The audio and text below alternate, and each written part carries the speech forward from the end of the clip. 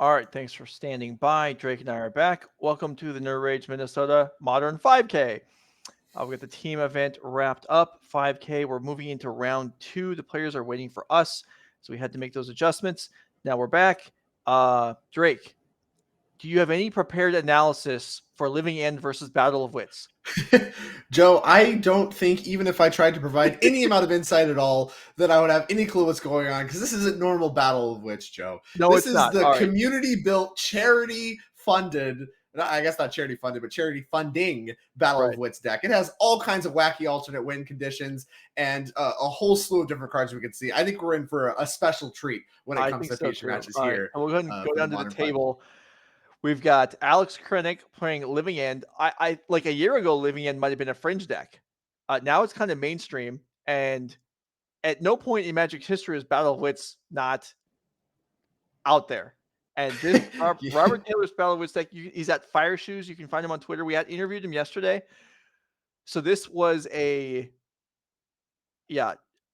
playing for the Extra Life Foundation in Iowa. This is something he does. It was, if you weren't aware, if you didn't listen yesterday, you don't know anything about this, it was a $20 donation to choose a card that went into the deck. He got somewhere north of 100 donations. So he raised $2,000 for the Children's Hospital Network for Extra Life. And 100 to 110 cards for his deck were decided by the internet. And there's some garbage in there. He chose the rest of the cards to try to make the deck somewhat competitive, and we'll see. Oh, well, Joe, I know it's a little bit more than $2,000 because there was a stretch goal that if $2,500 was reached, the deck would be sleeved in these lovely SpongeBob sleeves that you have get to feast your eyes on this screen. And how beautiful they are. Thank you all for your donations to this charity and this cause. And eventually shuffling will conclude this Battle of Wits deck. I'll tell you what, Drake.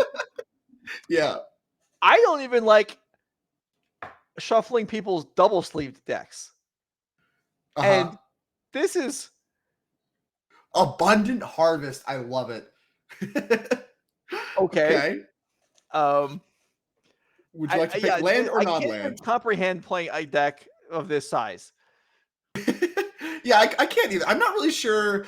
Formulating game plans would be very difficult. Trying to assess what your possible draw steps could be seems incredibly difficult. I think this is one of those situations where you just play your Magic card to try to have fun. As Alex trying to figure out what's going on. Very obvious at this point that it's Living End, as we can see the SpongeBob's reaching up from the table, attempting to contact the camera. Not quite tall enough yet, though, but not as far off as you would think. And Steve Mintz is going to go ahead and cycle a creature, I imagine, as here goes the Architects of Will. I mean, you can't possibly plan against this deck. Yeah, no, this is one of those you're like, I don't know what's going on. There's probably Battle of Wits in your deck, but I'm just going to try to hope that a couple creatures that I can live again is going to kill you, and please don't have anything to beat that. I just don't even know what to play around. I mean, but let's find out as here comes Grief. Sure. I mean, okay. I'm just going to pick these up. Let me just read these real quick. Fiery Justice. Okay, sure. Deflecting Palm. Why not? Hedron Alignment. What does that one do? All right. I mean, there are cards on his Twitter thread. There are a list of all of the community chosen cards. There are cards in here. I mean, there's a card, a Hedron Alignment or something that actually it's a win. If you have one in play, one in the graveyard, one in exile, you win the game. There's only that blue enchantment we see in his hand right now. Hedron Alignment. So there's cards in here that actually do nothing. Is it Sphinx Bone Wand? I'm taking guesses, Joey. I might be better off trying to scour Twitter to figure out what these cards are, but I think this is going to be an adventure for the coverage booth as much as it is for viewers, because I frankly don't know what some of these cards even do. That looks like a Sphinx's Bone Wand or whatever, but who knoose, Joe? Who knows? It would be a reprinted version. I know the other one's blue. Robert playing an original Fiery Justice, which I recognized instantaneously. I'm sure there's 12 different artworks of that one, but that's the pure one as far as I'm concerned. All right, so Alex is going to write down all the cards that are left over in Robert's hand. Then he's probably going to call a judge over for Oracle text on half of them. No problem. There's a lot of readers here for sure. Robert's probably going to break a fetch land next turn, so Alex will have time to kill. Yeah. We'll have time to pull up some Oracle texts, potentially on on that companion app that's now available, and read about some of these cards here while the fetching process is happening. But with your scalding, Sacred Foundry, so maybe no fetching necessary. Robert trying to figure that out himself. I'm sure the mana math not necessarily the easiest thing to figure out in this deck. It looks like a Marshlots will be played and sacrificed, and we are going digging in the lovely, I believe it's 240 card deck. I mean, I tried playing Battle of Wits on Magic Online like a decade ago, and I do feel like the average Battle of Wits deck back then was too big. Like, you don't need 260 cards. Like 230 or so seems like a real number. Where because you just Right. want to win by Battle of Wits in the first 10 turns or so. After that, forget about it. You'll win with something else. But this deck is a special case. As Robert gets to shuffling, I don't know if anyone bought the rights to have Leyline of the Void in the deck, but that would have been highly pretty that would good have in this made my particular day. matchup for sure. Although not really something you could confidently mulligan for. Typically, that's a strategy you wouldn't need to. see. It's 240 card deck. It's just like, oh, it's my opening hand, put it in play. And Sure, I why was not? just There like, you go. oh, come on. That would be really frustrating, I'm sure, for Alex. It's like, come on, you have 200 cards. Are you joking? So this is, you can see both players are 0-1. Robert Taylor has actually done this before. He actually went 4-3, he told me, which is kind of amazing at a previous time doing this. Yeah, I mean, it's such a cool project, and to be able to pick up any wins at all just has to be an incredible feeling. I mean, Domain almost achieved here for Robert Taylor. Yeah, where's the Scion of Dracos or whatever? And yeah, territorial Kavus and stuff. And we can get some zoo Battle Wits beatdown going on. Who knows? It's an adventure all the way down. Joe, I don't got it. What's this card? What? I don't know, Joe. I don't know what's going on. It's probably going to die to a living end. Help us out here. Yeah, I Looks don't know. Like it adds green mana. As here's a violent outburst, going to violently outburst a living end and sacrifice whatever that lovely green creature is to a living end. Nyx Weaver is the first guest from the chat. Let's see if we can pop up Nyx Weaver and see if that's actually correct. I don't think it's Nyx Weaver. Definitely not that. Maybe nope. Avid Reclaimer, another guess. As we have some time to kill as this cascading process is happening. Apparently the living ends are all at the bottom of the library. Hey, that looks like a winner chicken dinner. We need a Nissa Planeswalker, Joe, then we can gain some life. Well, this isn't going to get eaten up by Violent Outburst anyway, but at least it'll be ready to come back into play on the second Violent Outburst. As, I mean, how confident are we that Robert Taylor's Battle Wits deck Instant Speed can handle all of this? I don't know. I know that Robert did add a couple copies of Endurance, providing some flexibility to get your deck back up to 200 cards if you need to, but also pretty effective in this matchup. So, if that is something that Robert Taylor has access to here, does not look to be the case as Grief comes back into play, takes a look at the hand, doing a little bit of math on whether or not this is lethal. Fiery Justice, get that out of here. No killing creatures, please. And I'm going to go ahead and take a look at my top three of this Architects of Will. They're all like just lands and cards. Here's a smush. I think that's lethal. Here you go. Please die.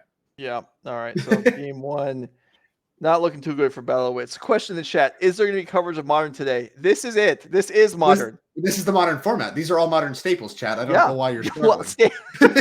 I mean, they're all Modern legal cards. I don't know about staples. When we have to crowd source the identification of the mana creatures, I think we've left staples far behind. we've maybe transcended the staples territory, eh? Okay, so as they're shuffling up for game two, this is a real Modern event. There are 302 players in the field. We're going to have 9 rounds of Swiss. We're in round 2. Round 1 occurred while we're still covering the team event, but it will be all Modern for the rest of the day, in case you're curious. This will probably be the only appearance of Robert Taylor's Battle of Wits deck. However, if he goes on a run, maybe later today we'll bring him back on. Top 8 prospects. Yeah, exactly. I mean, he's not. I shouldn't be writing him off. I mean, he has. How many decks in Modern actually have turn 5 kills? Right. I mean, all these control decks, they can't win on turn 5. That's true. Yeah. 4-color deck. What you got? A Solitude. Yeah. Okay. He's got 4 auto wins on turn 5. plus probably number of tutors and things to support the card. So yeah, we'll see. And I mean, maybe there's other combos in the deck that can win on turn 5. I mean, who knows what kind of nonsense is in this deck list. We have the deck list on MTG Melee, and let me tell you, I looked at it, and Melee couldn't actually fit the deck list. So I couldn't load even it though all I up. tried to look at the deck list, it scrolled off the page. I still couldn't understand what was going on. I thought I was looking at the deck list. It turned out I was looking at the enchantment section of the deck list. That's powerful, Joe. Very powerful. At least you see the 4 battle wits. I think that'll give you a picture for what's going on at the very least. Yeah, you know, if you're in chat right now and you donated to Robert Taylor's deck, go ahead and let us know what card you selected to be in there, so that way Drake and I can construct an accurate picture of what Alex is actually playing against here. I mean, there's also, if you're interested in seeing it on Twitter, there is a scroll of the 100 or so cards that were selected. I believe the final total that Robert said in his interview yesterday was 115 donations. So the rest of the deck list, of course, filled up by him attempting to salvage a playable modern deck from the sabotage from the Twitter donators. Now, some cards were put in there that were pretty powerful. Some not as much. So we'll see what Robert can accomplish here in sideboarding against Living End. Now, if I'm not mistaken, this is the last tournament before we get to decide 2 more players in the end of the year NRG championship, right, Joe? That is absolutely correct. Yeah.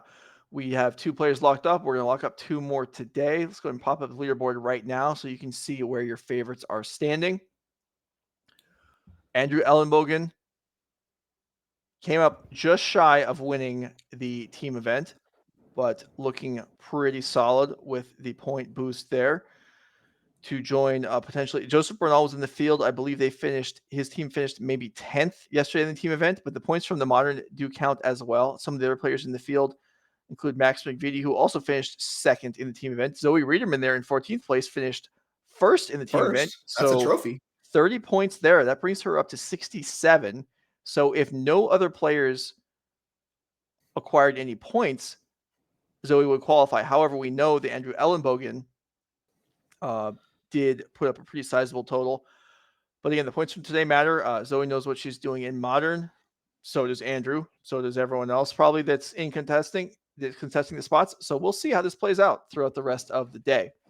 Yeah, suddenly with that big shift, that stacked finals we got to see just a few hours ago. If you missed it, I highly recommend checking it out later on. But, these players, now there's multiple that were maybe on the outside looking in coming this weekend. Players like Zoe, players like Max. And Andrew was looking pretty good. Both of them, all 3 of them had strong finishes. And Zoe and Andrew both in the modern seat of their respective teams. So clearly, they've been at it. They know what they're doing. This is their time to shine. This modern tournament has a lot of pressure on both of those players to accumulate enough points to get over the line and qualify for that championship right here, right now.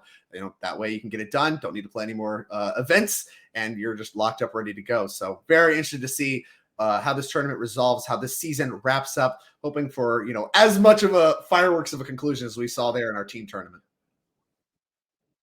All right. So I'm told that we're just going to go ahead and go under the table while Robert Taylor shuffles his deck, because it's just an exhibition. If your own shuffling mechanics are a little suspect, maybe you can learn something from Robert shuffling his 260 card behemoth, or however many cards are actually in this deck list. Does Nerd Rage we need a Nerd Rage intern just so I can have them go count the deck list. Joe, please don't hold this up any longer. Whoever the youngest judge in the field is gets the deck check Robert. Absolutely not. Yeah, just stick it on the youngest little intern. Just like, all right, go get him. Figure it out.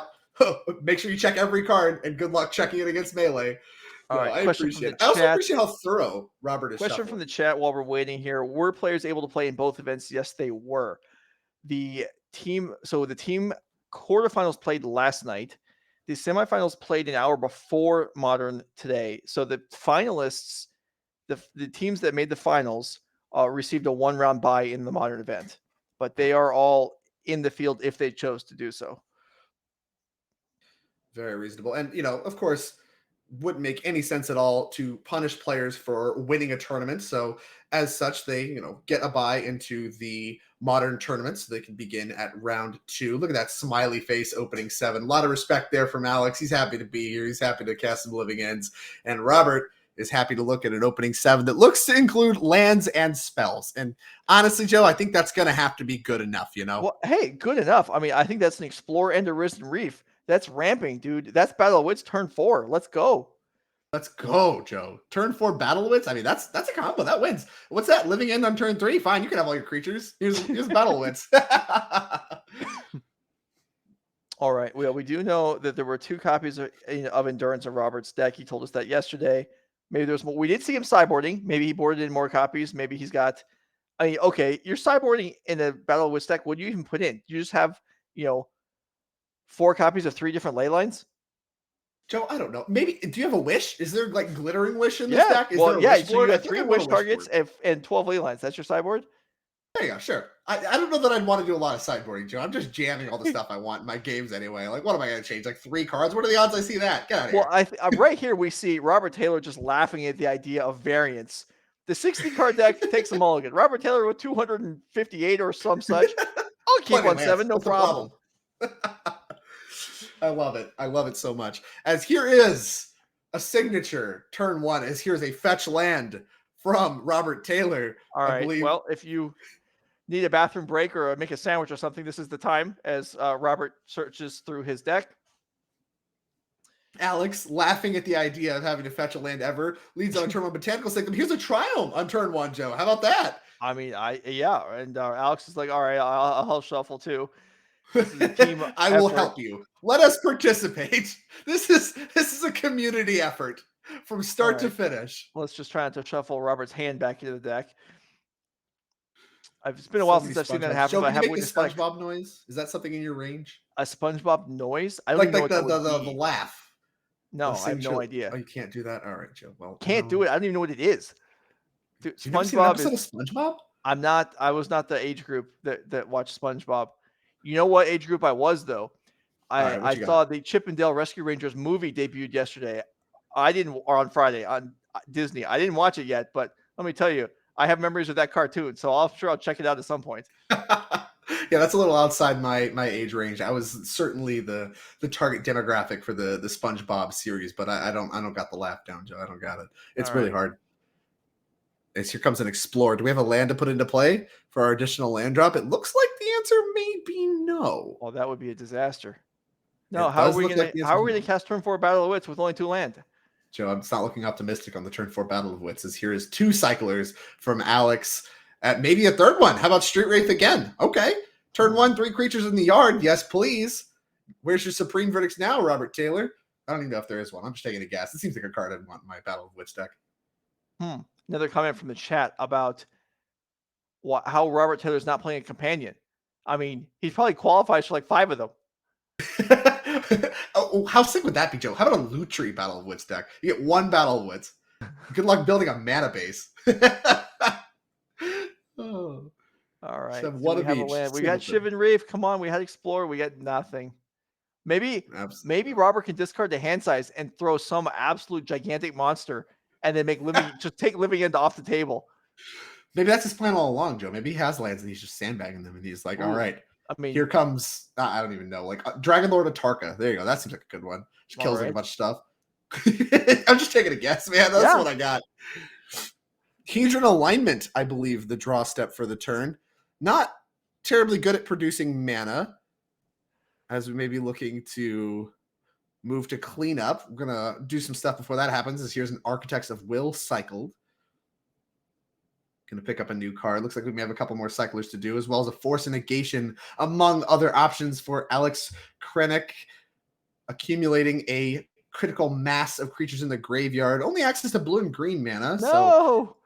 Discards Emrakul to shuffle back in. That's not going to get us there. It's a monster. We need a creature that's going to stay in the graveyard.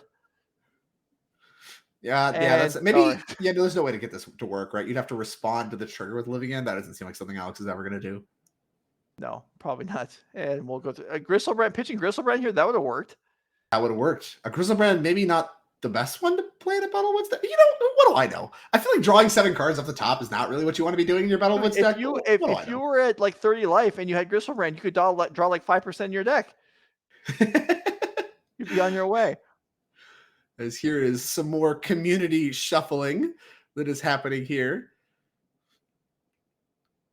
Go ahead and put that deck back together as another fast land picked up. Finally, access to red mana does come into play tapped. Going to play that one tapped, just pass the turn back, says Alex. Yes, a fetch land picked up for Robert Taylor. That's land number 3. Let's see what Robert Taylor can get going here. All right. How about some shuffling? How about some? I do like some shuffling, Joey. I'm a big shuffling fan. I mean, I think if you play Magic, you have to be a shuffling fan, right? Like you have to just enjoy shuffling cards. Okay. So we'll find, let's see, we got Ketria Triome and Watery Grave. So maybe get something. Yes, there we go. There you go. Temple Garden. Got some white mana. We have Domain enabled. Domain online. We'll see what Robert elects to play after, of course, the lovely community shuffling process here. Yeah, there's looks like there may be a third person involved at this stage. Or somebody. It's also shuffling. Maybe it's the other feature match. They're shuffling too. I don't know. It's like, hey, can we borrow you for a second? we need some help. All right, that one didn't take too long. Oh, never mind. There's more of the deck. Someone else. More. There's always more. I'm sure we'll go to resolve Battle with it'll only be 120 cards because 2 other people were just shuffling half the deck off to the side. Shivan Reef, can we find a land? I'm not sorry, Risen Reef. Risen Reef. Looking at the card, can't scry it. What do I do with it? I believe it goes to your hand. Is that a second copy of Hedron Alignment? We can begin to do it, right? We can put one in the yard. Oh no, we can't discard a hand size yet. I don't actually know. It may not even be a Hedron Alignment. It looks like it's not. It's some blue card. All right, sure, whatever. There's an Ephemerate. Yo, Ephemerate with Risen Reef. That's good, right? That's a combination. Synergistic. And this is like not the most functional living end draw of all time either. Yeah, there's no living ends. We see a Violent Outburst in hand for Alex. We'll see if he chooses to put that his creatures into play on end step here. Ooh, damage comes across. Robert Taylor's deck dishing it out. Beatdowns, First Blood. Actually, it's not. I mean, Fetch Lands and Street Race have done all the damage in this game, but the first real attack, I believe that is a Sailor of Means. Oh, yeah. Often referred to as Sailor of Memes. Right. So that's a treasure and a 1/4? Or is it a It's a treasure, right? It is a treasure. That is Violent Outburst is going to come in. Robert Taylor's like, is this what the Sailor of Means on the stack? It looks to be. So maybe we're going to have a Sailor of Means as a nice blocker. Well, you don't want to risk them having Flusterstorm off the treasure, do you? Absolutely not.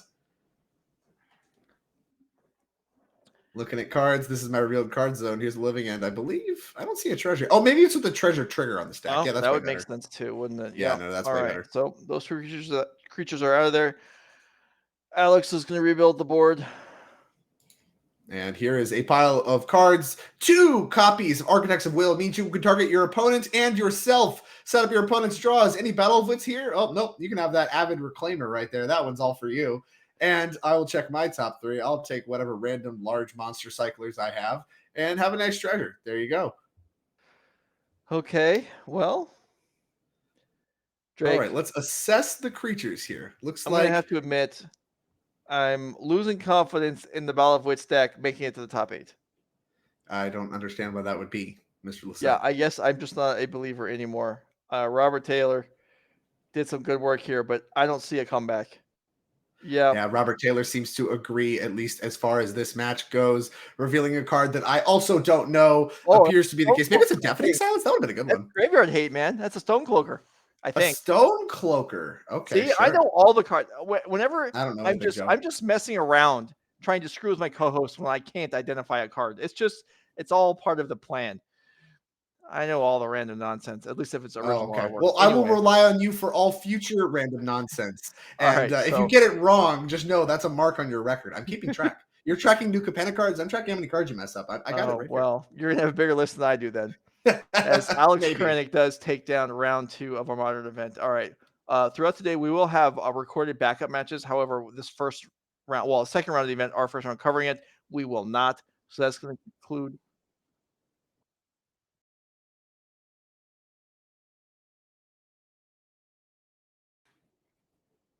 Okay. So I have been deceived by production once again. Unbelievable. We do have a backup match, so we're going to start with game 2 of round 2 of whatever the backup match is. So, okay, let's roll it. I'm going dark here. Drake and I don't know what's coming, but no idea. If it's it's Battle of Wits gonna again, I be- might lose my mind. There's going to be fewer cards in this match than there were in half of Robert's deck, I'm sure. So Ethan Dasher with Dredge and Jacob Segal with Grixis Death Shadow. Okay, continuing on coverage of round 2. These players are both 1-0, with Ethan up a game with Dredge. Dredge is a deck that I feel like kind of like vanished from the metagame. Yeah, Joe, I think it's pretty tough to continue to play Dredge when you've had multiple bannings across the years. Dredge, rise and fall. We saw Golgari Grave Troll unbanned, then rebanned because it was way too powerful. Faithless Looting removed from the format as well for various offenses, including Hogak and what have you. Have gotten a few pickups since then. We've seen things like Ox of Agonis come in, make a play. We've seen additional versions of like Cathartic Reunion effects. I believe there's one that is red and white out of Strixhaven, whose name eludes me at this time. But at the end of the day, when it comes to Modern Horizons 2, you got no new pickups, but all the other decks in the format picked up things like Endurance, which is a pitch cost, graveyard hate spell that people just main deck because it's just good enough on rate. There's enough graveyard stuff going on. It has enough good stats. And cards like Endurance and various other graveyard hate effects, things like Unlicensed Hearse, also recently printed, kind of have done some amount of work to taper the potency of the Dredge deck. But as with other decks in the format that are, similarly linear but extremely powerful, if you underestimate them and you don't pack those graveyard hate spells, they can surprise you and they can spike a tournament out of the blue. We've seen this happen time and time again. And Ethan Dasher clearly looking to leverage some of those percentage points here today in Minnesota. Yeah, and plus, with Living End becoming a key part of the metagame, Dredge, how bad could that matchup be game 1? Yeah, that's got to be a weird one because like the Dredgers aren't that impressive, right? Like, you get like Narcomoebas and whatever, Stinkweed Imps and stuff, but you get like a lot of them. And Stinkweed Imp has like Death Touch. It can like do some blocking. Stinkweed Imp's good at making down Striped Riverwinder. Yeah, exactly. Like these big monsters that are huge, like what is it, the Waker of Waves or whatever, the 7/7? Yeah. You can block that. Here you go. Death Touch. Kill it. Nice 7/7. Well, so actually, no. Oh, that's right. He loses a power. Yeah. Oh, Joe, you've disappointed me. I disappointed you. Yeah, you did. I was so excited about in the future when you enumerate a complicated card interaction that's completely incorrect. I'll be sure to just let it slide. Thank you, Joe. Yeah. Thank you. It's about time you let me be wrong. It's important for me to be wrong. It generates interaction. Everyone in Twitch chat gets to correct me and tell me what a clown I am, and then people are interacting with our stream. And you know what? If you think I'm wrong, you need to follow NRG series. That way you can be in Twitch chat to correct me every time I'm wrong. Jacob on the mulligan to 4 here, I think, after Ethan kept 6. Maybe hunting for the elusive graveyard hate that Robert Taylor was unable to find. It looks like Ethan Dasher, a copy of Leyline of Sanctity in the opening hand. I thought that might be what that was, which is... Yeah, okay, we'll see. It's going to stop a lot of the discard hate, right? And sometimes we see Grixis Dash Shadow play things like Nihil Spellbomb. All right, this is an opportunity, Twitch chat. I'm not sure if it stops Nihil Spellbomb, but I think Nihil Spellbomb targets the player. That sounds right to me. All right. So Jacob Segal looking for a quality 4-card hand to stay in this match. He's already down the game. I believe he's on 4. Maybe it's only 5. It is only 5. Okay. Yeah, it looks like only 5. Nope, it's 4. You just forgot. Yeah, you're right on 4. He's like, no, remember I mulliganed also, and then you mulliganed twice more? Yep, that's 4. There is a white ley line. Yes, indeed.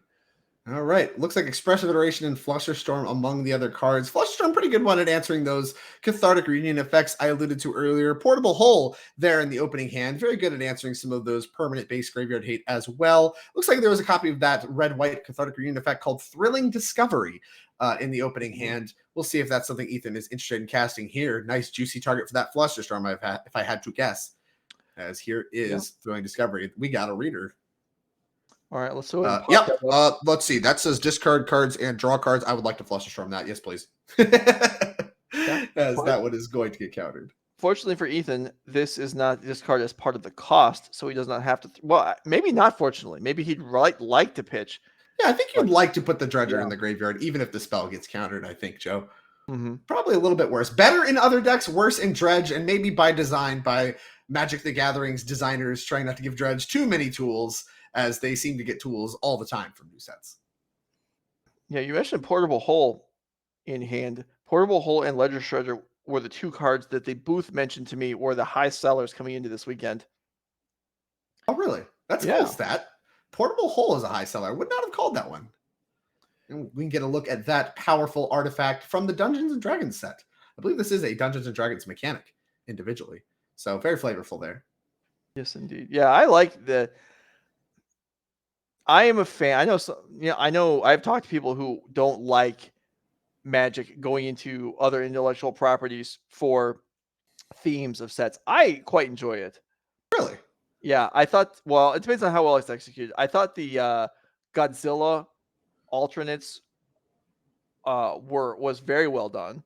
Yeah, those were really cool. That was neat. Didn't disrupt anything. I know the Walking Dead special set did not go over well. I didn't really have a strong opinion on that because that's not a show I've seen. But just the fact that it had unique mechanics. Because the thing about the Godzilla set was that it didn't change the game at all. Yeah. It was You like like the just reskinning, not so yeah, much exactly. like And I the think fresh the cards. reskinning I worked. can get behind that. Yeah, the reskinning worked well.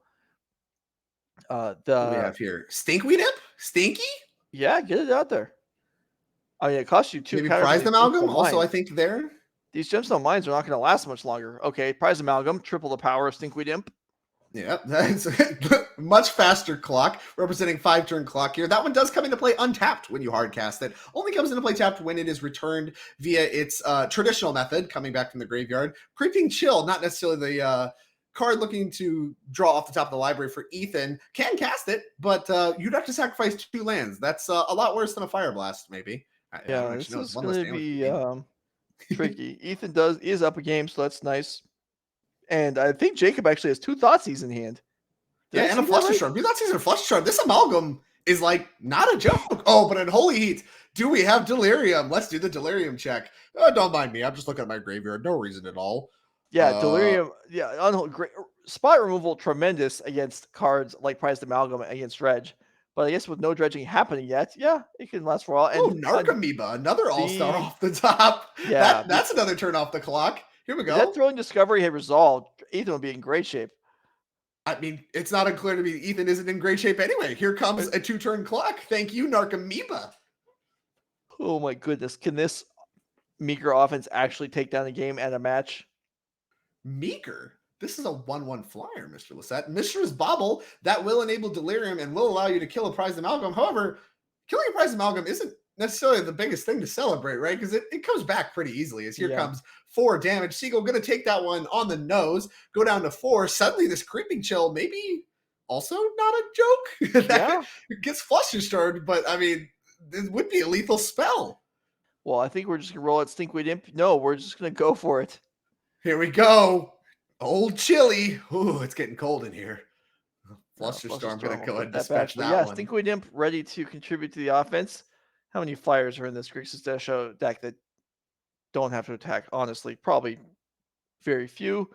The way is clear for Narcomoeba to take it down, and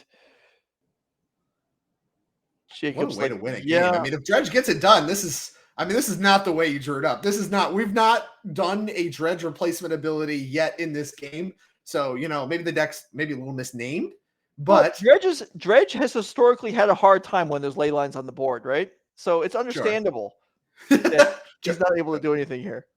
Joe, I think you might have the ley line interaction here mixed up. Wrong ley line, wrong player, but you're close. I'll give you that. You're close. All right. As Jacob does destroy a sleeve while shuffling. That must be a problem in Robert Taylor's deck as well. Are you kidding me? Those SpongeBobs are going to hold strong. How much does it cost to re-sleeve that deck? I have no idea. I mean, what the that's a large number. SpongeBob sleeves are. There's probably, I know that in the last couple of years during the pandemic, these small player cubes have become more popular. Yeah. There might be cubes that are smaller than Robert Taylor's deck in this modern event. Oh, definitely. I mean, I have a few cubes myself that are smaller than Robert Taylor's deck. I mean, by virtue, it's only 180 cards. Ragavan. Okay, that's a real card. Although it does trade. That's a real card. You're so offensive, Mr. Lisette. As Ox of a Goddess, a good draw. Would be a lot better if we didn't sacrifice a land on the previous turn. But nonetheless, here comes a crunch in for 1 by the powerful Narcomoeba. Only access to 2 mana here, and clearly not super interested in portable holding that Ragavan. Yeah, not really respecting that card as enough of a threat. Maybe you want to lay line of sanctity? Well, some good ones off the top of the dredge deck here. Didn't want it, so lucky for him that got flipped over there. I don't think that's getting cast for Jacob's side. Treasure made. And looks like Drown in the Lock picked up among the 2 Thoughtseize. 2 Thoughtseizes not great. Drown in the Lock probably one of the better ones here. As Narcomoeba, another draw. Let's go. Jellyfish beats. This is, I mean, we're getting to the point where even for a mold of 6 versus for a mold of 4, it's still pathetic. We drown locking. Oh, give it to me. Drown in the Lock. What a flavor fail. You're drowning a jellyfish? Is this a joke? Yeah, we're also hard countering a Narcomoeba. And Jacob's at 2. He's at 2. It's lethal. The jellyfish that could. Oh no! Portable hold. Disaster. How? Wait, we have a portable hold. How does Ragavan not get portable hold? And now it's revealed a portable hold. Take out Narcomoeba. Jacob picks up Gigantha. Oh, Gigantha. No, that stops the ground pound plan. All right, don't worry. We'll draw Creeping Chill. Cathartic Reunion. Boo! What? That's a real card. Unbelievable. All right, fine. I guess we'll cast a real card. Let's see. Can I escape Ox of Agonis? I will be able to after I dredge a million cards. Yes. So let's put that one in the yard along with this Stinkweed Imp. And let's go a dredging. Now, it's really funny that Narcomoeba being killed by that drown means this Cathartic Reunion gets to resolve. And that means, it matters a lot. Like, this Cathartic Reunion does a lot. This Ox of Agonis is going to come into play, escaped. And then all of these prize amalgams are going to come back. And that's just going to be way too much for Jacob Segal to overcome just because this jellyfish had to get drowned in the lock. Gosh. Yeah, 2 Narcomoebas. I'll take those. Thank you very much. In the deck. 2 Narcomoebas into play. Prize of Malcolm's going crazy. Hope you got a damnation, Mr. Segal. And at 2 life, not a lot of freedom to maneuver here. This Ragavan's not getting through again. All right, these lands are getting cashed in finally. But it's so cool because you can now escape the Ox using those lands. It fuels your card, Joe. Synergy. Yep, no problem there assembling the Ox cost. No amalgams taken out there. Here comes Ox. How about 3 dredgers? How does that sound? All right, here, I'll dredge. Sounds perfect. Is there a Creeping Chill? Any Creeping Chills in the chat? None here. All right. Let's see if we can get another one. Oh, nope. No chili, but 5 more cards coming. Dark Blast. Oh, Joe, it's getting cold in here. And there is a Creeping Chill. And Jacob Segal succumbs to a furious beatdown in 1 and 2 point increments with a crippling chill to finish. Oh, and License First on top of the library. Yeah. Brutal. Absolutely brutal. So Ethan Dasher advances to 2-0 somehow, despite not doing anything Zach intended to do until about turn 8 there. But it was enough against the mold of 4.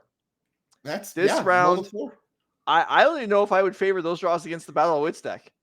Yeah, I think the Battle of Wits deck could have got something done if that were against the 3/3 on the ground. That's not super impressive. Yeah. All right. So that is going to conclude. Wait. Yeah. It's okay. So that's going to be the end of round 2. We'll be back in a little while for round 3 coverage of the modern 5K. Things will revert to more a normal expected everything. Probably not going to have Battle of Wits anymore. I hope not. Maybe some Bulls to 4 though. I mean, those are exciting, right? They can be. Maybe. Anyway, yeah. We'll be back.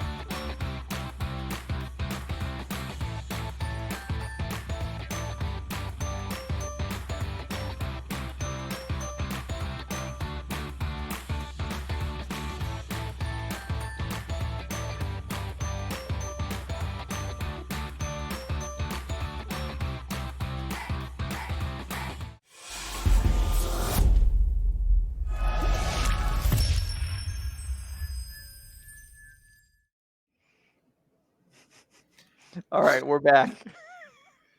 And We are back. yeah, we're not composed at the moment. Anyway, we got round 3 coming up here.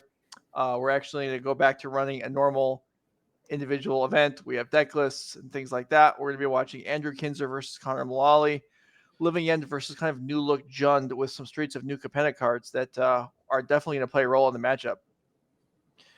So when the deck lists are ready, we'll go ahead and pop them up. But yeah, okay, here we go. Andrew Kinzer. So new cards. We have Ziator's Proving Ground, okay, but we have Riveter's Charm. So that's a new part of the uncommon charm cycle. And this one of the modes is Wipe the Graveyard. Yeah, that seems to matter a lot more and more in these modern matchups we keep seeing.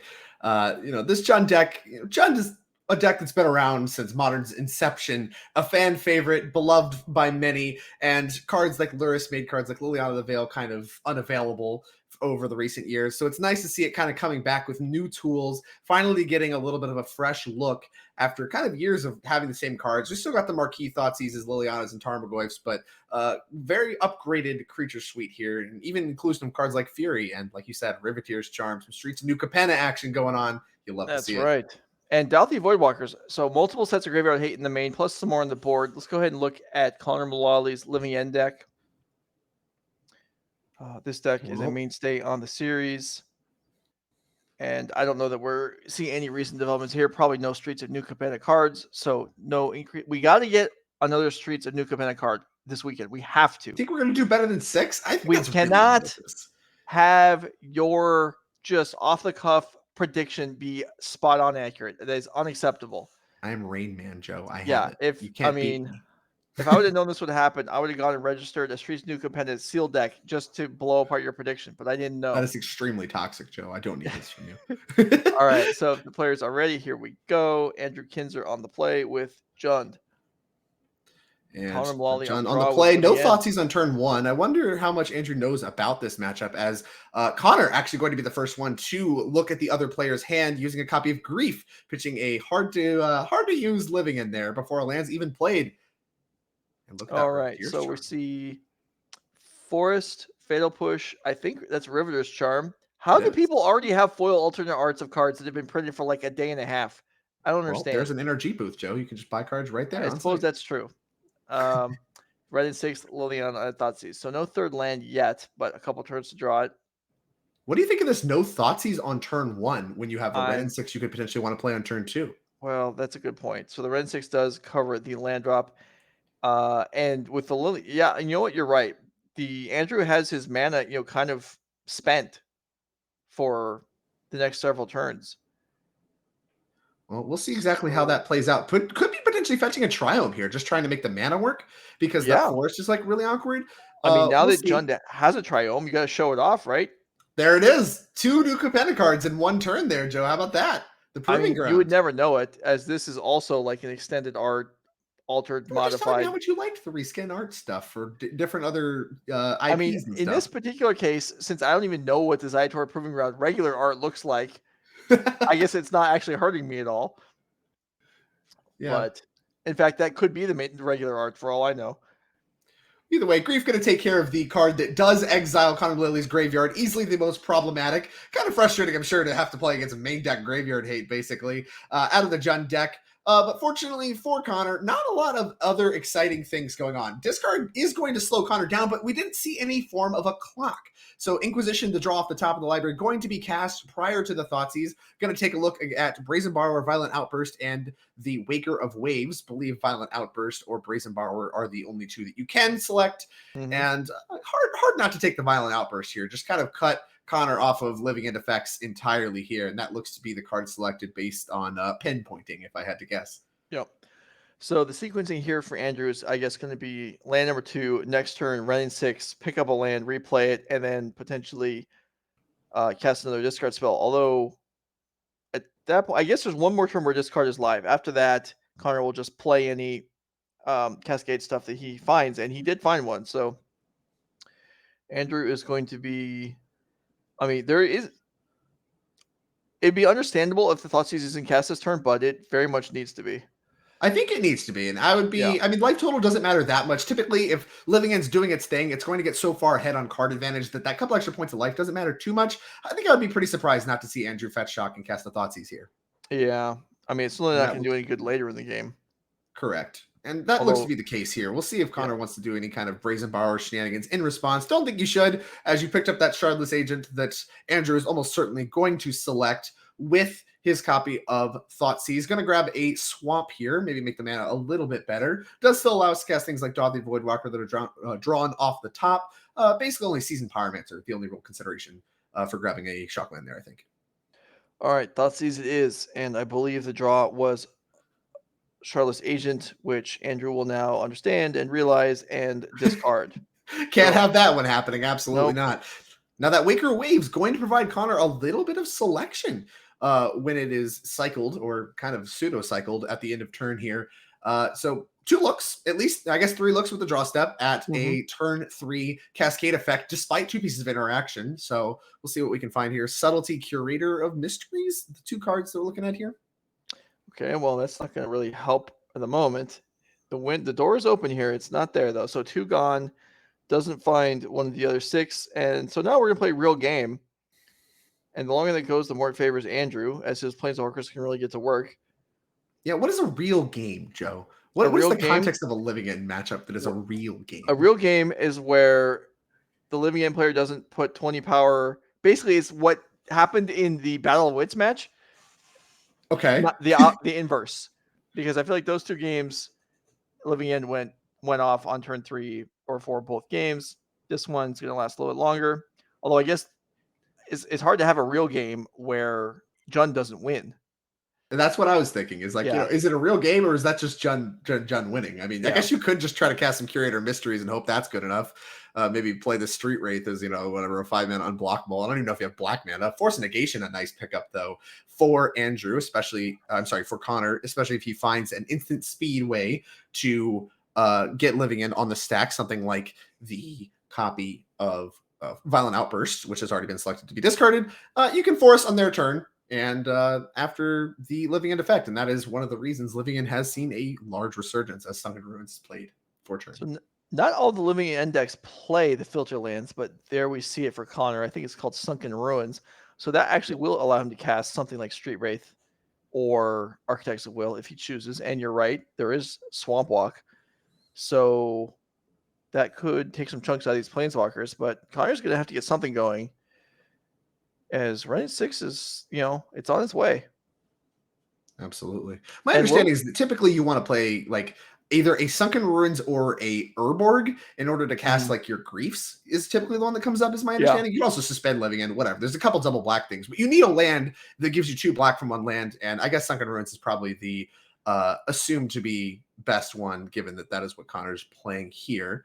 At least that's what Connor thinks is the best. Now that Brazen Borrower does threaten to bounce this red and 6 to keep like something like a Retraced Riveteer's Charm from locking him out of the game. But I'm sure that's not necessarily what he's really looking to do, as another Curator of Mysteries is picked up off the top of the library. Going to quickly cycle that one, looking for a Living End effect. Does he find one? Looks like land past the turn. Probably not. At least not Shardless Agent. Yeah. Okay. So generally, like Liliana plussing isn't going to be too valuable against a deck like Living End that's just trying to put creatures in the graveyard anyway. But when they're kind of stuck at this point, I feel like, grinding the excess cards out of the hand. I mean, there's counters and there's, if you can get them empty-handed, then, you're feeling pretty comfortable. As there are interactive spells in these decks, like the Brazen Borrower you're talking about, like the Force Negation. Just clearing that stuff out of the way is valuable at some point. But yeah, maybe Andrew is just comfortable sitting here with the Ren 6 and some, bolts removal in hand and just, I don't know. I mean, I guess this is Jund rushing to victory. This is as fast as they go. Yeah, this is the lightning speed, Joe. You see the Fatal Push and Lightning Bolt's not terribly good in this particular matchup. Cards that you're not really going to see. You're looking for cards like Tarmogoyf or here Ragavan, an excellent pickup as well. Accelerate the mana, get a little bit of a clock going.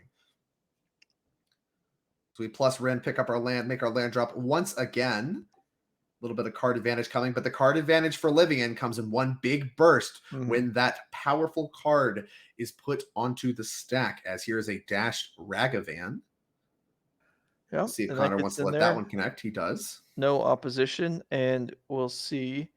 That can flip over something relevant. I mean, it's possible, I guess, that a creature gets hard cast on. Whoa! How about grief? How about that one, Joe? Is that the best possible flip? I think that's probably the best possible flip. Yeah, Joe. Yeah. I think that one's real good. That's a really good one. Skip the Liliana decision for this turn. Well, Andrew knows about a Brazen Borrower. How awkward is it to cast the grief and then with it on the stack, you could do something like just bounce it and then you have to take the grief. That's right. Fair. That's fair.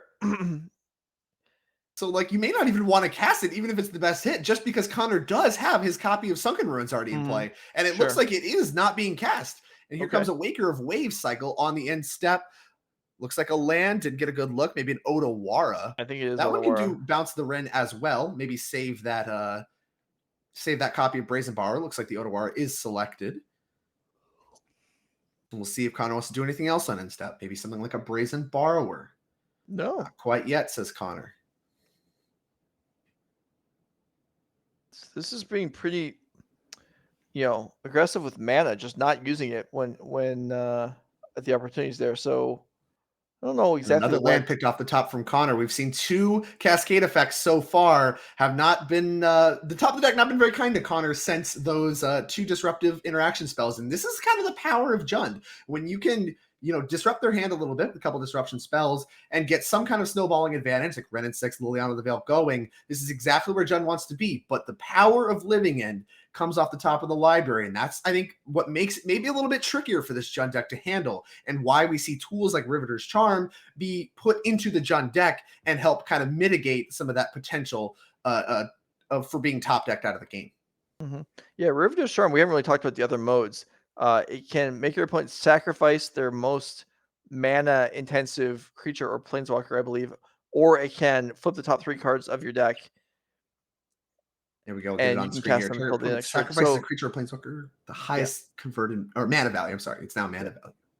So here is the petty theft. The top 3. Maybe Connor's just trying to preserve having Misty Rainforest on the board. I'm surprised that didn't happen at the end of Andrew's turn instead of doing it now, but the effect is the same, I guess.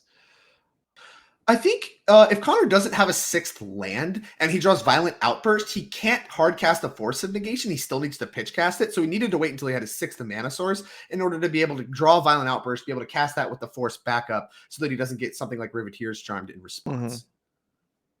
Mm-hmm. All right. Well, so the Wrenn 6 is going to have to start over if Andrew chooses to redeploy it. Well, now, Andrew knows there's a Force of Negation in Connor's hand still, right? I think that was revealed off of the discard effects. I wonder if it's time for Andrew to consider playing that Liliana of the Veil that's in his hand. You mentioned earlier you like being able to cut down the cards, especially when Connor's not doing a whole lot of cycling. These are cards clearly that, you can use to interact. I think it is probably... at least it does further your game plan in order to get your Liliana of the Veil going. Even if it's not the most exciting thing in the world, it's better probably than not playing it. But Andrew, of course, seems very interested in keeping a lot of his mana open on Connor's turn, maybe representing something like an additional copy of Riveter's Charm. We've seen varying numbers in those. Yeah, but even if you were representing Riveter's Charm, you would also want to play into the Force of Negation with your Planeswalkers so that it gets used up, because Liliana is certainly great at, whether you counter it or not, you're going to lose your Force of Negation eventually. That's true. And it looks like Andrew has come to the same conclusion as here comes Liliana of the Veil. Powerful Planeswalker from Innistrad. Hasn't seen this one in a while. This is a card people were bemoaning its absence from Modern during the era of the Reign of Lurrus, the Dream Den. Mm-hmm. 1 black Planeswalker. Each player discards a card. Not normally the best thing in the against Living End, as they like to discard their creatures anyway. But if they have no creatures they want to discard in the yard, it actually can be pretty potent. It does make players sacrifice a creature and can make them sacrifice all their permanents as an ultimate as well. Okay, so Otawara is the discard here. Misty Rainforest is cracked to find a land. And Connor will untap with just the Force of Negation left. Yeah, I mean, that's the one you want, right? He's put himself in a position to get lucky, right? That's a lot of what Magic is. A lot of Magic is finagling the game to give yourself the most time and the most opportunities to get lucky. So Connor, once again, is in a spot where if he untaps and he draws an effect, some way, card with Cascade that can put a living end onto the stack, he has a Force of Negation backup despite all this interaction. Looks like an additional copy of Force of Negation was picked up. That should buy him at least one more turn, being able to discard that to Liliana the Veil and have the same opportunity in the following turn. But the door is closing as there's now 2 Planeswalkers for Andrew accumulating advantages. Yep. But you're right. We're still at the point where if Connor is able to fire off the living end, Andrew is nowhere close to being able to deal with the board, despite all the cards he has in his hand. Renin 6 does combine with Liliana to force Connor to discard a card. We see the Force Negation drop. So now Andrew doesn't know the card in Connor's hand. I mean, what do you think it is, right? If Force Negation is discarded, what do you think that card is? Maybe here you comes could a Ragavan coming across. Yeah, maybe you could think it's a Waker Waves or something, but Breeding Pool, not a hit. Connor says, thank you for getting that one off the top of my library. Not what I want to see. I'm looking at a handful of looks to be removal spells. Maybe a copy Besagio among the mix. Could be considering trying to start Besagioing some of Connor's lands. Try to cut him off a little bit of mana. As here comes Brazen Borrower from the Adventure Zone. Going to go ahead and cast that one. Looks like Shardless Agent to pick up, if I got a good look correctly. Lightning Bolt going to take care of that Brazen Borrower. Not doing a lot else. Going to go ahead and get rid of that one. And it's actually going to help because here comes a Shardless Agent in second main. We're getting that one right back. I missed my Brazen Borrower. Can I have that back, please? Can Living End recover from half a dozen Planeswalker activations from Andrew? And I think the answer is yes. And here is the charm in response. And the Force of Negation from Connor that he kept in his hand is going to counter that. It looks like Andrew staring at a pile of cards that do not exile the graveyard. The Riveter's Charm here looks like it may not be good enough. And it is going to go ahead and get exiled. Living End going to resolve, bringing back a whole slew of creatures, some of which have text, some of which do not. And we'll see how Andrew can manage this now extremely impressive board state from Connor Mullaly. Well, Andrew is getting back, nothing. All right. And that's it. Andrew's picking up his permanents. I think he has realized the density of creatures in the graveyard is a little much for the Liliana sacrifice. And we're going to move on to game number 2. You know, Joe, if you're playing a Jund deck, right, and traditionally, I will speak to this, the Living End versus Jund has been really bad for Jund in the past. Now, you're playing a Jund deck that has all kinds of new cards in it, all kinds of fancy new stuff, and you've drawn both copies of your main deck card that exiles the graveyard, and you lose the match anyway. I don't think that speaks that the matchup's gotten much better over the years. No, that was tough. I mean, Connor did set that up well, time things out, just basically sit there for as long as he could, and was rewarded when that Cascade spell came off right at the end. So we'll go ahead and look at the sideboards here and see how the players improve. We know that Andrew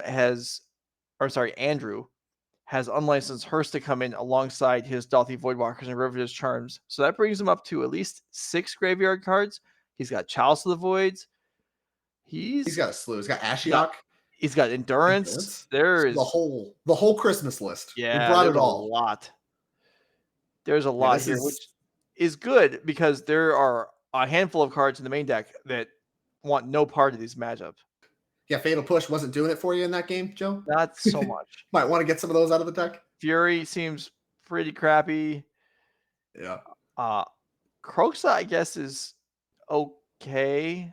It's between those and Lightning Bolts, I think, for the next cards. Maybe Terminates probably need to get out of the card as well. Not a lot of the removal spells are not really where you want to be in this matchup, I think, but there is no shortage of good sideboard options for Andrew, and plenty of still good main deck options. We still have these Dauthis with the Riveter's Charms, lots of interactions, so it's clear that Andrew has this matchup on his radar and is respecting it with his deck building. We'll see if that pays off in these sideboard games.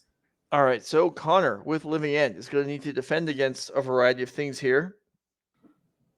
Certainly has some options. Foundation Breakers.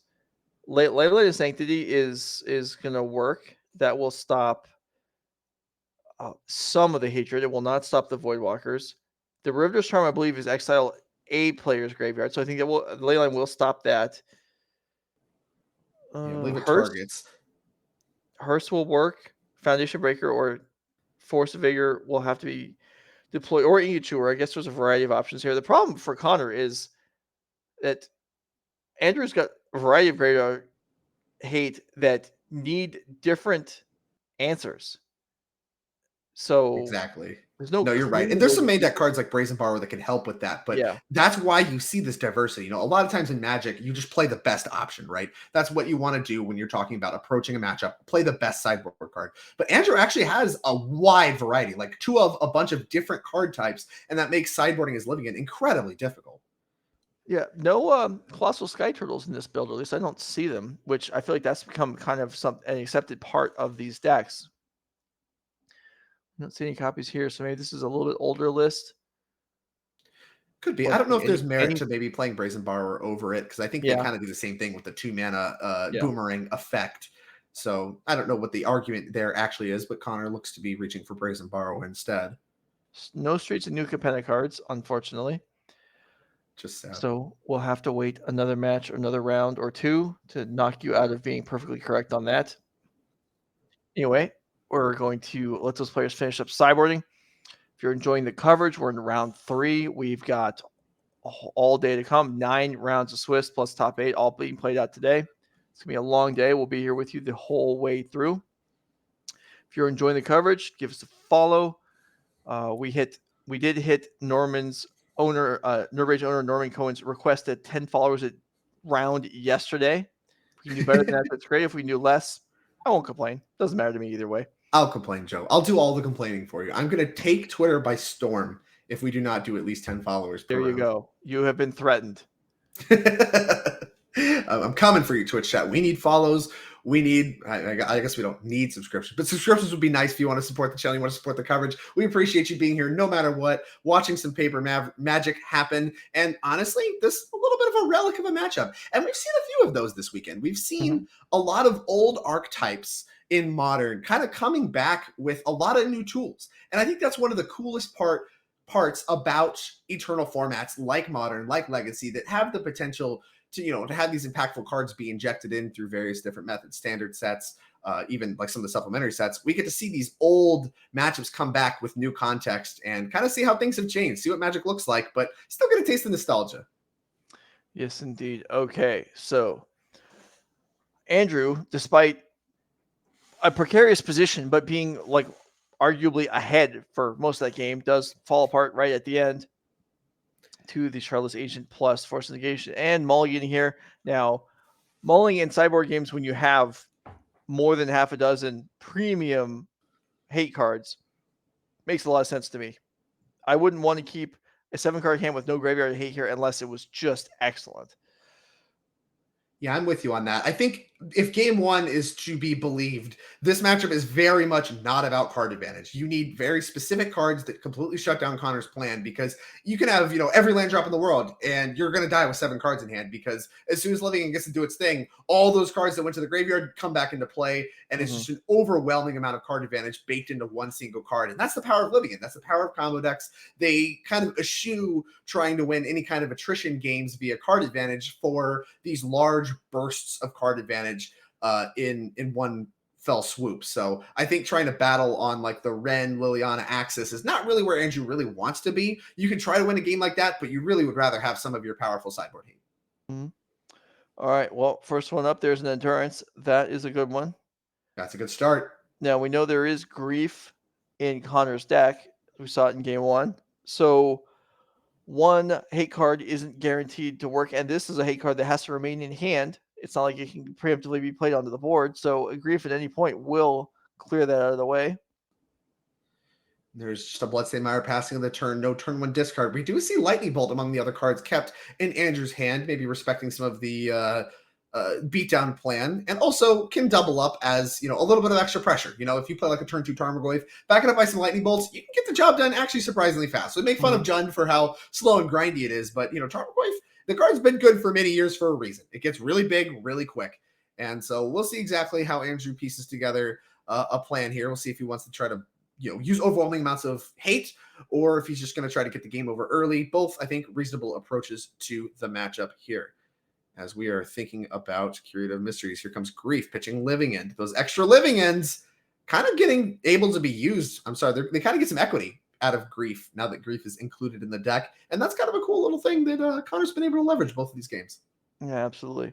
All right, so we see here Andrew kept a 2-lane hand with Tarmogoyf, Endurance, Bolt, and Seasoned Pyromancer.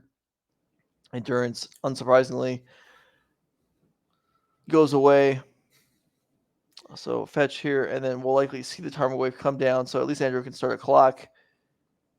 Tarmogoyf, not going to be too big right now, but Bolt can grow it. Like you were saying, Bolt in combination with Tarmogoyf does get things going pretty quickly.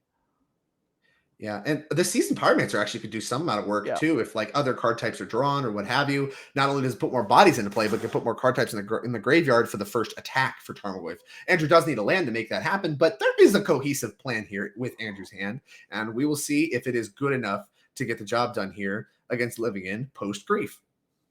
Yep, Zayator's Proving Ground once again. I imagine, well, we can check, but we already saw deck list, but I didn't look too carefully at the lands. I imagine a lot of decks are running one Triome. I believe 1 is the number, yes. You can always use it as like the little cycle combination with Wrenn and 6. Just keep picking it up every turn, using it with Wrenn and 6 to actually just draw potentially a different card, like a non-land card, every single turn. Or you can fetch it early on turn 1 if you don't have a turn 1 play like we see here, and make your mana a little bit better. I think that's a fine inclusion and a reasonable pickup from Streets of New Capenna.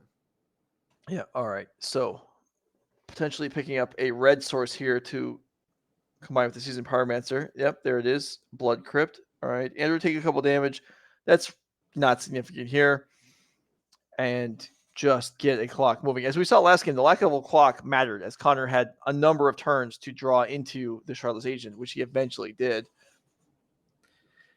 Yeah, it's funny to see. You mentioned life total not really mattering. Like a lot of Magic games are kind of dictated on 2 axes, right? Like you're either winning on card advantage or you're winning with life totals. And this matchup really isn't about either of those things. It's only about graveyards from Connor's side. And that's why the Living In deck is so unique. That's what makes the Living In deck so powerful. And it just fights on this very unique axis. And here comes Tarmogoyf as a 2/3 to try to get the life total part done for Connor. So life total kind of matters for Connor. Not terribly relevant for Andrew, like you mentioned, as we picked up a Swamp featuring the new art from Kamigawa Neon Dynasty. 3 mana here. Seasoned Pyromancer going to be played off the top, discarding the Lightning Bolt and a land that will grow the Tarmogoyf by 1 different type and make a 1/1. So a little bit of an increased clock here, like we mentioned. 2 more cards coming. And I think the best draw here, Endurance plus green card. Set up for turn 3 to have that free interaction. All right, we saw for a moment the players were considering using the Piper Powell tokens.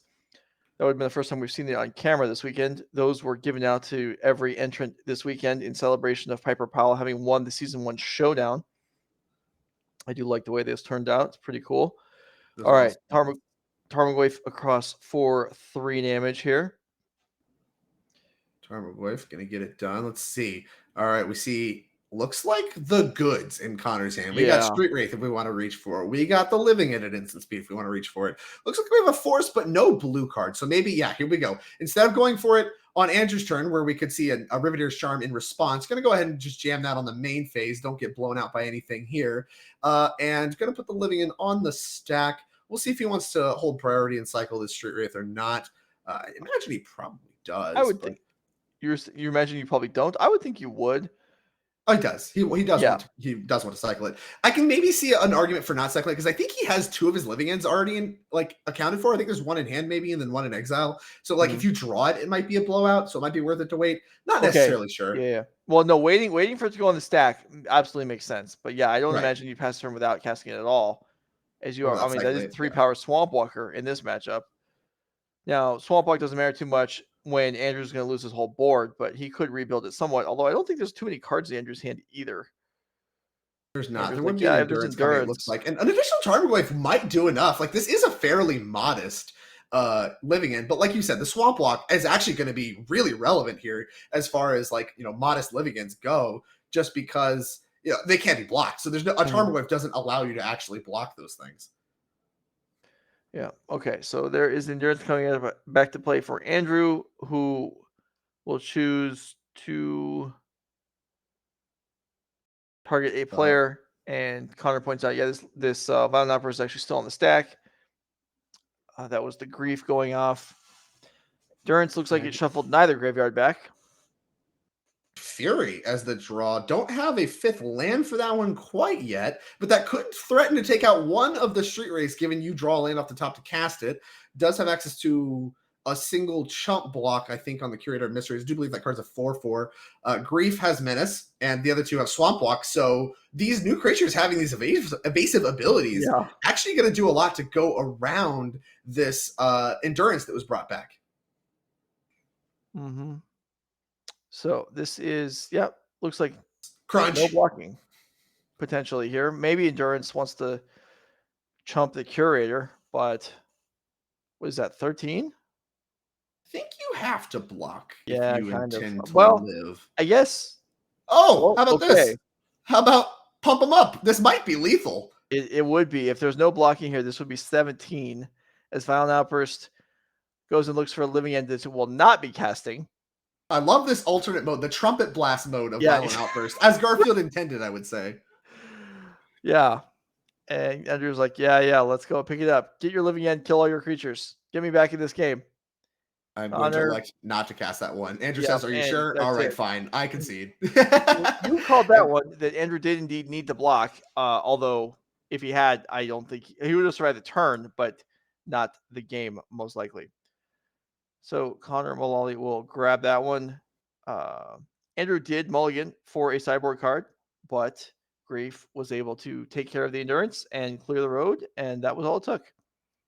Exactly. And look, I mean, I think this is a great case study in the power of living end despite hate, right? A lot of players are very scared to play combo decks and stuff like that when there's a target on their back, right? Like if you look at that Jund list just on paper and you're like considering playing living end of the weekend, you're like, okay, well, I don't know. I don't want to play against this guy. He's got the works. He's got a variety of different stuff. It's all good against me. Some of it's free, some of it's 2 mana. Like it's all over the place. I can't beat that. But in execution, your decks that are powerful, that have plans for different interaction stuff, and also, I mean, there's some stuff that you just can't beat. Like if Andrew's 2 cards there were endurance plus green card, Connor's in a lot of trouble, but that's not the case. And at the end of the day, having this proactive strategy that can come in and beat the hate is very real. And we got to see that happen on from Connor Mullaly there against Andrew.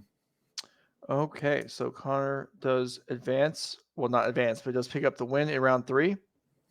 Only 1 winner per round, these Nerd Rage events. That's how we do things. Okay, looks like we're going to have a backup match, but we missed game 1. So we're going to go ahead and look at game 2, and we're going to look at the deck list first. So we'll see what we're going to be watching. Oh, yeah, okay. We're going to watch Matt Hoey versus, I guess we'll find out in a second. Matt Hoey, or is it Murktide Mirror? We discussed, on Friday evening, like, okay, well, how are these decks going to incorporate Ledger Shredder? What are they going to cut? Well, in this case, both players cut a Murktide Regent.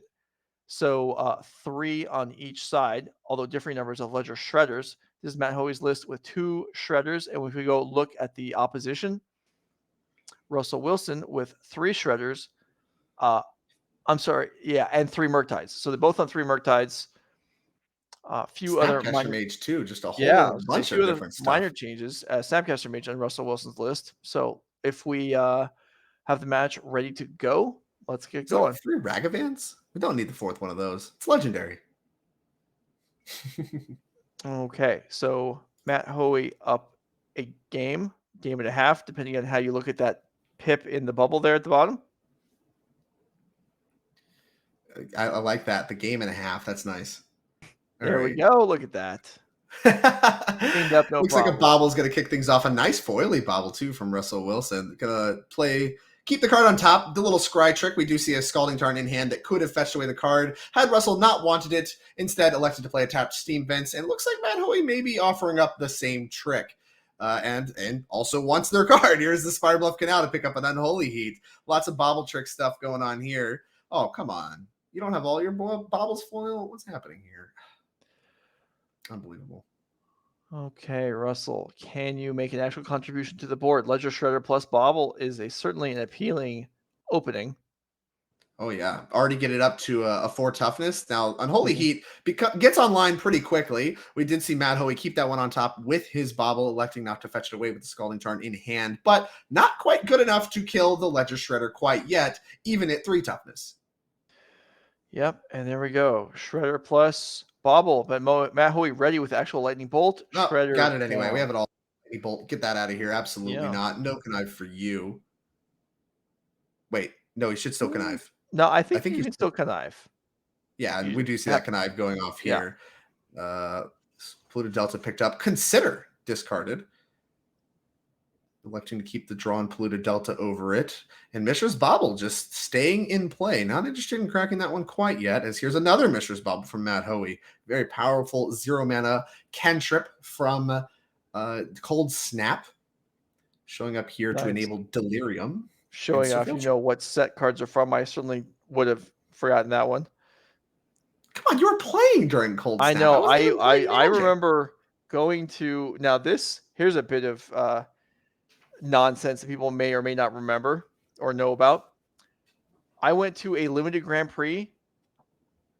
Day 1 sealed. I don't remember what the sealed format was, what set it was. Day 2 was Cold Snap Draft. I guess it was determined that Cold Snap sealed wasn't any good. So the Day 1 sealed was an actual other set. That sounds kind of cool, honestly. You have to prepare for 2 different sets. I feel like that'd be a really fun GP to play either way. Well, so it seemed like it might be fun. Cold Snap turned out not to be the best format of all time. I've heard that set's not well reviewed. Ripple was messy. Oh yeah, I forgot about that mechanic. Check out Thrumming Stoner. Isn't there like a giant growth? Isn't that card probably like busted and limited? I feel like that card there were each color had a Ripple card. As the players just make some land drops here and continue progressing towards the mid game, as Russell Wilson's going to draw 2 off a charm here, and that's going to get countered by Flusher Storm. Absolutely not, says Matt yeah. Hoey. Yeah, Ripple. Well, there was the white Ripple creature, I believe, was 2/1 first strike for 3 mana. Oh wow, that sounds busted. And there was a player, Vidianto Wijaya, who lived in Southern California, who drafted, I believe, 9 of them. Oh no! So 40 card deck, and each one you cast, you get to look at 4 cards and look for another one. So it wasn't like impossible or even unlikely to have half a dozen 2/1 first strikers on turn 3. It does not seem terribly beatable, Joe. That seems like a player. In fact, I don't know if that deck lost any games. I can't imagine why that would be. As looks like Russell Wilson may be the first one to miss a land drop here. Maybe actually 2 land drops, as here comes Dragon's Rage Channeler. Matt Hoey, still an embarrassment of resources. Do believe he got to get his Archmage's Charm off for 2 cards unchecked, whereas Russell Wilson's got Flusher Storm. So Matt Hoey a little ahead on cards here. Also on the draw, I believe, with Matt Hoey winning game 1. Very unlikely that Matt Hoey was on the play for game 2. So maybe up multiple cards here. And that does seem to be the name of the game. Card advantage. Card advantage and hitting your land drops as counter spells fly back and forth. Looks like we may be considering a counter spell on this Dragon's Rage Channeler as we speak. It looks like Matt Hoey is electing to cast that. So counter spell will take of that. Mentioned in the chat about the number of rounds in the event. You are correct. I actually caught that earlier and forgot to mention it, but we are playing 9 rounds, so maybe production can fix the overlay. This is correctly round 3, but we are playing 9 rounds today. Sounds like we'll have that updated as soon as the next round fires off as Expressive Iteration. A big draw for Matt Hoey. Looks like we're going to fire that one off right away, allowing Matt Hoey to get further ahead on cards. And, no lands in hand, I think, yet. Didn't get a great look. Actually, it looks like Sculling Tarn was pulled to the front. So a lot of good options either way. Counterspell from Russell Wilson is going to run right into the Mystical Dispute from Matt Hoey. And I have to imagine Matt Hoey's feeling real good about his position in this mirror match. Yeah, he's definitely not. Yeah, certainly catching or pulling. I don't know. I guess we're even in cards. Matt does have more lands in play, so he's definitely ahead in resources. And Ragavan has a habit of causing havoc, or not, depending on what's over. Oh wow! How about your Ragavan? Well, I guess you could cast the opposing Ragavan and keep it, and then not have to worry about dashing every single turn. Yeah, I don't know if that's worth it. It is a lot of mana to crack. You can hold up 2 mana as soon as you play the Scalding Tarn. So yeah, it looks like you might just want to go ahead and wait on that. Keep your treasure around. Have that mana for Russell Wilson's turn. Don't give him any opportunities to get ahead by casting any series of spells on his turn. Be able to represent that Flusher Storm or Brazen Borrower or what have you. Okay, and there's an Unlicensed Hearse. Licensed Hearse, a card that we see 3 of in Russell Wilson's sideboard. Clearly interested in at least a couple copies in this matchup. Yeah, go ahead and take a look at the graveyard. Graveyard. I mean, making it harder to cast Murktide, reducing the Unholy Heat efficiency or damage rate. Now that will become less desirable when Matt Hoey has a Murktide in play, as it will grow the Murktide potentially. But then if Russell Wilson has his own Murktide, Hurst can grow it in response to any sort of thing. So that provides a lot of complexity to the matchup, unless it's Hurst being in play, and there is a Murktide.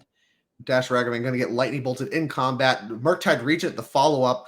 Exiling 2 artifacts. Don't really care about that one, says Murktide Regent. I just want to get as big as possible. And the full 5 counters going to be placed on Murktide Regent here. Going to be an 8/8. Pretty hard for the Murktide deck to usually answer. We'll see if there's any series of unholy heats or what have yous that Russell can string together to take care of the Murktide Regent. We do know Matt Hoey has access to Flusterstorm to keep that covered. So Russell Wilson staring down an 8/8, potentially in a 2-turn clock territory. Yeah, this could be tricky. Here is Unholy Heat, not lethal. And then the follow-up, Burn Spell, whatever it is. Yeah, looks like a free 2-for-1 from Matt Hoey. No, thank you. How many spells have you cast? 2? Okay, you have 1 mana. No, thank you. I'll Flusterstorm that, says Matt Hoey. Still got a Ragavan and a Brazen Borrower back up. Gonna go ahead and exile 2 cards out of the graveyard with the unlicensed Hurst, but might be too little too late. The damage has already been done. Murktide Regent already has a bunch of counters on it, and Counterspell is a big draw for Matt Hoey. Very likely going to seal this game up and advance him to 3-0, as here comes 10 damage. Treasure off the top. Scalding Tarn, not going to be castable. Think Matt already has all the resources he wants in hand. We'll see if Russell has a big turn here. Archmage's Charm off the top. Matt Hoey's he is. Everything covered. I mean, opposing Murktide, I'll bounce it. Anything else, any removal spell, counter spell, yeah, Russell Wilson's like, you know what? Even if you have nothing, I can't stop you. Because I can't even beat blanks, and you do not have blanks. So Matt Hoey, as we alluded to, moving to 3-0. And Matt Hoey, one of our leaderboard players. This is another player that's vying for not just the cash, not just the trophy, but some of these very, very precious NRG championship points to qualify for the NRG championship. Remember, we're getting 2 more players added to the roster at the end of this tournament. And I'm sure Matt Hoey would love to qualify again. Matt Hoey's actually been the NRG MVP twice, I believe. So had a rough start to this season over the last few months, looking to make up some ground. Okay, well, that is going to be the conclusion of our round 3 feature matches. We will be back in round 4. We'll get a few things changed. We got the overlay corrected. All right. Good work on chat, looking out, keeping us on track. Thanks for watching. Thanks for being here. We'll be back.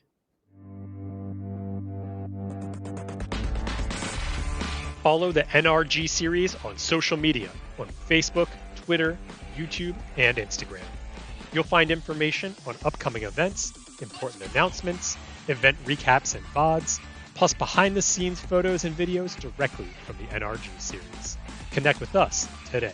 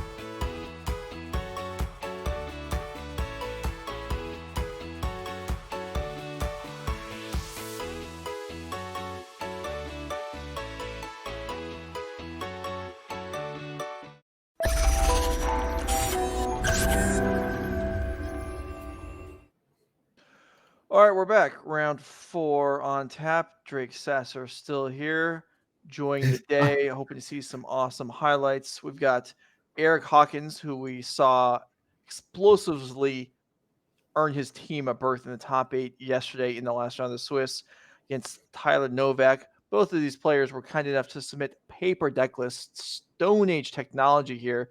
So we actually don't have them for you, but I can tell you it's Burn versus Temur Rhinos. Drake Sasser, any thoughts leading into this round? I mean, love Doesn't me have to some be about Eric the matchup. Hawkins. No, Anything you want. Huh? About anything you want. Doesn't have to be about the matchup. It could be about how to pronounce, we were giggling during the break because Drake tried to pronounce Vuvuzela and utterly failed. I'm not even going to try, Joe. I don't got it. I'm not very musically inclined. I was informed this is a musical instrument, and that was, enough for me to understand that I have no knowledge of it whatsoever. So, yeah, not a lot of thoughts there, except that definitely not very musically inclined. Excited to watch some more modern action. Obviously, a high-stakes tournament here, modern 5K. A lot on the line for all the players playing. Of course, at the end of the tournament, 2 more NRG championship players will be decided. A lot of names looking to get some last-minute points and try to make a run at those 2 qualifications. Of course, there are some roll-up points for some at-large bids at the end of the year that matter too. So Burn versus Team of Rhinos. Not a lot of thoughts on the matchup. Burn has things like Eidolon of Rhetoric, Eidolon of the Great Revel, that seem like they're especially impactful against decks that are casting 2 spells in 1 turn as a main part of their plan, both of which have converted mana cost less than 3. So we'll see exactly how this plays out. Both players know the matchup, as Eric is borrowing the Burn deck from Tyler. So no secrets here as to deck lists, I believe, as these players clearly familiar with each other, familiar with what each other's playing. So we're going to have a little bit of some informed mulliganing going on. Interested to see how that impacts the first few turns for both of these players. Yeah, with Tyler going to 5 here and owning both decks, this is the point where basically every person in existence is like, hey, I need my cards back. Oh, dang. Suddenly, oh, man, I really need that Burn deck. Can I borrow that? Can I have that back? Can you get all right, so it looks like 5 cards are going to be the keep for Tyler. That's not a lot to work with, but I mean, 3 landing Cascade spell is all he needs to have a good start. So we'll see if he's able to manage that. Absolutely. And we saw Archmage's Charm among the cards bottomed. Some builds of the Team of Rhinos deck supporting the Archmage's Charm. We saw that kind of rise through the popularity of Brittany Davis, kind of popularizing this charming Rhinos deck. A lot of success with it earlier this year. Not seen as much of it recently, but we do see it in the hands of Tyler here in this match. So we did see the card go to bottom. Seems like it might be kind of good in this matchup. Countering spells obviously matters a lot. Could take a 1-mana creature, but maybe a little bit slow based on Tyler's assessment, and we'll see exactly what the plan is for this matchup. I certainly know 2/4/4 Rhino tokens with Trample, going to be good against Burn. All right, I can tell you from the posture of these players that they're waiting for us while we're waiting for them. So let's make sure that they know that they can start playing, and we'll get this match going. Get a little bit of a look at Eric Hawkins' hand. A pair of Lightning Helixes among other cards. Going to lead off on a turn 1 Suspend of Riftbolt, maybe a spell-heavy hand here for Eric. That would make a lot of sense. How many times can we say this? Burn players want to start with a creature, not a Riftbolt, not a Lava Spike. So not the ideal start for Eric Hawkins. Although if he files up with Eidolon, then it's all good. I mean, it could be something maybe a little bit better than something like a Monastery Whisper in this matchup, where the only real way for Tyler to interact is these 2-mana kind of clunky spells. So if you just burn them out, that might just be good enough, as the Rhinos don't really do anything in the face of that. But here's that Eidolon of the Great Rhetoric I mentioned prior, as Flooded Grove is played in just a passing of the turn for Tyler. Looks like Eidolon in the clear to get 2 damage across. We'll see if there's a response, and there is. Stomp going to go ahead and deal 2 damage to Eidolon. Eidolon going to do 2 damage to Tyler. You could say they fought each other, but looks like Tyler's going to win that fight as Eidolon goes to the graveyard. It'll be interesting if Eric had a Boros Charm there, whether he decided to save the Eidolon or not, as it is fairly good against the Rhinos deck, at least against the Cascade into actual Crushing Rhinos would do 4 damage, which I guess is exactly the same as Boros Charm does in the first place. Yeah, I think just getting the creature into play earlier is basically always better. And we do see a 3rd land and a passing of the turn. Skewer, Helix, Lightning Bolt, the mixture for Eric. 1 Lightning Bolt short of lethal, if you're keeping track of the mathematics there. Tyler, posturing there with Otawara as the third land does suggest maybe, not the best land to put in play, but does do no damage to you, so could represent some Rhinos here at instant speed, as here comes 6 damage on the instep. All right, Eric, able to finish this off real quick or no? Let's see. Land drop and more burn spells ready to deploy, but 2 Rhinos coming into play for Tyler here. So Eric now going to be on the clock as well. Interested to see no play there from Eric. It is kind of appealing to just go ahead and fire off both of your burn spells. But, we do have the Sunbaked Canyon. We can threaten to crack an instant speed. Could do something like a Lightning Helix turn, as well as cracking the Sunbaked Canyon to try to find the final burn spell for lethal. And like I said, just ignore these 2 Rhinos that come into play. Just here you go. I have all spells. These Rhinos not going to block anything and certainly not going to kill me in time. Provided we can actually find Rhinos going through the whole deck. Here is Crashing Footfalls, going to make 2/4/4 Rhino tokens with Trample.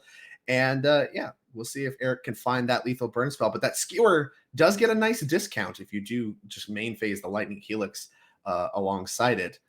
Eric, of course, electing not to do so. Yeah, that is interesting. I mean, yes, trying to dodge. Well, you must be drawing though, right? I mean, that's when you're at this point, you cast 1 spell and then draw, and then hope to finish it off with Skewer another spell. I don't know. Well, I think he's thinking that if he draws any spell, right, Skewer's 1 mana. Like if any spell is lethal, you're still gonna have 3 lands after the fact. So any spell that you can cast is going to kill Tyler alongside the Skewer. So you might as well just do it all, later. And so it looks like we have a little upkeep Lightning Helix action. If you have a counterspell, tap it on your turn, please. No force of negation. Thank you. And I'll do the cycling on instep. Thank you very much. As Tyler takes a draw step. Looks like 2 Brazen Borrowers among the mix. Scalding Tarn, not super appealing to crack, but may not matter, as here comes 8 damage across. Eric Hawkins, those 2 Lightning Helixes actually might matter here, as we're looking at going to 14 off of the first hit from Rhinos. Yeah, absolutely. Benefiting 6 life. I mean, this would be a win next turn for Tyler. Instead, Eric has some time to spare here. So like it takes a draw. Instep. Eidolon, Skewer. Are we seeing 2 Skewers? I can't get a good look at the other card, but looks like Skewer is certainly among the mix. Maybe here with an Eidolon on the stack? No, we're just casting a Brazen Borrower here. Well, if that's in response, yeah, that's 11 on the board. That would mean Eric can't cast 2 more spells if all that comes across. Yeah, maybe looking to block and try to get some, get yourself unlocked from your own Eidolon. We'll see. Tyler, another land. Here. Yeah, so what do you... So Tyler actually having to think, really, for the first time in the game. I think there's a Fury in hand he's considering casting. If you do cast it, doesn't take any damage, but you do have to fetch. Yeah, I think... Provided you have a mountain. Let's see. Yeah, do you... 4, 8, 11... Maybe you attack first and see if... Is Eric just guaranteed to block here? Probably, I guess. I think so. I think you give him the chance to not block. Because it would screw him if he didn't. So Fury's can take out Eidolon here. Yeah, if you know he's guaranteed to block, I think it's fine to just go ahead and make this play, right? But I mean, it doesn't change your clock. Tyler's winning next turn by overwhelming damage. Look at that draw. He did a little peek there to see if it was good enough. It's not. Wow. So Skewer does not find a friend to pair with, and Eric Hawkins loses the old top deck moment. I call it a top deck moment. Yeah, losing against a 5-card hand too. That's not something you want to live with, especially when you know the person. Absolutely. So, I mean, you could probably joke about it later. It is a high stakes moment, but I mean, part of the beauty of Magic's the friends you make along the way, right? So you just be like, oh my gosh, if I had just drawn a bolt or whatever, you would have been dead. Talking about here, please, the friends I made along the way, or like you and Tannen, please. It'd be rather if I had never entered the. I'd be better off if I'd never met either one of you. All right, so sideboarding. We don't have deck lists for these 2 players. Rolling Vortex is a real winner as far as the burn sideboard. Causing 5 damage for free spells, wiping out the Crushing Rhinos. Drake's giving me the silent treatment now as I've dissed him. Absolutely. I can't believe you didn't call me a friend. But yeah, Rolling Vortex, obviously a very good option the Burn has access to in this matchup. Being able to stop any amount of life gain, very powerful. and then, no spells spent to cast a spell. That's 5 damage. That's the best rate of any burn spell in the burn deck, right? Like Boros Charm, typically the best rate, 2 mana, 4 damage. Here, we're looking at 2 mana for 5 damage, so a very good sideboard option from the burn deck. A card you typically see in high numbers, no matter what, because it does have that triggered ability every upkeep, kind of doing the mini Sulfuric Vortex effect. So I suspect we're going to see any and all copies, usually upwards of about 3 to 4 in this matchup from the burn side. Yeah, okay. Maybe even Deflecting Palm can turn around a Rhino hit. I don't know if that's really worth doing, although it's probably not worse than Boros Charm because it's unlikely that Tyler's going to win a game without Rhinos. That's true. And a lot of the removal out of the Rhinos deck is burn based, right? So there's a world where you could use that actually just to save some of your own threats. Not sure if that's exactly something Eric wants to reach for because it is a lot of mana to hold up. But as you alluded to, this game doesn't really end super fast. Usually it involves some of those Rhinos coming into play on turn 3. So it's very possible that Eric is going to have the time to be able to cast that and have it be effective. Yeah, definitely. All right. So as the players are shuffling up, chat wants to know, what is Drake hiding with his green screen? An unfinished kitchen, chat. I am streaming out of my kitchen in my new home. So instead of looking at ugly parts all over the place, you get my virtual office. Welcome to the metaverse or whatever. I don't even know any of that stuff, but this is my virtual office. Step into my office. All right. So players getting ready. We'll see if Tyler can keep better than 5 cards, but I guess that's not really necessary. I mean, won the last game, no problem. Yeah, don't need cards. No problem. All I need is Rhinos. Yeah, all you need is Rhinos. Indeed, there's a guaranteed 2 for 1 for 3 mana, 2 4/4 Tramplers. It's a pretty good deal. It's a pretty good deal. Pretty good deal. Joe, do you know what sound a Rhino makes? If there's a correct answer to this, no, I do not. I don't either. It's legitimately me asking. You have more years of experience than I do. I haven't spent too much time on Safari though, so no, I don't have an answer to that. Maybe next time we do Legacy, if Julian's here, we'll ask him. Yeah, where's that at? Where's the NRG Safari? I could use a nice black and orange Safari. Yeah, I mean, we have Julian. He could coordinate the whole thing for us. I mean, that's his job. Yes. Oh, is that what Julian does? Does he do Safari stuff? He does. That's awesome. He contracts. He works for a tour company in Kenya. He lives in Germany, but he coordinates tours, safaris and such for Kenyan travel. Yeah. So you're saying there's a chance, Joe, we could have Safari. I don't know. I don't know what the vacation budget for Nerd Rage Gaming is, but since we sold out the events this weekend, I feel like we could justify a request for, a Rhino seeing photography safari for this I think summer. that would add a lot. It's an immersive experience, Joe. If someone's going to play Team of Rhinos, I need to know what Rhinos building, sound right? Exactly. Yeah. Hashtag NRG SAF. That's Safari, right? All right. I think we're good there. Join the conversation on Twitter. It looks like Safari a mulligan from Eric. Did reveal his hand. Remember, these two players do know each other, and he's like, all right, yeah, all these cards are terrible. 2 Roiling Vortex and 2 Eidolons. That can't be good enough, right? And Tyler's giving his opinions on that. Oh, yeah, mulligan those. Get those out of my face. All right, so Eric Hawkins returned the favor of game 1. I always tell my opponents, if I'm all to 5 in game 1 and they don't, they have to make it up for me in the other games. They usually do not. Jerks, all of them. It's like nobody listens to you. I know. Man. Joe, the disenfranchised wise man, will say. My life is, it's just tough. Yeah. That's why I do this coverage thing. I mean, if they want to watch, half the people watching probably have us muted anyway. That's actually probably true, and probably for the better. Honestly, I say a lot of wrong things, and Twitch chat, gets on to me about it. But there would be more complaining if they could hear me. As here's a turn 1 Monstrous Whisper all the way in the orange zone, out of the yellow zone into the orange zone on Tyler's side of the battlefield for that massive 1 point of damage. As we go to Tyler's very first turn. But still more damage coming, and this is what I like to see from the burn decks, the prowess decks. You want to get those creatures out there because you don't want to. If you're going to draw them at all, if they're in their deck, you want to draw them opening hand, not on turn 5 when they can't get through because there's Rhinos all over the place. Yeah, that's definitely the way to do it, especially on the play on turn 1. Swift Spear could represent as much as 3 damage next turn. Looks like that may not be the case, as Tyler has indicated that he is casting a spell that kills a monster Spear. Maybe a Dead Gone? That would be, Dead Gone or Fury would be the only ways to do it for 1 mana, Looks or like for Dead fewer than Gone. 2 Gonna mana. go ahead and pick off Monster Swift Spear. No free spells like, I don't know, whatever, Gut Shot or something to be able to give Monster Swift Spear prowess and get out of range of that as we go back to Eric Hawkins, turn 2 on his Moltres 6. That would have Looks been like pretty 2 good, different though. lands. Huh? That would have been pretty good. Gut Shot there to grow. That'd be disgusting. It'd be so good.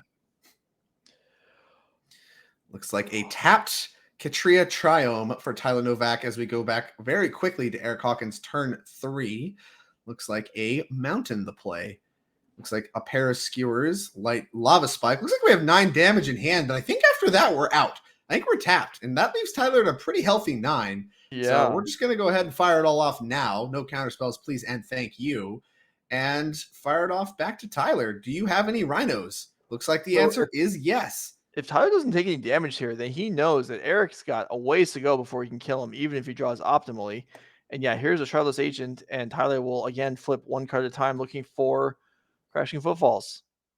Hopefully very, very notable that Shardless Agent is the card cast here because it gives it a clean 2-turn clock. We have 10 power going into play, whereas if we use Violent Outburst, that would be less. Although now it's actually more because next turn we can Violent Outburst, make even more power, and do it in combat to where we get that extra 3 points of damage. As here is Crashing Footfalls, making the 2 4/4 green Rhino creature tokens with trample that we will look forward to seeing on our Safari. Okay, Eric Hawkins, what can you find? A Swift Spear is not going to do it, so find a new card. Roiling Vortex, I don't think is what the doctor ordered. That is another on-time draw, as they say. That Bloodstained Mire is going to cost a point of life to cast. Looks like we are reaching to crack, and it looks like we are doing that. Maybe a Roiling Vortex is in our future?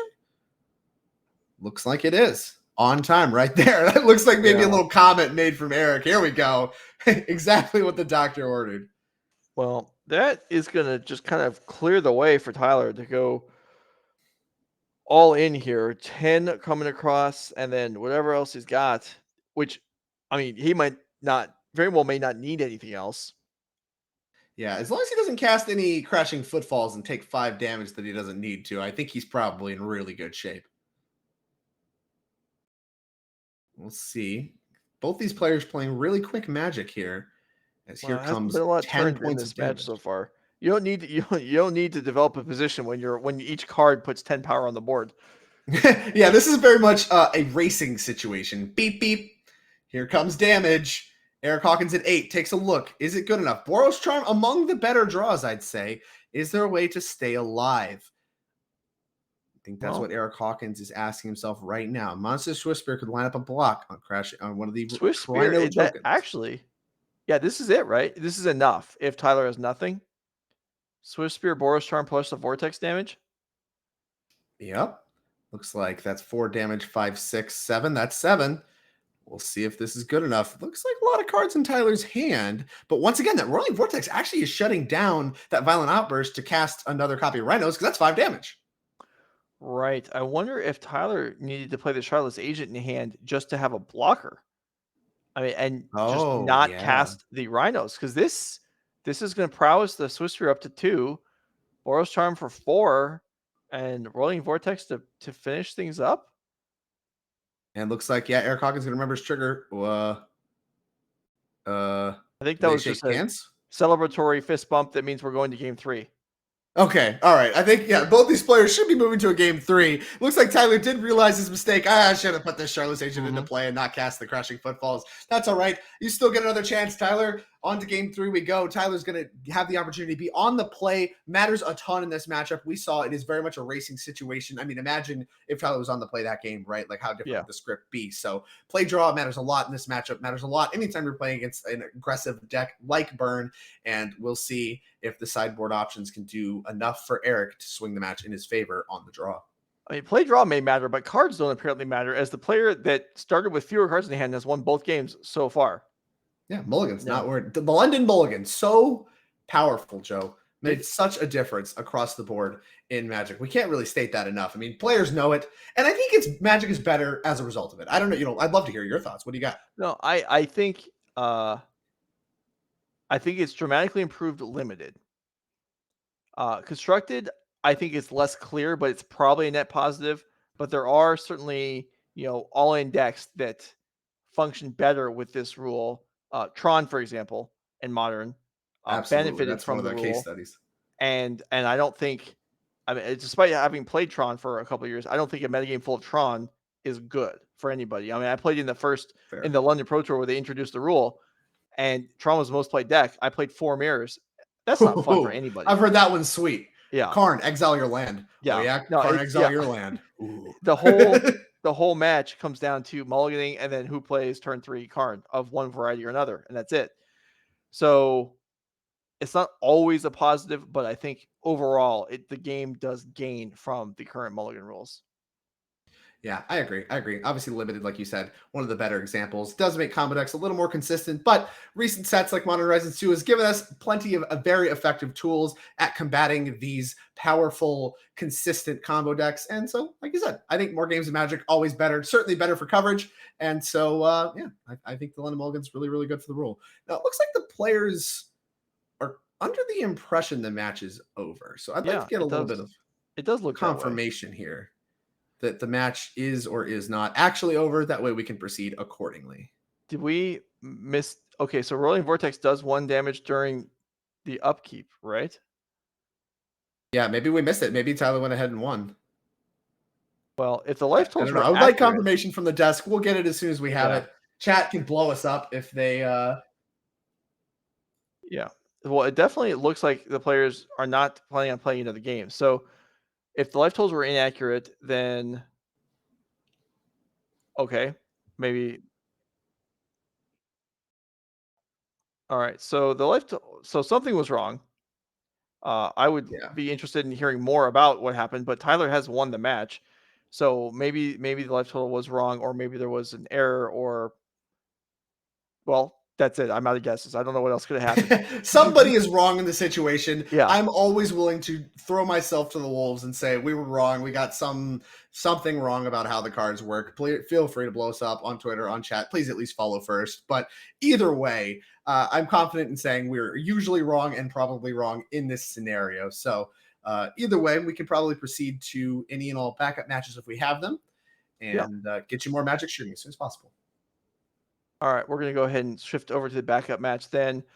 We have the replay enabled, so we're going to start watching from the beginning of the match.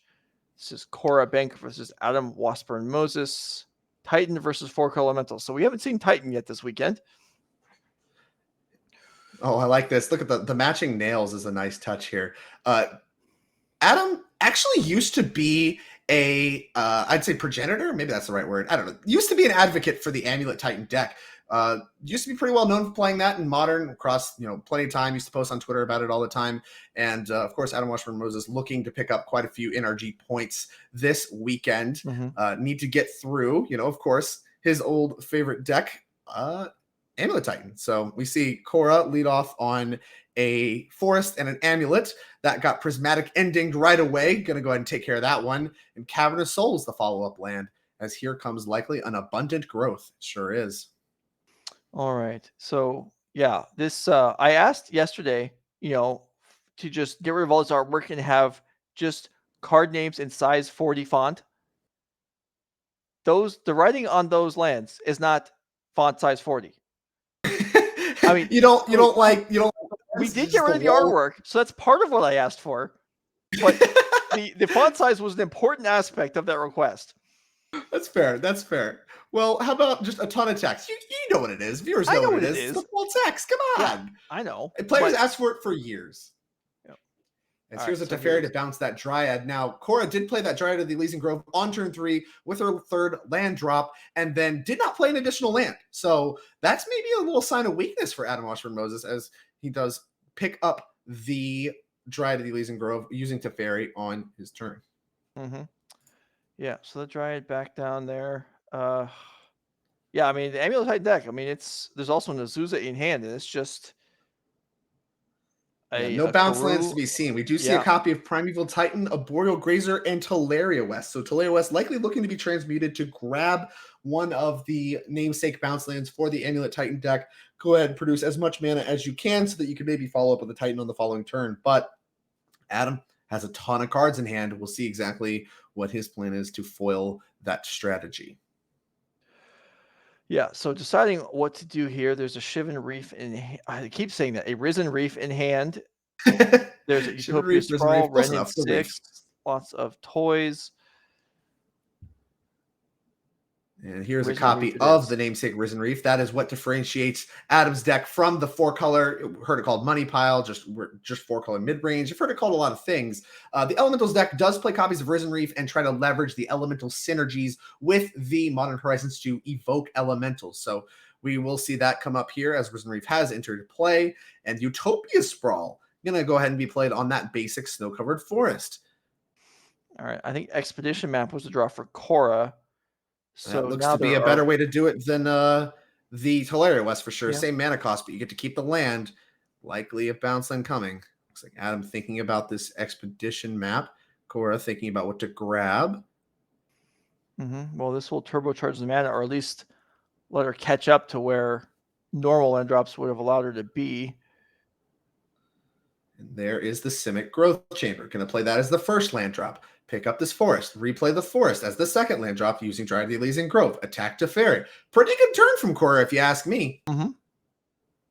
One land away. If you draw an untapped, if Kora draws an untapped land off the top of the library, we have an uncounterable Primeval Titan entering play, and that's definitely a very good spot for Kora to be, especially with the Dryad already in play. We can grab things like Valakut and start answering some of the creatures in play. As here comes Titania. Wow. Protector of Argoth. Threatening to bring back Windswept Heath. That's gonna bring a land into play. That's gonna trigger the Risen Reef. Risen Reef. Yeah, I was going back and forth between the names. No Shivan, just Risen. Yeah, just Risen. And then here is a Pitchcast Fury, which will also trigger the Risen Reef. Super heads up play here from Adam. Go ahead and take care of that Dryad. Even though it doesn't look that threatening, Adam knows now that Kora has fixed her mana problem. If a Primeval Titan comes off the top of the library, grabbing Valakuts here would be disastrous. So now suddenly that Dryad is a lot bigger of a threat. You need to go ahead and get Fury out the way. We do still get to draw a card or whatever. Look at the top card, put it into play if it's a land using the Risen Reef. And then we're going to go ahead and fetch, make a 5/3 elemental, and trigger the Risen Reef again. So everything coming up Adam at the moment, putting a lot of power into play with these 5/3 elemental tokens from Titania. And the onus is kind of on Kora now to be able to find an untapped land and get Primeval Titan into play. Otherwise, she may succumb to the onslaught of 5/3 attackers. Yeah, this is building up quickly here. The Titania really puts a lot of power onto the board. But then again, like you're saying, so does Primeval Titan in a lot of cases. Oh, wow. And here is a channeled Beseju for 1 mana, thanks to Titania being legendary. 1 mana channel. Let's go ahead and blow up that Simic Growth Chamber. Thank you very much. So now Kora set back 2 mana and grabs a forest. Notably, could grab things like Breeding Pool or whatever. Elects to grab a basic forest. And now, suddenly, I don't even know what draws necessarily get her out before this Titania is going to do a lot of damage. As here comes another 5/3 elemental with this fetch. Trigger Risen Reef. Looks like a land may be entering play. Another Misty Rainforest. Wow, yeah, that was impressive stuff. Okay, so let's see. From Kora's side, we know there's an Azusa in play. So a bounce land, and then, there's the bounce land. Bounce land's probably how it has to start. No Amulet's pretty tough. We do have a blocker in the form of a Boreal Grazer. And we have things like a Azusa to really enable all of the land drops. And a Triome is the fetched land. Of course, Adam's deck, a 80-card Yorion deck, so has to get through all of it. Here comes a Azusa. Going to go ahead and pick up the forest. Replay the forest. Probably worth playing a Boreal Grazer just to block as well. We'll see what Kora decides to do. Yeah. There's Teleria West and Grazer. There's a Pact in hand. Grazer does make it into play. All right. This doesn't look like a lethal attack right now. It looks like 16. I believe the Titania tokens are also 5/3s, right? The Titania tokens are also 5/3, yes. What an alliteration. Titania tokens. But yeah. Oh, also, I stand corrected. There are actually no other land-typed lands to grab in Kora's deck with Boseiju other than Forest. Just looking at the deck list here, there's no breeding pools, there's no anything else, it's just forests as the land-type lands, as the inclusion of the channel lands has booted any and all other utility-typed lands out. As here comes more Risen Reef triggers, and looks like a tapped Wooded Foothills coming into play with the fetch from Misty Rainforest, triggering Risen Reef and Titania. And here comes the land. I often feel like Risen Reef never seems like it hits as many lands as it should. Adam has gone a long way towards flipping those percentages just by himself in this game. Like, just fetching over and over. Yeah, no, you're very correct. Hit. I believe two fetch lands too. Like they're not even like bad lands to hit. They just like make more 5/3s. Just doing everything. Everything's the way we drew it up, Joe. Endurance, among other cards in Adam's hand. Plenty of cards drawn from Risen Reef, so a whole host of things available. Big attack from the Titania and Elementals. All the creatures in the graveyard now. We'll see if this Primeval Titan is going to be good enough to claw Kora back into this game. Yeah, with 3 forests in play, even a field isn't going to generate too many tokens. In fact, I don't think any. So this looks tough, although we may see Kora find a way to survive another turn. I don't think Field of the Dead is legal in this format, Joe. I think you have to do it with Urza's Saga these days. They nerfed this. I don't know. Either way, Radiant Fountain looks like it's going to be part of the mixture. Try to pad the life total a little bit. Primeval Titan does a great job of blocking 5/3s, but can't hold down the fort itself as there is upwards of 20 power in play. And looking for another land to grab. Simic Growth Chamber, going to be the selection. Threatens to pick up Tolaria West, or could also pick up the Radiant Fountain if that's what we're looking for. Although that looks like she may have selected Crumbling Vestige instead to make them mana. Mm-hmm. Let's see. Maybe with something like Summoner's Pact, we're trying to build up to put another blocker into play. Explore the play. Okay. Here comes a card. That's a haste land. All right. Needed red mana for that one. Don't have it. Here's just a passing of the turn. And here's a Solitude to take care of the Primeval Titan. 6 life. Likely not going to be good enough. And there's a Risen Reef trigger. Kora has seen enough. And that will conclude game 1 here.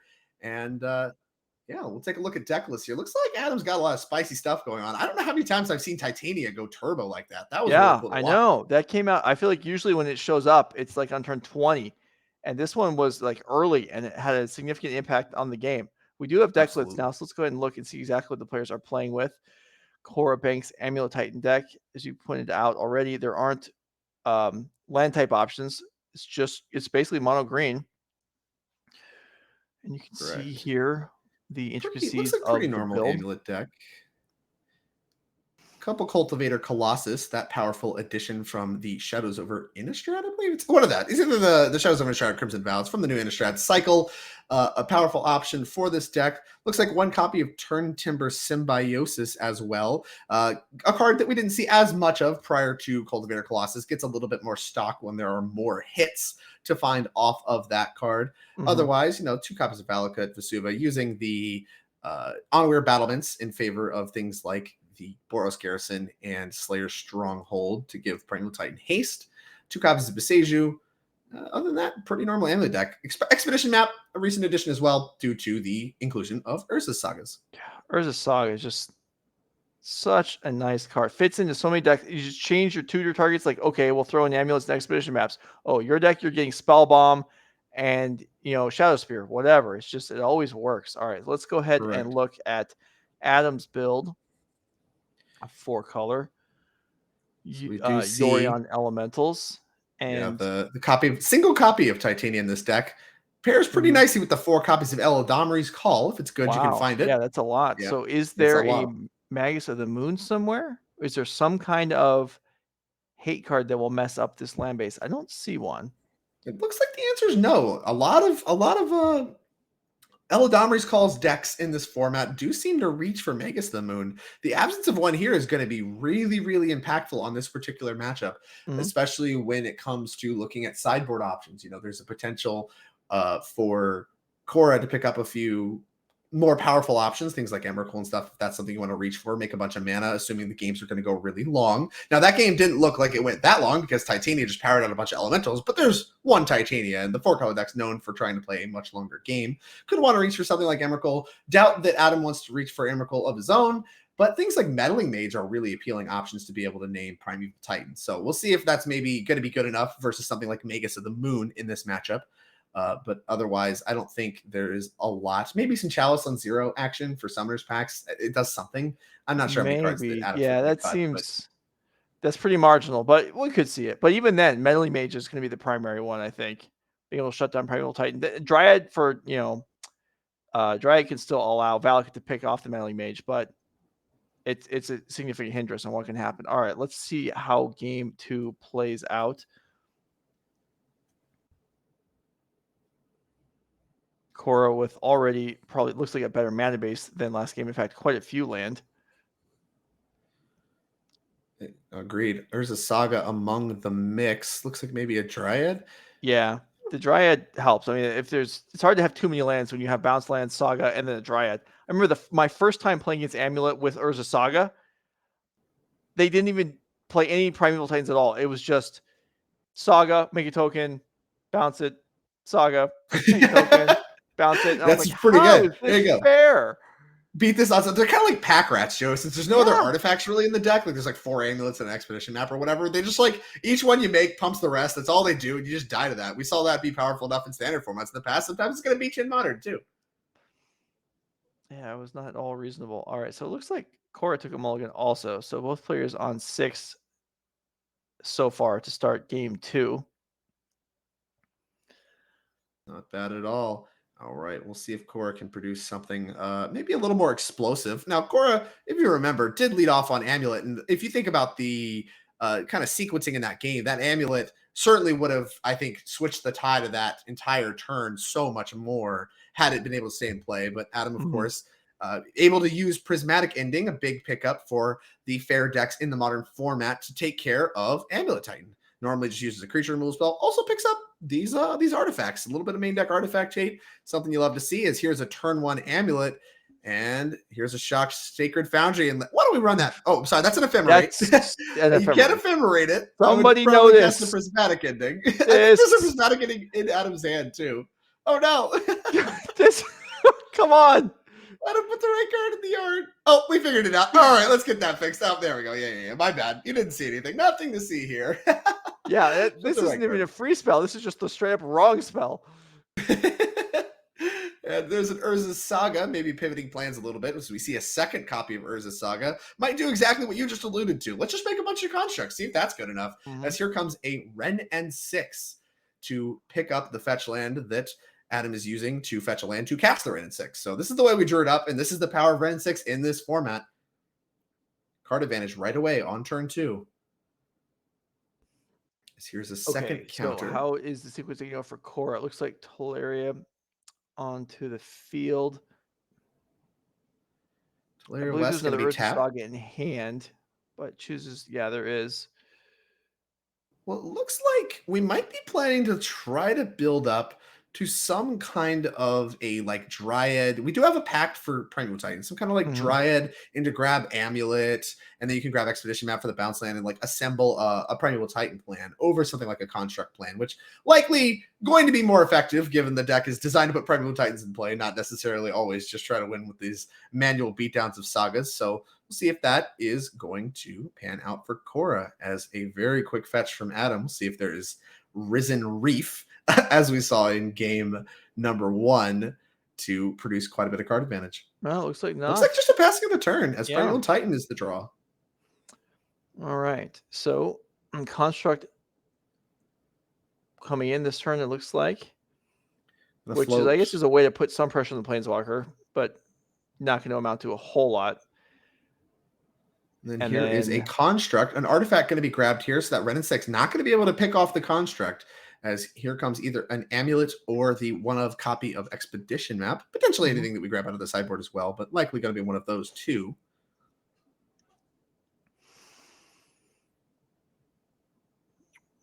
Kora making up her mind, and Adam's just kind of sitting and waiting. And I mean, nothing explosive has happened so far. Map coming in with the mana already tapped means nothing's going to happen really this turn. So really no threats, no fear to worry about right now. Another Urza Saga, okay, that's great, but still that means 2 more turns on layaway before that goes off and does something meaningful. And like you were saying, that these constructs, I mean, yeah, sure, Ren and 6 can't pick it off, but Adam's deck Not really can going to be handle- fast stuff. Yeah. Adam's Here deck comes can handle Eldamri's call. random little stuff like this. And here's the call. Let's see if we're getting Mullaly Mage, or are we just going to get Omnath or something to fill out the curve? How about Knight of Autumn? I'll do you Okay. one better. How about a 3-mana creature that can also Stone Rain by picking off that Urza's Saga? Could also pick up the construct or anything else you really want. You pick off the Expedition map and then kill the construct too. A lot of options with that card. Not surprised to see Adam bringing that one in, as it very clearly is his plan to take care of those amulets as soon as they enter play. Having another effect that does so seems extremely powerful, and there's Knight of Autumn. Could make it a 4/3 if you want, or you could gain 4 life if you want. Typically in this matchup, probably looking to destroy some artifacts and enchantments. Yeah. So I'm curious to see whether the map or the saga is the target. If it is the map, then the Ren could pick off the construct token. Yeah, looks like okay. we are going to go after that map. Deny Kora a bounce land. Pretty good. We'll see if this Ren wants to tick up and make another land drop for Adam, or if we want to try to pick off the construct here. Looks like Adam making that same decision right now. Going to go ahead and roll it up for no value because we played the Cavern this turn, likely naming whatever Knight of Autumn is. And there's a Dismember and Ephemerate in response. The Ephemerate that we showed earlier. That's right. And here it comes. And that's going to pick off the Urza Saga. Absolutely not. Both of those cards going to head to the graveyard. And here's a Knight of Autumn ready to block a construct token. That was such a good turn for Adam Wasburn-Moses. How about third Urza Saga? I mean, that's Primeval Titan. Great, but that's pretty slow. Are we going to see a block? Nope. It's just going to get through. And then this Ephemerate is going to blink this Knight again and take out the other Saga probably. Oh, this game is just very much developing in Adam's favor.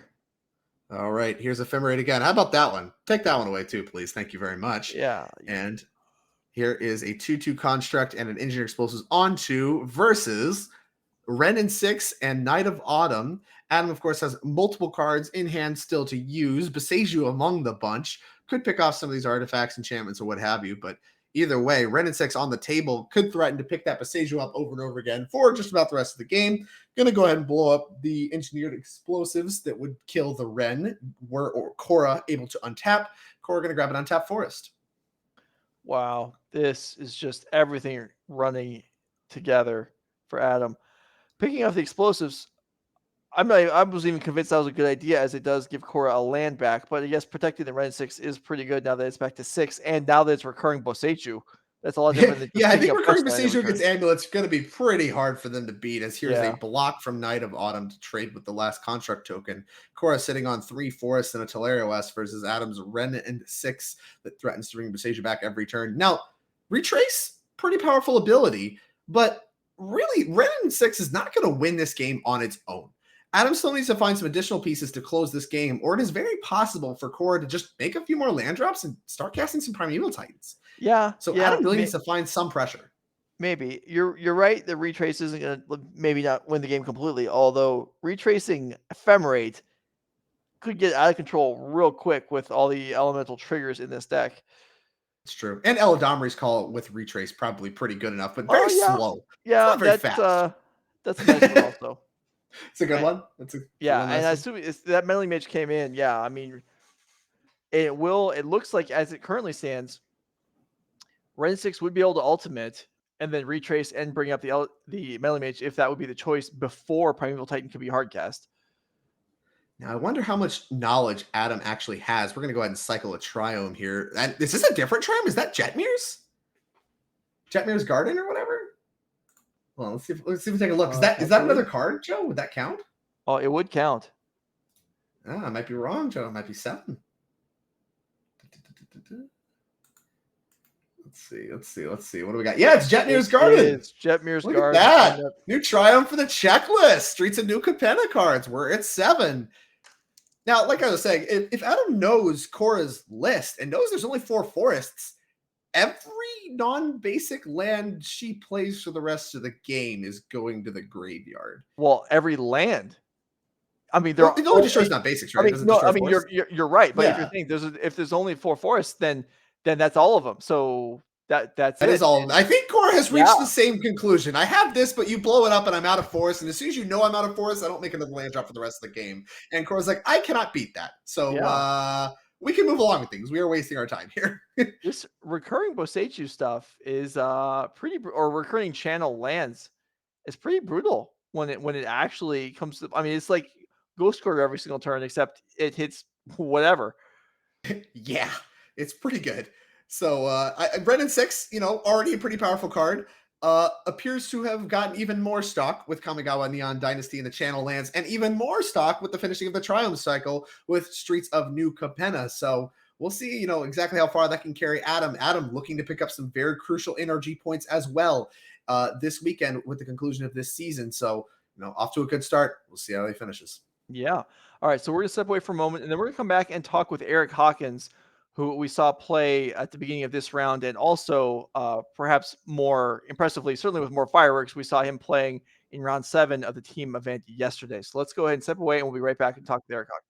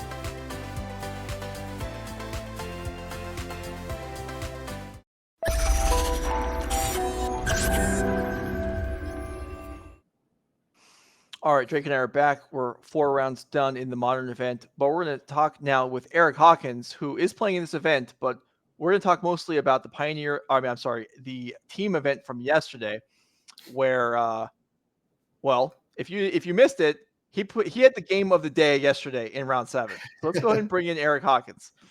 How you doing? Hey, Eric, how's it going? It's going good. All right, so good. It's been a Good while weekend. since we've spoken, but so you played in Pioneer yesterday. What? Okay, there you are. All right, we're still You fixed up flickered. there. Are we back? Yeah. Okay. Well, I think Okay, there we're we good. go. Yeah, Perfect. we're back.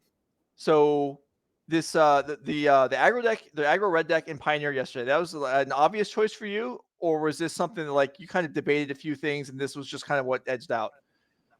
So I think it was pretty apparent that, like, Winota was like the best deck going in. I played a little bit of it on Moto, and basically the ceiling seemed really high, but the floor seemed really low. And the burn deck was just always doing the thing that it needed to do. So I think if I needed to spike really hard, I think the Winota's deck was a little bit better of a choice. But because it was a team event and the variance kind of like weighs out a little bit more, then I chose the red deck because I felt overall consistency was going to be better in a team event. Okay, so before we talk about round 7, so how did you guys progress through the event? So did one of your seats carry more than the others, or was it kind of just like you guys progressed through pretty evenly, or? So I actually went X and 1. Okay. We lost round 1. I went X and 1, and that was my only match loss in the entire tournament. So even in our match loss in the top 8, I ended up winning that one as well. So and then unfortunately our legacy player, they did come through clutch. They won the one that they needed to win. But I think their overall record, I think, was like 1-2. So that was Pat Tilson. He like never got to finish his matches because he's playing D&T, and it was like pretty slow. Sure. So do Wow. you guys then, at the end of the day, do you guys just claim back a portion of his prize money because he didn't contribute? I mean, he played the most out of any of us, I think. Sure. The joke this morning was that we didn't know if we were in the semis because he might still be playing against Zach Allen because their match took like 3 hours. I did. I did hear that. I remember after the other quarterfinal match was done, the one we covered, that the one was still playing forever. Okay, so let's talk about round 7. And if you're watching at home and you didn't watch yesterday, it's worth your time if you're interested in Pioneer or just exciting finishes to go watch round 7, Eric's match. So just take us through kind of how that match was progressing, that last game was progressing, because I mean, it didn't look good for you. No. So the frosted out was keeping me in the game because the innkeeper wasn't gaining life and it was doing the opposite, right? So like the frosted out was slowly pinging away. Like I needed to find a way to keep living, right? Keep bluffing burn spells and such. And obviously I knew that I had an out still in the deck, so it's just like try to get myself in position when if I draw my out, then I can actually take advantage of it. Maybe not win the game, but like at least take advantage of it, get back in the game, and just pray that like a Winota doesn't fall off the top of the deck somehow. Right. So yeah. You're the only game playing, right? You were the last. Your two neighbors are done. Yep. Are they? We just have sight of you playing. Are your teammates like on your shoulders watching every move, or was one of them just like, I can't handle this, I'm walking out? Because your game was deciding the like whether you make the quarterfinals or not. Yeah, Pat was pretty far away. I'm not really sure like how much he knew was going on. But Sean, who was in the modern seat, was like right next to me, and he's just like, "Wow, this looks bad."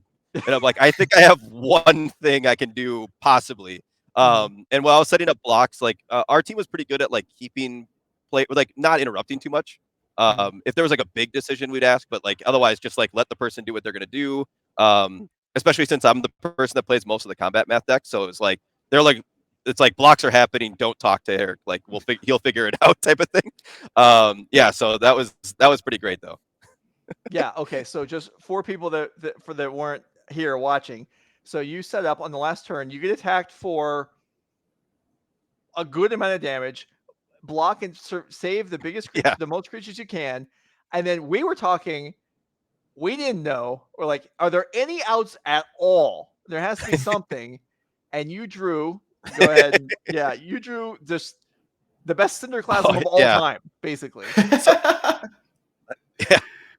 So one of the things was just like we're playing against a team from Minnesota, right? So I know Dylan, my opponent, and so people that know me, right? Like I like to do the little peek, right? Like put it down, kind of peel it up, right? Like do that. And he just looks at me and he's like, "No, if you have it out, you have to slam it." So I preemptively tap my mana and just like slam it onto the table, and it was just he's just like, "You got to be kidding me!" Right?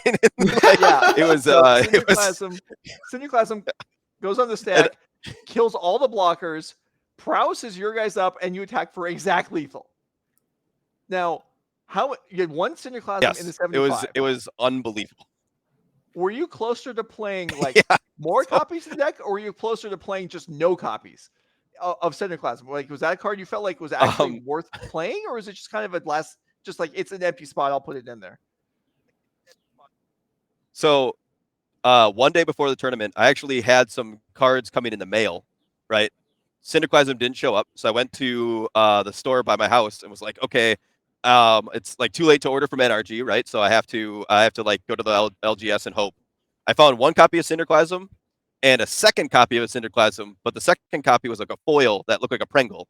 And I'm like, well, the one foil in my deck's going to be the sideboard card. That's like, I'm like, okay, so I just have to play one and just be fine with it. But I would have played two had I had it, but I didn't. So. Don't need it. You got two. You already have it covered. Yeah. Yep. So wow, that's really something. So tell me, so is Magic still like without like obviously traveling to events across the country, that kind of died down the last few years. Maybe it'll pick back up again. Is Magic still a big part of your life? Is it still kind of like just an occasional hobby? Like where are you at? What are you doing? So I hope it becomes a bigger part. As like everybody kind of knew, OP kind of like slowed down a little bit.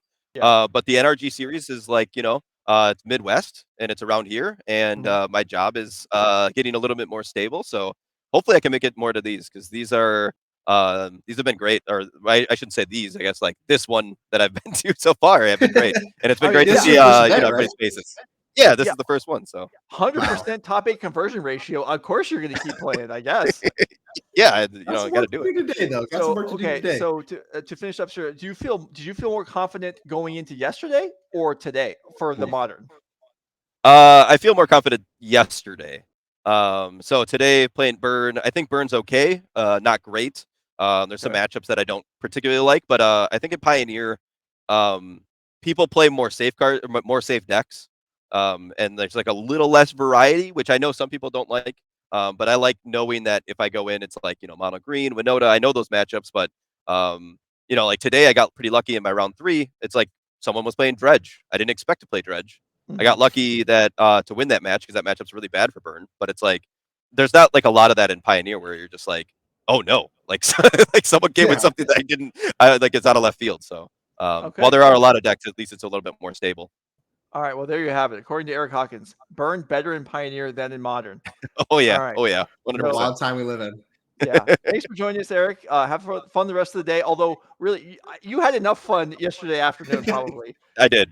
But, enjoy the rest of your trip, your weekend, and thanks for showing up. Good luck. Yeah, today. thanks for having me. All right, good luck, Eric. Enjoy coverage. All right, so that's going to be the end of round 4. We'll be back after the break for round 5, moving through this 9-round Swiss event, top 8, and the elimination rounds to follow. Stick around. No Rage Gaming will be back.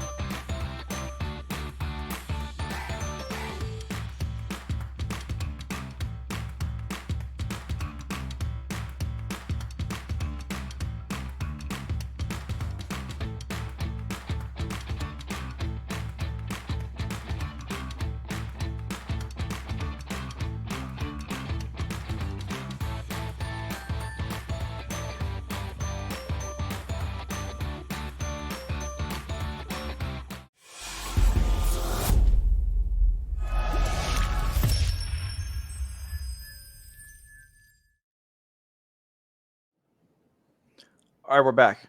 Round 5, Drake Sasser, Jello Steph for Nerd Rage Gaming. Players are ready. In fact, they already drew their opening hands because they never do what we tell them. We ask them to wait. Dominick, Paolercio, and Travis Dahle. Let's go ahead and go down to the table. It's going to be Yawgmoth against Murktide. So slight change of things, slight change of pace. So Golgari Yawgmoth shows up again. This did win the NRG Modern Trial a couple months ago. That was the first tournament right after the Lurus ban, right? Or no, it was right before the Lurus ban, and we were mentioning how there was no companions in the finals of that tournament at all. So here we see Dominick Paolercio, number 34 on the NRG leaderboard, piloting that deck here in the Modern 5K, leading off on an Ignoble Hierarch. Travis Dahl's 1-mana creature of Dragon's Rage Channeler, the response, and we'll see what Dominick's turn 2 looks like. Maybe a Grist. I think I can see a Planeswalker in hand. That'd be a good one. Very quickly tapping 3 mana is here's Grist, the Hunger Tide. Grist is so cool. So we'll see I Grist agree. coming to play here for Dominick. Yeah, now we'll get to the deck lists when we have a chance between games, as we wanted to get the match started. We know that you're here to watch Magic, not to hear us speculate on how they might sideboard or things like that. So we certainly wanted to not miss any action.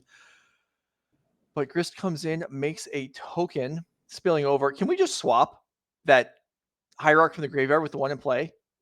I mean, come on. You don't like the sketch art, Joe? You're No. really just battle. You're at war with these new arts. I am. These newfangled technology. Yeah, who wants this?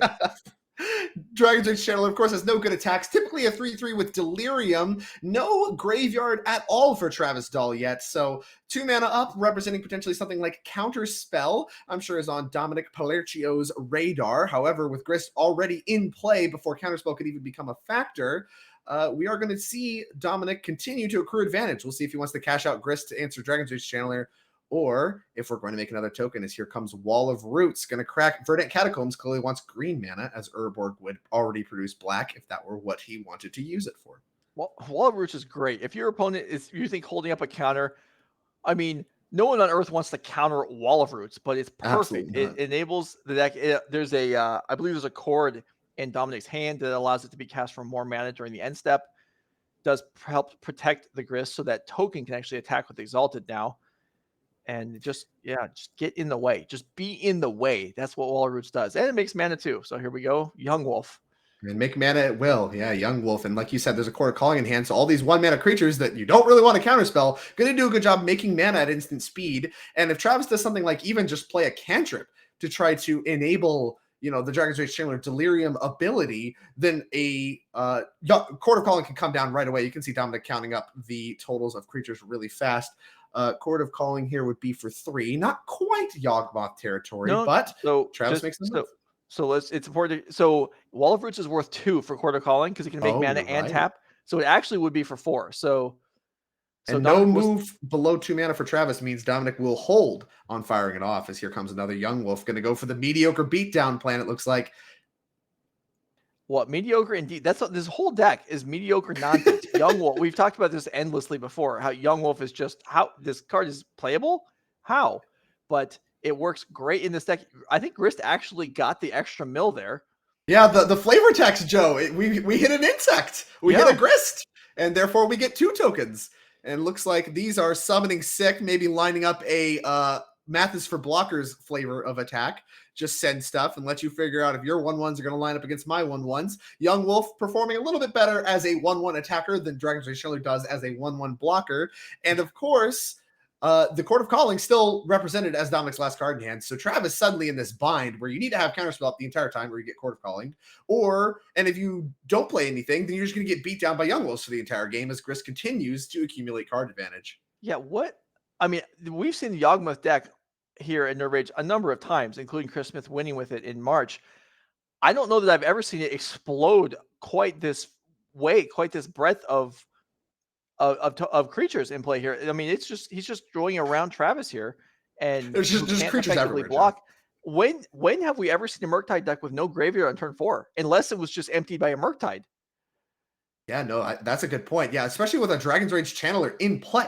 Like, that card just is so efficient at filling up the graveyards, but it turns out Dominick's Planeswalker is the better card, it seems, from Modern Horizons 2 at filling up graveyards. As Chord of Calling is the mill, not quite an insect, no more flavor text for you, and looks like maybe an attack for 5 creatures. Yeah, Dom may be Dominic's loading considering up here. attacking with everything. He's got a handful of cards here. I can actually say that, a handful, because that's how they're all in his Quite hand. There we literally go. a handful, absolutely. Yeah, in for 3 7. Young Wolves, 4 tokens. Here you go, bonk.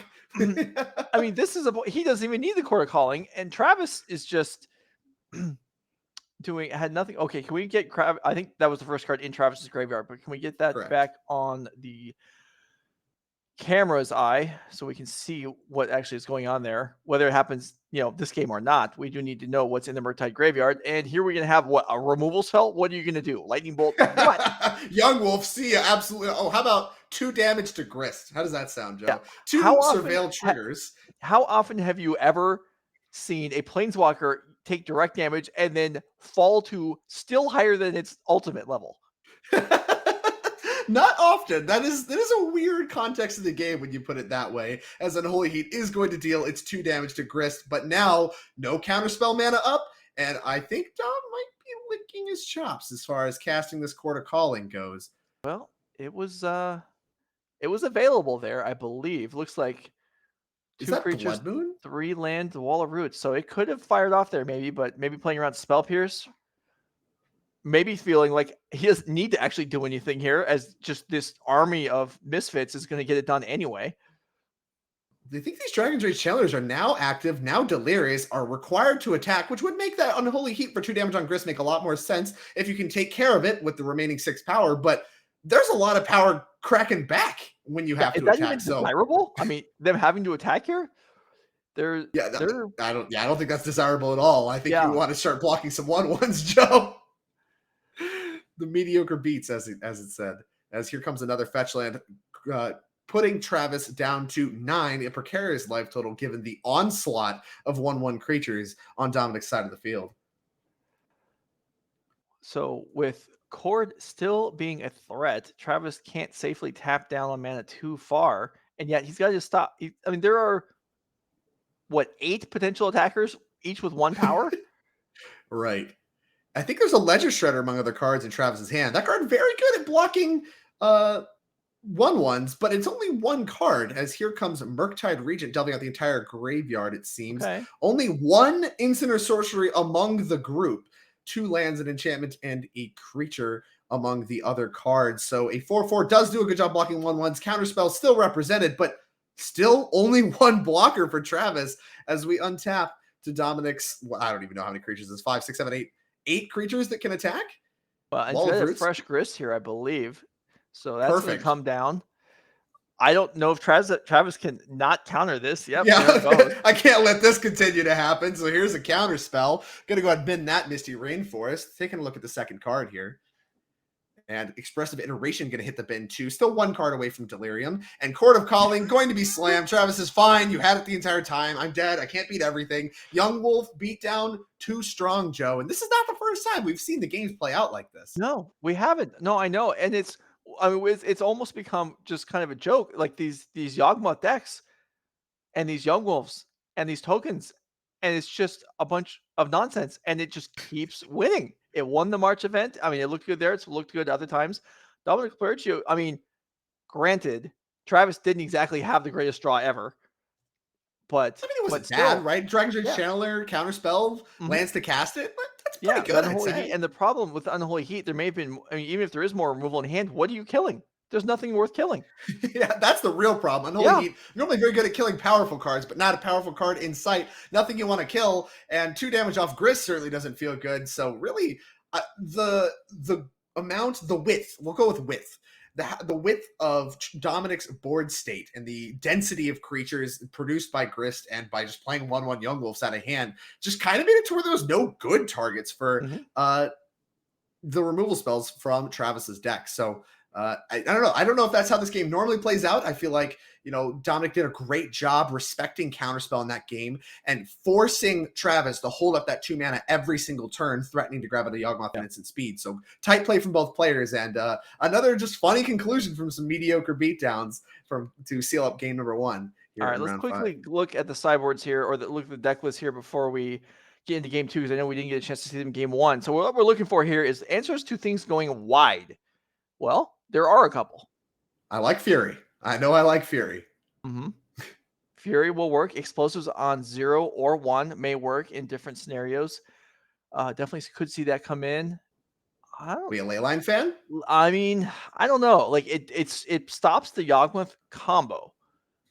It stops the Undying value as well. Yeah. I mean, neither one of those was good. neither one of those was required for Travis to lose that game. So even if he had one in play, he still might have lost. It does make your removal better. It's true. So, and you do have the full 4 copies of Ledger Shredder in order to, potentially connive them away and get a counter on Ledger Shredder if you potentially draw them late.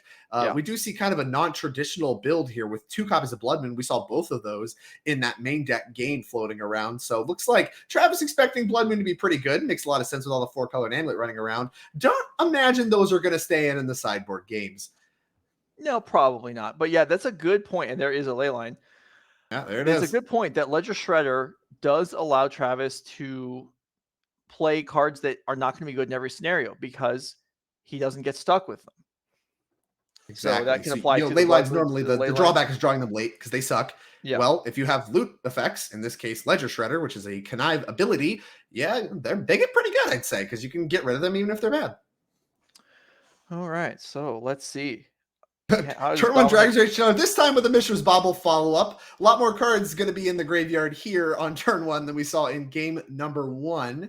As Travis is going to get a look at the top card of Dominick's library. Looks like Endurance was revealed to Travis. Both players now aware of that information as Boseiju into Ignoble Hierarch again. Not the sketch one, just for you, Joe. Yeah. So Boseiju into play here, and that seems like a card with the ley line on the board. Fairly valuable thing to have it in hand. So maybe there's another copy of Boseiju, or else Dominick just doesn't have a lot of lands this game. Another bauble for Travis. So yeah, off to a much smoother start this game. Even able to attack. Whereas that was not the case last game. Well, Giant Street Chiller attacked. It just wasn't a not till like opportune time. Here's a Scalding Tarn played. Looks like we may have liked the card, given that we did not graveyard it with Surveil, and that means that this fetch land very unlikely to be cracked prior to a Mishra's Bauble draw, should there be one. Looks like Travis assessing his options as here's a Lightning Bolt on Ignoble Hierarch. All right. So, Dominick, no thoughts of Grist or anything on turn 3 here. So, maybe just something anemic like, I don't know, Yawgmoth. So much Yawgmoth slander. Here's a Wooded Foothills, the land that was revealed off Mishra's Bauble to Travis. Now, only known information is Endurance. As here is, as you said, Yawgmoth, the all-star from last game, a repeat performance that we're looking for here in this game. If you're a Dominick Paolercio, oh my gosh, fan. Apologies to any and all names that are butchered. I'm doing my best. All right, so the fetch does come here, and Dragon Rage Channel looking to fly over for 3. Dominick really hasn't even got started yet this game. But the Endurance is pretty significant as a defender against Dragon Rage Channeler. It's preemptive against Murktide. That may be a little late if one comes down this turn. Okay, no, Expressive Iteration. So Endurance is actually going to be pretty valuable if Dominick has a third land. Yeah, Endurance, typically one of the better of the pitch elementals against the Murktide deck, being able to block with reach against things like Dragon's Rage Channeler. And of course, being able to obliterate graveyards to preemptively stop things like Murktide Regent, extremely valuable. Also cuts off Delirium. Typically seen as one of the more problematic cards for the Izzet Murktide deck. Looks like Sparbluff Canal reveal off of the Expressive Iteration. Going to go ahead and play that as our third land. And looks like we may be sitting on Delirium finally. I see Instant Sorcery Artifact Land. That's a 3/3 that has to attack by my math, unless we are in main phase 2 already. No, I believe you are right about that. I think it was already set up. Well, I guess there was no sorcery before the turn started, but yeah, I mean, there's no way Travis is willingly trying to set up a scenario where he gets to block, as blocking Yawgmoth doesn't even do much. It just makes it bigger. Well, it doesn't even. We have a Leyline. That card's going to exile. Oh, that's true. You're right. It does not get bigger. So blocking against it is actually decent. And so we may actually see the second Dragon Rage Channeler try and do that. Absolutely, yeah. I don't think this Yawgmoth's going to be getting frisky in the red zone. Going to need some big draws here from Dom. Think something like a Grist. Yeah, Grist will be good. We know the Endurance is there. That will be a huge win. If one of those actually makes it Urborg already in hand. Yeah, there are plenty of land. As here is a main phase endurance. Not going to wait and get that one counterspelled. No, thank you. Going to go ahead and fetch with Misty Rainforest. Likely grabbing a forest if I had to guess, given the Urborg is in hand. That will be the selection. Shuffle those cards, put them on the bottom of your library, and reduce your Dragon's Rage channelers to being just 1/1s. Now, maybe there's some merit to attacking first. It's interesting that Dom respects his own Yawgmoth more than a Dragon's Rage channeler from the opponent's side of the field, as indicated by how we sequence things that turn. Maybe this indicates that Yawgmoth, a big part of whatever plan that Dom's got cooking up for the remainder of this game. Well, that would imply then that he does have an answer in planning for the ley line. Interesting. Yeah. Now, another consequence of playing the Urborg is that if the ley line is dealt with, Travis could actually cast another one if he drew one. That's very true. It's actually probably never. This is probably the only scenario where that would be true. Very and true. Yeah, so recognizing the damage that the let's see, Wall of Roots wrought there, we see it actually counterspelled this game. Yep. Absolutely so not. No Wall of Roots for you. Puts two types in the yard. We do see the Expressive Iteration milled, surveilled into the graveyard off the Dragon's Rage Channeler, giving us land, sorcery, and instant, missing a single type for some 3/3 with flying Dragon's Rage Channelers. But those are actually very good right now with an Endurance in play threatening to block. As here is land number 5 for Travis, something like a Fury, and it is a Fury. A good option here. Now, we'll see if we're interested in just picking off the Endurance now, or if maybe we want to try for something like picking off the Yawgmoth. Yeah, let's go ahead and get that out of my way. No, thank you. And Travis, likely not super interested in attacking Dragon's Rage Channelers into the Yawgmoth either, as the turn passes back to Dom. We do see the Court of Calling sitting in hand right there. Birds of Paradise to pick up. So there are tools to work with here for Dominick, but yeah, this ley line is really kind of crimping his ability to do what he wants. Still 1, 2, 3, 4, 5, 6 in play. So cord for another Endurance is possible here as Fury attacks in alone, and there is another hard cast. Not just having Endurance. How's that? And here's Subtlety in response. A very powerful response, putting another threat into play and going to give Dom the option to either put it on top or bottom of his library. And yeah, 6 across here. Dominick doesn't want to give up a bird or the Yawgmoth, so ouch. This is a place where the ley line, it prevents the combo, sure, but it also just prevents Yawgmoth being able to block twice. And so instead, Fury just comes over. Absolutely. That's a big chunk of Dominick's remaining life total. Interesting to see. Fury. So the Endurance is going to be redrawn. You see Dom put it on top, elected not to fetch too. So we are just going to go ahead and play Endurance. Going to go ahead and main phase that one now. Not interested in more attackers with 3 power, as Dom's life total is dwindling down. So, but we do have a Subtlety and a Fury to check. So if Fury's attacked here, it's kind of an awkward spot. If you block with Endurance, you lose Endurance. You do make the trade and don't take any damage, but then you kind of unlock the rest of Travis's board, as this Endurance does a really good job holding back the rest of the attackers. And yet you can't do anything else. This is almost a forced block. As Dominick, just chumping with Yawgmoth or something is just not going to improve anything either. And here is a Ledger Shredder. Full art. Now, full art I'm on board with. You're on board with full arts. Still identifiable as to what the card actually is. That Subtlety there, I'm used to that one by now, but, It's full art, Joe. Yeah. It's literally a full art Subtlety. No, I'm with this. I'm making a campaign. There's no art, 40 size font, typeface. That's just that's gonna be my new thing. There's no way Magic is in the zip code of as popular as it is today without the beautiful art, the lovely individuals that produce Magic art for Wizards of the Coast have done. Come on, Jay. Now that we've gotten to where we are, we don't need these crutches anymore, like artwork. The crutches. Yeah. Oh, okay. All right. The crutches. I'm here for it. As here is Sparbluff Canal. I'm going to go ahead and add another Wow. Dragon's Rage channeler to the mix. Only creature in the graveyard. Travis, have enabled Delirium multiple times at this point in the game, really demonstrating the power of Dragon's Rage channeler. As here is an instep chord for 4. Really only one kind of target in mind when you're talking about the Golgari Yawgmoth deck, and that is Yawgmoth himself, Thran Physician, entering play. Yeah, I mean, that'll do it. Certainly that will help. I mean, something like Plague Engineer or Nightclubber would have worked fairly well here also, but I guess Yawgmoth probably the best one in almost all situations. I would say so, especially when you're facing down 3 1/1s named Dragon's Rage Channeler. You can just pop those off all day long if you'd like. And we'll see exactly how Dom wants to sequence things. Remember, with Leyline of the Void in play, any creatures that get sacrificed do go away for good. But, with all of the creatures that Dom already has in play, there is a lot of potential for drawing cards and gunning down some creatures. Now, Dominick is already at a very little life total, so we'll see, if there's going to be some kind of attacks. Maybe we could do some blocks and then before damage, kill some stuff. Definitely worth it to be patient here, but Dom, in a much better position than he was pre-Yawgmoth, but not out of the woods quite yet, as here comes an attack for 4, and a third Endurance going to come down, and a second Subtlety to stop it. Wow.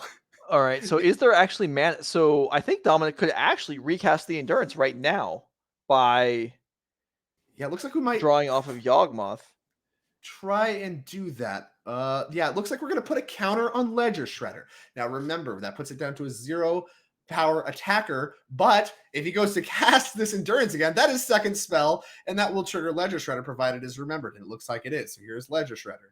Conniving, discarding a Leyline like we talked about. Get that counter out of here. No, thank you. So then the graveyard gets wiped nuked away, and then Shredder should go to having no counters on it. Yeah, right? correct. It should that- connect for 1 point, given that the block indicated was a Endurance block on Subtlety. Mhm. The non-summoning sec one as we go back to Dominick's turn. And the counter should just be off the Shredder now, because negative counters and positive counters do annihilate each other. So that should just be removed, I believe. I believe you're correct as well, and I believe they're talking about that right now. I'm pretty sure this isn't something you can miss. No, I don't think so. There may be a judge call anyway, just to verify that, though.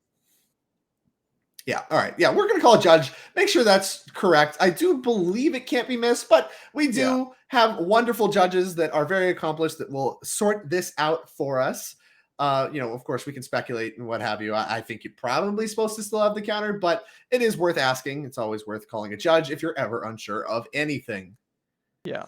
The connive can certainly be missed, but the connive was utilized and just the counter was missed. And that is probably a function of the resolution of the ability. So I agree. Maybe not.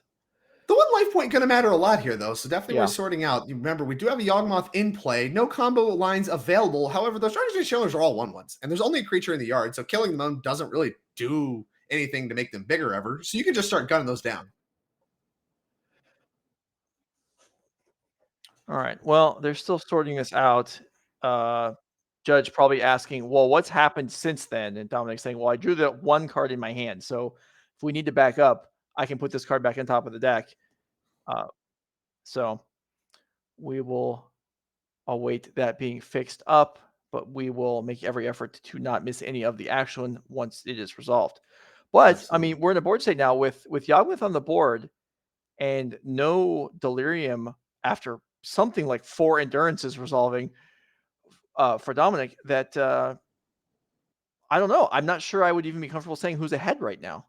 Yeah, it's a really strange game. I mean, Endurance obviously has been very impressive. Have done a lot of work to mitigate the onslaught from the, obviously multitude of Dragon's Rage Channelers that have been drawn. And we did mention that earlier in this broadcast, talking about how Endurance lines up against the Murktide deck. Now, it is interesting to me how this matchup has played out. We've seen Yawgmoth interplay and not be able to combo. And we saw game 1 won by Dominick without ever even trying really to, I mean, I guess he did put a Yawgmoth into play, but didn't really need it. And I think that speaks to how this matchup plays out. And I think Dom is very well aware of that. when you take a look at the composition of the Yawgmoth deck, the composition of the Murktide deck, the Murktide deck's trying to play this tempo game where you answer a few creatures and then fly over and beat down, and that's how you get things done. Whereas Dom understands that you can just play a bunch of 1/1s really fast and overwhelm the removal and be able to still, despite that, race the flyers because you have more power than single spot removal spells can answer. Mm-hmm. All right, so if that actually is still being resolved, maybe we can go back to the sideboard and see what Dominick actually has to deal with Leyline in the Void, because that is preventing him from really just potentially ending this game or doing a lot of work. So what do we see? We see a lot of endurance. We knew that. There's a second copy available. There's one already in play. Outland Liberator looks to be one of the best options. Can search for that one using the various Court of Callings and Eldritch Evolutions or what have yous. So it may just be that one Outland Liberator that, like you're saying, can be tiered for, and then there's one more copy of Boseiju. So yeah, well, there's a Force of Vigor in the sideboard, but I don't think that's a card you traditionally want in this matchup, right? I wouldn't think normally so the Izzet deck is trying to beat you with instant sorcery spells. They're not really trying to beat you as much with artifacts and enchantments. So I think Force of Vigor might be a little too narrow. All right, so we are back at. Looks like a game rules violation is going to be issued for almost certainly failure to maintain. I mean, obviously, we can get the full ruling eventually. We're just kind of describing blocks, I think. Well, yeah. So, but I think blocking has already happened because the subtlety is still in the graveyard. So,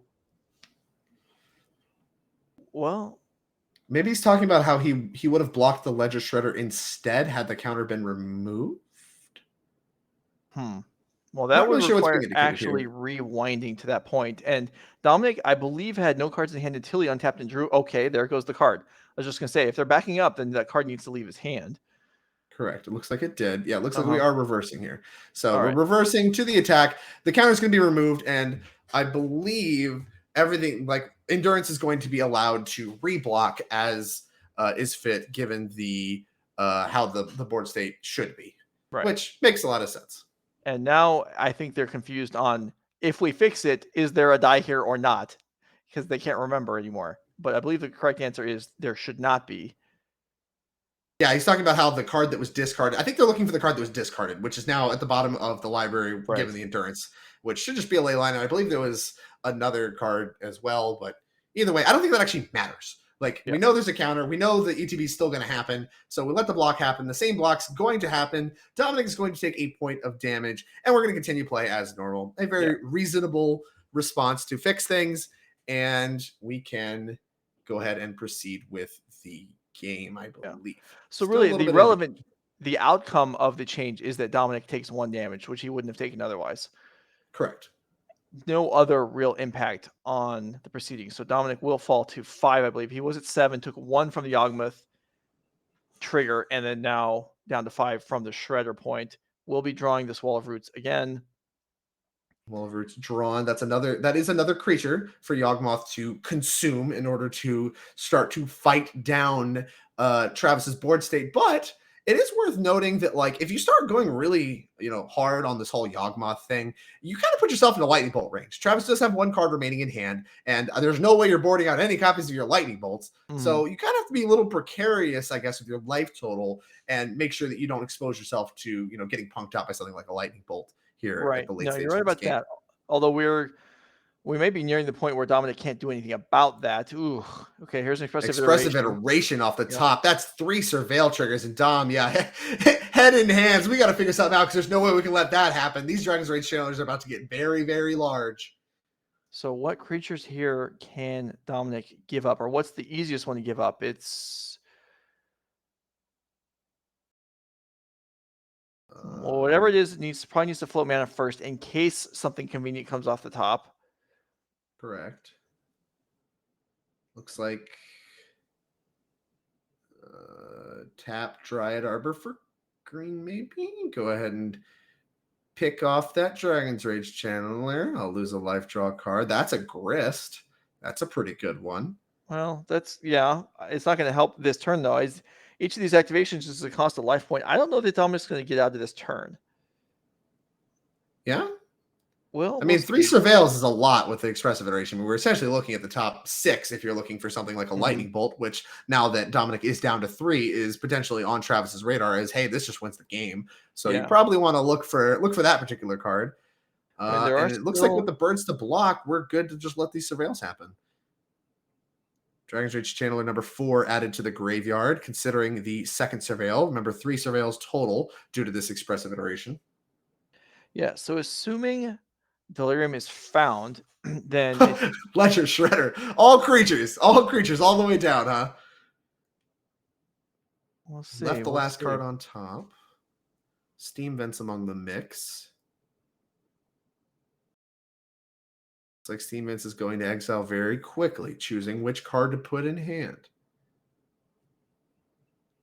Remember, sorcery going to be added to this mix as far as Delirium goes, Mhm. no matter what, with the resolution of this expressive iteration. So still missing instant and land, but those are 2 of the easier ones to get.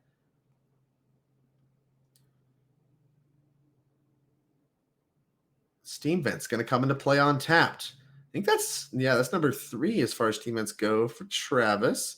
Going to follow up with a Consider. That will trigger both creatures with triggered abilities. I guess actually all 3 of them do. Fine. That'll trigger the Dragon's Age Channeler and the Ledger Shredder. You can stack those however you choose. Probably want to do the Surveil first. That way your Connive is as informed as possible. Okay, so yeah, a land. We need a land to turn it on, right? That's just to turn on Delirium. Although it's Yeah, getting to the now point that where it there's an doesn't even instant, matter. there is a There's the land. land. Spiral of Canal going Yeah. straight to the graveyard. Okay. Delirium active. So I think this is pretty much ends it. Even if Dominick survives the turn at 1 life, which seems like a real possibility, he won't be able to activate Yawgmoth next turn, even to start a combo, because he's already at 1. Well, so hold on. And he We still can has to line deal up with ley 2 line. flying blockers, right? We can put a Yeah. counter on the Ledger Shredder after blocks, and then you can discard a card and proliferate. I think that might let you live. And that appears to be Okay. the kind of block we're lining up. Going to make a mana here. Sacrifice, put a counter on Ledger Shredder. I Go to forgot 2. about the ability to proliferate. You are correct about that. Court of Calling the pickup. Ooh. Okay. Well, maybe this is more interesting than it appeared. Go to damage. Take 0. Or maybe not take damage. Still thinking. Yeah, go to damage. Take 0. And no follow-up. Court of Calling can be for 2. Response. Here's a counter spell. I feel like There Dominick was a floating mana, right?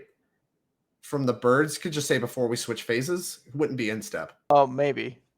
I believe it's the floating mana from the birds. You did Okay. indicate that he floated a mana, so I suspect that's what happened. Grist in hand does threaten to take out the Dragon's Rage Channeler. Ignoble Hierarch, the pickup. So Dom kind of has the board stabilized with what we know about what's in hand, but still just dead to a lightning bolt off the top at basically any point. No counter spells from the Yawgmoth deck. All right, so Grist into play. Pluses. Make a 1/1. Pass the turn. Do still have the endurance to check the Dragon's Rage Channeler.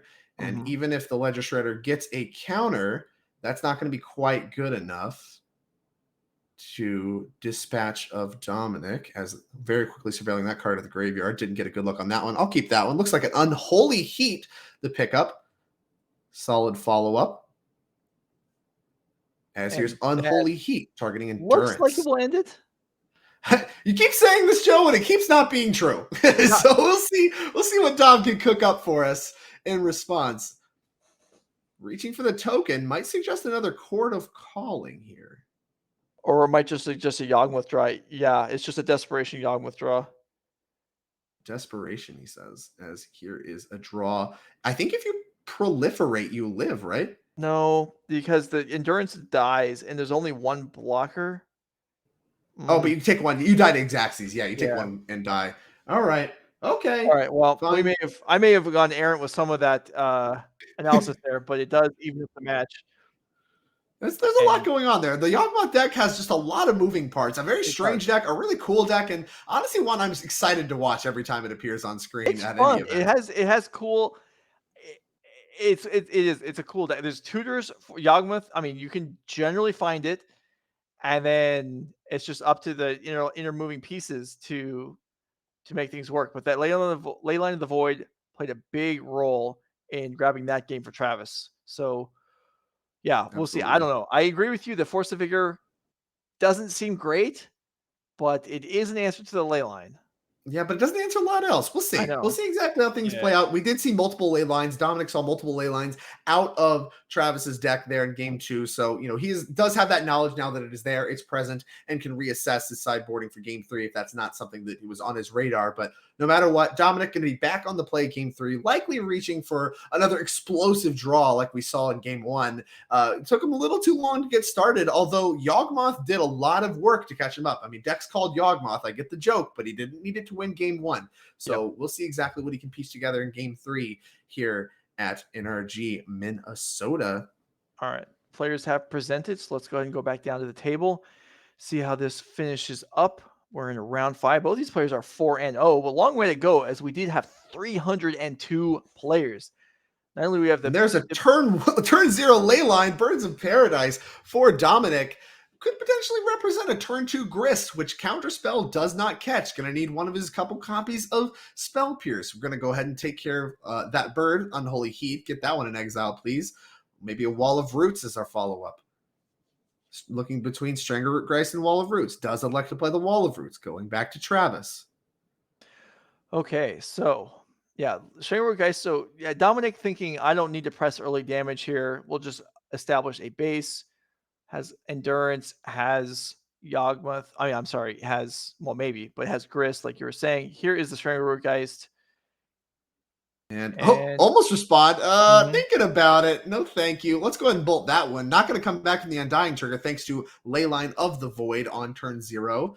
And looks like Dom will shock in a land. Let's see what 2-mana follow-up he has in store for us here. Looks like nothing. Just a passing of the turn. Could just be representing a Court of Calling for one. I suppose that could be the case. Oh, Spell Pierce can't get the Grist, Joe. It's a creature. You get the joke? You need an Essence Scatter. I did not get the joke. Yes, that would do it. I did not get the joke. Thankfully, we have Twitch chat here to completely correct me. Berate me, if you will. Greg, you're doing a good job. We're doing the best we can. He was alone. It's not very good, but it's my best. Here's expressive iteration. As long as we're not offending anyone, it's fine. I'm comfortable with us being wrong about things, here and there.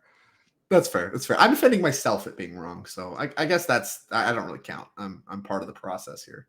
As Subtlety going to exile, can't imagine that one's getting cast. Most likely. Expressive iteration. Also in the graveyard. Pitch cast this turn. If Dominick flashes in an Endurance at the end of the turn, Subtlety could pitch cast. I mean, there's no way I think that would actually be worth doing, but it is possible, I guess. I mean, as you said, here's an Endurance. Can you even pitch cast it from exile? I have no idea. I don't know either. Well, either way, here's an Endurance. That card is going to get pitch cast. All right. Well, there it goes. I'll put that one on top. Thank you. Go ahead and get Counterspell out the way. Untap, that was a new interaction for me. I have certainly never seen that happen before. Likewise, I don't think I've ever seen an elemental pitch cast of an expressive iteration. It's a cool little trick. I don't just mean that. I mean, that wasn't just an elemental. That was a solitude that only had to target if something else was cast. And something else was cast. Yeah. And it was pitch cast after revealing that, okay, well, I mean, still going to cast it. And we did main phase it after the fact. Flooded Strand going to become the only type in the graveyard of land after the Endurance go ahead and blows up that graveyard. Wall of Roots going to get another counter. And the turn is coming back to Travis. Okay, so Travis is going to need a creature. So obviously a Dragon Rage or a Shredder would be great. Murktide is stranded in hand for the moment. Well, okay, Expressive Iteration certainly is a way to rebuild the graveyard and get things rolling once again. And it looks like a third Expressive Iteration among the mix. Dragon's Rage Channeler pretty quickly exiled there. Can play that one off of our untapped land. Not getting a great look at the cards that were selected to go top and bottom, but Dragon's Rage Channeler appears to be the follow-up. Only 2 types in the yard. We are looking at a 1/1. Leyline of the Void, among other cards in Travis's hand, is a tap Spirewrath Canal and just a passing of the turn. Looks like maybe a second copy of Endurance in Dominick's hand. And Wooded Foothills the draw. I mean, it certainly could be. Yeah, it looks like it. And there was, I believe, 3 in the board, plus there was probably one in the main. So he may very well have a full set of access to a full set of them at this point of the match. Very quickly fetching. Going to go ahead and Court of Calling. Interested to see, I don't know if we've already gone past the Dryad Arbor, but I feel like the Dryad Arbor is a better option there, giving you another creature for the Yawgmoth. This Court of Calling is going to find. But no matter what, here comes Yawgmoth, the namesake of the deck. Now with Dragon Rage Channeler only being a 1/1 creature, can threaten to go ahead and pick Dragon Rage Channeler off now. And based on verbal cues here, it looks like that is what is going to happen. We'll see what Dom's sacrificing. Likely this Wall of Roots. Yeah, you're good call on that Dryad Arbor there. I mean, that would be basically sacrificing a forest in order to pick that off, as it would have been enabled the casting of the cord at the same rate. And yeah, so a lot of life points to play with for this time for Dominick. Just an endurance in play, so not a lot of creatures to sacrifice. And Leyline's still on the board, but doesn't seem too bad. As well, Ledger Shredder with an expressive iteration follow-up. We're going to go ahead and connive. Mm-hmm. So let's see if that Leyline gets pitched. There it certainly goes. Does. And here's the counter. Yep, we're not done yet. We got more cards to move around, Travis. And we're going to go ahead and resolve this expressive iteration. Expressive iteration number 3. Done a lot of iterating. Yawgmoth, though, presenting as much, if not more, card advantage than these expressive iterations have offered. Mm-hmm. Bobble pretty quickly exiled. But Yawgmoth, get a great look at the other two. With Proliferate can take down something like Shredder, but it's not going to be easy to do something like that. And it's interesting you mentioned Proliferate, because it actually gets pretty hard to proliferate on Ledger Shredder because of the lifting counters rule you mentioned. You go to put a counter on, it just lifts. You don't get to proliferate it. So that's going to be maybe a little obnoxious if that's something that Dominick's going to try to get accomplished. But for now, Endurance is going to do a really good job holding off the Ledger Shredder. And we do know there's another copy of Endurance in Dominick's hand as Endurance comes into the red zone. Maybe suggest that Dominick's got something up his sleeve. Copy of Scavenging Ooze among the mix. Going to go ahead and deploy that one. That's excellent. That's a nice thing to proliferate. Very, very good. Agreed. Gain life, cut some types down. Go ahead and get that Dragon Rage Channeler right now. Get that life points going. And then, of course, if there's ever something like an Unholy Heat, we can cut down the types to where it doesn't even die to that. As you can see there. 2 mana, 2/2, originally printed in Commander 2011 set, I believe. So this card wasn't even legal in Modern on first printing. Yeah, that sounds right to me. I know that I remember way back, I traded 2 Divining Tops for a Scavenging Ooze. Wow. That's not a good trade by today's rates, Joe. I think you messed that one up. Is either one of those cards worth anything at this point? Top's a lot of money, Joe. Commander, come on. Get it together. Well, Tom, I remember going to, as this game, Scavenging Ooze is picked off by a lightning bolt. No creatures to eat in response. In Travis's graveyard. I remember going to Starseed event in 2011 in Southern California and trading like a dozen Divining Tops for like a Tundra and a number of other cards that I needed for my Cephalid deck at the time. Nice. Tops and Soul Rings. That was how I paid for everything basically at that event. Yeah, it's very fitting for you, Joe Lissette, to have had your primary currency be Sensei's Divining Tops. And that was a year before Miracles. Did we just watch the Scavenging Ooze die without getting sacrificed to Yawgmoth? I'm not really sure what happened there. Didn't really miss that. But either way, Unholy Heat is going to take down Yawgmoth. I believe Lightning Bolt took down Scavenging Ooze. And here comes Ledger Shredder, having shredded away a Subtlety for 3 points of damage. And here is 2 mana. Looks like we're reaching for the graveyard. Smells like Murktide time. Deck's called Murktide. Deck's called Yawgmoth. Well, Yawgmoth's had its time. Well, it sounds like it's time for old Murky. The sketch art on that one. Deck may as well be called Endurance, because that feels like the card he's drawn most copies of, and that's why there hasn't been any Murktide sightings up till this point. But now that it's in play, that gets harder. Plus, and now Endurance on Travis's graveyard will actually grow the Murktide. Oh, there's no instant sorceries right now, but should there be, that would be not great. And here is, as you mentioned, the copy of Endurance. And we're going to respond by casting Consider, which is going to put an instant sorcery in the yard and grow the Murktide region. We'll see. We'll see. Dominick may just target himself, or just that would be. Well, a we're pretty still on the amusing. Are we stack. growing the Shredder here? I believe so. I believe we're Yeah. casting in on a Holy Heat, targeting the endurance that has already resolved, shredding away a Ledger Shredder off the top. Don't even get the option to keep that one. Put another point of power. Endurance going to go away. Oh, he is going to target. So that Well, is I think gonna- he oh, said, maybe hold not. on a second. Yeah. I think he's like, wait. This might not go my way. Well, it may not matter either way, Dom. Yeah, it looks like Dom does elect to just go ahead and nuke his own graveyard. Now at 4 life, a draw has to be a really good one. Not sure what he can draw. Quick passing of the turn. Spiral of Canal doesn't add anything to the mix. And here comes the Flyers. Here comes a 3rd copy of Endurance. else could But it these be? have to be chumps, unfortunately. Yeah. There's All probably right. no digging out from here. There's a Grist that will get rid of one of the Flyers, but they both have enough power to kill Dominick in one shot. And that will do it. Travis Dahle will take down this fairly entertaining match to improve to 5-0. Congratulations to him and his Murktide deck, powered by a full play set of Ledger Shredders. Yeah, and that was really cool to see, as we don't normally see cards like Leyline of the Void in the Murktide deck, especially with the recent printing of a card like Unlicensed Hearse. You see a lot of the Izzet decks reaching for that as their primary graveyard hate for a variety of reasons. Leyline of the Void seems to be a very purposeful choice by Travis and came up huge here in ways that I don't think Unlicensed Hearse would be able to. Perhaps not. I mean, Hearse is not going to have the same capability of dealing with. I mean, for example, it's like if you have multiple undying creatures, you sack one, Hearse eats it, sack the other one, you're good to go. Exactly. And Leyline trumps that completely. And Ledger Shredder, the ability to not be punished for drawing uncastable cards later in the game, can have a big impact on how these decks are constructed going forward. Anyway, we've reached the end of the round. Time is on the verge of being called or has been called already. So we are going to step away. We'll be back for round 6. 3 more rounds of Swiss to go, and then the elimination rounds will be here all evening. Come on back.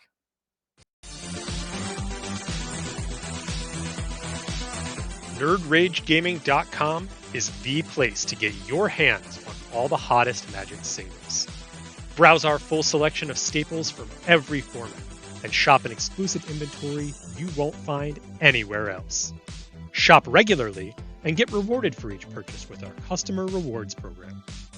Automatically earn store credit each time you shop and work your way up to 10% back on all orders. Be sure to use the code STAYHOME for free shipping. All this and more at nerdragegaming.com.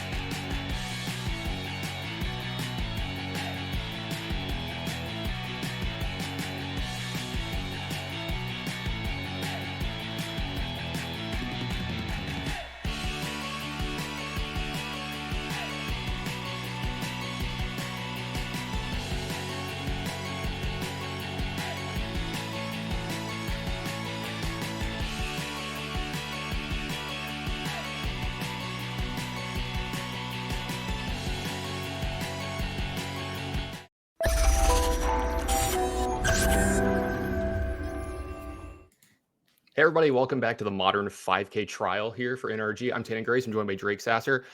Joe needed to go take a nap. It's been a long day for him. He's a little tired. It's actually, I think it's supper time. I think that's the correct term, right? Supper for I him. believe it is. I believe that's correct. Yeah, he needs to go find a local Denny's, get a Grand Slam, one of those things, and Denny's. just get his nap in, man. He needs his beauty rest, Drake.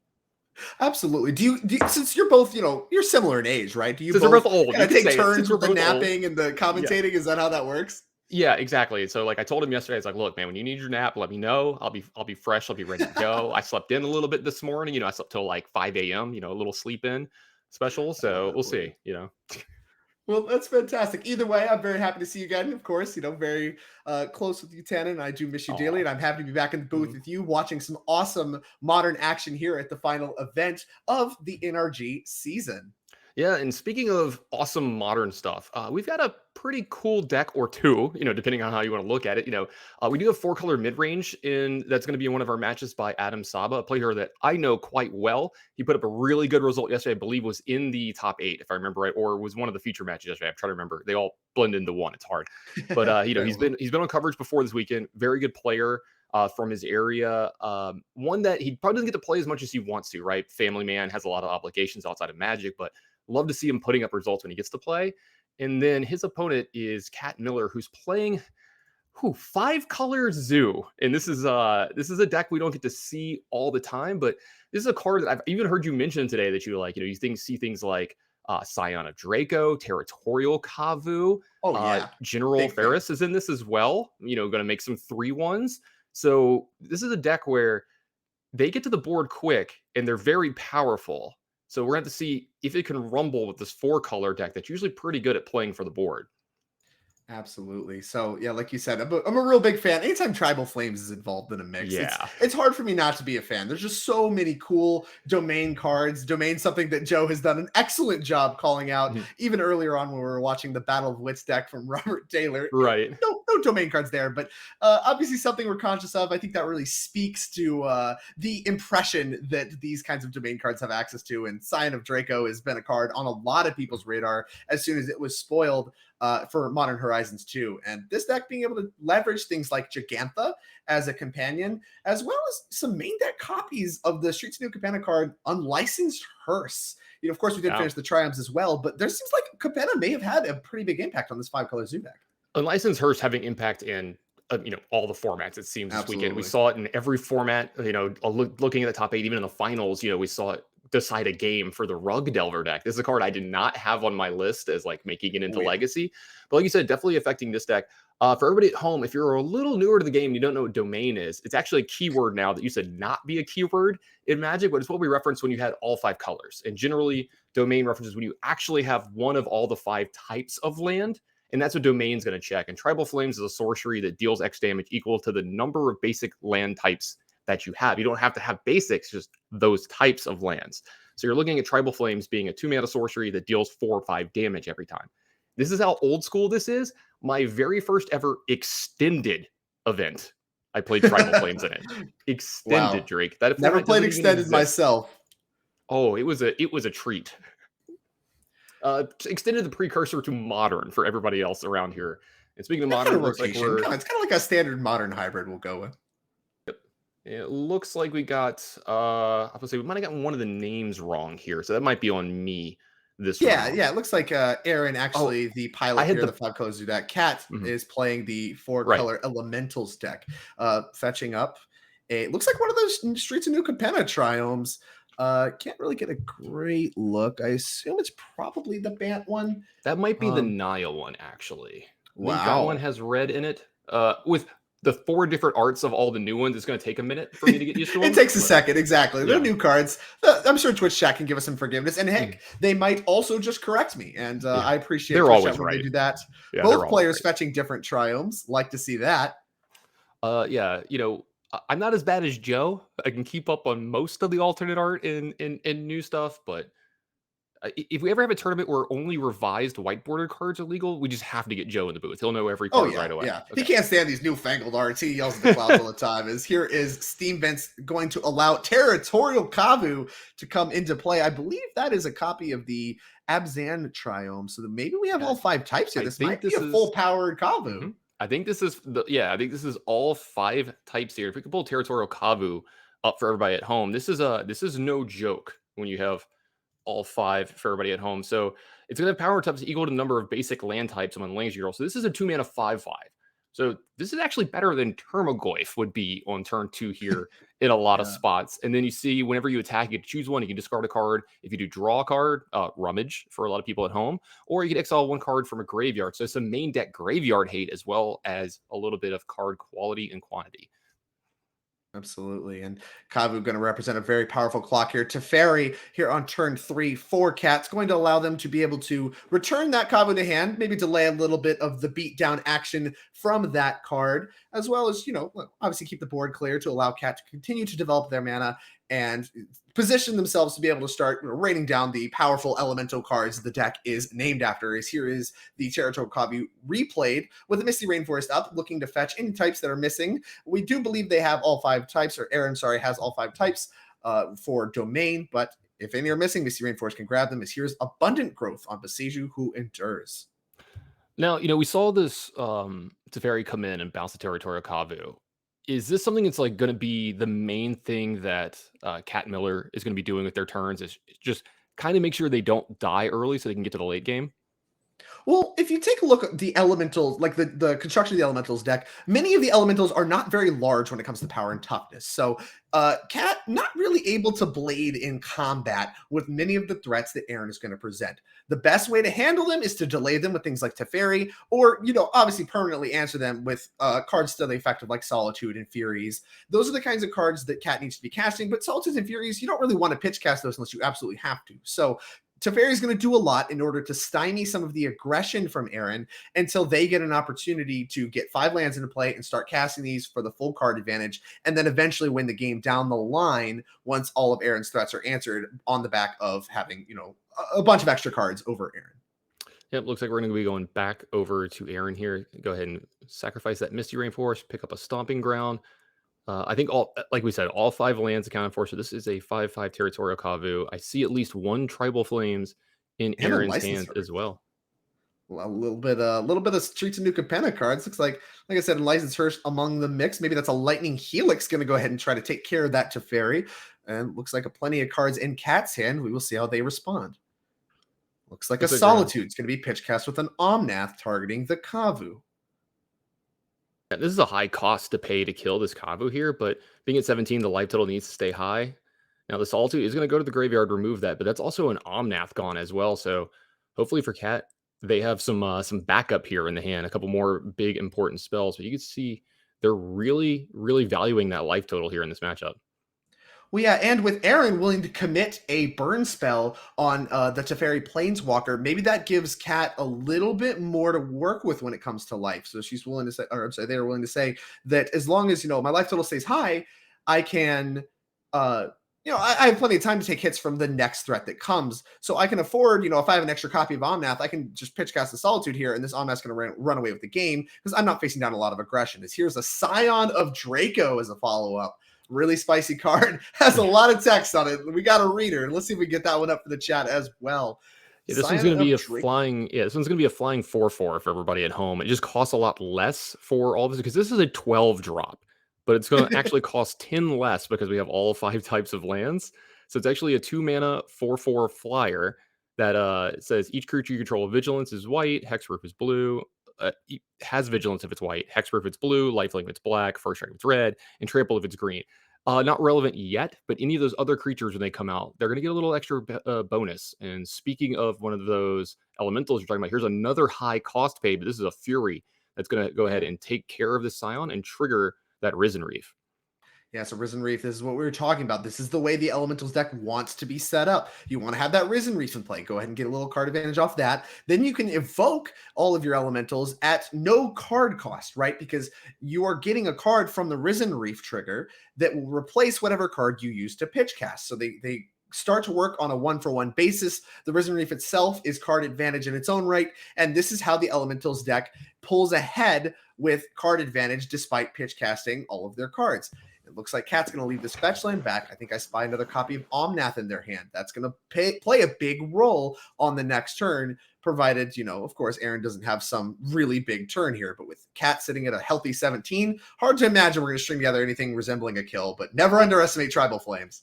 Yeah, and so this seems to be a good spot for Cat, right? Like you said, there are a bunch of burn spells in this deck. We've seen Lightning Helix, we've seen Tribal Flames has been cast yet, but we know it's in the hand.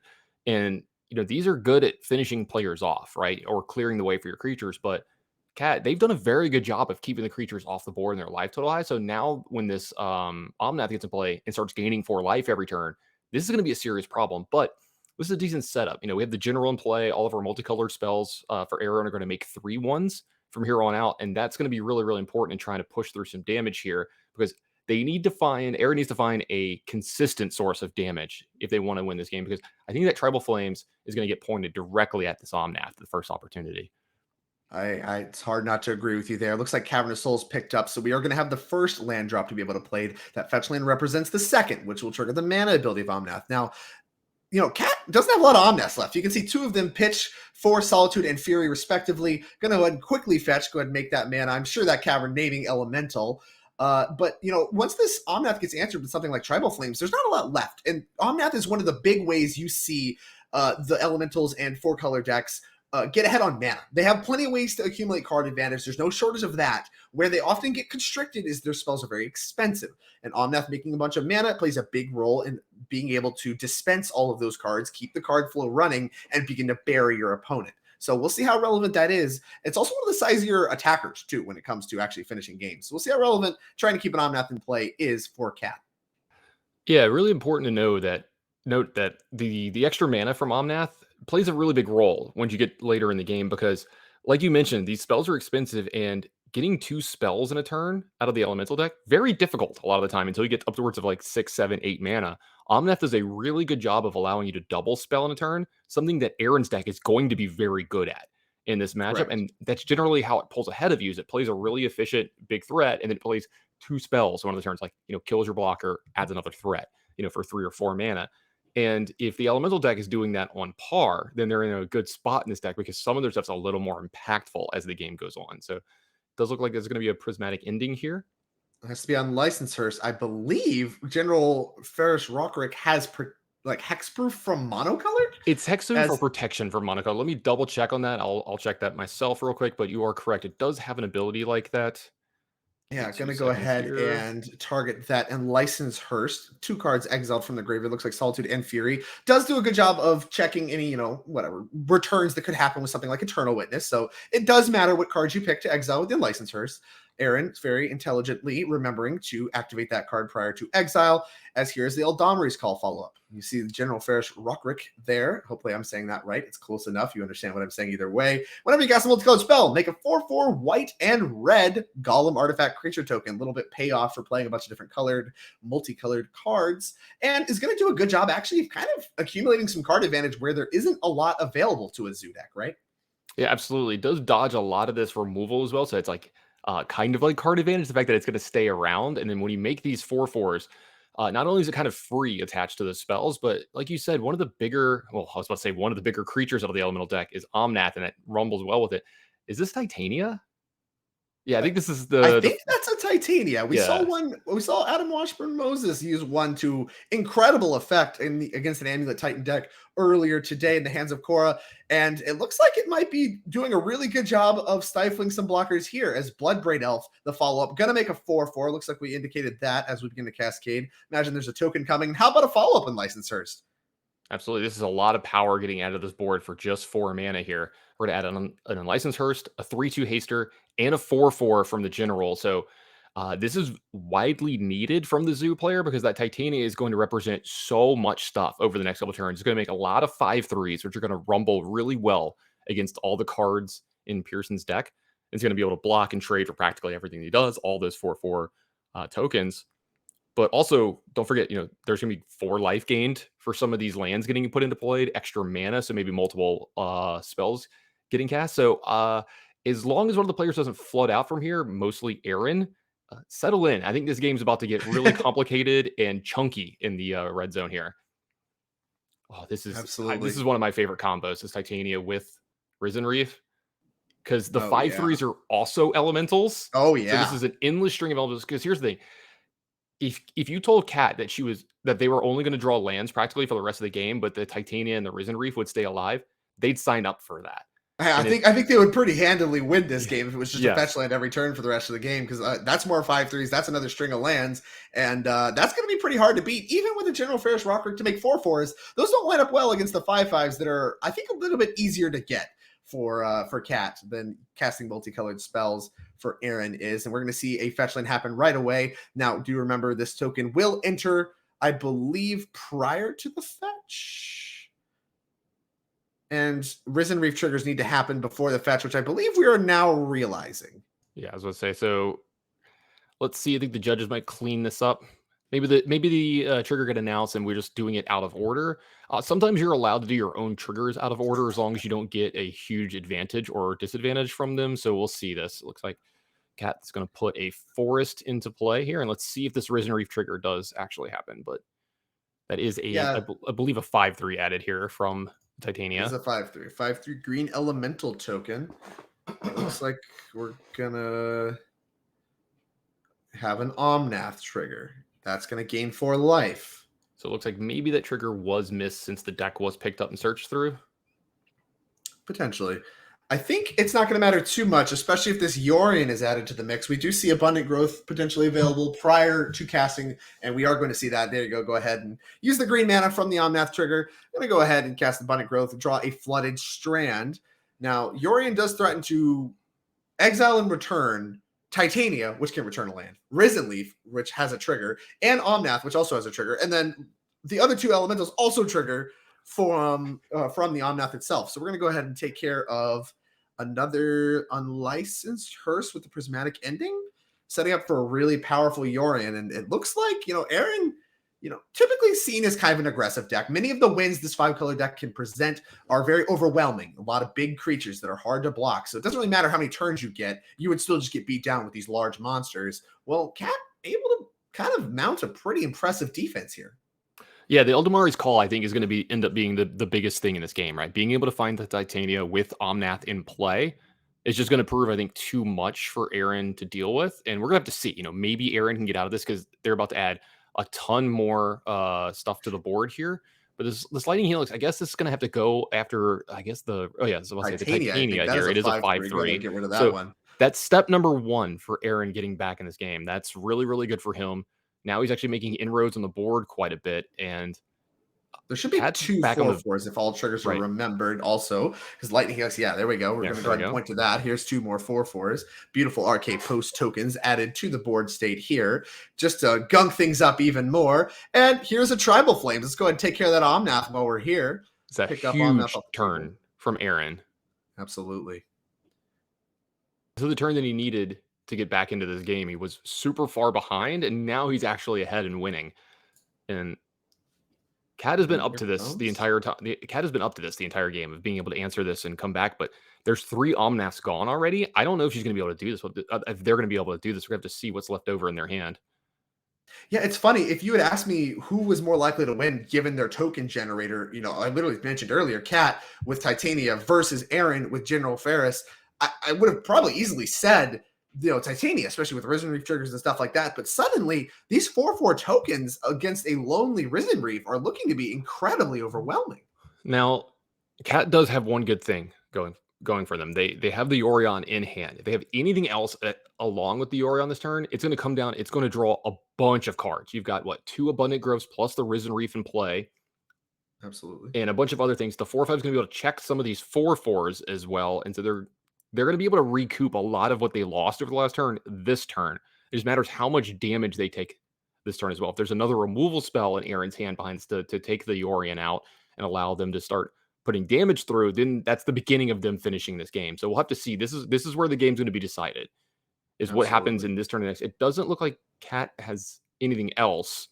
So it's going to be on Yeah, it Aaron looks like a now. land was drawn. The Misty Rainforest, the draw for turn. Could put the Abundant Growth there if we so choose. Instead, choosing to upgrade the Boseiju and the Snow-Covered Forest. That will trigger the Risen Reef. Going to go ahead and draw a Fury. That's a good one, as here comes 2 more cards. Looks like Prismatic Ending and Breeding Pool. The 2 cards drawn. Yorion, a little bit better of a blocker than the Lonely Risen Reef, but quite an onslaught of 4/4s already in play. 2 cards available for Aaron, as well as a Gigantha that can be bought. Look, we're going to go ahead and get that accomplished. And here's a Territorial Kavu, a good draw, as it makes another 4/4 and is a 5/5 itself. Just huge monsters coming down for this 5-color zoo deck. Absolutely. And we're going to have to see if Aaron can present enough pressure this turn and next to get the game over with, because you are a little worried, right, when this many cards go into the 4-color elemental's hand.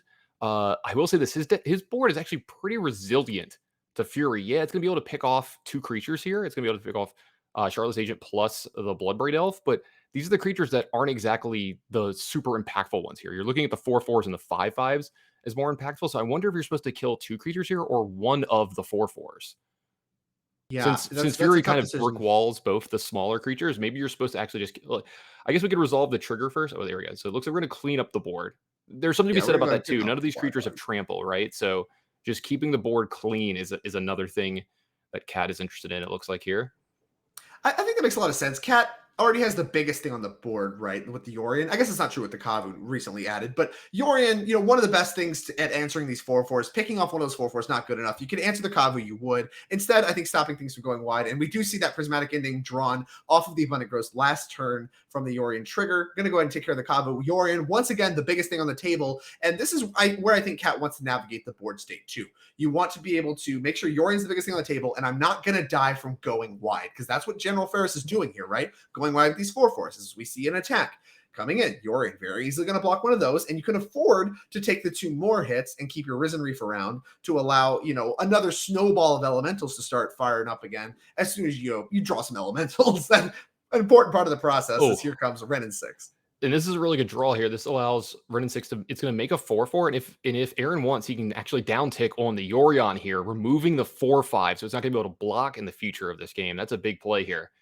Absolutely. And it does add another 4/4, as you mentioned, to the table. So replaces the 4/4 that was lost and takes care of the Yorion, to where Yorion no longer the biggest, baddest thing on the of Fury only trades with 4/4 tokens. Suddenly Cat in a position where they need a really good draw. We see Renin 6. Something like some of the channel lands could make this Renin 6 a really good draw. Otherwise, Cat already has access to more than enough mana. Let's see. Are there any channel lands? Are there any of the triomes in Cat's graveyard? Something to do here is big, because Renin 6 by itself, just buying back lands right now, not that great, right? We see so many. Well, actually, hold on a second. It says protection from multicolored or monocolored on monocolored. It has hexproof from monocolored, so it could kill the general. You can pick off the general here, and that's actually pretty good. So I was gonna say, this is a little bit better of a top deck than I thought it was at first. True. Still 3 4/4s left behind with no clear answer to them. Once again, Fury can trade with one of them, but I mean, 8 power is still a lot. So it does do a little bit. It does stop, the flood of these 4/4 tokens, but I don't think it's going to do enough on its own. Now we'll see if Aaron respects the Renin 6 enough to attack it after it takes care of the general, assuming that is the best thing to do with it. Don't really have access to the entire contents of Cat's graveyard, but as you mentioned, I'm pretty sure killing the general is the most appealing thing to do with this card. We'll see exactly what Cat decides to do here. There's another scary thing here too, is if there is an attack from Aaron with all of them, you're almost incentivized to block of Riven Reef and trade with Fury, because if you take 8 here, you go to 2, and there's a Renin 6 on the other side of the board of 2 counters on it that can actually steadily kill you. It will actually just kill you. Yeah. But the thing is, if you tick down your Renin 6 down to 1 to deal 1 damage to Cat, Cat can then tick down their Renin 6 to kill yours, and then they only have to find answers to your tokens at that point. But we're at a tightrope spot here, and I was about to say, I don't know what's left over in Cat's hand. I don't know if they have any spells left.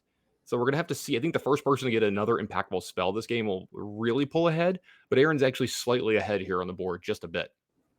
Yeah, I agree with that assessment. Of course, you can argue who has better draws more often. Aaron certainly, I think, has a flatter power level with just a bunch of monsters and burn spells in his deck. Cat has a bunch of 2-for-1s, which are huge hits, but of course, a lot of lands, a bunch of things that could just cantrip into lands, things like Abundant Growth. Plenty of misses, but the hits for Cat, I think, are a lot bigger than the hits for Aaron. A hit for Aaron's just, another monster. And so even if with another hit, I think you need Cat to miss still to really clearly seal up the game. But as you said, any draw from either player, it looks like Scion of Draco may be the pickup. Looks like an artifact. Can't really get a great look. All right, looks like the Rhinos 6 is going to go ahead and pick off the Risen Reef here to remove a blocker. Oh, Territorial Kavu, a good one. Not going to make a 4/4 this time, but a 5/5 in its own right. As here comes 12 damage in tokens alone. And they're definitely going to attack Cat here. Love attacking Cat. I don't think you need to pay any respect to Rhinos 6 at this point. And you can see rubbing Cat their hands, knocking the top of the deck. Help, please, says Cat. I need a little bit of assistance. I was going to say, I didn't see what it was. I thought it might be a spell, but it needs to be a really good one. I think maybe Teferi? Teferi gives you it's not bad and gives you a redraw here. It will kill one of the tokens while also giving you a redraw, but you need a lot to go right here. A Teferi into a Solitude. It's a Risen Reef. Okay, Risen Reef, another redraw. Solitude. Almost any of the elemental incarnations can get it done here. Well, actually, no, because the Rhinos 6 is going to check this Risen Reef, so it's going to be a little bit too much. It looks like it was a counter on top of the library. That's not going to be good enough. Aaron going to steal game one here. Yep, so Aaron up one game with this kind of innovative of 5-color zoo deck is kind of what we called it from back in the day. More of a domain deck now. This is something we haven't really seen put up too many results in Modern lately. We'll have to see. If it's going to make its way to the top 8 with a 5-0 start and a game going for the 6-0 start, really good chance that it is going to put up one of these really good finishes. And it's nice to see Scion of Draco in a deck that's actually trying to attack with it and use it the way it was intended, and not in the calibrated blast deck that we've seen a little bit in Modern over the last few weeks. So Scion of Draco getting a little bit of play here. So some of the forgotten cards from MH2 Drake are actually making a big impact in this match. Yeah, you love to see it. We actually have the deck list. Let's go ahead and bring that up on screen. Take a look at the specifics here. We did see Shardless Agent as a cascade spell. We also saw Bloodbraid Elf. These cards also a really neat, unique innovation alongside the General Ferris Rockrick. We saw that used to great effect to give Aaron a win there in game one. When these cards were spoiled, you mentioned, right? Territorial Kavu. We see Scourge of the Skyclaves. We see Scion of Draco. When these cards were spoiled, a lot of people tried to make this Domain Zoo deck happen. Clearly, this is something that is trying to get some support from Modern Horizons 2, but players couldn't quite figure it out. This Cascade build alongside General Ferris Rockrick might be enough to get it done. It certainly looked impressive there in game one. What kind of sideboard options are you liking against the Elementals deck based on what we have here? So I'm looking at it, and I was looking before you even said that, and I'm like, I think I might just present my 60 again. Yeah, I not like a lot. Maybe the Teferis are good enough at shutting down instant speed tricks, but outside of that, there's not a lot to like. Maybe there's something to be said about being on the draw with Scourge of the Skyclaves. You might not take enough damage that you can readily just cast one of your Cascaders on 3, and if you hit it, it might just die. So maybe there's something to be said about that, but I mean, I don't even know. That makes you have to play weird with your own lands. You have to shock yourself more often. I'm not sure. Scourge does check the opponent as well. So if you're beating down the opponent, it is whoever is higher, I believe. It's the highest life total among players. You're right. Right. So you fetch shock, like you said, you need your life total down, and then you beat down your opponent. So yeah, like you said, a Cascade on 3, probably not the hit you're looking for, but plenty of other good hits as we see. Only 2 copies of Ren and 6, kind of strange. Not a lot of bad cards in this matchup. Maybe you can shave on the unlicensed Hearses or the Bolts if you think those cards are a little worse than Teferis. But otherwise, like you said, probably presenting a lot of the same 60 that we have here. Giganta, of course, the companion, does explain a lot of the exclusions as far as other potential cards that would have double pips in their mana cost. But either way, as you mentioned, a very innovative take using multicolored cards that just almost, it feels like a vomit of creatures on the table. You just have multicolored stuff everywhere, tokens and generals, and here's a Cascade card. Why not? Just vanilla bodies everywhere. So Drake, we had a camera on the players, and I was going to try to watch to see if any sideboarding happened on the side of the Zoo player. And I missed it while we were talking about this when I was looking at the sideboards, but I'm going to go out on a limb and say same 60. I think that's what I would do. Run it back. No changes. I mean, we won game 1. What more do you want? Yeah, deck's perfect. It already won a game. You just won another one. It's won a lot of games apparently today as well. So. Absolutely. Both players, we see a little bit of an asymmetrical companion setup here. Yorion versus Gigantha. Both cards in foiled. Have a lot of appreciation for that. Full art Gigantha versus not full art Yorion. I think that's why game 1 was won by Aaron, but can't say for sure. Who's to say? Foil dominancy. Yeah, I mean, absolutely. It does increase your draw percentage by about 2 to 3%. You can check my math on that, but I'm pretty sure I'm right. Okay, yeah, I think you're objectively correct as well. The blinding of the foils has enough of a percentage. It's objectively competitively correct to play foils. You heard it here first. I will take no further questions regarding foils. Thank you for your time, Twitch chat. I got nothing. You got nothing. That's fair enough. It looks like a mulligan here on Cat's side. Aaron likes their opening 7. Your logic is undeniable, Drake. So there's just no lies detected. Right. And how do you feel about mulliganing with the elementals deck? I've got a feel that mulligans pretty decently, even though you're a larger deck, because, is it a decent mulligan deck with all the cards practically replacing themselves? Yeah, it's right. That's like exactly kind of the way I would think about it, is like you need a functional hand. You do have a lot of 1 for 2s in the form of your pitch cards where you're going down on card advantage, but the deck is designed to be able to play with their card advantage. They can go down cards, but then they recoup them with things like Risen Reef and things like Expressive Iteration, all those kinds of cards with these four color piles. That's kind of the big cost of playing 4 colors. Is like, your mana base hurts a little bit more, so maybe your burn matchup's a little bit worse, but all your cards are just great. There's 2 for 1s or they're efficient free spells. And so mulliganing is probably just fine, as when you win, it's by a complete landslide of card advantage, not by little, incremental stuff most of the time. Yeah, as I was saying, it's not like in the back in the day where if a card said draw a card on it, we were happy to play. I'm looking at you, Electrolyze, that's been functionally banned from Modern. Man, I miss the days when that was played. Electrolyze. Yeah. I mean, Reman is kind of making a comeback. Maybe one day we'll get Electrolyze back. We'll see. But I've heard calls for Reman and Pioneer. What do you think of that? You like a little Reman action in Pioneer? I'm not sure about that one in Pioneer, but we'll see. I'm not sure I want to give the combo decks Reman to that format, but that's fair. The combo deck's already very dominant. No play on turn 2 from Cat. Kind of interesting to see. Could be no Ren is usually not that surprising.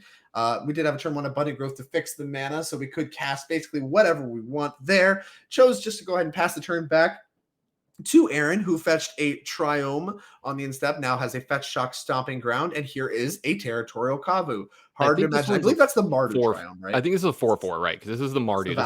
This is the Mardu one. So this is non-blue right now. You're seeing Domain really get a kick in the last about year and a half. The Triomes having all 3 land types. The fact that you can have Domain on turn 2 now is something that was never actually available to you in the back. I remember playing decks like this back in the day, like I said, playing tribal flames, and when the shock lands got printed into the original Ravnica, this was a big deal because you could fetch for a shock, fetch for another 2 lands, and you had 4 of your 5, and that was such a big deal. And speaking of a big deal, this might be game ending. Instep Eldamri's call. That's why there's no play on turn 2. Check it out. Here's a Magus of the Moon. Outs for the Zoo player. 4 lightning bolts. 4 lightning. Tribal Flame's not going to get it done. Only does 1 damage. You need 2 copies of those. As here is a Magus of the Moon, uncounterable from Cavernous Souls. Get a look there. How about Blood Moon on creature? 2/2. Can tutor it up with your Eldamri's calls. Planes! Tribal Flames kills it! Oh no! I think there's 2 basics in this entire deck, Drake. Yeah, there's 1/4. And it's Lightning Helix! Oh my god, it's Lightning Helix, Drake.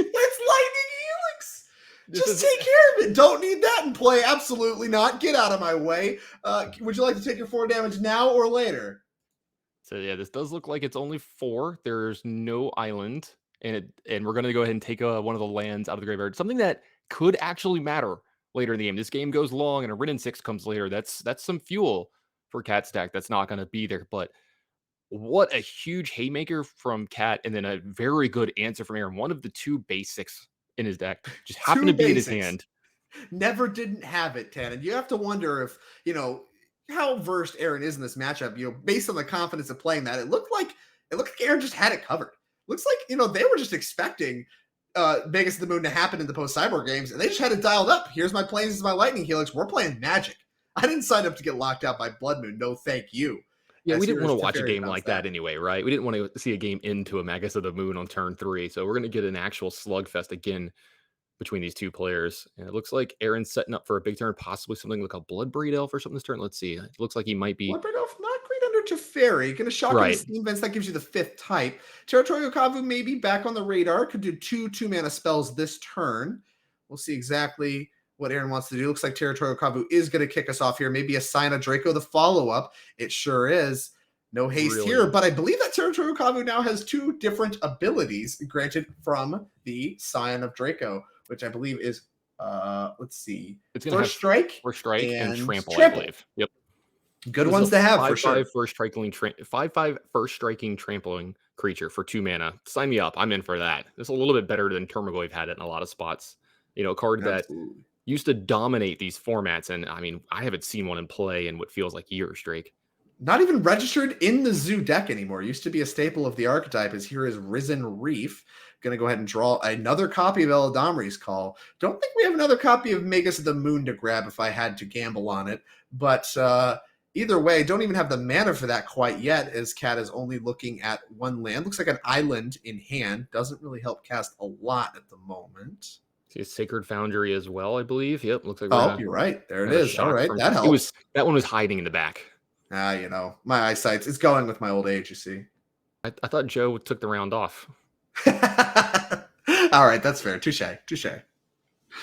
Well, let's see. Maybe that's why That he looks doesn't like- actually know the ultimate art. It's not that he doesn't know them; he just can't see. You them. can't see them. Oh, that might be the case. I'll have to ask him when I see him again. Get him a prescription. You know. Sorry, Joe. I hope you're not watching. We're just like savaging the man while he's gone. He It's can't defend surely- himself. You know. It's cruel. Yeah.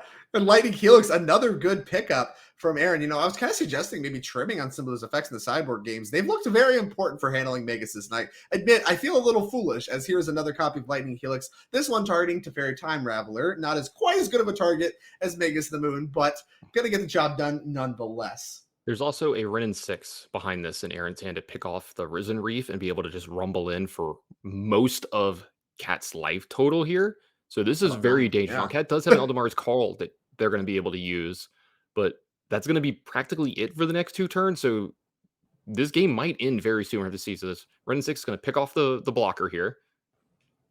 I have to believe. Let's see. Yeah. Well, it's interesting. If Ren just picks off the Risen Reef, right?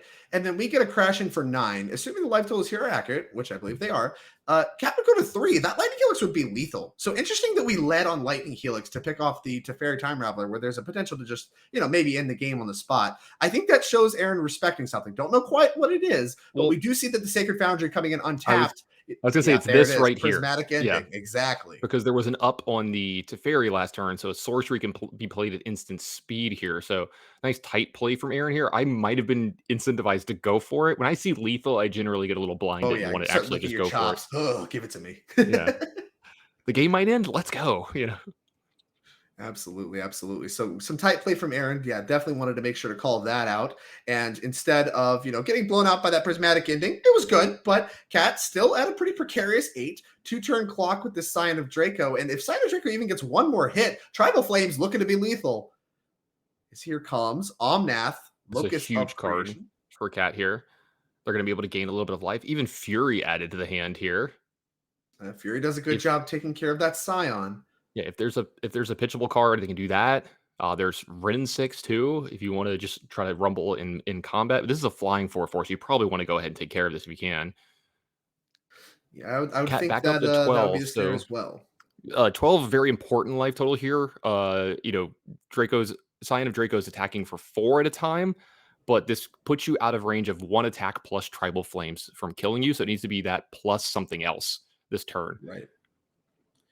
Is here a big draw step potentially for Aaron. Sacred Foundry appeared to be added to the mix. Going to go ahead and shock that one in. Let's see what Aaron has done a good job answering everything Cat's thrown at him so far. Looks like Charlotte's Agent among the mix. Going to go ahead and cast that one. Need to tap the only blue source to do so. No more blue cards this turn. This is the hardest part about one of the hardest parts about playing with this deck is tapping your mana correctly for all of your possible plays after this. Yeah, making sure you can cast them. And you see Aaron pausing to make sure they did the math for that. And Tribal Flames, the hit off of Shardless Agent. That's going to go after the Omnath, Locust of Creation. And suddenly, maybe Aaron's once again back in the driver's seat as Omnath hits the graveyard. 5 damage in the Omnath's going to resolve there. It's going to go to the graveyard, like you said, and we've got a 4/4 that could possibly attack Cat here. It looks like we're going to add one of the lands back to Aaron's hand. Looks like an Aaron Mesa going to add it back in there. Now, land has been played this turn, and that Charlotte's Agent cannot attack, right? Yeah, it looks like, Cat making sure Charlotte's Agent does not have haste. Yeah, there we go. We run that one back. Here comes 4 damage, going to deal 4 to Cat. Back down to 8. Of course, Omnath did quite a good job stymieing the aggression. Looks like Eladamri's Call among other cards for Cat this turn. So big turn for Aaron, potentially big turn for Cat. A lot of back and forth here in this matchup. This has been really cool to watch. Yeah, this Charlotte's Agent does actually have 2 other abilities right now. It does have Trample and Hexproof added from the Scion, but haste, not one of them. So, like you said, back over to Cat. Very important here. Very important turn to see if they can restabilize here. They've done a very good job of it almost every turn of these games, but Aaron's been up to the task of just getting those last points of damage through. Absolutely. And of course, if you were to just take a snapshot of this board state in this particular moment, it looks like Aaron's very far ahead. We're ahead on life. We're ahead on board. We even have a Planeswalker running, 3 cards in hand still. There's a lot of resources Aaron appears to be up on, but you can never underestimate the power of these elemental decks. They can get a few pieces of card advantage going, things like Risen Reef, and then a few pitch elementals, and suddenly the entire tide is turned the other direction. So, you can see Cat very deliberately lining up some mana here. Big turn to plan out when it involves things like Eladamri's Call and a series of triggers and tutors and what have you. I think we might have a really big turn out of Cat. I'm very excited to see what we have going on here. Let's say, is there a land left over for Cat here too? Because you do have possibility of call into Omnath, draw a card. If you don't have a land already, maybe you hit one. If you hit a fetch, that could be a huge turn. So Cat with a lot of options possibly. I believe there is an Eldamari's Call left in their hand.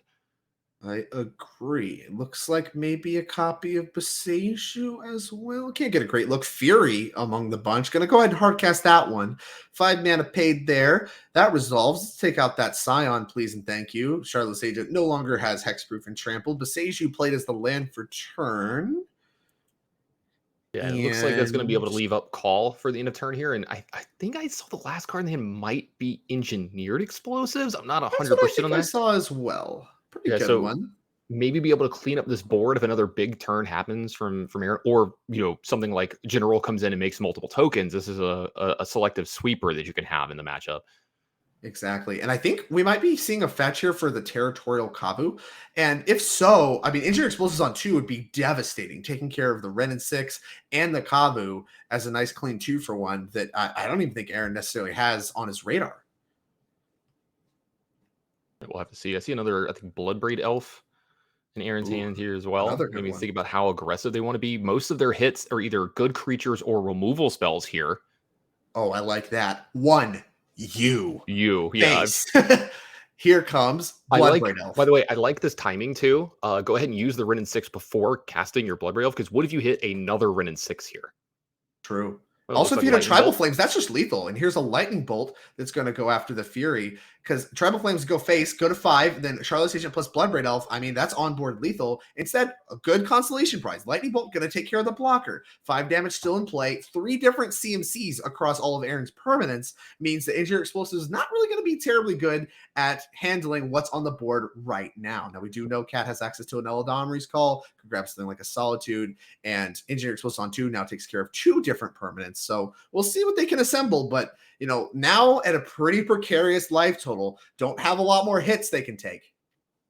Yeah, it looks like they're trying to figure out what to get here. I do see them looking at a Fury, but I wonder if Fury gets it done enough here with the Wrenn and 6. I do believe Cat is at 2 here this turn. I don't know if the life totals have been upgraded or updated, but I wonder if you're supposed to get Omnath here, draw a card, depending on what the last card in the hand is, and possibly do also. I think it's an Engineered Explosives. We're not 100% on that, but we'll let Cat make this call.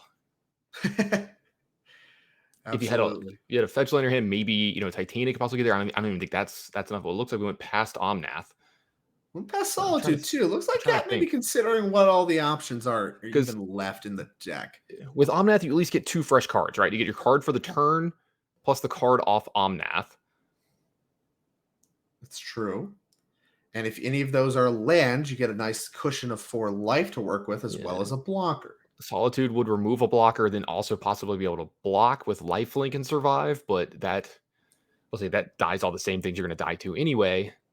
Yeah, I don't mind taking a little bit of extra time here just to kind of make sure this is your best chance. Maybe the raw card count with Omnath is going to be important. The fact that it gets you even another card deeper into your deck, you can maybe find another removal spell. A Risen Reef along with the land would be huge.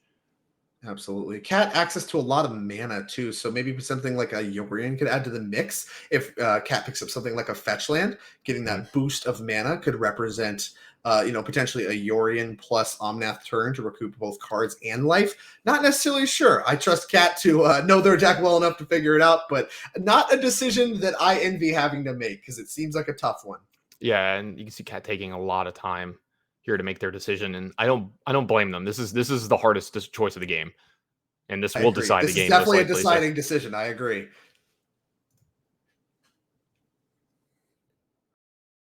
Let's see what they will select. Looks like Solitude gonna be the final selection. Reasonable, like you said, die to all the same things anyway, so no sense worrying about removal. You're gonna die to that anyway. Take care of the Kabu, gonna be able to line up a block on Bloodbraid.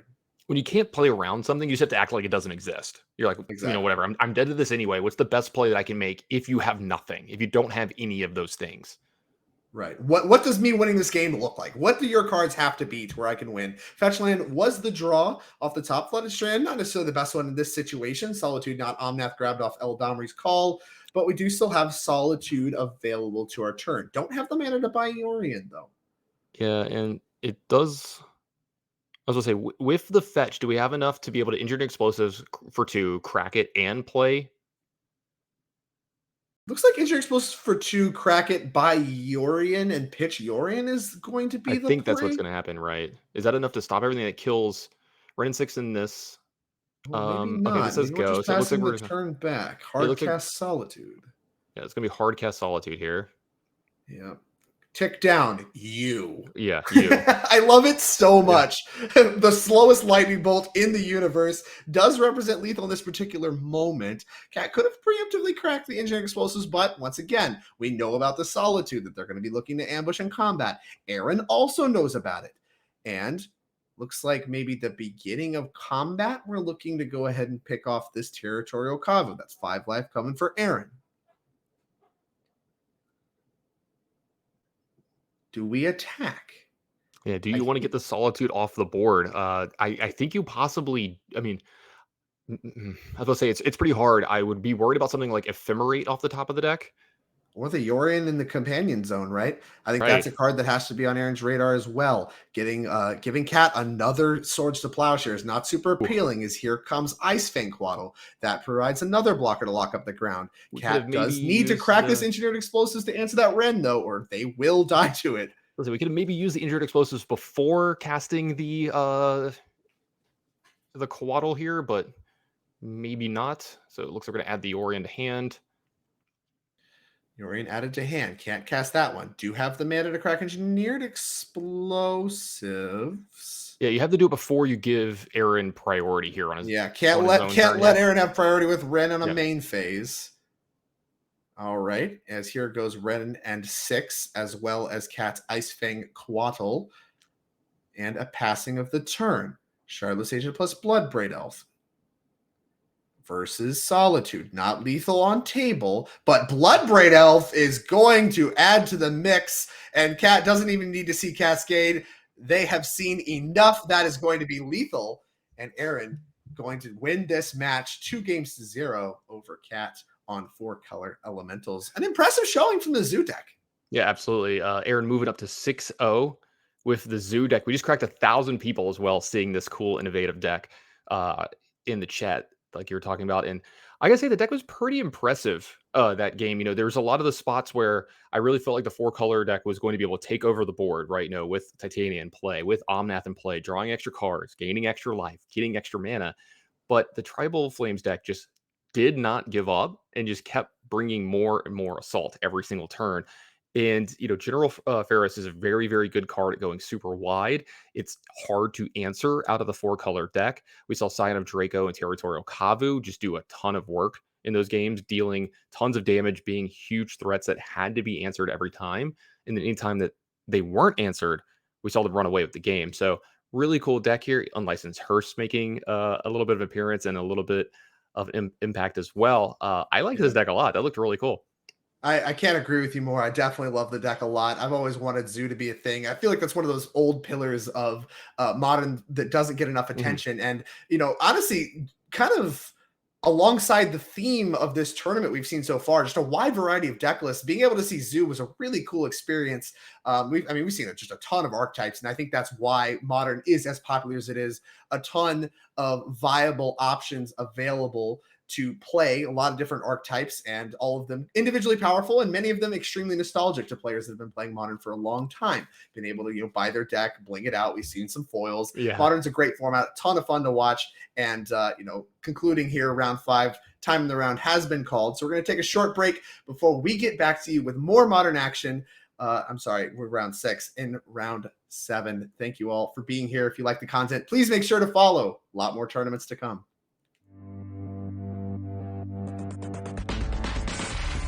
Follow the NRG series on social media on Facebook, Twitter, YouTube, and Instagram. You'll find information on upcoming events, important announcements, event recaps and VODs, plus behind-the-scenes photos and videos directly from the NRG series. Connect with us today.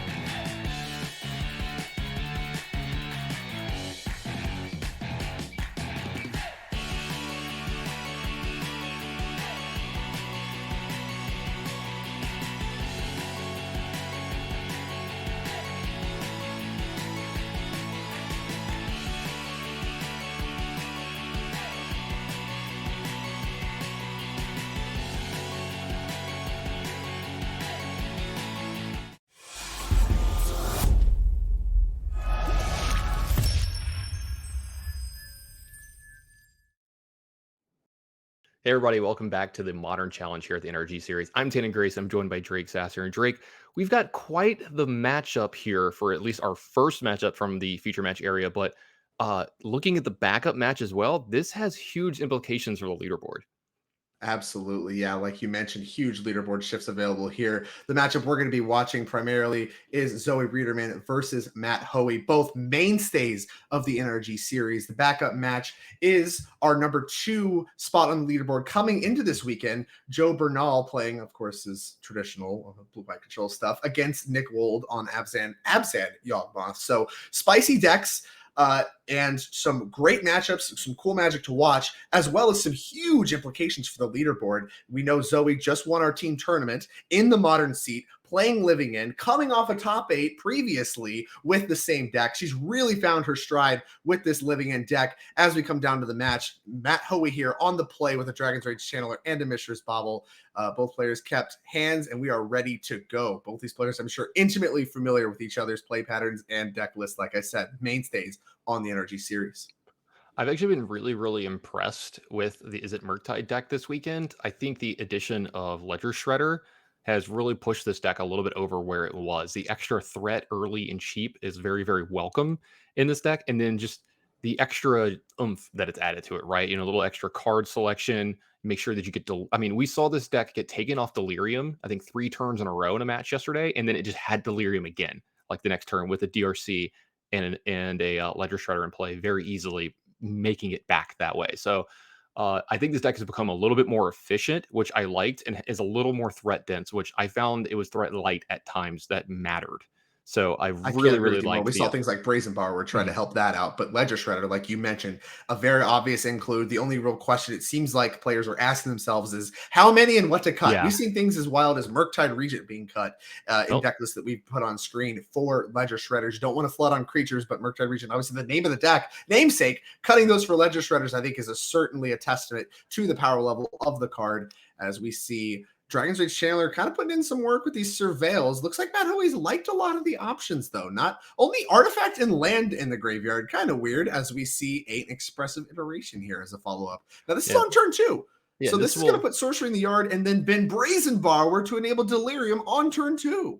Yeah, so this will add that extra couple cards to the graveyard and get the Delirium, like you said. Looking at the deck list, it does look like he did end up cutting one of the Murktide, so he's down to 3 total. One of them is in the 3 cards here, so if it's not added to Hoey's hand, that will be another Murktide down. And I wonder if that's a card that you want in your graveyard or a card that you want in your hand for the rest of the game. And it looks like it's going to be added to Hoey's hand here. Yeah, I mean, Dragon's Rage Channeler presenting a 3/3 on turn 2. Very powerful, but we know from the games we've seen, Murktide Regent can be a lot bigger than that. So potentially setting up to put a bunch of instant sorceries in the yard. Only one right now, a sorcery specifically for Matt Hoey. Going to add a bunch of instant sorceries to the graveyard and then be able to play a huge Murktide after combat to really put Zoe on a surprise, very fast clock. But, Zoe doesn't have a lot of targets to that Unholy Heat in Matt Hoey's hand. So, the kind of the power of Living In is it blanks a lot of the early game removal spells. We're going to see, kind of Zoe do her thing. We've seen her do it a lot here on coverage. She's going to cycle a bunch of creatures. She's going to cast a Living End off a Cascader, put a bunch of power in play, and then that Unholy Heat's going to look like very much not enough, as here comes the cycle of the Waker of Waves. Looking at 2 cards, 1 to the graveyard, 1 to hand. And yeah, we're going to see no Murktide here. And I wonder if this is kind of Matt, respecting the power of Living End here. Just for these 3 creatures in the graveyard would be huge, and not having, something to follow up here would be big, because if he played the Murktide, it would take the Brazen Bar out of his graveyard, and then he wouldn't be able to follow up with it because it would be going to the graveyard this turn. Now, Zoe might force that here. We'll have to see. This looks like this is going to be a Grief pitching a Living End. Yeah, and I think the timing on this Grief does seem to indicate with the Shock Land, not a lot of secrets here. I think Zoe's trying to clear the way for a Living End off of a Cascade spell. Matt Hoey knows that same is true, kind of considering the options. Let me read Grief. Let me see how this works exactly. Could try to do something. I don't know if there's any way to force the Living End prematurely so that Grief doesn't come back from the graveyard, but might even just be considering conceding to hide information. I don't really know, but either way, Matt Hoey thinking about an Unholy Heat to surveil. I wonder Yeah, I wonder if he's thinking about possibly unholy heating his own creature here. Interesting. Get something Which- back with a living end? Yeah, and like the timing is weird of it, right? Because if you do this, then Zoe doesn't have to go for the living in yet because there's no clock anymore. Correct. And stuff. So it's just really strange. This is a really Yeah, strange this is thing. an So it odd does look sequence. like Not a lot going on. The Yeah. heat's not worth a lot, as we mentioned, and it looks like it is going to come after the grief, Mhm. which is going to get a surveil, put more instant sources in the yard for not maybe this Murktide, but potentially future Murktides, as well as inform the next draw. Yeah, it looks like he's thinking about the surveil here. Yep. A creature I think would have been slammed at the graveyard very, very quickly if it was there. I'm inclined to agree with you. Only a Brazen Borrower not doing a lot. Grief trigger. We see the grief is down from the Unholy Heat, and then Zoe making sure, yep, there goes Murktide Regent. Now Yeah. 6 powers of flyers available to So- bring back with the living in. Yeah, this is another reason to cast the Unholy is right as well. This makes sure that the Murktide gets out of his hand and into his graveyard this turn. So if living in happens, he's at least got a Brazen Borrower and a Murktide in play. And Zoe's down to 10. So this represents quite a bit of damage over the next turn. So even possibly raceable with the stuff that Zoe has, but another creature out of the graveyard here in Street Wraith. So Zoe about to add a huge board here if they have it. And it looks like they're going to do it on Matt's turn because they know that the coast is clear most likely unless there's a top deck here. Well, she has access to the Force of Negation out of hand, and also stymieing the attack from the Dragon's Rage Channeler does mean a lot. Not being able to be attacked by the Brazen Borrower and the Murktide Regent as well means that doing it at instant speed is worth a lot. We're going to see a Consider here in response. That's 2 surveils. Could find additional creatures. Could also find counter spells. Maybe want to Force of Negation that. But looks like Zoe not going to do that. There's a little bit of a... Oh, I'm sorry. We're resolving the Dragon's Rage Channeler trigger first. Zoe is still thinking about Force of Negationing this Consider. Now, the card was left on top, maybe? No, it was graveyard. It looks like it was a Brazen Borrower. And she is going to go ahead and cast that Force of Negation, pitching a Charlotte's Agent on the Consider. No counter spell for that, please. Also, please don't find any additional creatures or anything. And here comes Brazen Borrower and Murktide Regent. Actually, Now, there maybe is the other a... card- is it There is a Waker in play, so don't forget, I think, 1 less power for Matt's creatures here while this is in play as well. And this does look like this would be a lethal attack from Zoe's also. Matt in a world of hurt here. Let's see if we can find a way through this. 7, 10, Yeah. plus 6. It looks like Matt goes to 1. River Riders are 5/5s. Grief's a 3/2. Street Wraith 6. So it So looks like 3/4, and then 16, but still doesn't really matter. Matt the doesn't w- really have any lines after that. You could just survive a turn. Not Yeah. worth a whole lot. No sense wasting our time. Let's go ahead and move on to game 2 for Matt Hoey. A pretty quick and convincing game 1 win for Zoe Riederman on her signature living in deck at this point. An impressive showing just over and over again. Every time we watch her, it just seems like everything lines up so well for this living in deck. And it's honestly hard to convince yourself this deck might not be the thing you're supposed to be playing this in the format, right? Powerful free cards, a huge combo, just incredible stuff from Zoe. Yeah, absolutely. Been putting up really good results with the deck a lot over the last few weeks. As you said, over a few months. I know I've been watching the NRG series the times that I can, and I feel like I'm always hearing Zoe's name, and I'm always seeing them winning either tournaments or doing well or in top 8. So this deck looks really good. I think about the last 4 months, we've realized this is one of the things you should be doing in this format. It's really robust, really powerful. The fact that you get to really leverage grief and you get to really leverage your opening hands. The fact that you don't have to have living end or even a cascader in your opening hands to keep them is a huge thing for this deck because it gets so many more hands that you can keep early game because of the fact that almost every one of your cards replaces itself while also that is what you're trying to do with your deck is to put the creatures in your graveyard with cycling. So this deck's really powerful and really hard to play against as well. Absolutely. So looking at the sideboard here, Endurance, typically a pretty attractive option against the Murktide deck, does a lot to stifle any kind of graveyard shenanigans that could be going on with things like Dragon's Rage Channeler or Murktide Regent. We also see copies of Subtlety, Mystical Disputes, Force of Vigors, and Beseju. I think mostly interested in Mystical Dispute for sure. It looks like interaction is the primary way that the Murktide deck's going to try to interact with you. Sometimes we see things like Chalice of the Void out of the sideboard, so maybe worth reaching for things like Foundation Breakers and the extra copy of Beseju, things that aren't awful if they don't find a target, but are crucial to have access to alongside some of your Brazen Bars, other effects like that, to answer whatever Hoey may have access to. And if we have Hoey's deck, let's go ahead and take a look at that. Here is the Murktide list. Looks like shaving a Murktide Regent, like you alluded to, for a couple copies of Ledger Shredder. 4 counterspells, 2 Spell Pierce among the better cards in the main deck games. Unlicensed Hearse, as you mentioned, making another appearance alongside Relic of Progenitus and Tormod's Crypt to round out the Graveyard Hate package for Matt Hoey. So quite a few artifacts. Looks like a Relic of Virginitas, Tormod's Crypt, and the Unlicensed Hearse are going to be the big boons for Hoey's deck here, and the stuff that he's really going to need to lean on and possibly draw in these games to keep himself in this match just a little bit more. Absolutely. Flush of Storm is obviously good as well. The whole Cascade thing, building up Storm count, going to be good. So as we mentioned, Matt Hoey mostly trying to fight on the stack with counterspells. There are a few permanents to round out the matchup because the matchup can be a little tough if you don't respect it, as here is turn 1 Dragon's Rage Channeler yet again for the Murktide deck. Zoe just a Spiral Bluff Canal in the passing of the turn. Looks like Ragavan in Matt Hoey's hand. We'll see if we're interested in dashing that or playing this Relic of Progenitus instead. Yeah. Relic of Progenitus plus Counterspell in Matt Hoey's hand, much better opener for him here. Still a hand that could possibly have some problems with grief, but getting Relic of Progenitus in play as soon as possible, I think, is the number one thing on Hoey's mind. Plus, just getting Ragavan this turn is something that you can do with your extra mana that's left over as well. So definitely going to be a very powerful turn from Hoey here, and very impactful turn as well, because it's going to be able to slow Zoe down quite a bit. And those are the games that Matt wants to play. Absolutely. Looks like the Surveil is going to leave the card. We're still thinking about it. Let's think about this Surveil off the Relic of Progenitus. Zoe, we see at least a Straight Wraith among some other cards, likely Cyclers, in her hand in order to enable the consistent turn 3 living in that we see out of this deck. But as you mentioned, Matt Hoey's hand looks a lot better than it did game 1. You know, we saw the turn 1 Dragon's Rage Chiller from Hoey game 1, a series of baubles and stuff. But, you know, at the end of the day, your deck is still packed full of things like Unholy Heats and various removal spells that don't really have great targets until you're already very dead against the living in matchup. Those cards no longer present, I'm sure, in these sideboard games. Did elect to graveyard a second copy of Dragon's Rage Channeler, and so we're going to go ahead and fire off a couple Street Wraiths in response to this Relic of Progenitus, maybe looking for some Force of Negation action. Yeah, possibly Force of Negation. It looks like there is one here. Maybe trying to find a blue card to go along with, or better blue card to go along with it here. And this would be a huge play in this game if they're going to be able to stop this Relic of Progenitus here this turn, which it looks like they're going to be able to.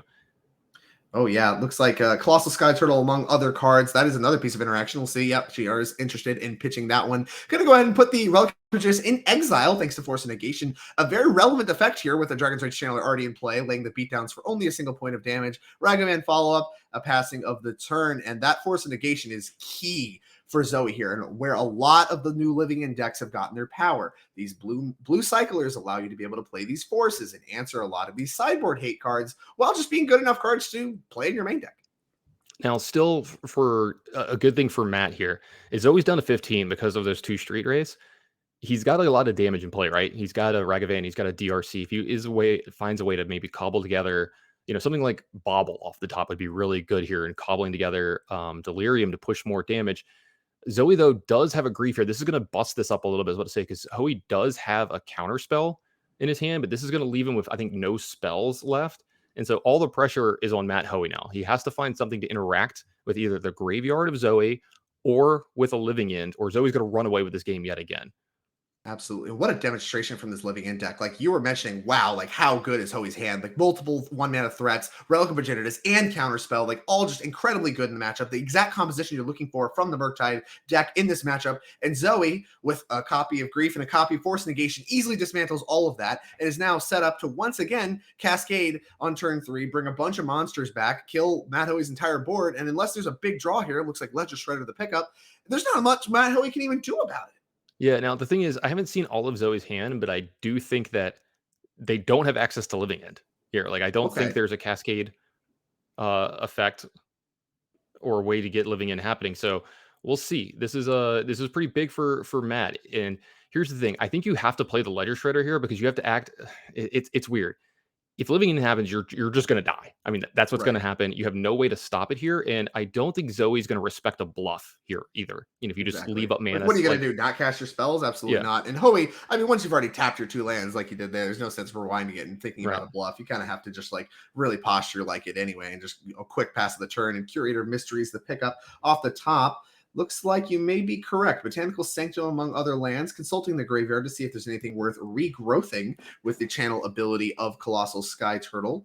Besiju, Curator, Mysteries, Colossal Sky Turtle appears to be the 3 cards we have access to. So And I think Zoe, Colossal Sky literally Turtle one is gonna casket away. And I think Sky Sword is going to be really impactful here in the fact that you're going to see the ability of bounce something here in the fact that Okay. just they need to gain life, right? Like Zoe needs to not die here over the next couple turns because her life total is down to 10, and this is an attack for quite a bit here. Yeah, these aren't the biggest powered creatures ever, but this is putting enough pressure on that if you draw a few more lands, you're going to lose this game to just good old-fashioned taking damage. It does look like Right. Zoe might do this end of turn as well to keep a creature off the board for maybe multiple turns here. Maybe. We'll see. Riederman has the most power, and that card can have haste, the dash Mhm. ability, and she keeps grabbing her graveyard. I have to wonder if she's looking at cyclers. No, it looks like we're going to lead off in the Curator Mystery cycle. That's going to find a land. So maybe now the bounce is going to come into play. Yeah, we'll see. Maybe she's thinking about trying to grab, return one of the cards to her hand. It does look like they're going to hold on to the Sky Turtle just a little bit here, maybe prevent some of that damage like we talked about, stop some of And that. Violent Oh, we Outburst got a is the Violent draw. Outburst. Oh, wow. That's a It's a pretty huge good draw. one. I think that's a dinger. Yeah, and Is a tap Hoey left land. over 2 lands here. Let's see how Zoe wants to time this. Do you want to do it now, or do you want to wait to see if Hoey draws another card and maybe draws a counterspell? So it does look like it's going to be upkeep. Yeah, and that is the time to do it. And Matt staring at a pair of lands. That means this living end. I mean, he's reaching for it, probably nervous. Please, no counterspell. Matt does not have a counterspell. Here's a Ledger Shredder trigger, please. And Spiral all Canal is lands. not going to do it. And there goes 3 creatures from Matt Hoey. Gonna get a Dragon's Rage Channeler for his trouble, but Zoe, I'm certainly getting the better end of the deal, as is the design of the deck. And there goes all of Matt Hoey's creatures. Here comes a Dragon's Rage Channeler, and here comes a pile of goodies for Zoe Riederman. Now, is there a flyer among these? Oh yeah, Curator Mystery is a nice Curator Mysteries, 4/4 okay, is in flyer. there, right? Okay. And And Matt shows Hoey's off the showing lands. 2 lands. Yep, Yeah. nothing. They're bad. I was going to see if Matt had an out from here. I don't think he does. He drew another land. So very frustrating loss from Matt here. Very good opening hand, but as you've seen with the Living in deck in the past, it's very, very good at being resilient and playing through the hate. Cards like Force of Negation, very good at stopping some of these things like Relic Virginitas, before they happen. And then Grief is a very proactive way to see if not only take cards that stop you from doing what you're doing, or just to see if the coast is clear, to see if you can play one of your stuff. And do they have a counterspell? Do they have a Force of Negation? So if they do, you get to take it.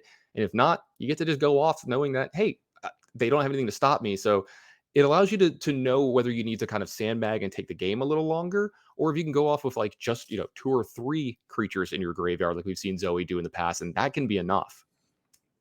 Absolutely. And there's certainly some tension there with, when to fire it off, exactly the timing, especially with cards like, Force of Negation, Endurance, various other pitch cards that you could be playing against that are actively good against you. A lot of things to consider when you're in the living in spot. And that's why I think the deck is actually particularly difficult to pilot. You need to know, when not to overboard. It's really attractive to board and everything and try to have all your bases covered. But Force of Negation and Grief do a lot to cover a lot of the problems. And we really saw that in action in game 2 there. Matt Hoey had a fantastic hand. I mean, a snap keep. Nobody's mulling that hand ever. So instead, you see what was an extremely powerful hand dismantled. The clock, not quite good enough to, kind of make up for the fact that those cards aren't working in the face of Zoe's cards. And even with no access to living end, the density of cyclers the living end deck has to find the living ends means that, she eventually found one. She just needs a little bit of time. So an impressive showing. Zoe does it again and again after winning the team tournament in the Modern seat today, already off to an impressive start. We have 2 rounds left. It's hard not to start thinking about some top 8 prospects if you're in Zoe Riederman's spot with a win here in round 7. And that's going to do a lot for her position on the leaderboard. Remember, she came in, I don't know if we can get that pulled up, but I think it's worth taking a look because this is a huge swing for the leaderboard this weekend. She started out position number 14 with 37 points. You can see that here. Won the tournament this morning. That's a 30-point boost. If nothing changed, obviously that would put her in third. Now, there is 2 tournaments going on. There's a lot of points being given out, but she suddenly went from 14th to having her eyes on potentially locking up an NRG championship slot today. An incredible run. And when you're thinking about this day, you're talking about already thinking about top 8s. In my mind, I'm thinking about back-to-back on the weekend. I'm thinking about 2 championships. I'm thinking about 2 trophies and having, the best possible weekend. And, we don't know what some of these other players, we know Joseph Bernal and some of these people are here and where they're going to finish up, but you're looking at moving up the leaderboard in a big way, maybe not even just a few spots, but as many as 10 spots on some of these players, maybe even more. I know Will Kruger's not here this weekend, and some of these players, and like Nathan Stewart here this weekend, they're busy playing in the Pro Tour, so we'll have to see where in the leaderboard she's left after this, but it's gonna be everyone looking up at her instead of her looking up at most of the leaderboard after this weekend. So really impressive stuff from her. Absolutely. You said it right. And I believe our backup match did feature Joseph Bernal playing his, blue eye control deck. We know Bernal, we've seen him plenty of times. He loves his control decks, especially if they come in Japanese cards. We've seen a lot of that going on. But, he had a juicy point lead. 20 points is no joke coming into this weekend. And suddenly sitting in his position, when you see someone dominating like Zoe Riederman is, maybe you start to get a little bit nervous. Andrew Ellenbogen, a deep run in the team tournament as well, adding a bunch of points to his total. Suddenly you went from a 20-point lead to maybe there's a chance you get jumped. And that is, a lot of the interesting things that can happen in just a single weekend when you talk about these points-based leaderboard shifts. A lot going on and a lot to these players are playing for outside of things like you mentioned, back-to-back trophy. That's legendary, right? Those are things that very few players ever accomplish. Money, huge. I mean, everybody likes money, but these points, above all else, for a lot of these players are something they have their eyes on for that 20K NRG championship at the end of the year. And yeah, these are the weekends that I think the leaderboard gets the most volatile, right? When you have a team event and then an individual event as well, any of the teams that do well, if the thing is, the better players are generally going to team with the better players. So some of the higher people on the list are all friends with each other. They see each other every weekend. They generally form teams. So what's going to happen is they're going to do well in the tournament, right? They're going to top 8. They're going to top 4. They're going to win. Like we saw a lot of them today. So you're going to see a lot of them catapult to the leaderboard at the same time. So the leaderboard can start to shift way more drastically than when, hey, 1 or 2 of the people on the leaderboard made a top 8 this weekend. Now you're looking at 6 or 9 of them making top 8s, getting a lot of points in a big way, but all at once from these top events. And then we can't understate how important it is and how impactful it is when you win the tournament, because you get to play the next day. You get to, or it's still the same day, but you get to play in the Sunday tournament and you're rewarded buys for the rounds that have already happened. So sometimes you don't have to play round 1 or 2. So you get a little bit of a leg up as well on the next tournament. Your tiebreakers are better. You're obviously you've got wins, so you've got less rounds to play and less variants to play with. So it's such a huge, I think that these are the most impactful weekends on the NRG championship board. And you're seeing it happen in real time here. And so, the leaderboard's going to be nuts after this weekend. And I love seeing the chaos. Oh yeah, absolutely. Can't agree with you enough. And you know better than most, your team tournament success is renowned. Sure. But we are, of course, I did allude, we do have a backup match, so I think we're going to move to that match live. Now, remember, Joseph Bernal, Azorius control, when that deck's winning the game, it takes a little bit of time. So we are going to actually go directly into that match live in game 2 in about a minute. Before we do, I want to talk a little bit about the decks that we're going to be seeing there. I did mention, I keep talking about over and over again, Joseph Bernal, blue white control, no surprise there. Kahira is a companion, ton of planeswalkers, the typical stuff you see out of blue white control deck in Modern. His opponent, Nick Wold, on Abzan Yawgmoth, which it looks like we're getting a live look here into game 2. Going to take a look real quick to see what is white for. It's labeled Abzan. We do see a copy of Temple Garden featured. Are we just looking at sideboard cards here? Kataki War's Wage, Knight of Autumn among the crew, Sanctifier in Vec. Interesting. It looks like just for a toolbox in the sideboard. Speaking of toolbox, it looks like we have an Eldritch Evolution on a Wall of Verts here. So let's see exactly how big and powerful of a turn Nick's having here. Already in play is a Grist, one of the most important cards in this matchup, in my opinion, in blue-white. It's really good at taking down opposing planeswalkers, maybe the only threat that Joseph Bernal has, or it's good at starting, the value train. Like you get some 1/1s from it, you start milling cards over into your graveyard. You can maybe do some very impactful stuff there. So This is a card that I remember the first version of this used to have like 1 Grist in them, and now they've gone up to 3 or 4. We see 3 in this list, but super impactful card. Also, it's a win condition. The ultimate on this can kill from almost out of nowhere. It's a -5, which there's 5 loyalty there, right there. It says each opponent loses life equal to the number of creature cards in your graveyard. And is that what just happened? Did Joseph Bernal just die to the ultimate from Grist? I think so. I think Bernal just died to that. Well, But it looks like they're we're reaching for cards, so sideboard. maybe this wasn't good enough to get everything done, and Joseph actually won that game, or was this game 1? I was gonna say I thought we had a game already decided. It looks My maybe that was just game understanding- 1. Okay, I think that was game 1. You're right. I think that was game 1. Nick Wold has taken game 1 here, and we are moving to the sideboard games. You see Joe pulling the Kira back out. Don't want that one actually in the deck. Yeah. That one needs to be revealed. Thank you very much. Very And funnily this considering morning sideboard. in the finals, the team that won, the player that was on camera had shuffled their companion into the deck, forgot it, drew it in their opening 7, didn't matter, still won the tournament. Absolutely. That it did the best thing that card can possibly do, Tannen. It got discarded to Ledger Shredder. There you go. So there you go. The way we drew it up, that's probably where you wanted to do with it anyway. Gigantha, not one of the most attractive companion to cast, but does serve its purpose as a piece of cardboard that is not a land when it comes to Ledger Sure. Shredder. So, sometimes you can just shuffle your companion and it just never matters. Yeah. But I think in general, you'd rather have that one in the companion Hey, zone. It's been a while for a lot of us playing in paper, and that's done for me online. Like my companion's always just there. I guarantee you, the first time I play with a companion in paper, I'm probably shuffling it into my deck. And let's be real, might be doing it the second time. Let's go ahead and take a look at the other deck list from this. It looks like we're gonna take a look at the Abzan Yawgmoth deck. And like you said, I don't think there's any white cards main, but there is that sideboard kind of toolbox thing that we've got going on over here. I'm having a problem reading some of this. I'm gonna look over here on this other side. Veil of Summer is a card that maybe comes to mind here, making sure these cards resolve through some of these counter spells that you're expecting to see out of Bernal's deck. But we're looking at, I was supposed to say, what else do you see here that might be coming in? On the last troll, and Yeah, if that's a there's good a one. spot for that card, I think it has to be here. If you're playing against Blight Control, this seems like the spot for your throw on the last troll. So I expect that card to come in. We can maybe see something like Phyrexian Crusader if you're wanting to get cute. Like if there's a spot for that card, right? Protection from white seems like pretty attractive against the blue and white deck.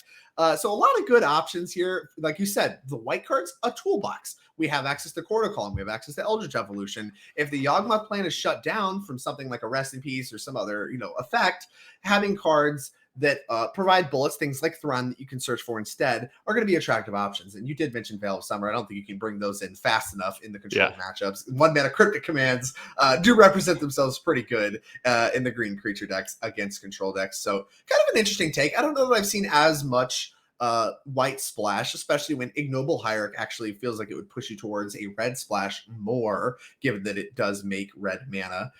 But impressive stuff to see. Yeah, we're going to take a look over at Joe's deck. I'd be remiss if we didn't look at both of them here. In Joe's deck, there you go. Some Fire Ices kind of, we see this sometimes, right? You want to have the third color in the deck hiding in there for your prismatic endings. And then sometimes you just want to cast these cards, right? Like Ice is a decent enough card to cast in some matchups just to be a pseudo time walk. But Fire really does a lot of work in this matchup in particular in cleaning up some of those extra bodies off the board from Yawgmoth. And that can be pretty impactful. But looking in this sideboard, Rest in Peace jumps out. What else are you looking at? Yeah, obviously like Rest in Peace a lot. I think Gut Shots are really attractive. Being able to develop your mana with tapped lands and still be able to answer the 1-mana creatures seem extremely appealing to me. And potentially you can reach for things like Aether Gust and Dress Down. Of course, Aether Gust being able to answer some of the tutor effects. Things like Eldritch Evolution that have a sacrifice as part of the target are especially interesting. And I believe it gets around Veil of Summer too, being able to choose stuff. So a little bit of the mixture of the counter spells, a little bit of mixture of some of the removal spells.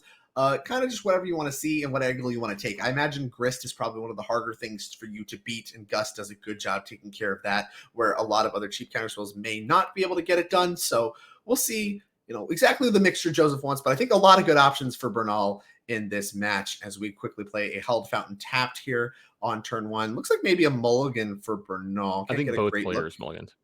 Okay. A Shock and an Ignoble Hierarch is going to do it for Nick Wold. And a draw from Joseph Bernal. Polluted Delta, untapped. Going to Prismatic Ending the Ignoble Hierarch. No turn 2 Grist for you, please and thank you. Now, it may look weird to some people that Joseph Bernal has a Triome in his hand and he's not playing it tapped here. And I think this is just to give him more flexibility as this game goes on. Now, he doesn't necessarily, want to play it early sometimes, because if he does draw, like, say, another land and another land after this, he's going to start to be flooded. So this is going to give him the option of, if there's a turn where it's palatable for him to play it and play spells, he'll be fine with that. Otherwise, this gives him the option the first time that he leaves up mana, if nothing happens, he can cycle this land instead of just having the extra land in play. This is a really tight play from Joseph that I don't see enough players doing, where you kind of mindlessly like, oh, I have a Triumph, I'm opening it, I'm just going to play it on turn one. Yep. Get it out of here. And I've done this a few times, been very happy with it. Or when I've played it turn one, on turn 7, I've realized I should not have played this Triumph. I should have cycled this. I am flooded on lands, and boy, having one of these lands having cycling would be nice here. And we do see exactly what you're talking about. Is here's a turn 3 Teferi to pick up that wall of roots. Joseph Bernal doing a great job of kind of stumbling Nick on mana. We do see the Abzan and green and black Yawgmoth decks typically subsidize a lot of their mana base with mana creatures, so being able to handle those as they come down is an important part of the pace of the game, especially when you're Azorius control. You're not looking to play a quick game, so you need to buy that time to get to your late game cards. Don't get, don't get your doors blown off by things like young wolves and all kinds of little creatures that are dispensed by powerful mana creatures. Yeah, and you see Joe really doing that this game, right? Really leaning into that, because the Yawgmoth deck in this matchup plays out kind of weird. It's a little harder for you to combo in this matchup because of the fact that there's counter spells and there's so much removal prevalent, that you become this weird beatdown deck with like 1/1s and 2, random power and toughness creatures. And that's the kind of game Joseph wants to play here, that Mr. Bernal wants to play. He wants you to have random boards that don't work together. So you're going to see him pick off the early creatures that have mana abilities, and then the important ones later, to make sure that there's not anything getting cobbled together that's too much for him to deal with. He can deal with individual threats. When everything starts to work together, that is a problem. Little Knight of Autumn there is definitely one of the cards that was added to the toolbox in white mana that could be relevant in this matchup. Now, Grist coming in, that's a big one in this matchup as well. Yeah, Grist resolving is a big play for Nick. Being able to kind of get a continuous stream of creatures, no matter how small, always very powerful against control decks. I mean, the idiom is Planeswalker's good against control decks. It's always true. And we see Supreme Verdict among other cards in Bernal's hand. There's nothing worse than having to fire that off just to sweep up like 3 or 4 like insect tokens that are beating you down, right? This Grist really representing a lot of card advantage for Nick Wold. And I think honestly one of the more impactful cards of this matchup. We do see an Otawara that could bounce it if that's something Bernal is interested in, but in general, still going to be obnoxious no matter what. Yeah, and so this is a sweet turn from Joseph here. He's got a bunch of options, right? Like he's got the Otawara, or he can cast the Wrath here if he needs to at instant speed. Say if like Nick plays 2 more creatures and then mills over something and has a bunch of stuff, then you can Wrath go into a turn with no creatures in play. Or he's still got the land that he can cycle as well here. So he's got a lot of options to deal with here. The Grist is at 5. That's where the quote-unquote ultimate is. But this isn't game ending like it was in the first one. But it is something to think about. You can allow this to stick around for a few turns if you have to. You don't have to answer it right away. But eventually you're going to want to. Also, he's got the option to end of turn bounce the Grist, untap, Wrath, and then the game is just kind of reset to where it was before. And you still got your Teferi around. So this looks like this is what Joe's going to do. That might be the case. Yeah, like you said. Now, do keep in mind, we do have a Teferi. We actually don't really even need to we don't need a Supreme Verdict on our turn, provided we find the white source to do so. We can do it at instant speed thanks to Teferi Time Raveler. So we'll see exactly how Bernal wants to sequence things. I do believe we do need an additional white source in order to even be able to cast that Supreme Verdict, and bouncing Grist definitely seems like part of the equation, as that card is just going to continually produce a stream of 1/1 creatures. And that's really bad, as we've mentioned, for Bernal. And trying to get the board clear for as long as possible in order to stick Bernal's Planeswalkers of his own is definitely the way we want to sequence things. Looks like Solitude to pick up. That's not a white source. It's not a white source. And I was wondering if the white source happened here, if you would be incentivized to cast Supreme Verdict now to play around something like Court of Calling, a card that we actually see in Nick's hand. But yeah, maybe not. And here we go. We do have the white source. It's the Triome that has been sitting there forever, but that's not going to allow him to cast Supreme Verdict this turn. So a little bit of a problem there, but leaving up 4 mana, it's going to give Nick a little bit of a pause here. So that's one of the good things about the blue-white deck is even when you don't have stuff sometimes, you can represent it by leaving up a bunch of mana, and your opponent has to give you credit for having something here. So they may play a little more conservatively or differently in some spots. Yeah, potentially for sure. And you did mention, you brought up the kind of the sequencing with the Triome, being able to potentially cycle it later on. here maybe a little bit punished for it, having to play it here on turn 5 as the tapped second white source in order to cast, both Solitude and Supreme Verdict. I'm sure would both love that card. Can't do this, right? Yep, there's a Teferi in There's play. a Teferi in Unless play we're here. already untapped and on the main phase. Yeah, here we go. I think Bernal has Yeah. pointed out Teferi. Yeah, absolutely not. No, thank you. So that counter goes away, yeah. Yeah, I got to put those back to where they go and untap. Those dang static abilities on these planeswalkers. They get you every time. Those Oh, are yeah. the Spark Planeswalkers. I remember a stream of tournaments where people were talking about how they just forget those constantly. And they're pretty punishing effects. Things like drawing extra cards in our Narset and just casting spells and reveal free information. It's tough. Speaking of Narset, I really want to see that versus Ledger Shredder. Haven't seen that one happen just yet, but... Oh, it's required, isn't it? Yes, it is. So you're discarding. Absolutely. Here's a Strangleroot Geist, that full art promo from back in the day. That card does have haste, and we are coming at the Teferi. I believe all 4 are coming at the Teferi there. Make sure it dies.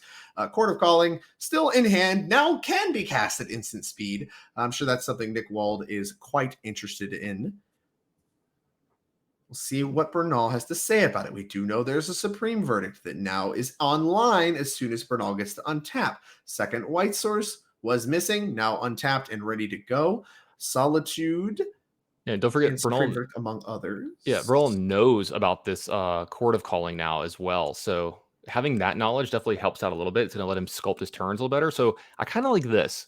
He's just going to go ahead and play a Teferi and bounce something here, gain some life, draw another card. I think he's going to get into a point where he can Supreme Verdict and use Counterspell in the same turn to kind of have all of his bases covered. He doesn't want to, leave his shields down and have Nick Wold do a whole bunch of things or get Grist to resolve. So, playing on the knife's edge here, taking some extra damage, but this is the lot you have when you play the blue-white deck. You have to bend and not break in a lot of your matchups. I agree. And the counterspell, the pickup for the turn, I think actually dictates Teferi is a really good play, right? Once you know about Cord, you can just play Teferi and it's like, well, I want to use my mana. So Nick's going to jam the Court of Calling right into the counterspell that was drawn for turn by Bernal. And then suddenly, like you said, Teferi's still going to happen, and forcing that action with the Cord right then and there, right into the counterspell means that, that Supreme Verdict is going to get better. And overall, I think that just shaped up to be a really nice turn, whereas Counterspell, maybe could be a little bit awkward to line up because you're incentivized to cast that Supreme Verdict. But knowing about that Cord makes this Teferi play make a lot more sense. Another Counterspell off the top here from Joseph as well. So that play still reasonable for him next turn. Still something he's able possibly to do here. So it looks like we're going to get that Strangleroot Geist back down again here. Absolutely. Card, Strangleroot Geist, among many of the Yawgmoth deck's creatures that do prove to be resilient against Supreme Verdict. Typically one of the banes of creature decks in any given format is the dynamic of white sweepers versus, things like little green creatures. But the undying ability of both Young Wolf and, things like Jarl's Messenger too, but mostly Strangleroot Geist and Young Wolf is going to prove to be quite a beating for Supreme Verdict, as here comes Yawgmoth. No sacrifice. Pass the turn back. Supreme Verdict suddenly looking pretty bad, as that looks like a draw 5 for Nick Wold. Yeah, I was going to say the Yawgmoth is one of the punishing cards this line, but Joseph in a spot where he's doing what he has to do here. A land off the top would have made this turn a lot easier. Now it's a little bit more difficult, like you said. Not sure what to do with this Yawgmoth. It looks like we're going to buy Kahira back to hand, so this gives him a card that he can pitch to the Solitude while leaving up Counterspell. This is a big play again for Joseph here, really pacing this game in ways that let him maximize the cards in his hand. Yeah, not a huge clock from Nick, as we said. Been doing a lot of things with Teferi in order to keep pressure off the table. These insects, annoying. There's a lot of creatures in play, but they don't kill Joseph Bernal very quickly.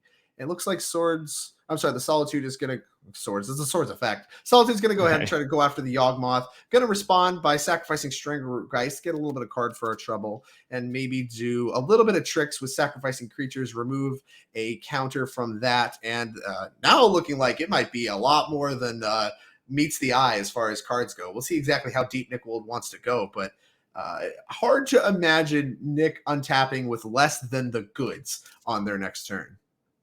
Yeah, and Joe's just got to, again, not bend, not break here. He's going to take a good bit of damage. We'll see how deep Nick wants to go here, how many cards he wants to draw, because he still wants to present a clock, right? He still wants to threaten Joseph's life total here, because Joseph's at 17. It does look like he's going really deep here. So Looks like I'm the sorry, not Solitude that deep. just happened. Yeah. Yeah, so that got Looks that like got we'll see the removed clock. to Solitude. So yeah, so I was gonna say not as deep as he could have gone here, but he's gonna keep the max amount of power in play here. Enough cards in his hand that I think he's fine with. I think he has 6 spells behind this. So all Joseph has to do is to make sure that nothing too impactful doesn't resolve that doesn't also get answered by Supreme Verdict here. Absolutely. Nurturing Peatland added to the mixture of lands. Yawgmoth deployed. Looks like Endurance, Court of Calling, a Verdant Catacombs, and a Grist among the options that Nick has. And we do know about a counterspell. I have to imagine counterspell on Nick's radar as well, given the arrangement of lands here, looking at 2 open blue mana. Hard not to have counterspell on your radar. Do have access to 7 mana. If you're casting Court of Calling, that number goes up by 3 more. So we'll see exactly what sequence Nick wants to do. But I have to imagine you want to try to tax this counterspell with 2 spells that need to be countered.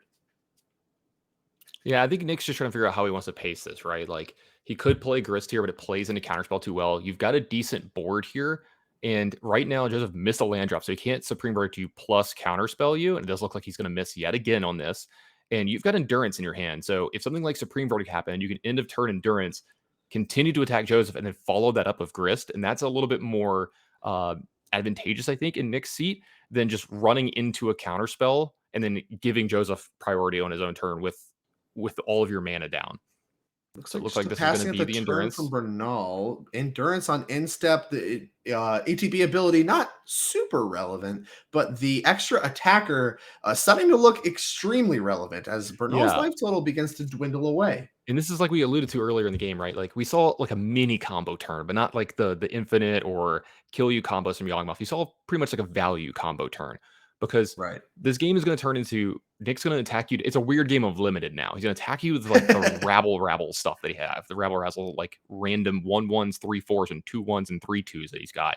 And you're playing a control deck and you don't want to spend like 1 card on some of these cards. So it puts Joseph in a tough spot, like we see here. So it looks like ice is going to happen here, probably tapping down Endurance. Or he's going to be fire. I apologize. Pick off the insect and the Yawgmoth in combat. Yeah, this is way better, actually. What you want to do here is you want to cast it this way because this picks off Yawgmoth, brings it back as a 2/2, but it has the counter on it now. So it's going to actually die to the Supreme Verdict. A little tighter play from Joseph here than I initially thought. Yeah. And, Bernal suddenly looking like we might finally have, we've lost a little bit of life in the process, but we might finally have a really good spot for this Supreme Verdict. Now, we do know Nick Wold still has access to things like Court of Calling and the, wow. And so here, this is really important. This is really important for everybody at home. There is a distinction between Supreme Verdict and Wrath of God. You cannot regenerate from Wrath of God. You can from Supreme Verdict, and there is mana up to regen Thrun the Last Troll here. And this is an ability that hasn't been printed in a long, long time.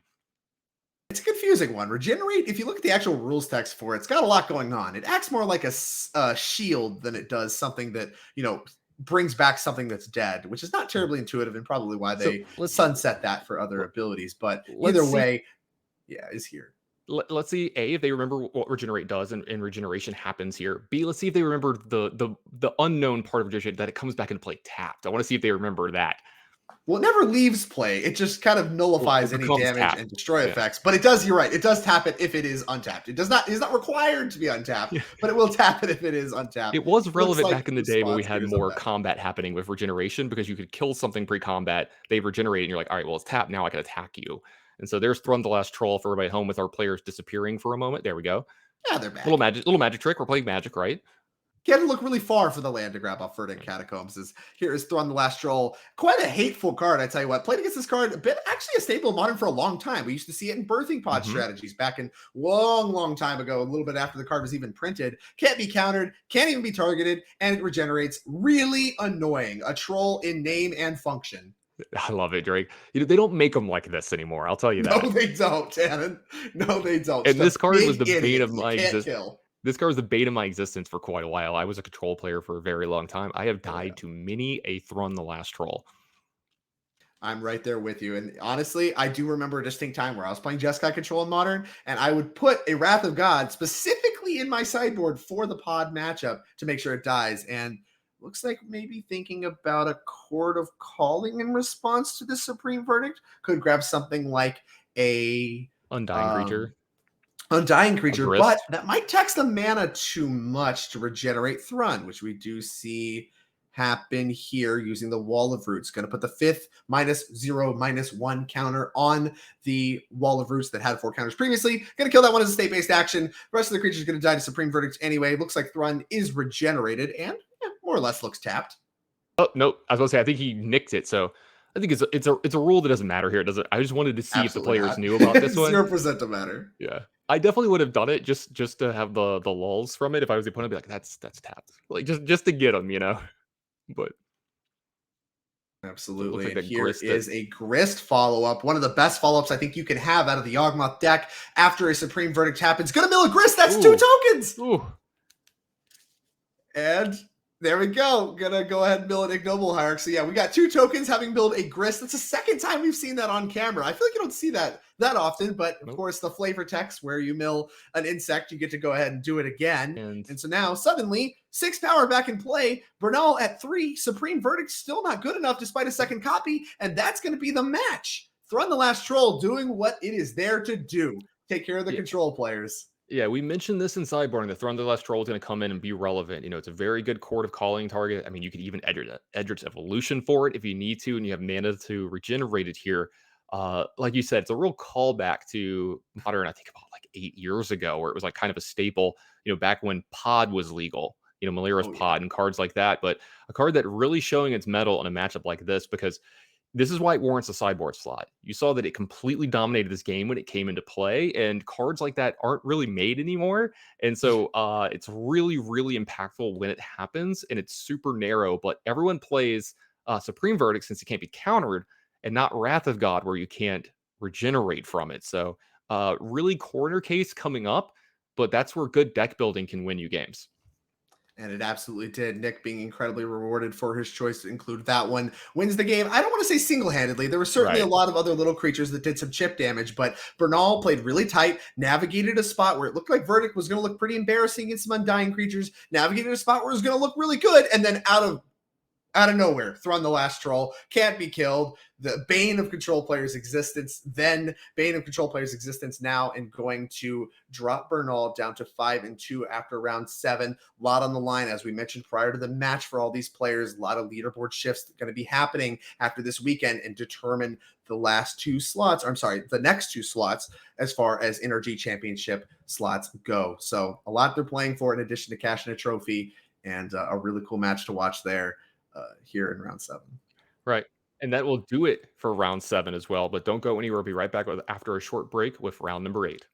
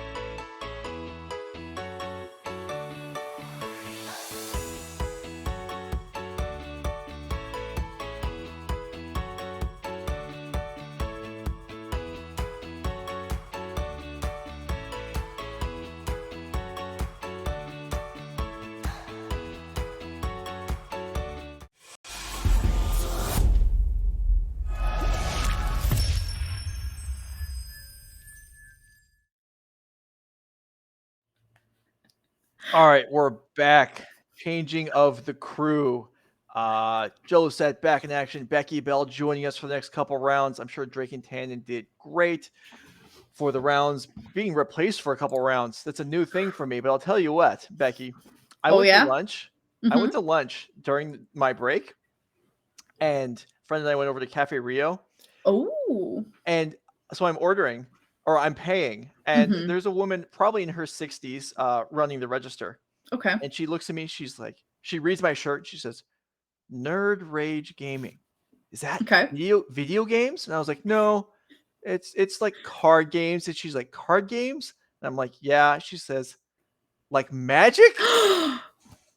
I was blown away. You're basically famous. I mean, she didn't recognize me. She just that doesn't matter. She just randomly assumed when I said card games that I was talking about Magic. Like that is so unlikely. Wow. I feel like. I mean, generally someone would think poker or Pokemon or That's probably true. Yeah. Yeah, I was so surprised.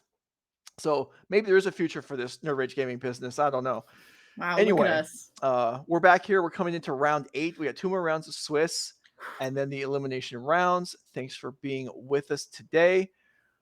We've got local to us. We shouldn't say local to Minnesota. Local hero may not be the right word, but all around fun guy that's everyone's a fan of. Ricky Tovar on featured this round. He was in the championship a couple of years ago. Unfortunately, finished last place, but qualifying for the championship. To say that. Good achievement, impressive achievement. I'm sure nobody remembers that he didn't have the greatest day. Anyway, he's been playing against Harrison Canfer, and then we've gotten the backup, or maybe the primary. We'll see which order we do them in. Robert Gonzi and Corey Baldridge. So we've got players deep in the event now. We've also got a leaderboard that is starting to get exciting. Oh, all right. Yeah, bring us through it. Let's go ahead and pop that up. We are qualifying the top 2 unqualified players, or the ones not in orange, for the end of the year championship. Piper Powell and Ivan Espinosa already have it locked down. And we see Joseph Bernal had a healthy cushion over a number of players heading into this weekend. The team event is over with. Andrew Ellenbogen's team did finish second, so he was in 6th place in the standings and has jumped up. Several of these players, Antonio Zanuto judging this weekend. Christoph Schlamm, I don't believe, was playing. Andrew Ellenbogen and Will Kruger in 7th place, also not playing, although he will be with us for the top 8 tonight. Andrew Ellenbogen finishes 2nd in the team event, picks up 25 points. Max McVitie in 12th place also picked up 25 points. And Zoe Riederman in 14th place with 37 points also won the event. Her team won the event, picks up 30 points. So the up to the moment standings, I believe, not counting what's happened in the modern event, are Bernal at 82, Ellenbogen at 74, and Riederman at 67.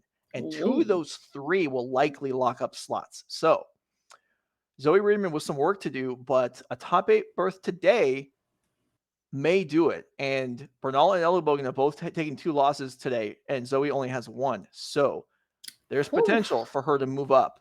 Oh, yeah. Yeah. Exciting stakes for these players.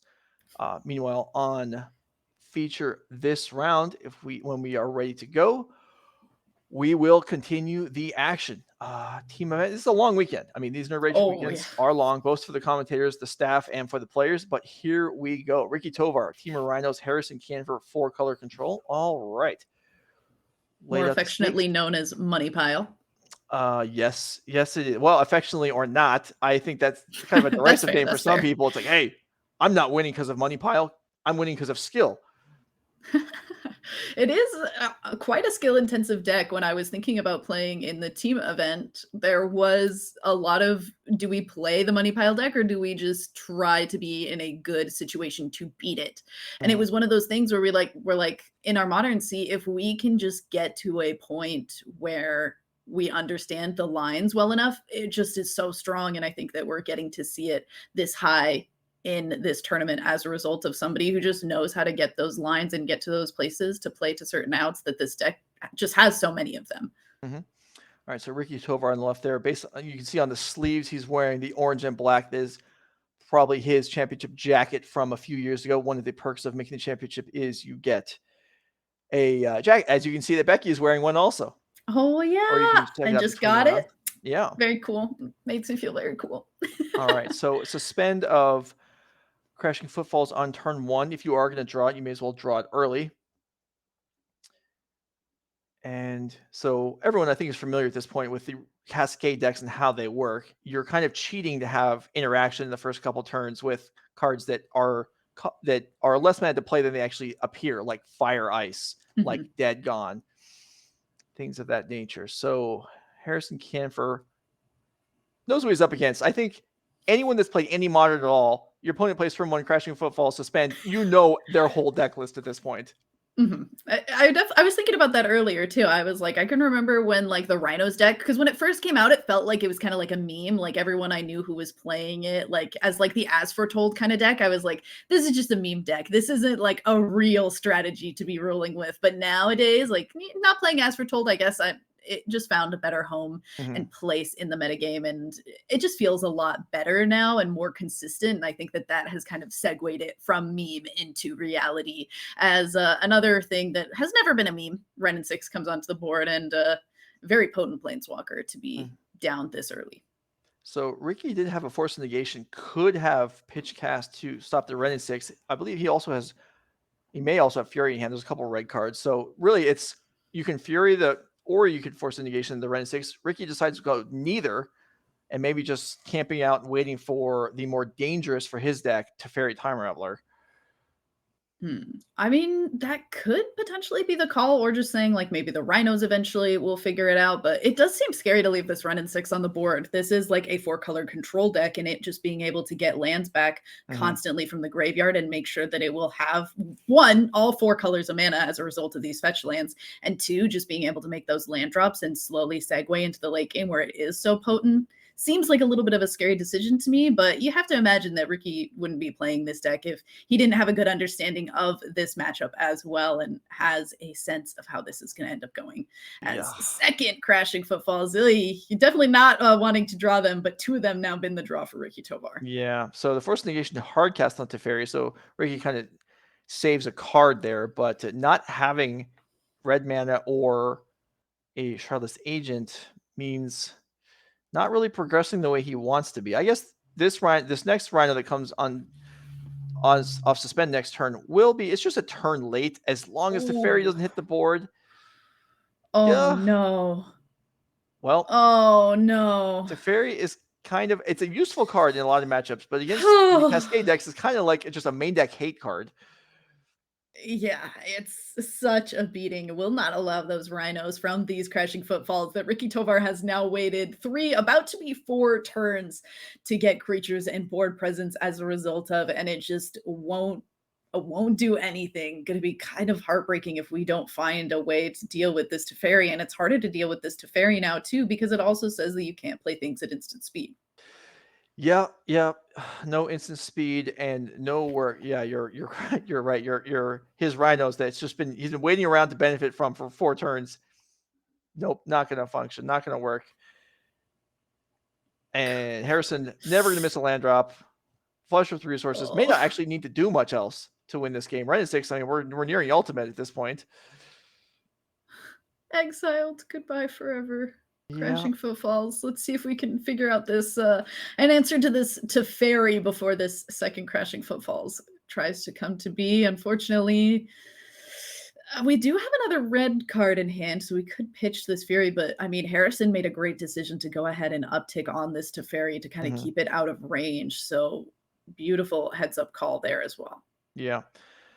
So, okay, 4th land for Ricky. Still no red mana. There is, I believe, a Subtlety in hand, which, I mean, that's a castable flyer. However, no longer has flash because of Teferi Time Raveler. And yeah, well, I mean, Ren 6 Ultimate doesn't currently do anything as there aren't any spells in Harrison's graveyard, but I mean, that probably won't stay that way for long.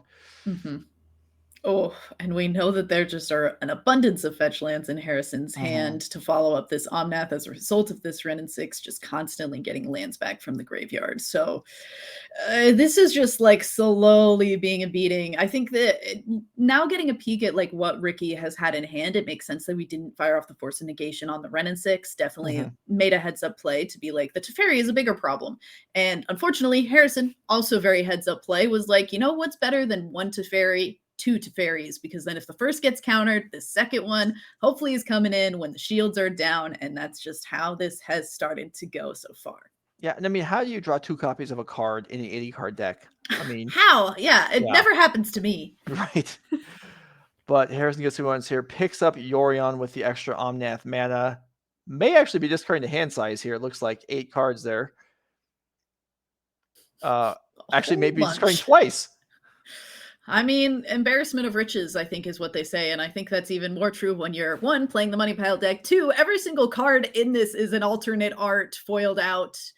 Almost. I guess that Ren and 6 could have been something a little flashier. But other than that, everything else is looking to be expeditions, alternate arts, alternate borders, secret layers galore. Very beautiful, by the way. All right, so here is a Fury.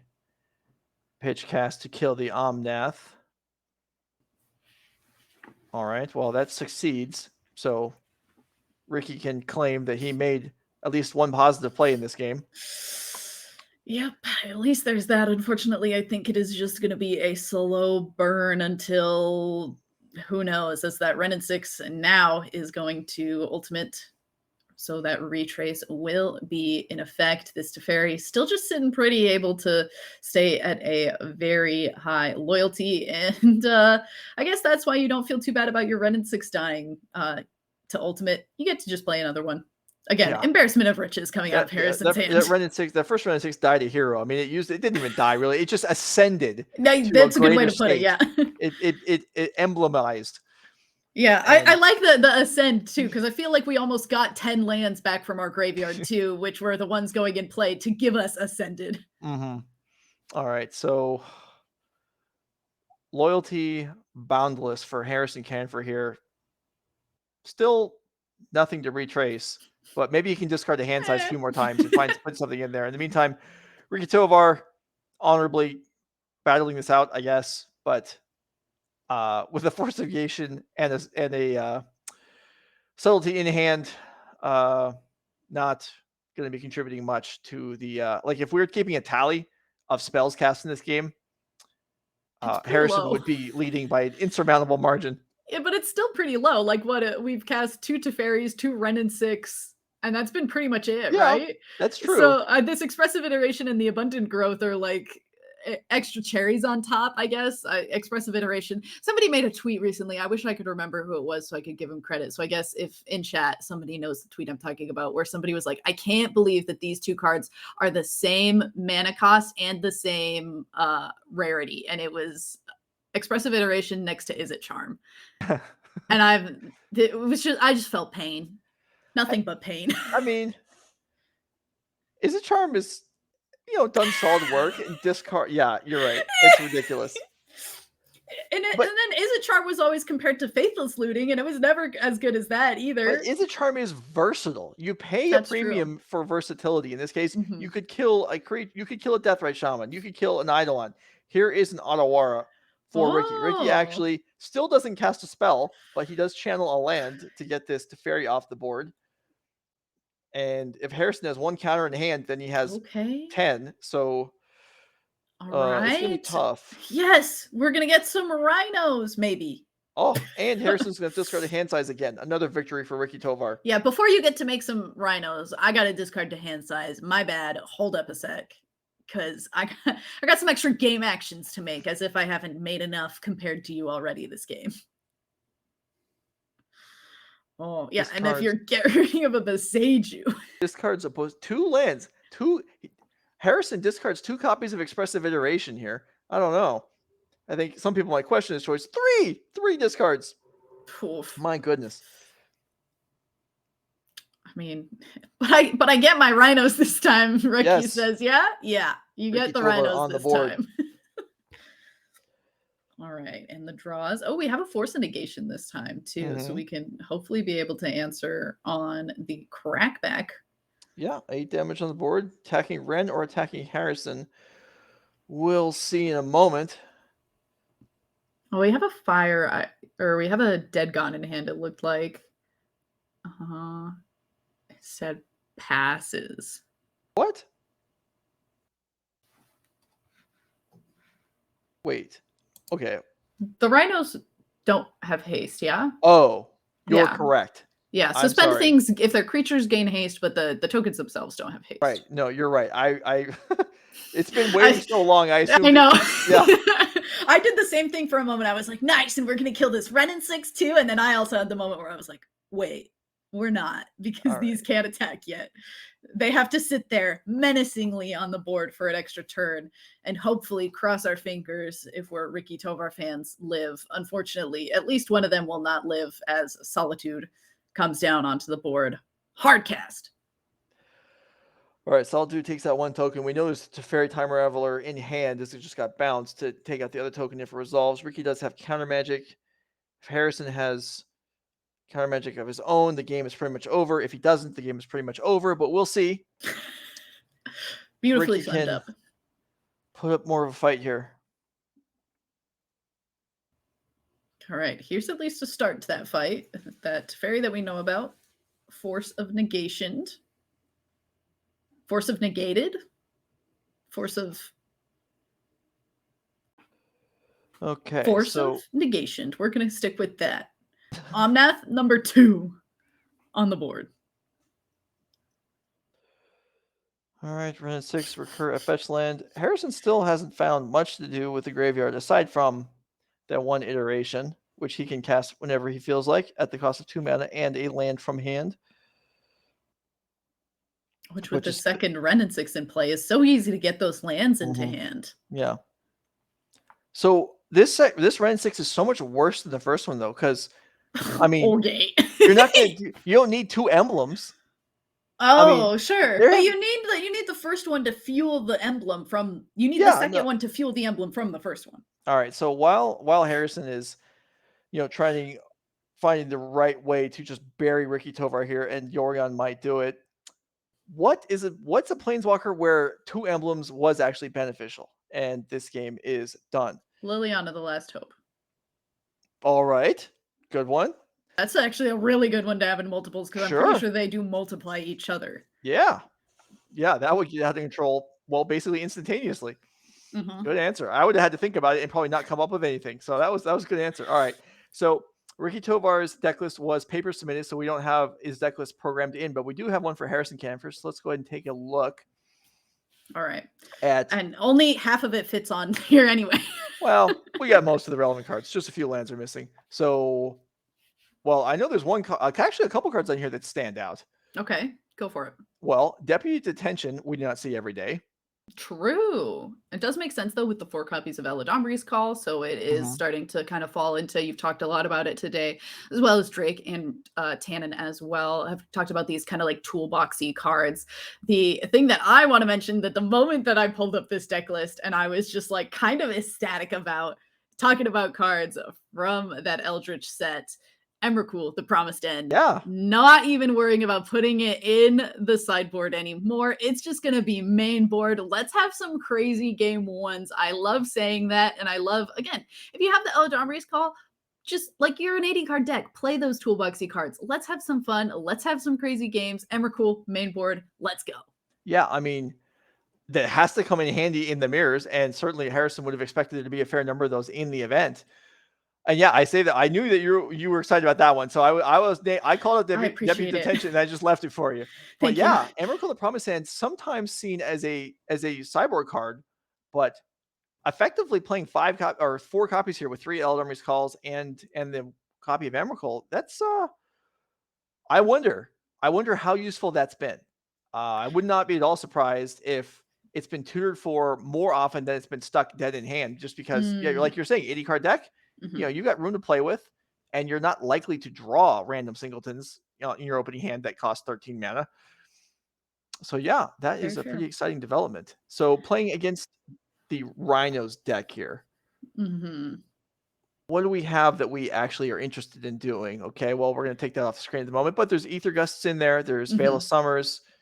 Veil make is sure that you can get those Teferis into play, because we Yeah. saw that basically that second Teferi that got to resolve pretty much won Harrison that game. Yeah, it did. Combined with Ricky's lack of, I mean, for the most of that game, even if Ricky had been goldfishing, he didn't even have a Cascade spell anyway. He just had the couple That's true. Rhinos and a couple defensive cards. But that's an low end of variance draw for Ricky Tovar. But yeah, Harrison obviously has prepared for much more difficult hands than that. And yeah, Veil of Summer can help you resolve Teferi, like you were saying, which is a great way of locking down the rest of it. And the Ether Gust is a nice way to get around the Cascade into Rhinos, because Ether Gust what does Ricky do? Put it back on top of the deck? I don't think so. So yeah, that certainly has an effective way of fighting through. So Ricky, on the other hand, even though we don't have his deck list, he's going to have ways to fight back. He's probably going to have mystical disputes. He is, as we know, limited by the casting cost directive of the Cascade spells, but there are, there are ways around that. Mystical dispute being an excellent one that not only deals with counter spells, but also things like Omnath and Teferi for just a single mana cost. But yeah, even in standard, when Omnath was like just running rampant, it was amazing how impactful Mystical Dispute was at that point in standard, because you would just be like, I have to hold it up if my opponent is on turn 4, because I got to make sure I can counter Omnath, or it's just going to go crazy all over the game. And so equally relevant here, and I think is a big thing to notice. But Ricky Tovar is going to be on the play this game, assuming that is what Ricky picks, which I imagine you would. Should be able to hopefully kind of get under that like limbo bar that is Teferi Time Raveler. Right. Yeah. Or maybe he's playing maybe he's choosing to go second and he's got 4 Gemstone Caverns in the deck. You never know. I tried that once. I was excited about the idea of it. I tried it once in the tournament that mattered. I tried it like 100 times on Magic Online. Okay. How often did it work? I think it's fine. Like, I don't think you give up that much by playing Gemstone Caverns and choosing to go second. I think it's a strategy that's worth exploring further. All right. You heard it here from Joe Lissette. Yeah. Play more Gemstone Caverns. I mean, you should. You should. That card is awesome. Plus, it's one of the only cards I've ever speculated on, and I still have like 40 of them. So, yeah, you can't let people know your secrets, Joe. No, I'm just 40 isn't that many. I don't think you're hurting from owning 40 copies of Gem. No, maybe you are. I don't know. No, and they were like $1.10 when I bought them. Oh yeah, see, that's not. They've got to be worth more than that now, right? They have to be. I don't honestly check the price of Gemstone Caverns. I don't check the prices of any cards anymore, really, unless I'm actually buying them for an event, which, since we've been away from Paper Magic for quite a while, has been a long time. Yeah. But we're on the way back. We are coming back. Paper Magic, Nerd Rage Gaming, ahead of the game here. But paper PTQs, paper events, paper Pro Tours on the way back, which, based on how it sounds like the set championship went this weekend, is a good thing for a lot of people. Yeah, unfortunately, some not good things for some people. Harrison Camphor going to go down to 5 cards on this mulligan here. And that's going to be a little bit rough, but I mean, London Mulligan does make it a little bit better, and we've seen what something like a turn 2 Renin 6 can do. Can make a nice okay. Yes. Well, let me finish this thought. Joe said cashes in again. Our production just looked up the cost of Gemstone Caverns and showed us that a Gemstone Cavern is $38 each. So yeah, all right. If you bought it for $1 each, you're looking buddy. Pretty. That was the first. The first. I'm so sorry. Our production just went better than crypto. The first Players Championship, the first Star City Players Championship, the day before, when we went to visit the store and see everything, I bought out this. I was like, "How many Gemstone Caverns do you guys have?" They're like 40 something. I'm like, "I'll take all of them." All of them. Plus, I played 4 in my deck, so I could get the word out. Get people to recognize it. There you go. Catapulted upwards in value. All right, so we're resolving mulligans here. Harrison's down a couple cards, I believe. At least I believe one. Going to 5 this time. Yeah. Well, 5 cards is still passable. He's going second. There are routes to picking up lots of cards. I mean, Ren 6 is worth as many land drops as you can make. Yep. Teferi's worth Ricky's whole deck. So there are ways for Harrison to catch back up here. We'll see how it plays out.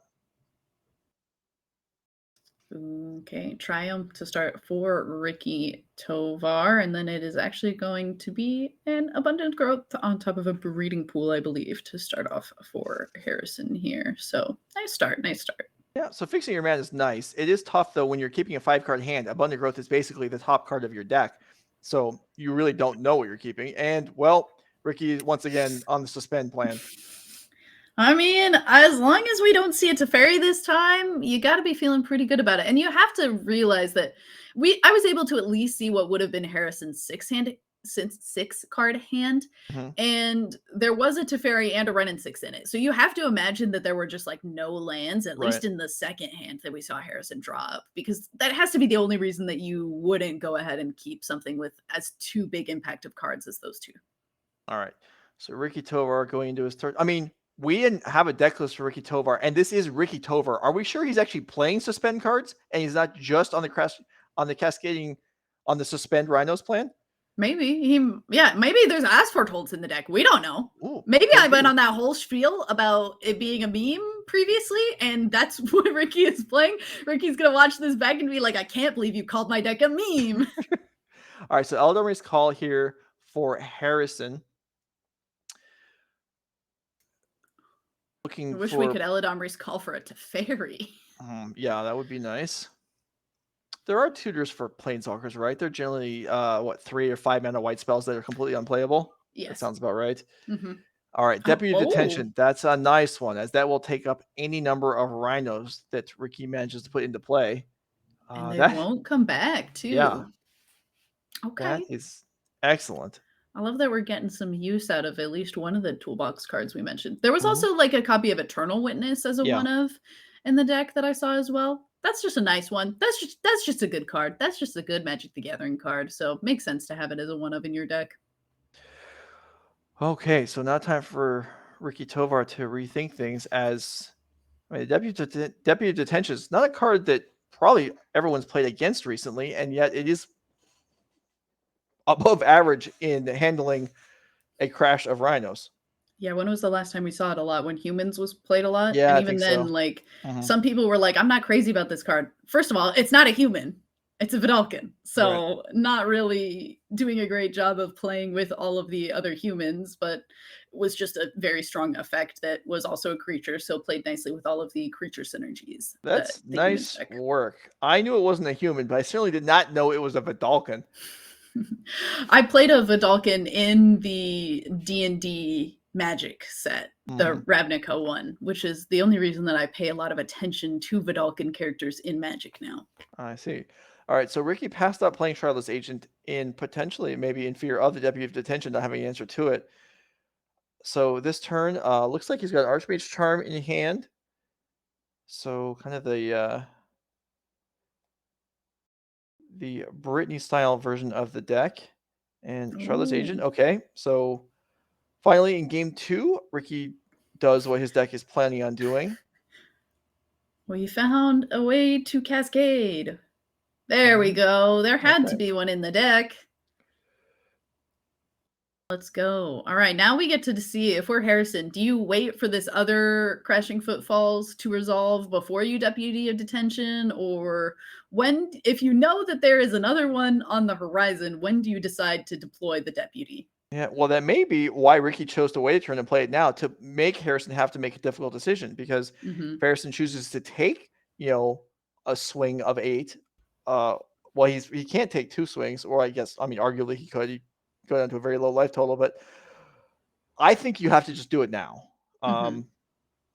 We'll see what Harrison decides. But also, I don't remember if Harrison had Ephemerates in his deck list or not. I think he probably does not look like it. Oh, there's 2 copies of it. Okay, so 2 but copies. Only 2 in an 80-card deck, which if you're me means you never draw them. That is That's an Ice Bank Quaddle. It's a nice little buffer for at least one of these attacking Rhinos. Unfortunately, they do have Trample, but you will at least make sure that you won't have one coming at you twice. Right. Well, maybe. Well, there's not 2. They're not 3. Does it count itself? Yet. 3 other snow permanents. All right, so we need 1 other snow permanent to make this Ice Fang Quaddle have Death Touch.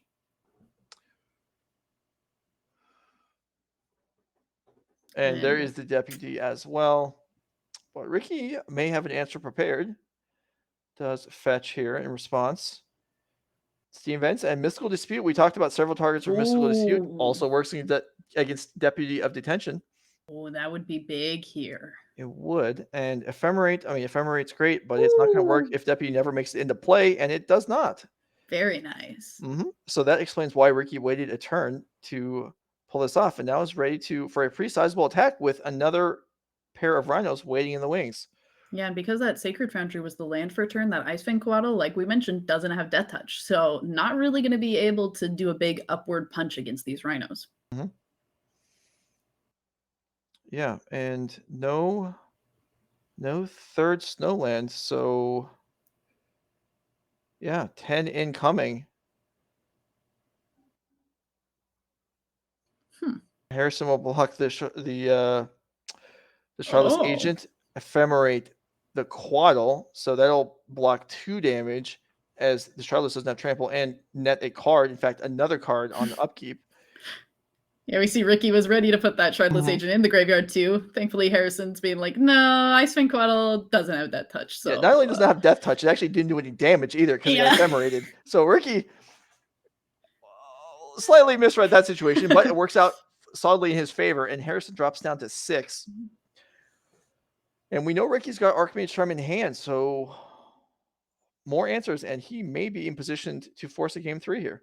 Archmage Charm, and it looks like 2 Furies as well. So that Ice Fang Quaddle maybe not going to do any blocking next turn if we just say that we don't want it to. And potentially even some more creatures as well. Ooh, Omnath. If we... Ooh... Yeah, Archmage Charm to draw cards, I think. I don't think there's going to be an answer to this. Harrison, the life totals are accurate, is dead on the board if that Omnath doesn't make it in. With only one more land drop to play. Yep, that's going to do it. Ricky is going to tie up this match. So certainly we had some fun at Ricky's expense here, but he did play well that game, timed out his spells, saw the Deputy of Detention, was like, I need to wait a turn, did so, and executed. So good for him. And now Harrison. Can Harrison win on the play? I think that it definitely matters a lot more for the Crashing Footfalls deck to be on the play than this 4-color control deck. I think that control decks notoriously are so good at accruing card advantage that they don't really care about being... obviously, everyone wants to be on the play. I can't think of a deck, aside from Joe's Gemstone Cavern deck, want to be on the draw. So I think that Harrison's going to be happy to be on the play, but I can't really imagine that it felt like that was make or break. And we are going to hopefully Harrison Camphor did go down to 5 cards in that game, hopefully going to be able to keep a more sizable hand this time around. And I have to imagine once again that Harrison was just either got unlucky with lands across both of those or was not aggressively mulliganing for those hate cards, because we saw Harrison with those hate cards in some of those opening hands and then decided to still ship it. So it's going to be interesting to see what actually ends up being the keep. I don't think we saw any crazy sideboard cards from Harrison that game either. So those Aether Gusts that we talked about didn't really get to see anything, or potentially those Veil of Summers as well. So those didn't quite come out, or at least that we saw from Harrison's deck. But again, 80 card decks, sometimes you're not going to see some of those things. But hopefully if you did sideboard in those things, and those are things that you want to see, and if you're a Harrison fan, you're hoping that they show up in this game 3. Yeah, no, you're definitely right about that. The 80 card dilutes. I mean, sure, your 4Fs in your main deck are more spread out, but you really dilute your sideboard effectiveness because you can't often even have a 4 of or even a 3 of a sideboard. So you're boarding in maybe 2 copies of something. You're better off with boarding in tutor targets at that point. But there is some counter magic for Harrison. We'll see. Game 3, players are drawing their opening hands. Are we keeping 7? We are not on either side. Oh, unless we actually just didn't have 7, and then that looked like we were drawing like 2 cards to see what was like on the rest of the deck for Harrison. I thought we weren't keeping that, but I guess no. You're right. You're right. I thought you was drawing more just to see what the top cards were. Yeah, but I don't ever do that. I'm not a believer in that. Neither am I. Because I don't want to, give myself. I regret enough things. I don't need to regret mulligans that they should or should not have taken. Exactly. Yeah. I have a hard Yep. enough time getting myself to mulligan marginal hands. I don't need to then reinforce that it was a bad idea. Yep. No, exactly. I'm with you. So I don't ever look, but I know some people are like, nah, I just want to know. It'll Mhm. like, it really hurts me if I don't know. And I'm like, couldn't be me. Well- Ooh, all right. I heard earlier you were telling the story about like every time you mulligan, you always tell your opponents, oh, you have to get me back on the next Yeah. game. Ricky Well, is doing that here, going to 5 after that's true. Harrison He went to is. 5 Harrison in the went- game before. Yeah, Harrison went to 5, and now Ricky's on the way to 5 at most. Now, this Team of Rhinos deck can get quite a bit of value from one card, like 3-land Cascade Spell. I mean, that's more than one card of value, but Yeah. I mean, really, where we're at in Magic the last few years, or even the last several years, compared to a decade ago or 15 years ago, every card is worth more than one card because it's That's just the cards true. are just better. Yeah. Is it Charm versus Expressive Iteration? Exactly. So if your average card's a 2-for-1, then I guess we need to come up with new terminology to rank these things. So Very, very true. yeah, All if right. Harrison Canfer, I'm sorry, I don't know what I said before. Harrison Canfer is the name. I think if- you've been saying it right. Okay. Yeah, so I mean, is Omnath just like an average card in this deck now? It's not even, we don't even call it card advantage because that's just implied that you would get an extra card out of everything. Yeah, every card in Modern is card advantage. So it's got to be like a 3-for-1 if we actually are going to call it like Yeah. for real card advantage nowadays. Lands So- are barely even card advantage. All right. So Harrison, knowing he's 2 cards to the good here versus Ricky Tovar, getting things going in game number 3.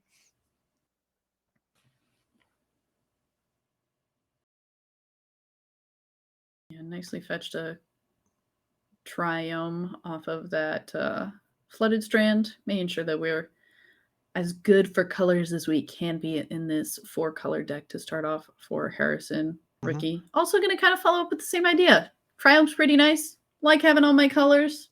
Let's go for it. Yeah. So we were just informed that Zoe Riederman lost this round. So our speculation is that the 2 players that will qualify for the championship from season 1 are Andrew Ellenbogen and Joseph Bernal.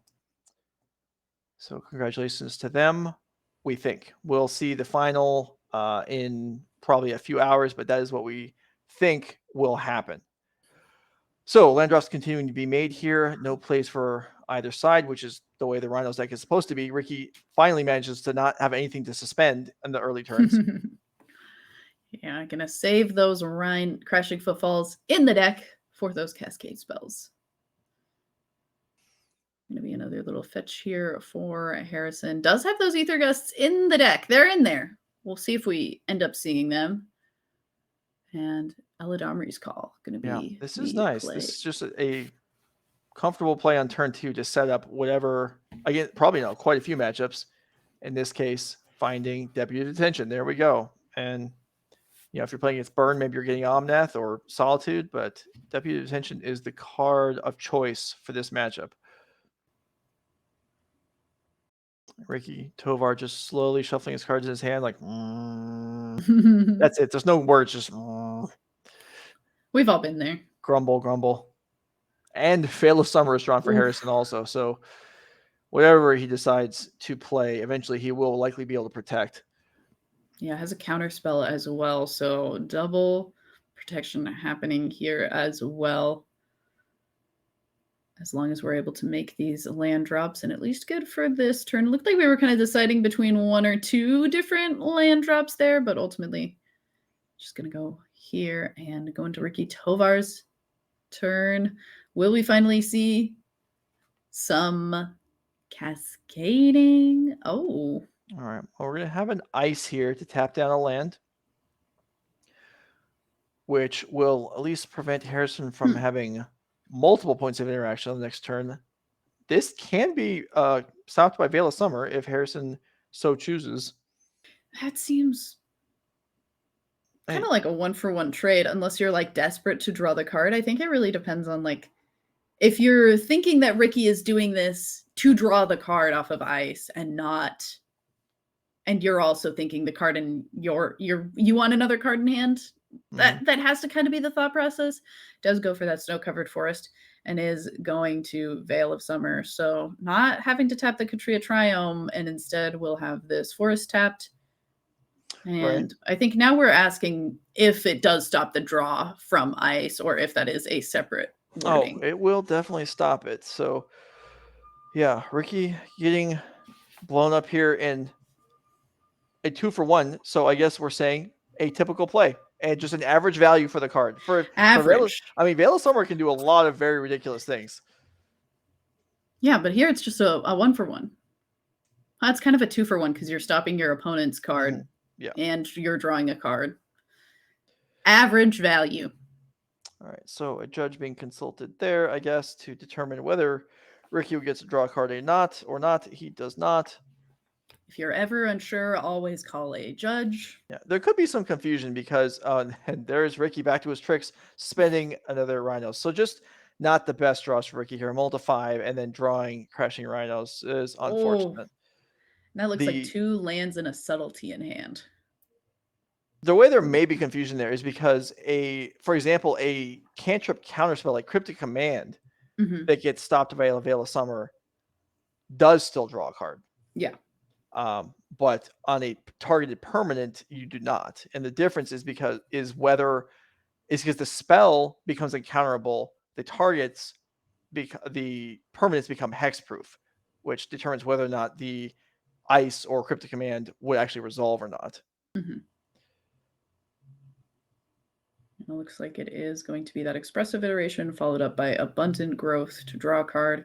We are pretty sure that there's a land, in Harrison's hand that was not played last turn, so that Misty Rainforest is going to be able to come into play here. And I think that Harrison's got to be feeling pretty good, happy to play things at sorcery speed, not really worried at the speed that Ricky is going at. Yeah, and Ricky has to feel a little glum about his chances of coming back this game, but you're in the chair, you still have to try. And thinking about a forest is going to change his mind. Find a different land. I saw a chat in favor of the basic lands chosen by these players. I don't know, what's your feeling as the more artistic of the two of us? Oh, I'm pretty sure that the forests in Ricky Tovar's deck are the forests are APAC, I think, at least. Okay, one of them that I've seen. I know don't the brand. think the islands are. That's like a brand name to me. Like I couldn't identify them, but I know whoa, APAC. I know that means their quality. Yes, and so I'm a fan of those. These islands, though, I don't believe are APAC, but they are still a nice choice. I do like Old Border Basics a lot, but I am also quite partial to the 8-bit snow basics. I would have to give a slight edge to Harrison here as far as basics are concerned, based on my own personal preference. If you turned around and said, no, I think the APACs are better, I would say that's a totally fine feeling about it too. I, on a lot of days, would probably agree that the APACs are some of the best basic lands to exist in Magic the Gathering. All right. I mean, of course, some of the best we're saying, behind revised, obviously. I mean, it goes without saying, but I will say it anyway. We all strive to establish some sort of personality, and that's what I ended up with. With revised basics? Yeah, exactly. That's fair. I mean, that's a good one. I do remember, I loved playing with white border basics in like every mono red deck. For some reason, that just feels right. I feel like if you weren't playing white border basics in your mono red deck at any point, that just felt wrong to me. Okay, back to the game. I feel like every once in a while we should clue in on the actual action that's happening, even though it hasn't amounted to very much yet. There we go. Here we go. Now we got something to talk about. All right, Teferi, hardcast subtlety for Ricky Tovar. So trying to advance his position here a little bit.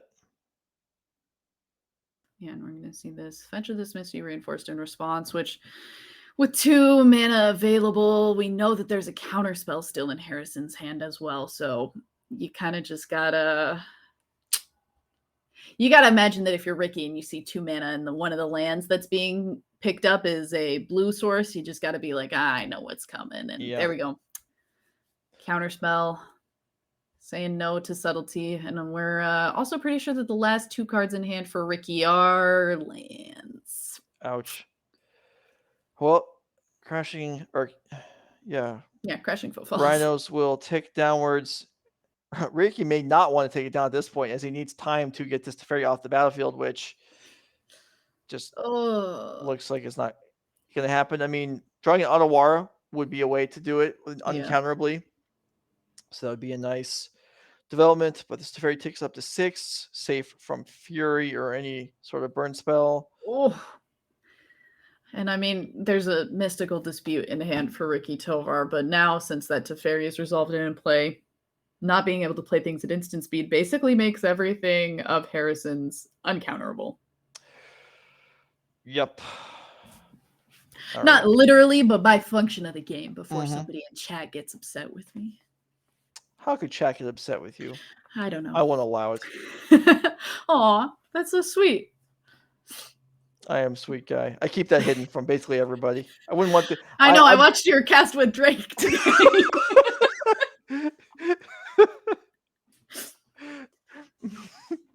All right, so second abundant growth for Harrison. And Ricky draws a Dead Gone, which, I mean, it could bounce Omnath, I guess. Yeah, it I mean, at least that slows things down a little bit, but we're wishing that there was a way to get rid of this Teferi somehow. We wish that could have been an Otawara, so we could have at least had some 4/4s in play to fight against the Omnath in a different way. But this Teferi is just going to really lock up this game in a way that is going to be kind of reminiscent of that first game. I mean, I don't know if you're thankful that there isn't a Ren and 6 ticking down / up at the exact same time. But also knowing that your opponent has, 7+ cards in hand doesn't make you feel much better. Yeah.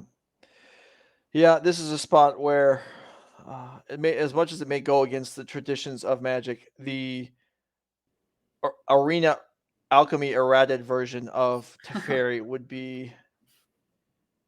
would it be a little more fair? Would it make much of a difference? Yes, it would. It would at least allow the Rhinos to come on suspended, right? Because they believe it limits you just playing spells on your own turn, but you can play them not sorcery speed. So, yeah,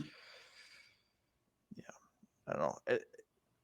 I have mixed feelings on the alchemy errating of older cards, but in this case, it did make Teferi a little more reasonable. Yeah, I definitely agree. But I mean, I liked most of the alchemy erratas. I think overall I've been happy with how they've changed a lot of the cards. And of course, like, they didn't really change the cards. They changed them in a singular format. But I definitely like Goldspan Dragon a lot more in alchemy. If people have watched me cast for a long time, especially standard, you would know that I absolutely loathe the Goldspan Dragon. You know what I like about Goldspan Dragon? I think the arena effect. You like its wings. And the wings. Oh, it's so cool. It is very cool. Yeah. You know what else is cool? When you have Eladomri's Call and you get to get your one of Eternal Witness and just make sure that regardless of whatever your Temur Rhinos opponent is going to do, you will be able to lock that game up alongside your buddy Teferi Time Raveler. Yeah. So Harrison Camphor defeats Ricky Tovar in, well, one of the games was somewhat competitive, despite Harrison being on 5 cards, and Ricky did take that one down, but Harrison easily handles Ricky in the other 2 games and does pick up the match. Okay, so the round is over. I guess we're not going to show a backup this round, but we are going to go through the upcoming Nerd Rage events. So let's go ahead and do that now. Next month in Lansing, Michigan, first time for Nerd Rage in Michigan, just like this is the first time in Minnesota. We're hitting the M states, I guess, in the Midwest. Modern on Saturday is the main event. Pioneer on Sunday.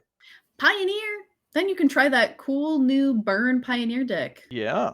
I saw some good stuff with that yesterday. Certainly. Is it really all new? Right. Then after that, in Mundelein, Illinois, the home base, we've got Modern 10K, Legacy 5K at the end of July. So if you're in the area and you want to come out, play an event, Come in person, get some. We've got artists in person. We have Ooh. Coalesce Apparel running a booth at the events. You can see their logo on the screen there. Inkling Customs has been a few events lately. So yeah, good times to be had at New Rage events this summer. St. Louis, Missouri, Oh at my the end of gosh. August, we have our So many. showdown, team showdown 20K, and then a modern 5K on Sunday. And then we have season 3 schedule, which was just announced this weekend. The dates, at least the formats, are still in flux, but the dates, if you're planning on travel, it's a part of the rolling ads when we are on a break. So if you're interested in those dates, they'll at least be popping up during this little break before we go from round 8 to round 9. All right. So here we are back in the booth. All right. And we're going to be heading for a break. When we come back, round 9 of the Swiss. We'll see who's going to earn the top 8 slots. Last time out, I think we had 2 players who doubled up top 8ing on the team event and the individual trial. We'll see if we can have that again. We'll be back.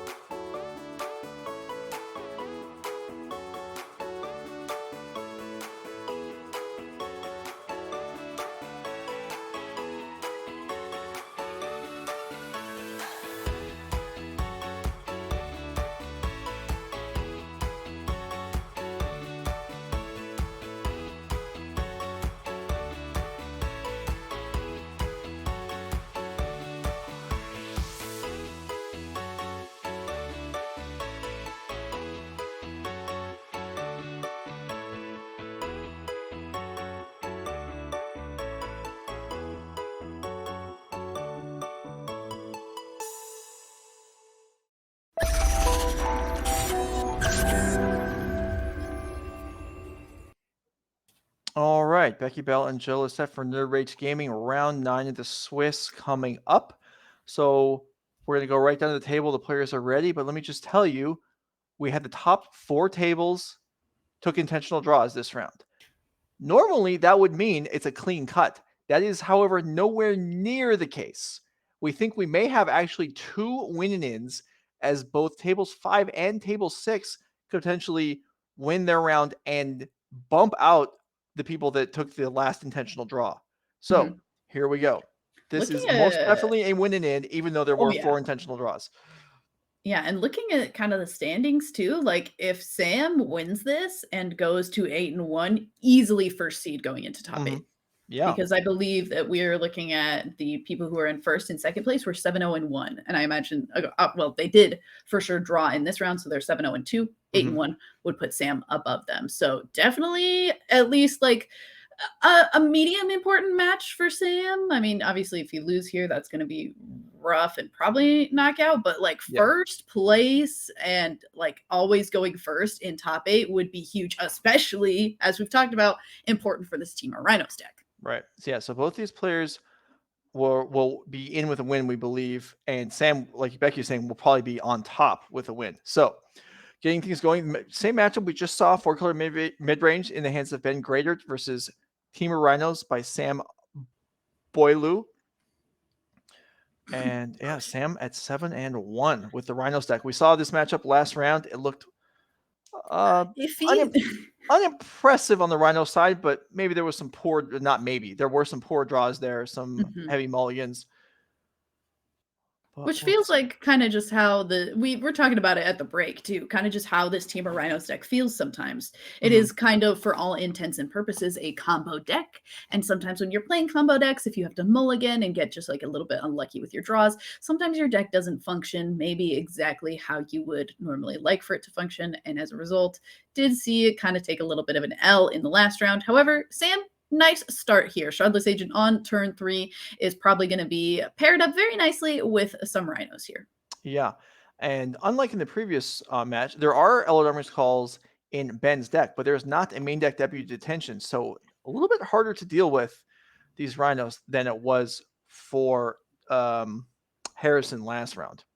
There aren't even deputy detentions in the sideboard either. That Embercool, the Promised End, that we also previously were a little bit excited to see in the main deck, is in the sideboard here for Benjamin. So a little bit of difference in lists. But I mean, once you get to this point in a metagame where both of these decks have existed for so long and there's so many iterations you can make on a 4-color deck, you get to see a lot of these little variations based on personal preference. These players playing fairly rapidly. Ben Greater, you see with a draw.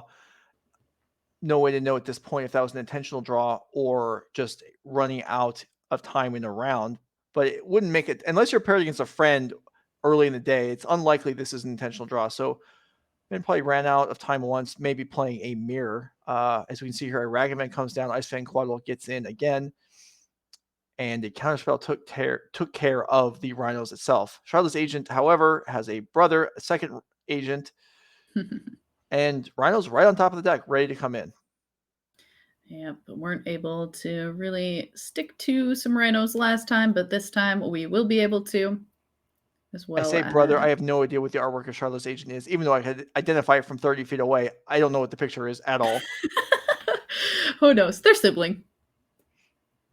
Just overarching. Breeding Pool going to be the tapped play for Sam to finish off that turn. Also got to do a little bit of attacking, so some damage put back Ben's way as well. Let's undo that damage just as I start to talk about it with an Omnath that I imagine, going to be followed up by a land and a fetch land no less, so we should be able to add quite a bit of mana to our pool as well. Yeah, the pace here is furious. Okay, very different from our last game too. Yeah, Omnath in play. Ragavan attacks, blocks and gets trades with Shardless Agent. Yeah, I'd trade a Shardless Agent for, well, maybe I wouldn't trade a Shardless Agent for a Ragavan any day, but certainly on this day. So obviously Sam expecting some sort of follow-up, not wanting to trade off a Rhino for the free block on Ragavan for something like a Lightning Bolt over a cheaply a Fury that might get hard cast and finish off a Rhino and pick off a Shardless Agent as well.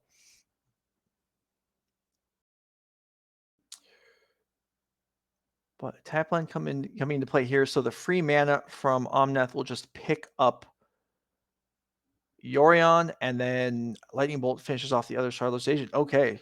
Lots of action on both sides here.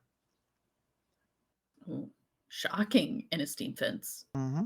And then Big attacking with these attack. Rhinos. Quaddle does not have Death Touch, as there's 2 snow lands in play right now. And it looks like just 8 damage comes across. Omnath will stay out of the fight, but it will Ooh. also stay off the board.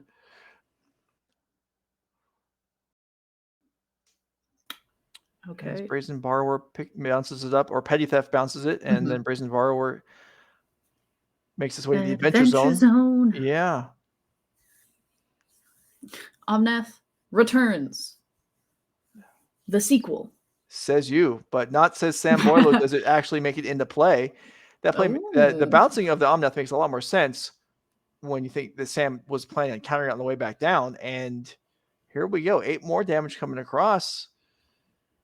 This is getting a little iffy for Ben. Yeah, it certainly is. And I mean, you stop to finish it all off. You can block 1 damage with that Ice Fang Quaddle. But I mean, able to do that last bit of damage alongside that Bone Crusher Giant. Other adventure half, as we mentioned, this Team of Rhinos deck definitely trying to cheat on mana values as much as possible, and Brazen Borrower and Bone Crusher Giant really allow for that to just go that much more smoothly, and both of them playing a big role in bringing that to a nice little dub there for Sam. And we are going to take a look at deck lists. So let's go into it. I feel like Sam, more things went right for Sam there than did for Ricky in the entire previous match. Okay, that's true. Ben I also think that we actually had names switched on it, because I feel like I was talking about Sam for 4-color mid-range the whole time, and now that we're looking at this list, it's Ben who's playing 4-color mid-range. Oh, that means I've been backwards. I don't know. It's a forgivable offense. Anyway, so this list, Ragavan, 4-color deck. We see kind of the stock incarnations, planeswalkers, removal spells. Do we see anything that stands out as an anomaly? Like, well, probably not like we did last round with W Detention and Emrakul. I think that this is a lot more of a stock list that I would be much more used to seeing out of the kind of 4-color decks. I mean, we are seeing there's also a Teferi Hero of Dominaria that doesn't show up in this list, that I think is that little broken JPEG on top of Jace the Mind Sculptor. But other than that, like, this looks to be a pretty normal list as far as 4-color mid-range is concerned. I think we were definitely watching the more spicier of the versions of this style and archetype last round. Yeah. So, and then in the sideboard, how much help do we have? Magus of the Moon conceivably could mess up the mana in the Rhinos deck, although there certainly are basics to play around that if the player chooses to do so. Engine Explosives and Supreme Verdict, both ways of sweeping up pairs or quads of Rhinos. Let's go ahead and look at Sam's version of the deck, as he is 7-1, playing for top seed in the top 8, most likely. This is the Archmage Charm version of the deck, as we talked about. Yeah, this also seems like a pretty stock version of the list from my understanding. I think that it's weird, and I was kind of talking about it at the start of the match too. There are a lot fewer variations you can make on something like the Temur Rhinos deck, because so much of it is like combo piece oriented compared to the 4-color mid-range deck that's like, yeah, you could play whatever kind of spicy one of you want. You could play your Deputy of Detentions because we're playing 4 colors and you can fit them in there. And we're playing Eladamri's Call, so you can find them too. All right. So I talked about you could conceivably try and sneak a Magus of the Moon in to screw the other player. That's actually true of both sides. Both sides have Magus of the Moon in the sideboard. Likely both players will play around it. The 4-color deck kind of does that naturally anyway with Abundant Growth. If you really wanted to be really conservative, you would want the Abundant Growth not on a basic, which would just guarantee you an extra land that does whatever you want. But here we go. But likely Magus of the Moon is not going to be coming to play at all for either player. I mean, we saw this start previously, and it was quite potent. especially when it was followed up by a Teferi Time Raveler. But in fact, Force Negation is going to make sure that Renin 6 does not stay on the board. If that was followed up by a Teferi Time Raveler on Ben's next turn, that could be very problematic for Sam.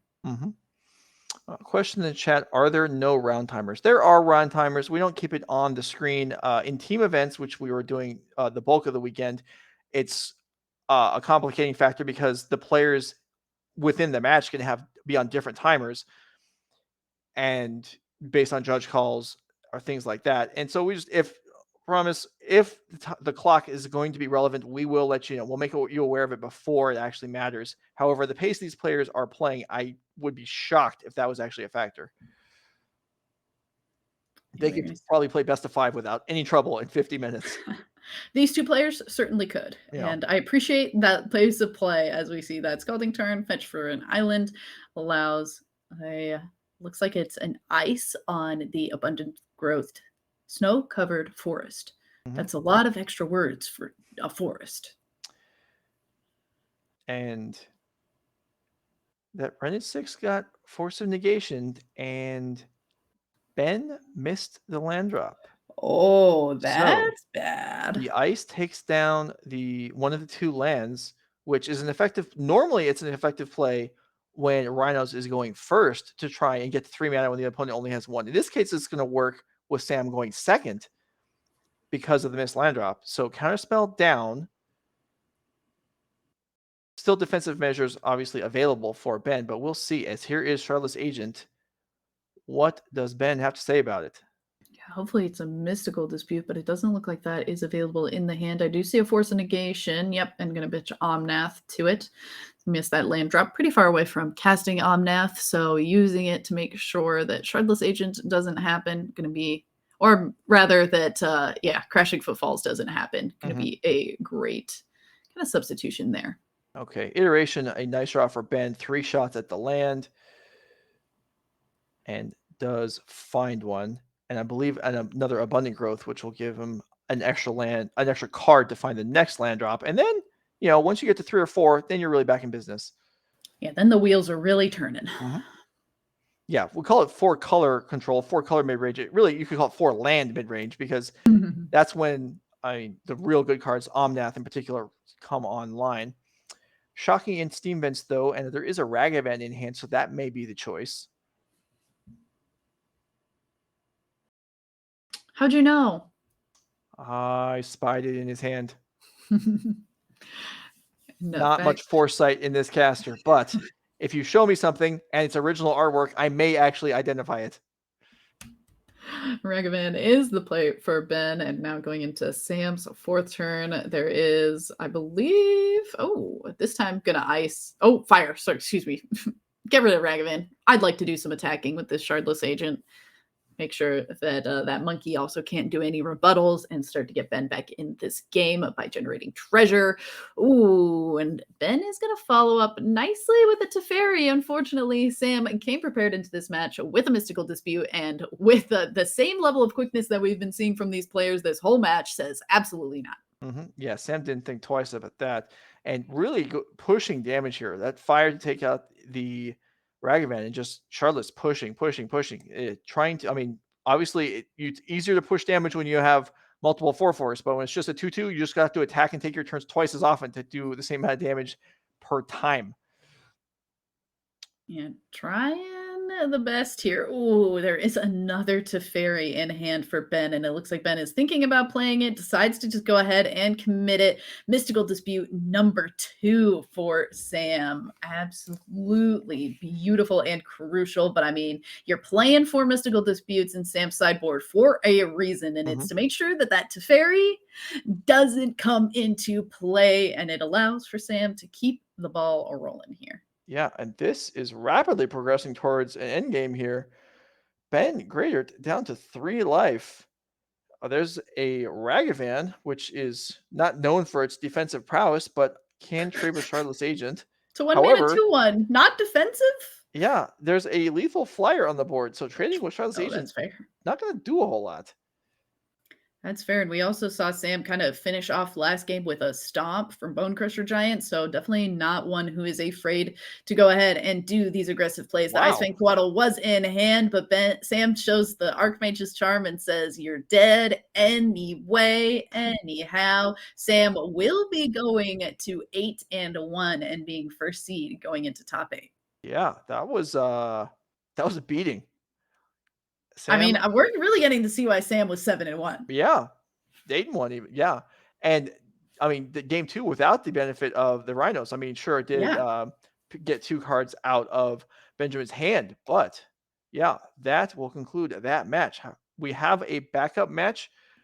That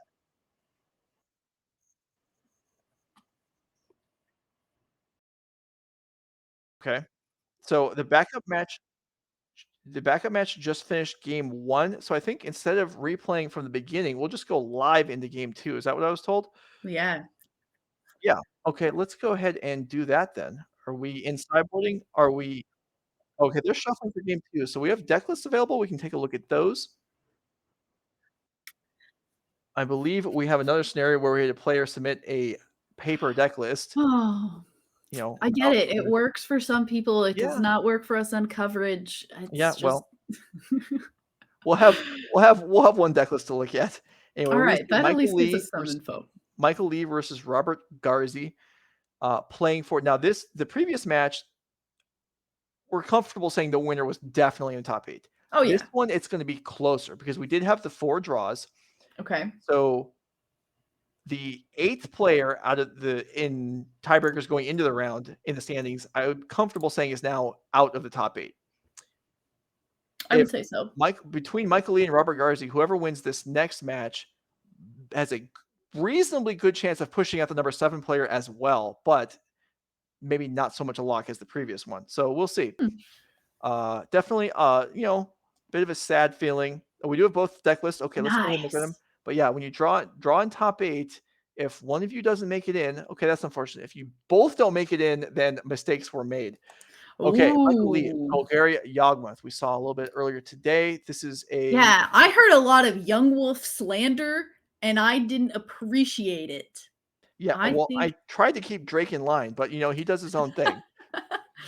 it happens. We all have cards in Magic that we do and don't like, but I think that I am just happy that Young Wolf has found its pack and its home, and it's in the Yawgmoth pack.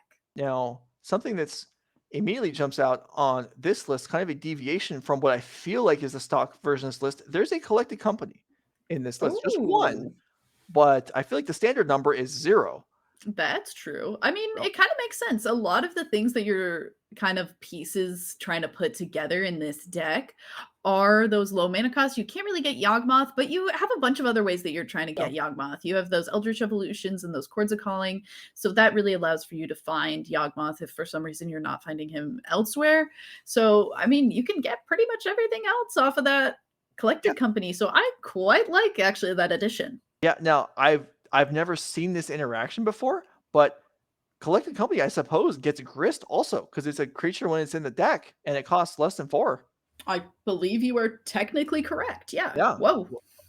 I feel like that would work, but I've never seen it, so I don't Things I know. would like to see in this Magic Yeah. the Gathering game for 600, Alex. Yeah, that's interesting. All right. And then Robert Garzi's Mardu deck, let's go ahead and bring that up. So we This see, is spicy. yeah, we see Fable of the Mirror Breaker alongside a lot of the normal Mardu-ish cards. We don't see the new Obnixilus Planeswalker from Streets of New Capenna. That would have added to our list. Unfortunately, I don't see it. Darn. Yeah, I don't see it either. I don't even see Kroxa, which I think if you'd have told me that we were about to watch a Mardu mid-range deck, I would have been like, oh, that's like playing Kroxa and a lot of other discard things too. Mhm. It's something that I would have expected, and it's something that we're not really seeing. It also looks like we had the Golgari Yawgmoth deck take down the first game, and Robert will be able to start this on the play. And I forgot. What? I forgot that they'd already played a game, and it struck me. I was like, "It's odd when you're To playing show the your card game, opponent your that you would- yeah, that you show your opponent your hand for no reason." But I forgot they already played a game. So Yeah, they already played a game. Happy to show the hand to the opponent and be like, "Yeah, this is dog." That's a good joke because we're playing Young Wolves. Haha. And anyway. I'm done. All right, let's see if you're this doing hand good. is any better. All right, so Michael Lee up a game, down a card, maybe 2, looking at this hand. All right. And Robert Gonzi Ooh. ready to go. So Yeah, looking you at the showed me hand- your last one. I want to see this one too. Exactly. Ooh. I mean, that's a pretty decent hand. This one is also dog because there's a young wolf in it. Haha. I made the joke once, I'll make it again, and it was bad both times. No way. It was great the first time. I was impressed. Aw, thank you.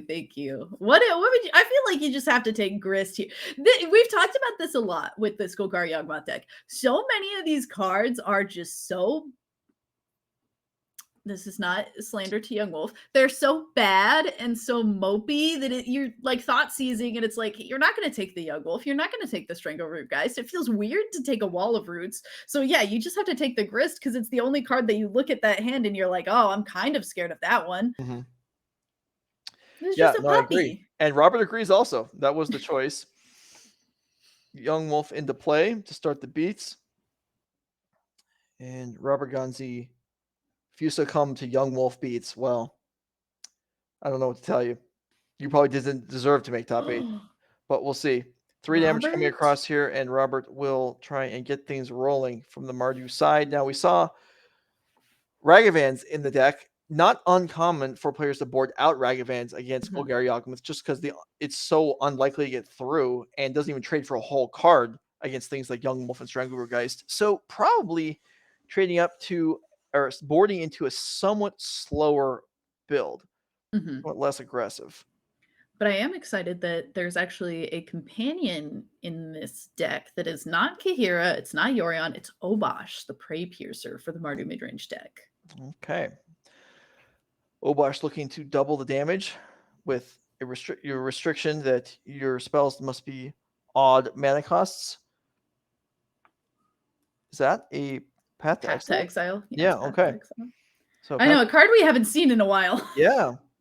It is useful against this deck. I mean, you hate to ramp the player who did Mulligan and showed you that they didn't have a third land drop, but getting rid of these creatures with Undying is a useful thing to do. So we see that here from Robert. Takes down Strangleroot Geist. Yeah, we say we haven't seen Path to Exile in a while for that reason that you just explained, and it's not even a main board card in this Mardu deck. It's 2 in the sideboard. Definitely not trying to ramp opponents on the average game, but the times where you got to exile, you really got to exile. And speaking of exiling, Kaya, Orzhov Usurper, actually going to be able to exile a card as well. Kaya is excellent in matchups like this. More exiling effects, eating the graveyard. And yes, that swamp is pretty gnarly. Someone in the chat even commented. And anytime other people question these basics, I'm totally on board with it. Yeah, I feel like I don't think that that's like a different art. I think that that's just a foil peel. I don't even know what a foil peel is. That card just looks like that looks like a land that got run over by a car. You can actually like take the layer of ink off of a foil on the top, and if you can actually like kind of peel it off, and then you can cut it up, and then you can lay it back down on the card, which I think is what's done on that swamp there. What? Yeah, it's a type of altering that you can do. Okay. And since it doesn't really impact like the thickness of the card, most of them can be tournament legal, and it's still recognizable as that swamp. So yeah, we are going to see also Michael Lee take a look at that Kaya, be like, you really exile a card with converted mana cost 1 or less? That's pretty rude. That's my young pup. And there's a Grist on the other side, which, I mean, plusing for insects is great. However, it does provide more food in the graveyard for the opposing Kaya to chew down.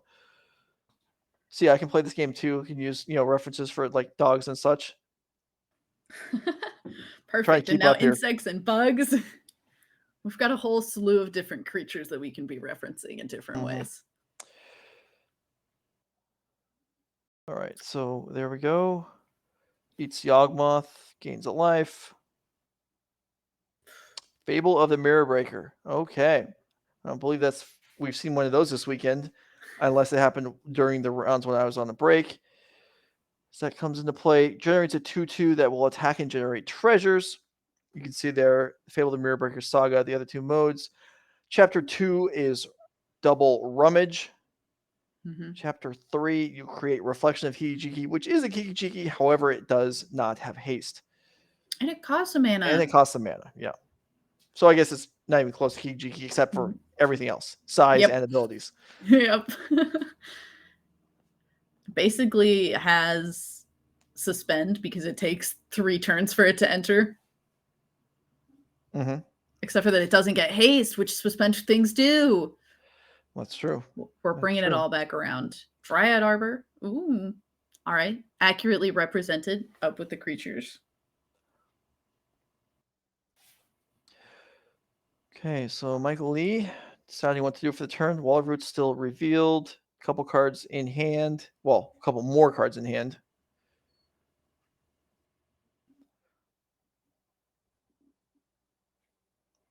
Oh, that's funny. Our production did just let us know that Robert and Michael, these 2 players that we're watching right now, were actually teammates in the team tournament yesterday. I wonder which of them was actually playing Modern yesterday. Well, maybe neither one. Yeah, who knows? This could be the Pioneer and the Legacy player. Yeah. Okay, Yawgmoth into play here for Michael, but not a lot of toys for Yawgmoth to play with right now. But it will hold off the Kiki-Jiki token from making treasures effectively, so that is something. Yeah, at least something. Did get to pitch 2 lands to this rummage effect. Yeah, that's huge right there. Mm-hmm. Yeah, getting 2 new cards, and it looks like one of the cards in hand is a Lingering Souls. That feels like another card that we haven't seen for quite a while. Yeah, I will agree with that. I wonder if that was the ones just drawn, because that would be an effective card to discard as well. Although I guess if Robert was flooded, then he wouldn't need the extra lands anyway. Yeah, that I feel like we were seeing a lot of Fable the Mirror Breaker, both in like standard as well as alchemy. Oh yeah, they're everywhere in alchemy. Everywhere. Yeah. And so it's weird to finally see it like finally kind of leak into modern and make a little bit of an indent in here. And I actually think I quite like it alongside something like Lingering Souls and in this kind of shell. So we might see it actually get discarded this second time around as this second Fable the Mirror Breaker comes into play. Yeah. Okay. Well, lots of rummaging being done for Robert Gonzi. 2 cards in hand, but if any creature with a valuable effect makes it into play, these Mirror Breakers can do a lot of work. Although I don't know how likely that is. With Michael Lee having active Yawgmoth, I mean, that does a pretty good job of clearing the board. Yeah. Yawgmoth plus Grist. Hard to keep anything around. Yeah. All right, looks like we're going to separate those Fable or those Fable tokens. It is a little confusing there with the 2 sagas and then a die on the token representing 2. So now, yeah, okay, there we go. So a pair of 2/2 tokens. A sacrifice of the insect to draw a card and put a -1/-1 on counter on one of them. And yeah, okay, black dice represent negative counters. So try and get that as clear as we can. There's only so much we can do with these foils and alternate arts. And I already forgot what you said that swamp is, but whatever it is. I would just call it an altar. Oh, okay. Peeled foil, something. Foil peel. Yeah, okay. And it looks like that Wall of Roots gets to come down finally. A one of in this Golgari deck, Blood Artist. I love this card. Yeah. Mostly because it's an artist, but well, that certainly does make the interactions more favorable with Yawgmoth, no longer having to pay a life. And another counter, and then I mean, a proliferate here actually would take out both creatures. Oh, very true. And it looks like Verdant Catacombs is going to allow for us to get an Overgrown Tomb. Do a little bit of a pause here, making sure that that is what we want to do. And it looks like Michael is clarifying life totals based on Blood Artist being a part of the equation. If I had to guess from gestural cues.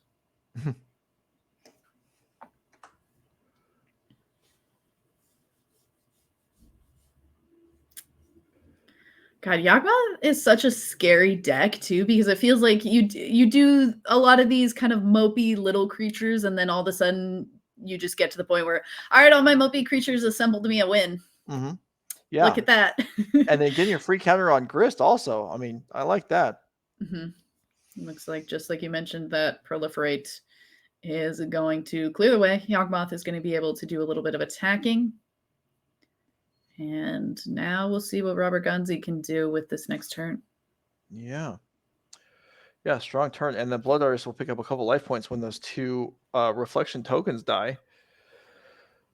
Oh, yeah. Well, Michael Lee looking pretty solidly ahead here. There goes the Lingering Souls that you noticed earlier. Alongside a Ragavan, a bunch of 1 toughness creatures, but at least Lingering Souls doesn't cost cards. They're actually free. Unfortunately, it doesn't really cost Michael Lee cards to get rid of them either. Very true. And are we just a couple Undying creatures away from Michael Lee comboing out here? Yeah. I mean, there's only 1 card in hand for Michael Lee. So I think that if you're Robert, you're thankful that that's the case at least. It doesn't feel like imminent doom is quite on the horizon. But if that last card in hand is something like, I don't know, that one of Collected Company, you're pretty close to being able to find those Undying creatures. Okay, Bone Crusher Giant will take out Blood Artist, which is sacrificed to Yawgmoth to put a counter on the Reflection of Kiki-Jiki. Yeah, and I mean, just like that, we were talking about, don't have a ton of cards in hand, but if a lot of things are going to get targeted and we're sacrificing to Yawgmoth in response, that's going to start to go away pretty quickly too, and we'll accrue a lot of cards in hand for Michael Lee.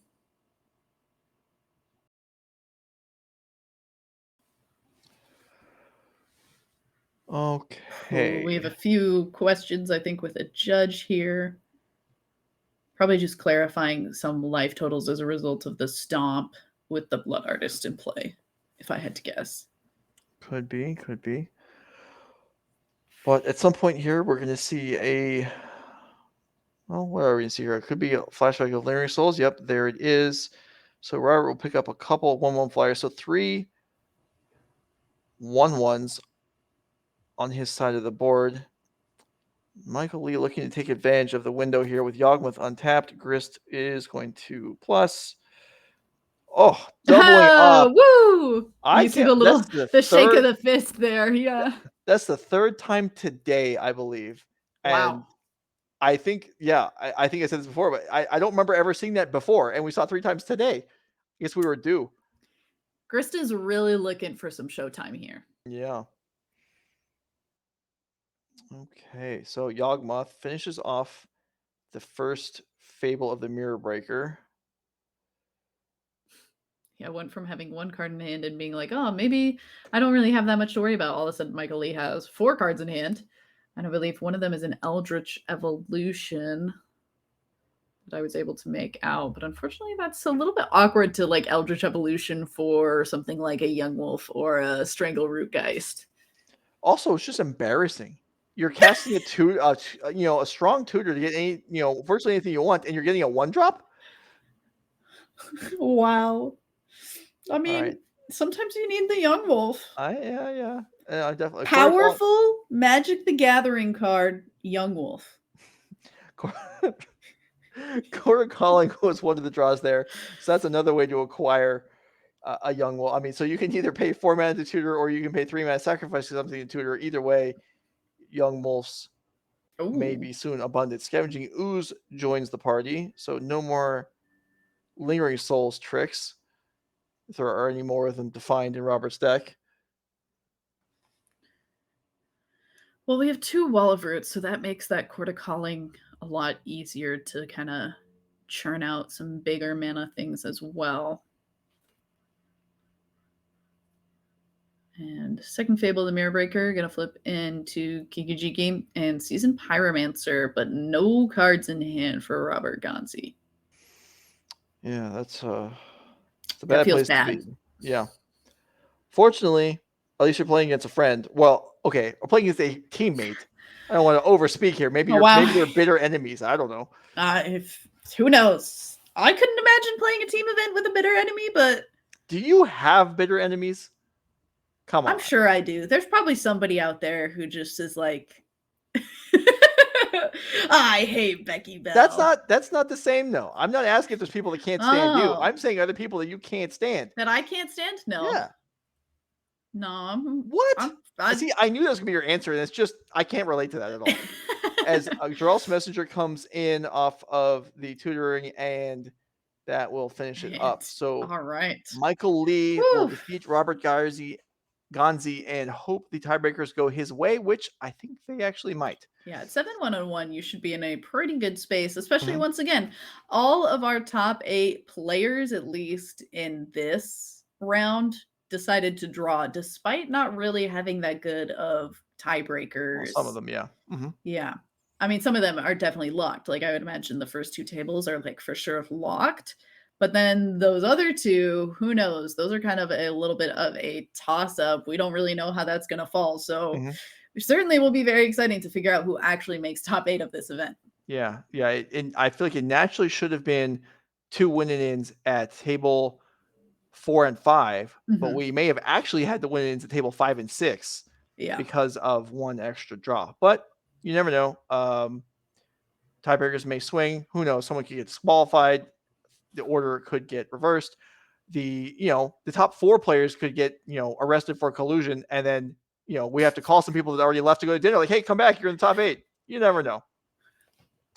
All right. Hopefully that doesn't happen, but on the off chance that it does, it's going to be a way more exciting night than I think any of us were anticipating. Yeah. Okay. So that will conclude the Swiss rounds. Whew, 9 rounds. Upcoming.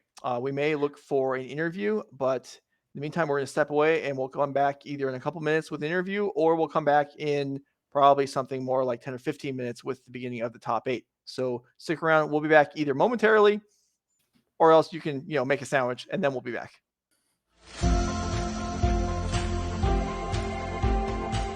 Looking for some inspiration for your next deck? Check out the top performing deck list from today's tournament at nerdragegaming.com. You can also take a look at our coverage archives, metagame breakdowns, deck lists from previous events, and more. nerdragegaming.com is the exclusive home for everything NRG series.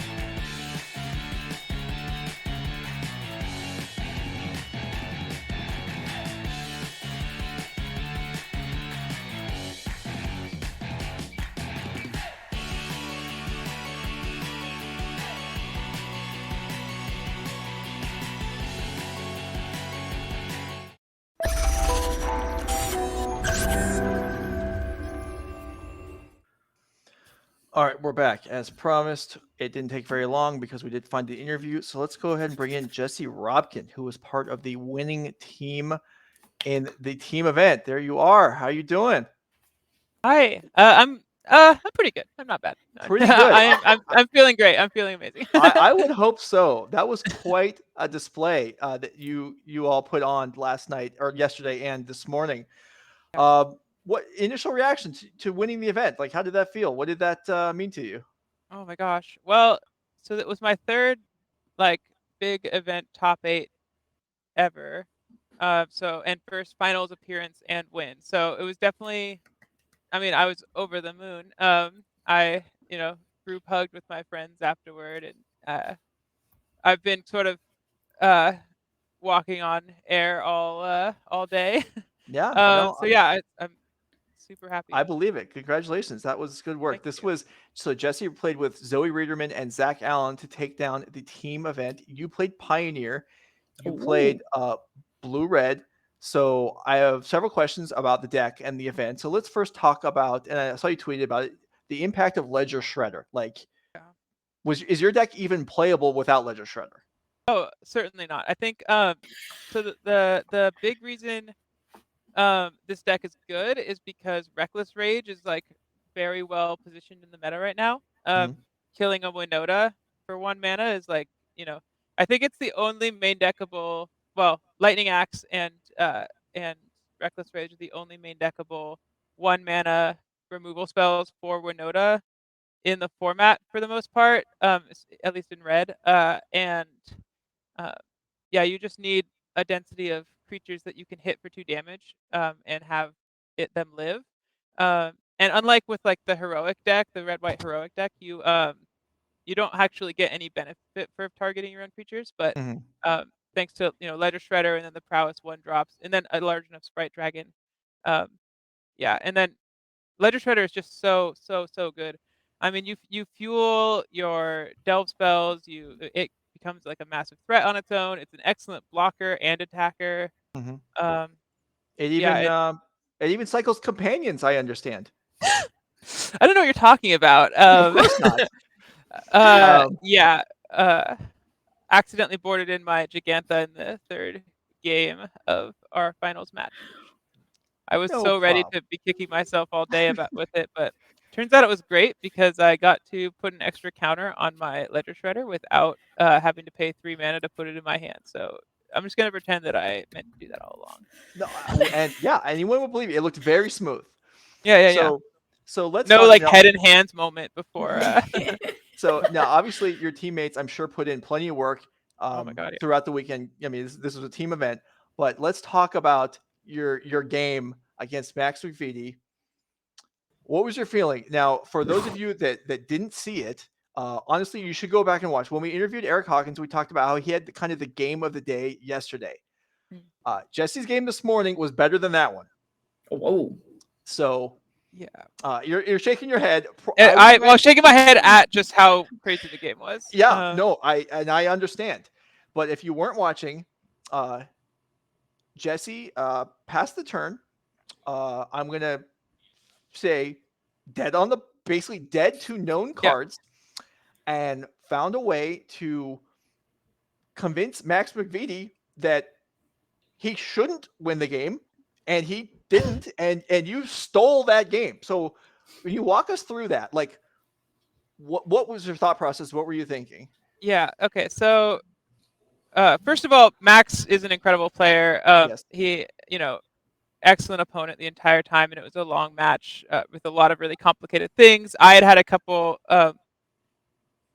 GRVs earlier in the match, and it was just there was a lot going on. So essentially, I made a misplay like a turn or two before when he cast his Eidolon. I could have bounced it with my Otawara and not taken any damage, remained at 3, and been in like much better shape because there was the Kamanu on board. But instead, I cast Opt, which I believe took me off of Otawara mana, although I don't remember exactly. And then found a removal spell for the Eidolon, but it put me at 1, which would have left me dead to the Saga. and then I couldn't win on my turns. So I had untapped, and I had 2 Spell Piercers and an Otawara in my hand and a bunch of mana. My opponent had a Bone Crusher Giant in play, and I knew that I could kill him on my next turn if I somehow lived through the turn, but I wasn't very likely to do that given the fact that, well, the cards in my hand didn't answer the onboard thing that would have killed me. So my plan had been pass the turn. If he goes to do it, which he will, well, there are a couple ways he could have messed up that turn, right? He could have activated his Den and attacked, which would have left him dead to me bouncing the Den with my Otawara, or activating my own Den to block both creatures, and then bouncing the other with the Otawara. The other way he could have messed up is if he did anything at all before casting the Kamano. And neither one of those things happened. Yeah, neither one of those things happened. So my only out at that point was to cast 2 Spell Pierces and hope to have my Ledger Shredder connive into my last Aether Gust. So that was I was just, fingers crossed that I had an Aether Gust on top of my library. But then, so I went, he cast the Kamano, as expected. I went to cast Spell Pierce. He started to pay, and as I was moving to put the counter on, he realized that my Sprite Dragon was about to outgrow the Rending Volley in his hand, so then he really quickly cast the Rending Volley. And then all of a sudden I was like, oh my God, I think I just won the game. Which, to be fair, if I had like an Aether Gust or some other way to stop the Kamano from happening, which I guess only Aether Gust would have done that, then he made what was essentially the correct. Actually, I'm not even sure if that's true.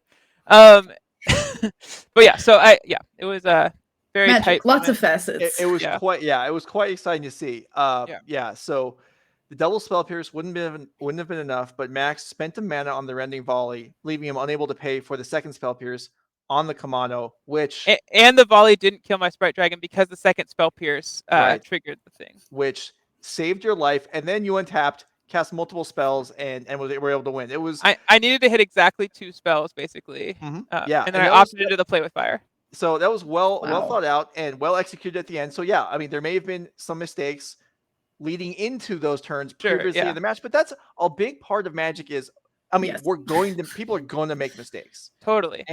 And you overcame the errors that were made with very nice sequencing at the end, and were able to take down the match. And then it was Zach Allen, I believe, that actually finished things up in Legacy. Yeah. Zach has been an anchor all weekend. He was so. I mean, both of my teammates were incredible all weekend. We saw a Twitter post from maybe it was from MaxCon. I'm not sure. A short video, and it was Max. I'm sure your teammates carried quite a bit, but one person on the team was celebrating quite a bit more than the other two right at the end there. Which one was that? Which teammate was that? Well, it was the one that was just bouncing around. Yeah. I was very excited. Yeah, no, well, you deserved it. That was excellent. Thank you.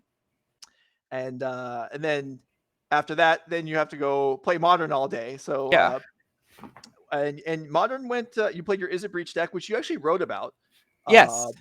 Maybe a month or two ago. I remember reading Something it. like that. Yeah. And so if people want to find your writing, where would they go to look for it? So TCG Player is where my articles, for the most part, come out on.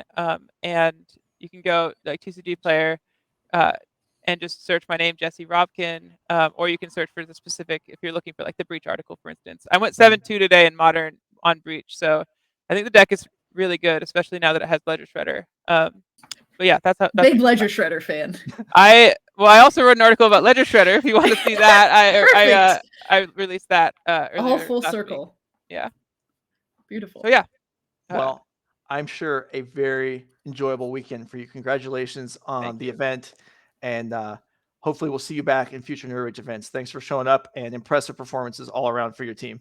Thank you so much. All right. So that'll wrap that up. The Swiss is wrapped up. We'll be back in a few minutes with the top 8 bracket and take this event home. Thanks for being here. Stick with us. We'll be back.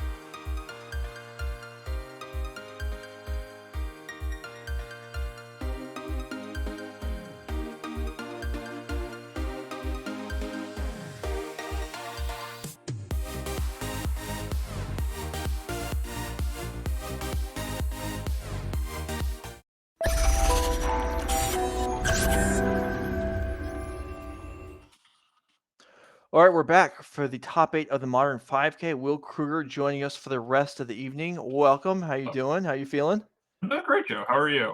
I'm doing awesome, dude. I had a break today for the first time doing one of these events, and I'll tell you what, that's not too bad. Very nice. Not too very bad nice. at all. All right, so we got a top 8 bracket for all of you that are still here watching to take us through the end. We've got number 1 seed, as we speculated when he won in round 9, Sam Boileau versus Jesse Eddington. There are a lot of Rhinos decks in the top 8, as you can see. I love to see We've that. got- I'm a rhinoceros enjoyer myself. Okay, so, we've yeah. got Tyler Novak versus Travis Dahle.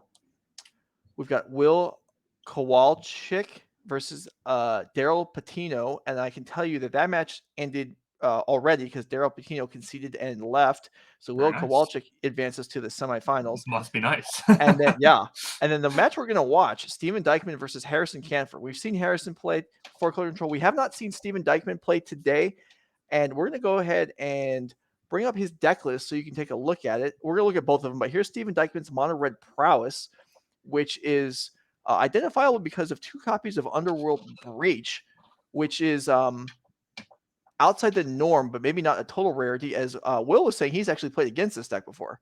Yeah, I played against Max McVitie in an event on Magic Online, and he kind of crushed me with this. I thought I had the game all rolled up, but I was actually playing Rhinos, and I thought I had the game all rolled up. I was like, he's got 1 card. What can it possibly be? I have the board, and then he had a huge graveyard, but I wasn't even considering that he could just randomly draw 5 cards and make 2 creatures. Because it's especially potent with Dragon Rage Channeler and free spells like Mishra's Bauble, and Lava Dart also puts a thing back in the graveyard, and it's just there's definitely positions where it's just you can just get your opponent out of nowhere, especially if you found your 1 copy of Mutagenic Growth at some point during the game. That's just like 10 damage out of nowhere with a Dragon Rage in play. Yeah. They just die. So that's a really sweet inclusion in mono red, really smart. And Dykman is a really smart player, so I'm unsurprised to see him winning with a new-ish strategy. Yeah. And then his opponent, Harrison Canfer, 4-color. We'll take a look at that real quick, and then we'll get down to the table. And so we've seen a variety of 4-color decks, and Harrison's stood out for obvious reasons by having main deck copies of Deputy of Detention and Emrakul, the Promised End. Some of these versions have Emrakul in the sideboard. Harrison just bypassed that, just ran the main deck. Wow, that's the Deputy Detention is something that stands out as a choice that's really paying off. I think there were 2 Rhinos decks in the top 8, and I'm sure that's one of the main things that's on your mind when you decide to include a card like Deputy Detention, because even if you kill the Rhinos, as long as they don't kill a Deputy with a trigger on the stack, then they don't get the Rhinos back at all. So it's just a really nice value play, and it's a one-of that I'm sure you're going to search for a lot with your 3 copies of Eladomir's Call. Okay, so if the players are ready, let's go ahead and get down to the table. If they're not, we can. Okay, here we go. So Harrison Canfer versus Steven Dykman. Dykman, by virtue of being the 3 seed, will have choice there, presumably on the play. And we'll get things... One would assume that Dykman would take the play. I hear that's pretty good in Modern and really just Magic these days. All right. Wow, so no 1-mana creature from Dykman is huge, because this deck really wants to lead on Dragon Rage Channeler or Swiftspear or some such. So yeah, something like neighborhood of, I believe there's maybe 10 1-drops, because I do believe there were only 2 copies of Soulscar Mage maybe in Dykman's deck, but certainly missing a 1-drop. Maybe well, more. He has 4 Ragavans too, so he has 14. So no Ragavan, no Soulscar, Swiftspear, Dragon Rage, nothing. Okay, so even more significant, like we talked about burn decks really wanting to have a 1-drop. It's even more important for the prowess deck. It's critical, So if Steven kept a 7-card hand without a 1-drop here in this matchup, he must have a plan. And it's not super obvious to me that he kept 7. I can't tell, but we definitely saw Harrison put a card back. But when we came in, it was not super clear. But he definitely didn't go to 5. Looks like he's got plenty. Oh, he drew a Ragavan right at the top, just how we drew it up. Okay, yep. Well, that works. Dash ability means we're not missing too much here. A little bit of mana efficiency, but that's okay. Dykman can overcome that, and he's ready to get in there. Presumably. Yeah, certainly one of the best draws in the deck. And if Harrison is ready with a copy of Renin 6, then it's actually better to not have it just in play and returning. You'd much rather have it returning your hand every instep than just dying to the Ren most of the time. So might even work out better this way. Okay, and we will see him dash the Ragavan. Yeah, now there is a bolt in Harrison's hand, so this will force a fetching of an untapped red source, but Yeah, so- probably worthwhile to keep this Ragavan out of the way. Yeah, you definitely don't want to let the thing hit you too many times, and one time is probably too many, to be honest. Yeah, certainly. I mean, this is old news at this point, but when Ragavan was first printed or spoiled, felt like the ability to play off the top was the more significant part, but it turns out to be the treasures most of the time. Yeah, both are really key. I mean, the mana advantage is a huge part of the card, obviously. Yeah. But then the treasure's giving you the 5 colors of mana, so you can play like Teferi Time Raveler in blue-red Murktide sometimes or whatever. It's just pretty ridiculous. Yeah, I have had the misfortune of having my own Teferi Time Raveler played by the opponent, and that is just very demoralizing. It never feels good. It doesn't. No. All right, so it looks like Harrison was ready with the Lightning Bolt for the Ragavan and an abundant growth on the island, notably taking himself off of potential counterspell mana, but I think he's got another Misty Rainforest in hand, so he'll be okay. Yeah, and maybe 2 copies of Run and 6 in hand, so that's yeah, not ideal at this point in the game. And another Ragavan. Okay, maybe Steven was holding the Ragavan on purpose. I didn't see if that was what he drew this turn, but just to keep it out of Ren range, maybe it was an intentional. That's how he likes to approach the matchup, and he just didn't want the turn 2 Ren to be too bad. To Fairy, but Steven is playing mono red and only has 1 treasure at this point, so can't make much use of that. I'm sure he doesn't mind that Harrison isn't drawing it either. Yeah. All right, and there's Light Up the Stage, which is basically a 1 mana draw 2, so quite powerful. This red deck does have a lot of draw power. There are Light Up the Stage and Reckless Impulse. Yeah, and with Underworld Breach, you just see, and Mission Swabble and Fetch Lands and stuff, you can really just see a ton of cards. That Unholy Heat is basically a brick, though, because Harrison doesn't have to play anything into it unless he doesn't want to. He sees it there, and he can let it go to waste if he wants. Right. I would expect him to run one of his 2 copies of Ren and 6 out. Yeah, this makes total sense. So, yeah. Dykeman doesn't even have Delirium. He has Creature, Sorcery, Land, so it's going to take a lot of resources, and you get the land, and later in the game, the second Ren and 6 is going to do almost nothing, so this makes total sense from his side as well. Yeah. With being shorted instant, I mean, it might be worth a mana for Steven to just burn off the Unholy Heat to get an instant in the graveyard, even if it's not killing the Ren 6. Although I think he drew a Lightning Bolt, so I suppose he could Lightning Bolt Harrison and then Unholy Heat the Ren 6, which would be disappointing, I'm sure, for Steven, since there's another copy of Ren 6 in hand, but at least it does clear off the board. And Harrison is, we're not at the point where Harrison can freely use all the mana every turn. So it is something to have to recast it, but not ideal. Yeah, especially with wow, a pass. Wow, did he really? I don't think there's no way he just passed the turn there, right? I mean, that's what his gesture looked like, but it looked like it, but it would just make no sense. I mean, maybe that was just okay. Do you want to cut my deck? No. Okay, yeah. And so another Ragavan. And we attacked face, and it hit, and we are pretty far from that Emrakul, so that will probably stay in exile if I did. Yeah, Steven can check the graveyard, but I don't think he's got about 10 types in there. So this song, no, that would be certainly impressive. And this was a boon for Harrison because while he may have been willing to draw that Teferi Time Raveler, drawing the Emrakul was not going to do much. No, yeah, the 13 mana spell. I assume that'll be one of the first cards boarded out, unless Harrison has a much different approach to this matchup than I would take. All right. A question from the chat about deck lists being posted. We are in top 8 now, so deck lists are open for the players. They were closed during the Swiss. They should be available now on MTG Melee. If not, I'm sure they will be shortly or sometime tonight. I don't have that information offhand, but they are now public information. So you can, at whatever point, whether it's now or in a few hours, you can access every deck list in the event that was submitted over MTG Melee. Yeah, so we're going to see Dykeman use Lava Dart to deal just 1 to Harrison, but that puts an instant in the graveyard, which is crucial for turning on the Unholy Heat that was an exile from the light up and killing the Ren. And the board is empty, but this is basically exactly what you want to see if you're in the 4-color control seat, and it's basically what you don't want to see if you're in the mono red seat. Yeah, certainly not a great start. I mean, Harrison is 11. Yeah, I mean, he could definitely get burned out, especially if like a copy of Underworld Breach comes down in a few turns. Maybe some fireworks can happen, but if he's able to find a copy of Omnath, especially with that Eladamri's Call, then it is getting kind of spooky for Steven. That may actually be with the call left up there. Yeah, maybe so for leading Omnath next turn. Dykeman with 2 treasures. I mean, the Underworld Breach, I imagine the bottleneck at some point ends up being mana, but with actually 2 treasures available, there's a lot of mana for Steven to play with here. Yeah, just 6 cards in the graveyard at the moment, maybe 7 Mhm. at this point. And so we're not like an Underworld Breach here on its own would not be super potent, Right. especially because I think Harrison has a Solitude, so he could maybe take out a Dragon Rage Channeler mid combo turn or something to make it so the cards in graveyard is still a limiting factor for Steven. Yeah, But if he gets to untap and if he gets to call for Omnath, untap, play Omnath, draw a card, pick up a fetch with Ren and 6, make 5 more mana, gain a bunch of life, then it's going to spiral downhill pretty quickly. Okay, And- there's another Ragavan. Oh, I guess Okay, that's met the with same one. I'm Counterspell. sorry. Good, yeah. And then the Desperation Impulse, going to need something really good here. Although I suppose since Harrison had to use his mana on the counterspell that turn, he can't call for Omnath. Oh, Swiftspear plus Bauble is Yeah, among the better it's above average, better certainly. impulses that we could have seen there for sure. Yeah.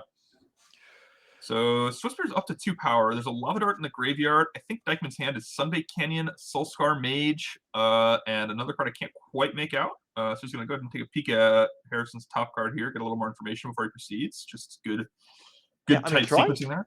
Drawing out that counterspell, if Harrison's plan was tutor for Omnath cast it, that's now been blown to shreds, and Dykeman effectively buys a turn by forcing that counterspell out. Mhm. And then with attack here, do you spring this Lava Dart for an extra damage here, or do you just sit on it? You can't have good hopes about this Monastery Swiftspear surviving into next turn, and you do have plenty of lands, and you're going to need every point of damage this game, so I would not be shocked to see the Lava Dart use. Yeah. So let's see. I think if Steven wants to go bolt Harrison down to 8, he can Lava Dart him down to 7, and then the Swiftspear is 4. So he can put Harrison in bolt range. Dykeman is not ready with a bolt this turn, but he, I mean, red decks have been top decking Lightning Bolt for what, 26 years now or something like that. Exactly. So and that would lead. So we'll get to the point where a breach would then at that point. Yeah, breach flashback bolt, or we could reckless impulse into a couple burn spells. Definitely in range. Here comes the attack. There is a Solitude in hand for Harrison. Is there a white card to go with it? We know there is. There's an Eladamri's Call. Yeah, so it looks like he's going to go ahead and use that to keep his life total high. If he doesn't have an Omnath in hand or another call, then he won't have access to the powerful 4-color elemental. But yeah, with the Swiftspear not being able to crash in for 4 there, Harrison has just enough life where he's likely to be able to pull away with this game, although his hand might just be lands, and so it's possible Steven could steal this one. All right, well, Steven didn't have a ton going on. Did pick up a card off the bauble during the upkeep there. I didn't see what it was. Yeah, it's Soulscar plus Sunbake Canyon plus whatever he drew off the bauble. And Harrison's just buying Yorion. Okay. I think his other 2 cards are lands. I can't tell exactly. All the foils are kind of confusing me, but well, don't you join the club. We do not criticize people for not identifying foil alternate art, altered, signed, upside down cards. That's just par for the course. upside down. Hey, you laugh, but we had an upside down misprint last month. Oh wow! So Dykeman actually did draw the bolt. So if Harrison had not used the Solitude there to stay alive, it could have gotten pretty ugly. Although I suppose he would have gained some life off Omnath. So yeah, indeed. Okay, so Yorion is looking at drawing 1 card with Abundant Growth right now, which is that's great and everything. And I guess it can hold off the Soulscar Mage. Another bauble. So we're looking at Harrison's top card, but one would assume Harrison's going to crack the Misty, but maybe he doesn't want to go into double bolt range because he is sitting at 7 right now. So, Dykeman might want to use the card. Okay, so he is going to crack the Misty, deny Dykeman the information, win the information game, if you will. Yeah, but taking a point there with it, I mean, if he wasn't going to crack the fetch otherwise, then this is kind of a victory for Dykeman. Yeah, it's like a free point almost, if you think about it, kind of. But yeah, 6 is definitely a crucial life total here. With Dykeman sitting on a bolt, 1 more could get him across the finish line. Underworld Breach it's basically game over at this point if Dykeman ever draws that.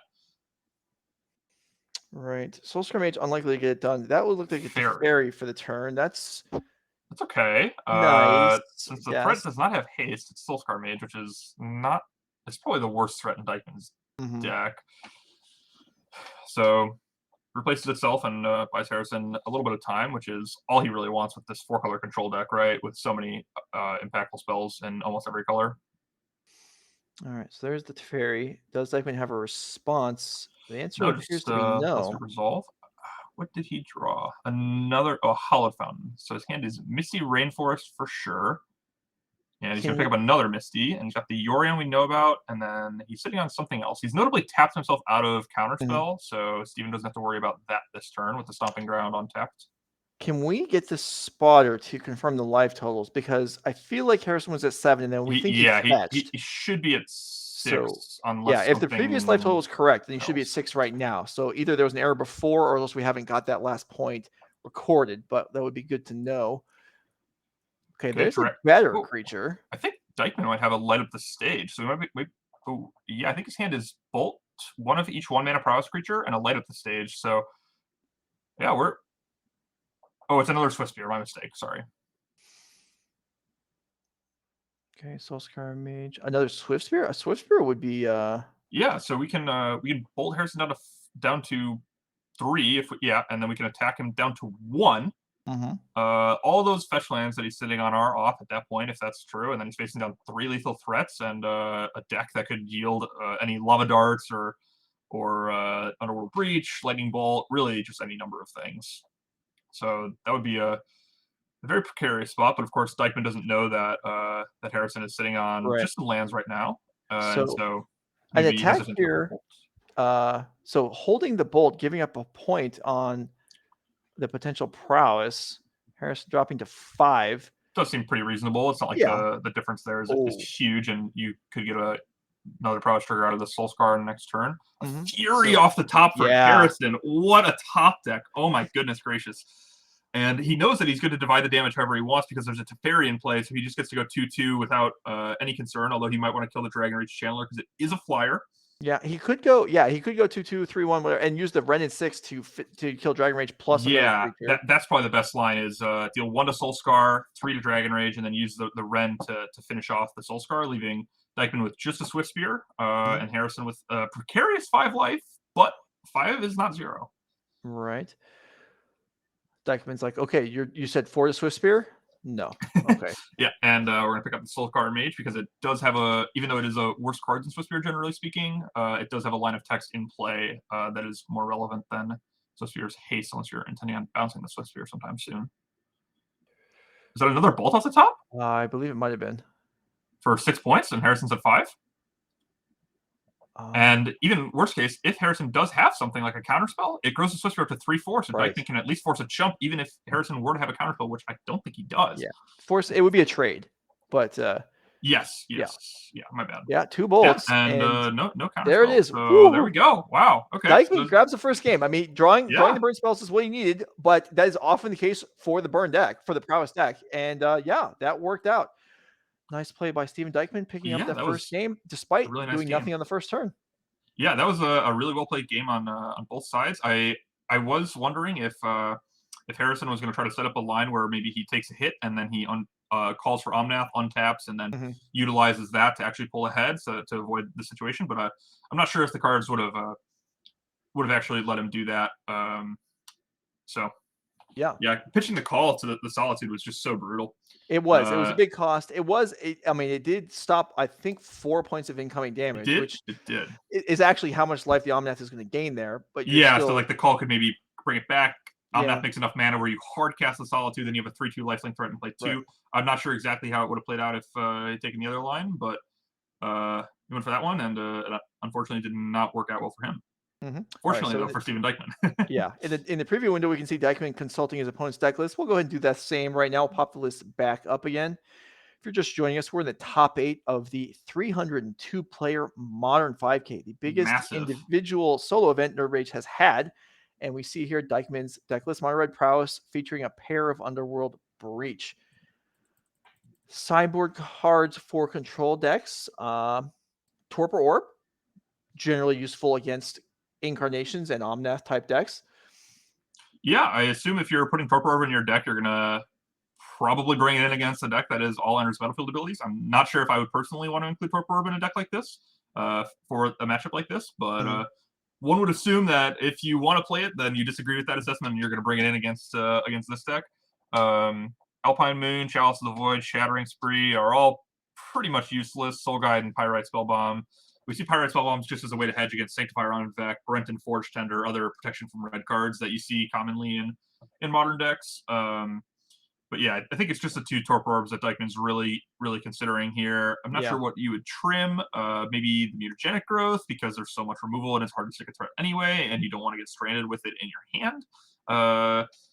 I'm not sure. Maybe you can cut. You're on the draw against Renin 6, so there's always some temptation to look at cutting creatures with 1 toughness. Yeah, perhaps. But yeah, not a whole lot to do here for Dykman. Maybe 2 cards. Okay, let's go ahead and look at the opposition. Harrison Camphor's 4-color control deck. Well, I think it's safe to say Emrakul's on the way out. I would be pretty shocked if that remained in Harrison's deck post board. But yeah, there's more. Certainly, Harrison has more things to bring in than Steven did. Aether Gust is pretty good. It's pretty solid, generally speaking, just because it's a green or red deck, right? Right. The card kind of tells you when you want it. But Endurance is sneakily really strong because a 3/4 lines up really well against a lot of Dykman's creatures and removal spells, as well as Underworld Breach being one of the better cards in the matchup. Dragon Rage Channeler has to attack into it, and you can turn off Delirium for other Dragon Rage Channelers, and then you can maybe shuffle away a Lava Dart. There's just plenty of ways. I would expect the Endurances to come in. Knight of Autumn can gain 4 life, which is just all you want. So all you want to do is just survive against these red decks because your late game is vastly superior, especially once you have Endurance, so you can actually fight over the Underworld Breaches. So you have a tool to make sure that doesn't punk you out on turn 10 or so. Right. Okay. The players are presenting. Let's go ahead and go back down to the table. Oh, fast sideboarding from both of them. They both know what's well, up. these players, they're in effectively round 10 for themselves as the quarterfinals of a 9-round Swiss event. These players should know what they're doing. Yeah, and I assume they both played Modern, or I assume they both played the team event in some capacity yesterday. If they both played Modern, then they're on probably like their 17th or 18th match of high stakes Magic this weekend. So yeah, Dykman gonna go to 6. It looks like. Looks like Harrison happy with his 7-card hand.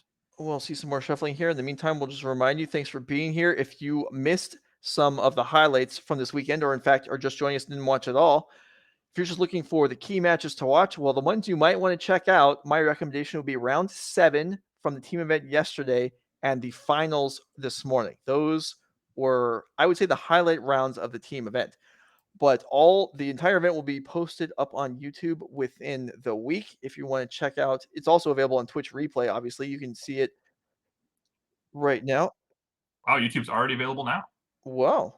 Look at that. Yeah. Okay. Uploaded day of, basically, because the tournament concluded this morning. So yes, it did. That's there you that's go. Really I'm fine. I'm shocked. I must say, I'm shocked. But there you go. Yep, it's available now. All right. Well, yeah, check out round 7 and check out the finals. If you have more time, watch the whole event, but those are the 2 you don't want to miss. All right, Dykman drawing up 7 here with 1 to put back, assuming it's keepable. Yep, I saw at least a few lands, a Mishra's Bauble, and I think a Ragavan, and that sounds like a Lava Dart as well. So yeah, Dykman looks happy with his 6. I might have been wrong about the Ragavan, but he's definitely happy with his 6, putting a card back here. Well, do we have a turn 1 creature this time? It's hard to imagine that he won't, but he didn't last game. Yeah, I couldn't tell if Dykman drew the second Ragavan per turn and he just runnered Ragavan. That's right. Or if he was holding it to play around Renin 6. Yeah. Very astute. Yeah, he may have passed on the 1 drop on purpose last game. I don't want to discount that. You are absolutely right about that. This time around, another pass.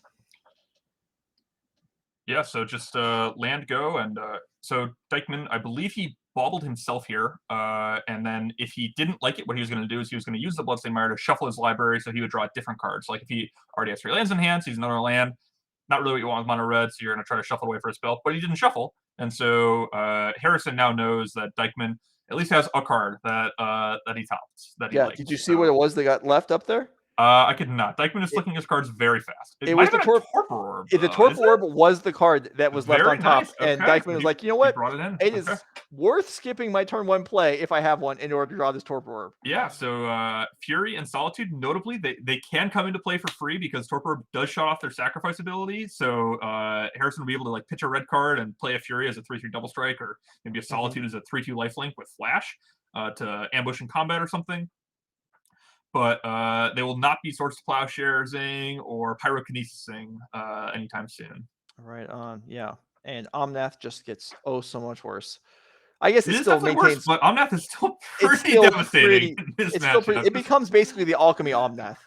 Sure, yeah. I don't actually know what that is, but I believe you. The Alchemy Omnath does not cantrip; it just scries 1. Oh, didn't they change it back though? It's 5 mana, but it draws now. It's also it's also 5 mana. Yeah, I think it's 5, but it draws now. Okay, I was that. playing I'm some not historic sure. recently, so I am somewhat familiar with the fake cards. Yeah, I don't know. I played a lot of Alchemy, and I don't see many Omnaths, so I may be wrong on that. But I was wondering if it was going to be playable, and it was very much not.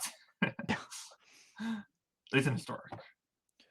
okay, so Mr. Dykeman, what do you have for us? I assume the Torpor Orb's gonna come down now. Okay, there it is. Harrison does have a few answers to this. If he wants, like he has prismatic endings. The Knight of Autumn is notably not going to work. This card has shut down Reclamation Sages and the Sliver, Harmonic Sliver, since it's existed, really. Kind of funny that your disenchants cannot work against a premium thing that you would want to disenchant, but that is the world we live in. Yeah, not a card that's. I mean, it's certainly it's had its effective points over the years, but it's not a card that sees heavy play. So I don't think anyone really worries too much about it. No. At least in the past, it's become obviously much better as these elemental incarnations have just proliferated throughout the format. And there is Nice Fang Quaddle, presumably in response to the Torpor Orb. Yeah, it would be definitely an interesting line to do at end of turn. That would be Torpor Orb. All right, bad. end of turn. I'll play Ice Fang Quaddle. Yeah, right? I mean, a lot of misplays. You can argue like, okay, there was a plan here, but that one that would be justified. Maybe he has only one card in his deck, Joe. You don't know. All right, it's Fairy Time Raveler. Make Dyke pick up the Torpor Orb and invest a little more mana on his next turn if he wants to keep that powerful static ability in play. Although it does go to 1 loyalty, so Lava Dart could clean up Harrison's board here, although I assume that we would leave the Ice Fang Quaddle in play until it's actually a problem. Taking this Fairy out now is desirable if Dykeman does have a Lava Dart. I think I see a Swift Spear and a Lightning Bolt, so maybe an appealing turn to be Swift Spear, Lightning Bolt the Ice Fang Quaddle, but I'm not entirely sure he has those in his hand. In any case, Dykeman looks like he's just going to go ahead and redeploy the Torpor Orb here. And Harrison does have a Solitude in his hand, so... And there's the Lava Dart, so that'll probably come back at some point and take care of this Quaddle, and it took the Fairy off the board already, so really excellent spot for that card. Yep, not too bad for Dykeman. And with the Orb on the board, okay, well, there's another copy of the Time Raveler, although it goes to 1 again, can get Lava Darted again, but it's drawing a card each time for Harrison. This is a problem, that I'm sure everyone has experienced, where if your opponent just has running to fairies, I mean, they're just cantripping and slowing you down, and Harrison... Just all Harrison wants to do is get to the mid-late game, and this just such a good job of getting there. Time for land drops. Yeah, the name of the game here for Harrison is just to survive as long as possible, and he's doing a great job of that. He's at 16. I think all the damage might just be self-inflicted. I don't think Dykeman's gotten a single hit in, and now he's in enough trouble where he feels like he has to go for Reckless Impulse to bail him out. He does find an Unholy Heat, which can tag that's Fairy Time Raveler. So at least we can get the problematic Planeswalker out of the way. It does. That unlocks the door for Omnath, though, which is in hand for Harrison. And I think Steven has actually drawn the second copy of Torpor Orb. So, oh, wow. Yeah, that is not an effect you want to draw 2 copies of for sure. I actually played a feature match at the NRG Championship where I brought in Torpor Orb against a similar deck to Harrison's as Hammer, and I ended up dying with 2 Stoneforge Mystics in my hand. So... it does. Things don't always work quite the way you draw them. No. Sometimes it's not how you draw it up. So yeah, 2 Torpor Orbs in hand. The second one not great, although Harrison might try to Prismatic Ending the first one at some point. And Steven thinking about should Torpor Orb come back down? or not? So one notable thing is that a lot of the enters battlefield abilities are reactive in this deck. So if you don't have anything in play, it's not a huge deal to let them have, like, what are they going to do? Solitude, nothing. Fury, Yeah. nothing. Omnath might draw a card. Eternal Witness might pick something up, and those are definitely things to be worried about. But a lot of the abilities are okay. So we're just going to go ahead and use the Lava Dart to take this out now, and we're going to use the Heat later on the Quaddle. Fair enough. Fair enough. I mean, there's you could maybe argue for just dumping in Solitude there. If there was one, just as a start 3/2 attacking. lifelink, pitch a white Yeah. card. I mean, gaining 3 life against the red deck. Here is the Omnath we were talking about. It doesn't draw a card, but if Harrison has a fetch land to follow it up, he's going to make 5 mana, gain a bunch of life, and the game is going to kind of start spiraling. I think I see a Flooded Strand too, and that is a Flooded Strand. That is bad news for Dykman. It's 4 life and 5 mana, or it's 4 life and then 4 more or 3 more life on Dykman's Yeah, turn. I mean, Omnath is truly a disgusting card, and even though it didn't draw a card here, it cost Dykman 2 mana and a card of his own, and you could argue that that's better than drawing a card, is making Dykman spend mana. Wow, so we have an Eladamri's Call here. I'm not sure what we're going to get, since most of the best creatures are enters battlefield creatures, but I'm sure Harrison has something good in mind here. Probably not Eternal Witness, which was my first instinct, but maybe don't get that one. Yeah, it could just be, I mean, could be thinning a white, okay, back up on We're just going to get another Omnath, just in case this one dies. Yeah, I mean, there's an Unholy Heat in place. This actually makes total sense, or Unholy Heat is an exile off of the Reckless Impulse, rather. Dykman, I don't think has Delirium, so...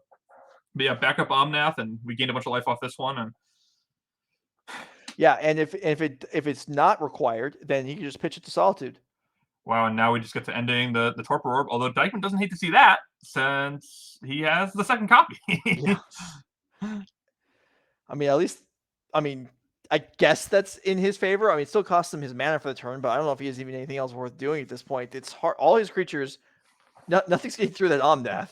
Yeah, I mean, this is definitely a nasty looking game for Dykman here, but the red deck on the play can be really, really fast and really, really brutal. So if Dykman has like a multiple creature start and Harrison isn't immediately ready with one of his couple copies of Fury, then it's going to get pretty ugly in the third game. Although, yeah, and it's possible Dykman could win this game. He surprised us last game too. You're talking about prospective game 3. I wonder, at this point, is Dykman also thinking about a prospective game 3? Has he given up on this game? If Dykman wins this game, I will be shocked. That would be very impressed. Yeah, well, I mean, we've had some impressive finishes, but this one, yeah, the margins here are Dykman is so far behind. It's pretty bad. The Torpor Orb, second Torpor Orb is in play, although you can kind of see some of the problems with it. Lava Darting the Ice Fang Quaddle, so we have instant artifact, land, and then I assume there's a creature. Yeah, I assume there's something. I assume Dykman has done the math since the graveyard is off the screen. We can't quite make it out, but artifact, instant, sorcery, land would do it, or creature, either way. Okay, obviously it's there. Omnath dies, and I mean, how miserable is that? You kill the Omnath, and you know your opponent has another one. Yeah, I mean, it's not going to draw a card, so I guess we got that going for us. But Harrison has plenty of mana. He's got a Wrenn and 6 in hand. Yorion's threatening to come down, even though Yorion doesn't have an enters battlefield ability with the Torpor Orb in play. It is still a 4/5 flyer, and honestly, Dykman is going to be hard pressed to beat that at this point. Yeah, so it's just a stomping ground. So no free mana for Harrison here. So that's definitely good. And the Wrenn and 6 is not super impactful, though it does mean a fetch land can come down next turn, giving Harrison access to up to 11 mana, which is quite a lot. See, we talked about boarding out this Emerald Call. This was clearly an error. Does he have it in his hand? No, I'm just saying he clearly would have the mana to cast it next turn. Okay, yeah. I was like, oh my goodness, if he Emeralds the mono red deck and wins that way, that would be obscene. And that is a cast ability, so maybe that's just the true anti-Torpor Orb attack, right? We're asking a lot here of Dykman. Even, I mean, Harrison's above 20. I mean, there's so much work to be done here. Underworld Breach isn't going to get him halfway there. But I guess the more you play, if you see additional sideboard cards, you can have a better idea of how your opponent boarded. There are things to learn. No reason to concede here. An untimed match in the elimination rounds. As long as you don't depress yourself. If there's a risk of demoralizing yourself by continuing to play a losing game, then he should concede now. Otherwise, there's nothing but upside. to keep kind of playing. bolting the Omnath, and we're going to use the Lava Dart to finish it off. Goodness. I mean, it's 9 p.m. I believe Dykeman is from Michigan, and y'all are in Minnesota. So I would not blame Dykeman for going next, but he's got the heart of a warrior here, and he's going to keep battling it out. His last card in hand is a Ragavan, and it looks like it's going to connect. Although I suppose Harrison could trade the Solitude for it by just blocking. Yeah, I mean that is costly, and that is the play. It looks like. Oh, I think it's a judge question to make sure that it doesn't get sacrificed if there's a Torpor Orb in play. And it looks like we're going for that line, and we're going to gain 3 up to an insurmountable 24 if we make and Dykeman down to no cards in hand, facing down a Ren, a Yorion, and an opponent with 24 life. But we talked about gaining information. Steven just learned that Harrison didn't board Solitude out. That's valuable intel. Oh yeah, I board out. Solitude's really a fringe card that some people board out against the decks that are reliant on creatures. Yeah, that's yeah. We have gained some information. All right, it also. I mean, we saw this morning a player forget to their companion accidentally got shuffled in the deck for a sideboard game. So by putting it into hand, Harrison now increased the chance of that happening. Another small victory for Dykeman. True. We are really getting all the edges that we can get here. Granted, the player who accidentally boarded their companion in won the game, but still, in general, it makes it harder.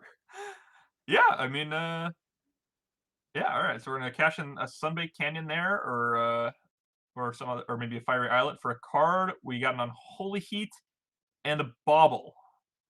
I guess we can heat this Ren. But yeah, you can sort of see the problem with these Torpor Orbs, right? I mean, we drew them, and Harrison had multiple enters the battlefield effects. He had multiple Solitudes, multiple Omnaths, but we had to invest 2 mana I think actually 4 different times because they got Teferied twice, and we played a second copy and multiple cards, and we didn't really advance our own game plan. And what we really need to do is exactly that, advancing our own game plan and just try to get him dead. Yeah, well, that's not exactly working out right now. The Unholy Heat could take down the Running 6, or maybe it's being saved for the Yorion. But it's still, I mean, Dykeman's not even making progress. Harrison's life total is increasing. Yeah, this, I guess, I suppose Jegantha is bigger than Yorion, and that could theoretically come up if Dykeman draws lands and Harrison never draws a relevant spell for the next 6 or 7 turns. That's an Omnath. Okay. Does that count as relevant? I think it does. Well, it doesn't draw a card, Joe. So it's. You're right. It's worthless. we're just truly an awful card. I mean, just embarrassing. Imagine playing an Omnath with it. I mean, what are you going to possibly do with that? Just play a 4/4 that gains 4 life and makes 4 mana every single turn. That's it. Embarrassing. Yeah, so that's the 3rd Omnath of the game. So we're not going to put the Yorion into play. I thought we could maybe crack that Flooded Strand and do that, or Harrison may feel like that strand is just worth the life points to be gained by breaking it on Steven's turn. Sure, yeah. I mean, I think it's all roads lead to Rome here. We do have an Unholy Heat take down the Omnath. Yeah, I mean, it's also possible Harrison read Steven for the second heat because the first one took down the Running 6, despite him knowing about the Omnath, the Yorion in hand. So he's just waiting to see if, you're going to do this anyway. I may as well wait on it. Dykeman, okay, that's Jegantha coming to hand. All right. Yeah, I suppose an Underworld Breach off the top for Dykeman could get him somewhere. Can't quite make out his entire graveyard here, once again. I guess there's time for that, barring drawing counterspells. We talked about Endurance being good against Underworld Breach, but that's shut down by the Torpor Orb. Yeah. So Harrison would need a counterspell. I would be a little surprised if he left him in. I guess it's not unreasonable, especially because you can navigate to positions where you have it all rolled up except for Breach. And so maybe you want a couple copies of counterspell in for that reason. But traditionally not great against decks like this. Right. Steven's other card besides Jegantha, I think, is Dragon Rage Channeler, choosing not to put it out there because it would have to attack into the Yorion. That wouldn't accomplish very much. And Yorion just comes across. Yeah, so now we just sort of see the slow, the very slow. I don't actually have anything, but I've survived long enough, and I'm at 27 life, so I'll just sort of start to kill you with this 4 or 5 flying, while you just sort of draw 1 card a turn, and it's going to be a lava dart or a lightning bolt or something, or just other smaller impact cards, and eventually Harrison's deck is likely to take over. So Dykeman drew a lava dart, which, in combination with the Dragon Rage Channeler in his hand, could give him a surveil, maybe 2 surveils if he wants to second land, although that is not the most enticing option with a Gigantha in hand. Yeah, okay. Dykeman, I mean, okay, I think Dykeman's at 11. Okay, there we go. 3 hits from Yorion. But Expressive Iteration, yeah, that is exactly the kind of card that Harrison's looking for. Just look at top 3, basically get to take 2, and just a land in a Solitude, but really just a 3/2 lifelink, just continuing to pull ahead. And actually, something that Harrison could do here is, if Dykeman is Delirium, he can hang back, and the Dragon Rage Channeler is going to be forced to attack into the Yorion, which is not great, although there is something to be said for just getting Dykeman down to 7. The Solitude plus the Yorion makes 7 for Harrison next turn, and we could just take an irrelevant 3 down to 24 for Harrison. Yeah. Well, I wouldn't. Yeah. I mean, the Solitude's just going to gain the life back. So yeah, it's an even trade. And yeah, Harrison is in there with Yorion. Yeah. I definitely don't mind crunching there for a little damage.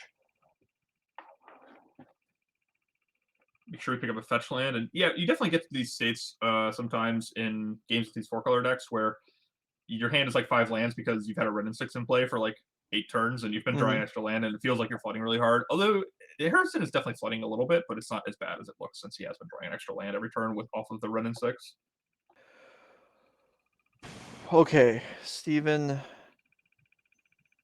attacks in here for 3, which he's forced to do, attacking Red and 6 or to Harrison. I mean, at this point, it's so far away from killing Harrison. Well, it still comes across. All right, upstairs, down to 24.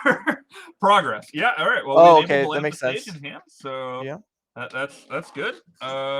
Tanking on the Surveil could be what's close. I kind of think I would be pretty tempted to bid anything that isn't Underworld Breach, although Dykeman decides to keep the Lightning Bolt. Okay. Which with that Soulscar Mage, we can shrink the Yorion down to a 1/2, assuming that our Soulscar Mage doesn't get killed in response by a lightning bolt or something like that. All right. This makes the Solitude plan, I guess, worse, but still feasible. Yeah, I mean, it'll probably just trade with the lightning bolt, and then we get to crunch in, put Steven down to 3, facing down a 4/5 flyer. Not exactly what we want to be with a red deck, but actually, I think maybe what we'd see is Bolt on Yorion and then Soulscar Mage trading with Solitude with Prowess. So the Yorion actually shrinks. That's then Harrison's down to just a 1/2 flyer, and then theoretically a breach off the top for Dykeman could get him somewhere. Yeah, I mean, it's something. That's a Besiege you on the Torpor board. Well, now Dykeman has enough mana to cast Gigantha. That is true. You gotta look for the positives here because there aren't very many of them. Exile a creature, and his top decks are very, very live from this position. Yeah, I think his hand is just it's just lands in a Solitude here, but I would imagine that's good enough to get it done outside of some sequence where Dykeman top decks Underworld Breach and Harrison breaks off. Yeah. So if we target the Soulscar Mage here, then Dykeman gains 1 up to 8 unless he chooses to bolt in response, which I would kind of expect him to do that. Probably on the Solitude, just because the lifelink is really problematic for his hopes of winning this game. But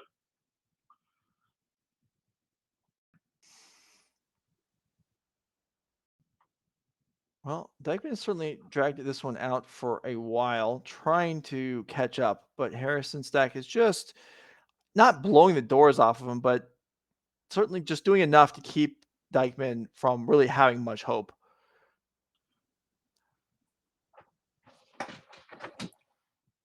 Yeah, so it looks like we're going to see Dykeman use the Bolt on the Solitude, prioritizing the lifelink there. We're going to get a Surveil off the Dragon Rage Channeler, so that's one more look at Underworld Breach, which is probably the only card that could give Dykeman a chance here. Again, assuming that Harrison. Okay, so we're binning a Dragon Race Chandler makes total sense because that card is just not impactful enough to get back into this game.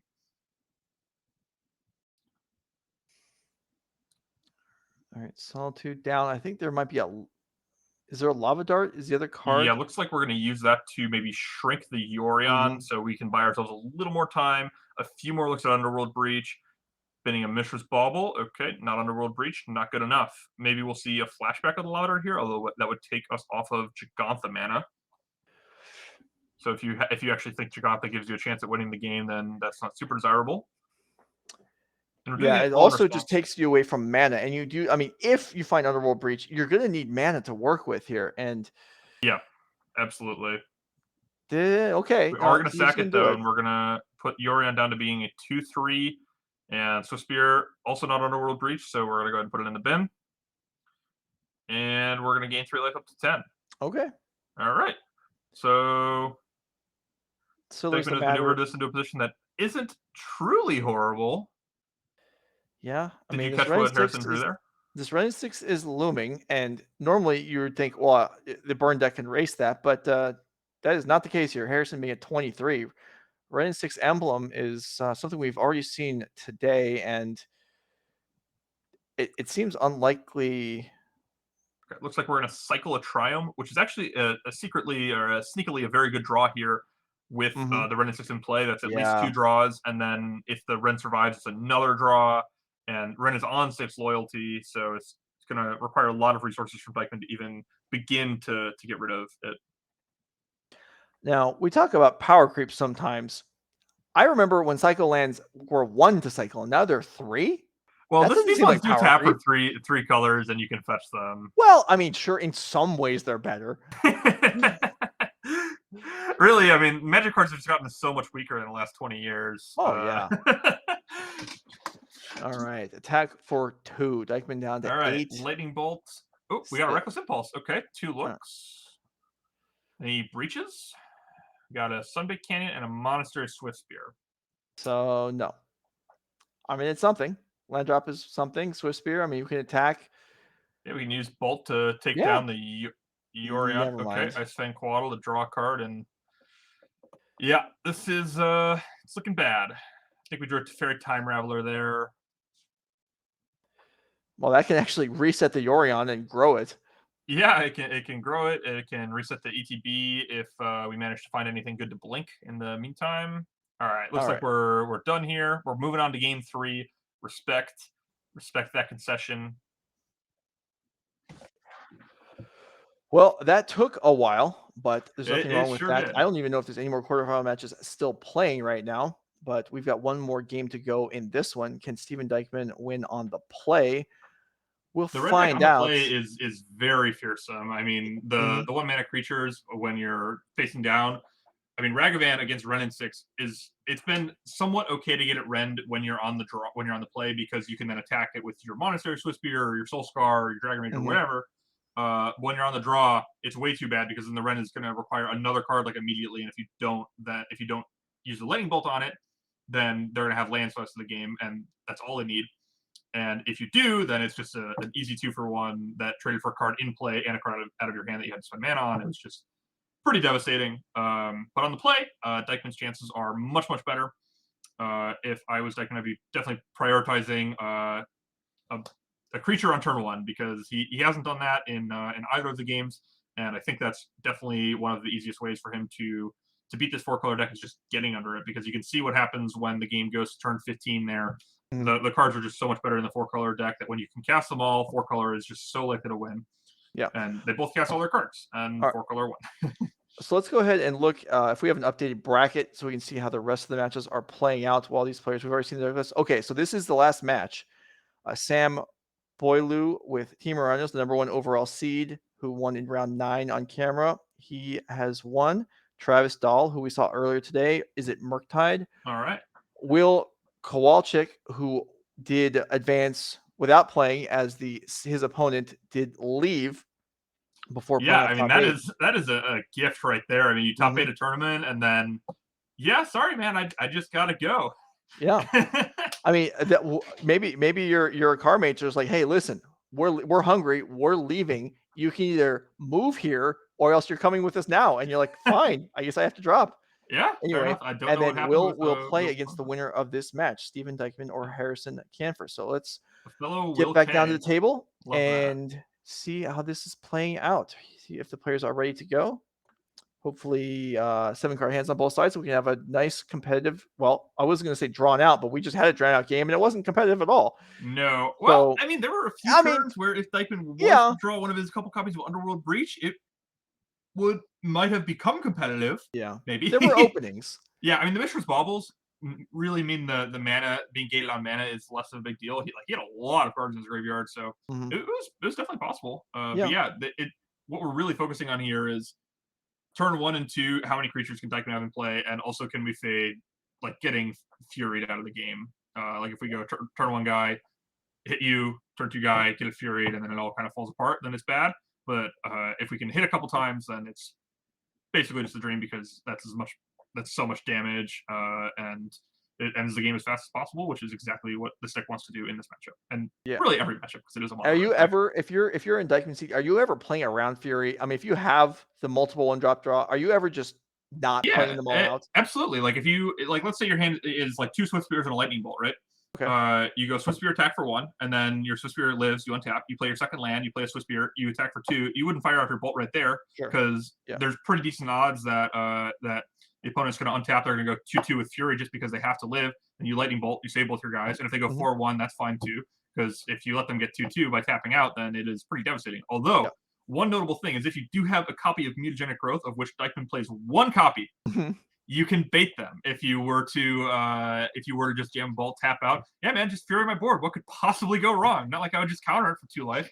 No big. Yeah, that would be an excellent way, and it's impossible for Harrison to play around the 1 of like that. Yeah, I mean when Dykman's tapped out and it's so bad for him to untap with 2 prowess guys, then you probably just want to get greedy there in some spots. Although using a bolt, I mean, a player like Dykman, he's a strong player. He probably would not use a bolt in the scenario described. There we go. He does have a turn 1 creature. Notably, he let on a Sunbaked Canyon, indicating that his hand is light on lands. Maybe he's reliant on a light up the stage. Maybe he has another Sunbaked Canyon or Fiery Islet or some such in his hand. But he definitely does not have a mountain in his hand, I'll tell you that much. Right. He does have a Torpor Orb again. Does he? Okay, sure. Yeah, I mean, he is committed to the Torpor Orbs. They did not look great in the last game, and I kind of think that's probably going to be a pretty standard way that plays out. Okay, looks like we're going to win some teeth for basic planes and ending, just staying at 19 life, keeping the prowess creatures off the board. So he does have another Sunbaked Canyon. Still no mountain in the hand because assuredly Dykman would have played a mountain by now. And yeah, he's committed to just dashing these Ragavans and never losing them to Ren and 6. Although I believe Harrison did lead on a planes, and so we probably don't have to be super concerned with Ren and 6 at least for the time being. Okay, well, Ragavan connects, treasure found. Yep, just another Winsome Teeth off the top of the library for Harrison. Just goes to exile, and Bauble, take a look post-combat. Makes sense, because there's not a ton of use just taking a look and then exiling with Ragavan. You're going to see it anyway. Oh, and there's another Bauble, so you're definitely going to see the cards. So I want to see it twice. Although sometimes, if you're really far ahead, you can Bauble them. And if it's a good card, then you Ragavan. And if you think you can afford to not Ragavan, you could be like, you can draw the land and you're dead. Yeah. Although I want the treasure here, so I've considered that as that being a possibility. However, I have not actually executed that yet. I've done it a couple times, but it is definitely an interesting mono red lantern strategy, if you will. Sure. Okay, Ragavan returns to hand. Right, another basic here. So I think that's just green and white, although it is somewhat hard to tell apart. So no, I believe you're correct. I believe that is green and white. So that would be Eldarmer's Call, or I guess it could be Abundant Growth on the. Yeah, we're just gonna go for Abundant Growth here, and then we're gonna turn that plains into a Utopia land, basically. So it's perfect. I think that's another Abundant Growth. So if Yorion does manage to come down this game, it's drawing at least 2 cards, maybe even doing more. Yes, it does, however, mean no bolts or defensive cards here aside from Pitch Solitude. So Dykman has clear road for Dash Ragavan again if he wants it. Yeah, he's got a clean shot at it. All right, there's a mountain. One can only assume that was drawn off of one of the Bauble triggers or the draw step here. And in for 2. Harrison down to 14. Another brick with just a land off the top. But Dykman up to 2 treasures. He's building up a mana advantage, which is certainly reasonable. And we're going to use our land and one of our treasures to develop the Torpor Orb. Okay, there we go.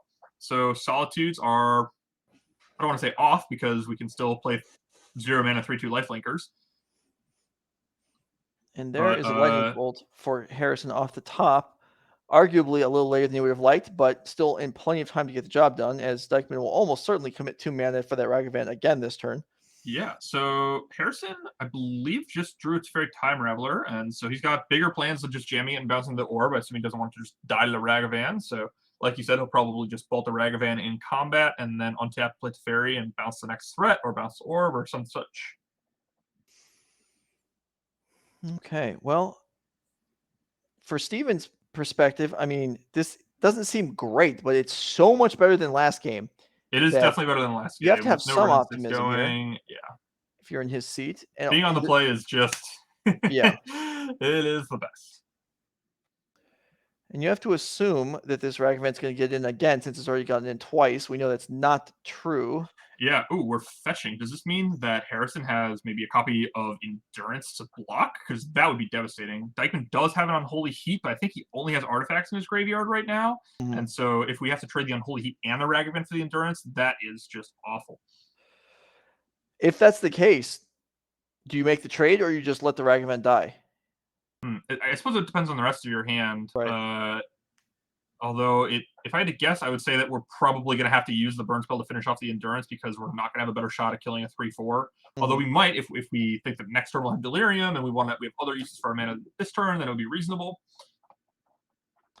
But there is a copy of Endurance to ambush in combat.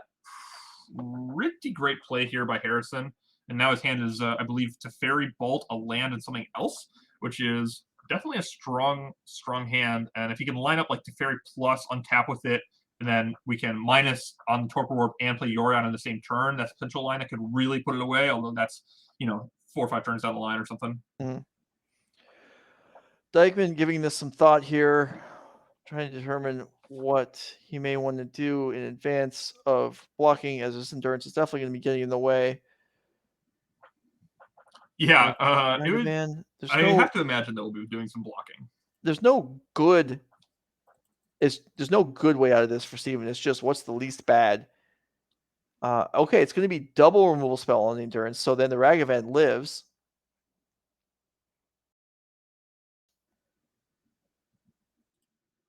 All right. That's going to connect. Damage comes across, new treasure, and Lightning Bolt. All right, so if we want it, that's 3 damage upstairs, and I believe that's going to put Harrison down to 8. He's certainly in range. An Underworld Breach off the top could definitely do some work here. That wasn't bad, all things considered. With that Flash Endurance coming in during combat, that went that was not better than it looked like it would. Yeah, I thought that was going to play out much worse than that. Although it's probably on the whole a good exchange for Harrison, but. Yeah, definitely could have played out much, much worse for Dykman there. And Dykman still has a few cards left over, so definitely would not be surprised to see him get this one. Although we're fetching here with 4 mana, and you're obviously always terrified when your 4-color opponent is fetching on turn 4. They're going to play their marquee card in Omnath, Locus of Creation. Yeah, that is an issue. And with 2 Unholy gone, it's not going to be very easy for Dykman to kill this without card disadvantage, but it's only 3 mana, so maybe it's Teferi coming down. Okay, yeah, no Omnath. Looks like we just want to leave the Utopia land untapped, potentially bolt the Ragavan we know about, put the Torpor back in hand. Dykman is down to 13 off of those Sunbake Canyons. Harrison, not much in the way of pressure in his 4-color control deck, but certainly could mean that Harrison's able to turn the corner a little faster when he does manage to stabilize, if he does manage to stabilize. So you're suggesting then that Harrison would be advised to bolt Steven to try and finish him off? Oh, yeah, absolutely. End of turn, bolt you down to 10. Yeah, I'm surely that would work out, right? Nothing could possibly go wrong from that position. All right, here's Ragavan again. This is going to attack and find a lightning bolt. Yep, Ragavan met with a lightning bolt, as they often are. But it did get through 4 times. Found a lightning bolt of its own, and another Sunbake Canyon. Wow. Sunbake Canyon number 3. bolting Dykeman was completely on the table here. I am not sure I agree with that, but Will Kruger does not play for the win. That's the information we've learned this round. confirmed, yeah. And So Steven deciding on replaying the Torpor Orb or not. Yeah, he'd go down to 10 to do it, but yeah, I mean Harrison has no creatures in play, and by the time he's able to comfortably attack, he's probably got the game won anyway. So I wouldn't be too concerned, although it definitely could be relevant. I guess the other option, one other option is just cantrip one of the lands. Instead, it's going to be a bolt. Down to 4. That Dykeman is playing for the win here for sure. This is how he wins the game. He knows he's not going to win by sending damage at Teferi, and he enables to light up the stage. Hits another Ragavan and a Mountain, down to 1 card in hand, plus the 2 have to light up the stage. Harrison had a crucial 4 life, not dead to another bolt, not dead to 1 Ragavan hit. So let's see, he's got a bolt in hand off the top here, so he can take care of the Ragavan. And he knows that Dykeman isn't going to be able to do anything on his turn to interrupt him because there is a Teferi in play, preventing any instant speed shenaniganry, although Dykeman's tapped out anyway. Abundant Growth. Yeah, I mean, Harrison is going to need to find an Omnath or an Eladamri's Call or some way to gain some life just to put himself out of range, and that's how he would really stabilize this game. Yeah, I mean, given time, Dykeman now with a couple mountains and 3 Sunbaked Canyons on the board does have draws to fresh cards. It's just not going to happen immediately. Yeah, Sunbaked is not all downside. I mean, if he has enough time to draw 4 or 5 more cards, then it's very conceivable that he could piece together 4 points of damage. I mean, he plays Lava Dart and Lightning Bolt. It's very easy to imagine. All right, Steam Vents tapped there for Harrison, staying at 4 life. Dykeman may have drawn an Arid Mesa there. Yeah, definitely not what you're looking for here. You're looking for like burn spells to piece together and basically take Harrison's life total to 0. Okay. Orb, Arid Mesa plus Ragavan. Has to be played this turn. Yeah, I assume we'll see the Ragavan dashed here, and we are going to pray that it survives, although we know, we here in the booth and you here at home know that Harrison is ready with a Lightning Bolt and almost certainly will not be taking a hit off the Ragavan. But yeah, these Sunbaked Canyons, they can definitely give Dykeman a few more looks just to piece together lethal burn. Yep. And I think we've gotten to the point where, okay, Torpor Orb, yeah, could be played here, or do you just save the mana for Sunbaked Canyon? I think that might be the way to go. Yeah, I think I would be pretty tempted to cycle Sunbaked Canyon here. The window is closing for you to actually win the game. Torpor Orb is, I mean, what are you doing? Shutting down Omnath, drawing a card? If he draws Omnath, you lose anyway. Dykeman disagrees. He's going to go for the Torpor Orb, down to 8 life to cast it off of the Sunbakes. There is a Boseiju in Harrison's hand. If that gets unloaded on the Torpor Orb, that's not actually a bad development for Steven. No, yeah, because now we get another land, so we get to crack the Sunbaked Canyon here, and then we're going to untap, draw a card, and then we're going to crack the other Sunbaked to have a decent amount of mana to work with, and a few new cards. There's an iteration that's 3 looks at Omnath, although I can't tell if he has enough mana to play iteration, play Omnath, and then play a land afterwards. I think he only has 5 lands in play. I think that's correct. I think you're right. I think there's 5. The abundant growths are confusing thing. The abundant growths, all the foils, they make it a little bit tricky. Oh, pick up just drawing Yorion. Okay, fair enough. Fairly passive because even casting Yorion is just going to lead to Harrison tapping most of his mana and then drawing some cards, but not doing anything to the board. Steven probably wanting to cash in the first Sunbaked Canyon here at the end step. Yeah, we could see an end of turn iteration. The rarely seen end of turn iteration, although I don't know exactly what's in Harrison's hand, but although the Yorion drawing 2 cards here is good, but I would be pretty tempted to look for a way to gain life like right now, because that is I am feeling the heat. I'm feeling like I am in danger if I'm Harrison. I'm not sitting on a counterspell here. Is it possible that the Boseiju could hit a Sunbaked Canyon instead of the Torpor Orb there to deny a draw? That is certainly possible. Oh man, that does cut off any outs to your 1 copy of Night of Autumn. And then if the game goes a little longer than that, then things get a little problematic. All right, and we're going to see Dykeman fetching to Finn here. He knows what his outs are. He wants to take him out of his deck. Does not want to draw that. And he's got to feel like, I mean, unlike the last game where it's just, I mean, there are outs here. Like there's by no means is this game one for Harrison. Steven, I don't know. I don't think I'd even be comfortable saying one player's ahead or not here. And if it was, I might say Steven was. Yeah, I think Steven's a little ahead here. If Harrison draws Omnath or Eladamri's Call, it all gets kind of broken up. But Yeah. I mean, with Harrison at such a low life total, the top of Steven's deck is very, very live here. Mm-hmm. All right, so there is one Sunday Catching in the Canyon. Canyon. We're finally getting a use out of all this life that we paid. I think I saw a Swift Spear there, so even just one burn spell can piece together lethal if Harrison isn't ready with any defense.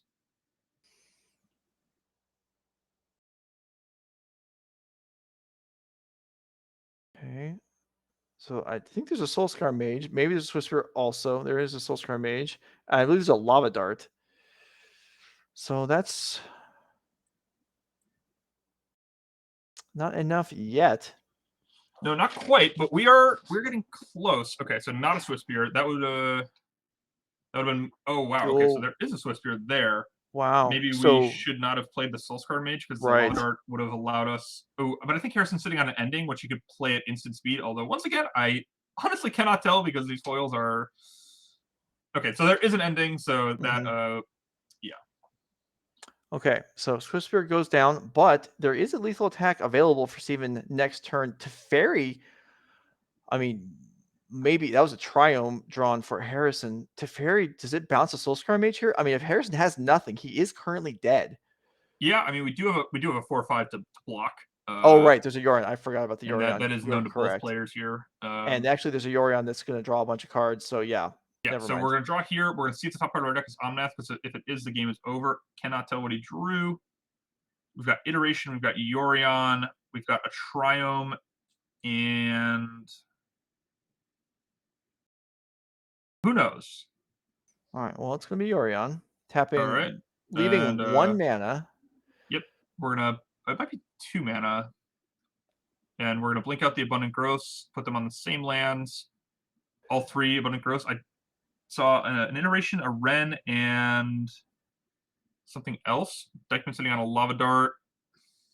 Okay, Harrison falls to 3. Lava Oh, Dart man. flashback down to 2. Lava Dart. 2 Lava Darts Second for the Lava win. Dart. No way to That's gain it! life. Wow. Okay. Steven so look at that. Dykeman Steven Dykeman takes barely down stabilizes. It's takes it quarterfinal down. match. Wow. Woo. That was a really, really impressive game there by Steven Dykeman. Played super well. Just barely pieced together exactly lethal before Harrison was able to find an Omnath or Knight of Autumn or some way to actually just get himself out of range there. Was unsuccessful in doing that. And so we're going to see Steven Dykeman advancing to the top 4 to play against, I believe, Will Kowalczyk. There, and Harrison Camper saying, yeah, let me show you my outs. It was the whole deck. Yeah, And I I mean, somehow really lost everything was good there. Yeah. Okay, well, Steven Dykeman will get through in a nail biter. That was an awesome game. Those So are the we're games gonna you love pause, to win as a Red take a Mage. breath. We're gonna take a break, and we'll be back with the semifinals of the Nerd Rage 5K here in St. Paul, Minnesota. Thanks for being with us. We'll be back in a minute.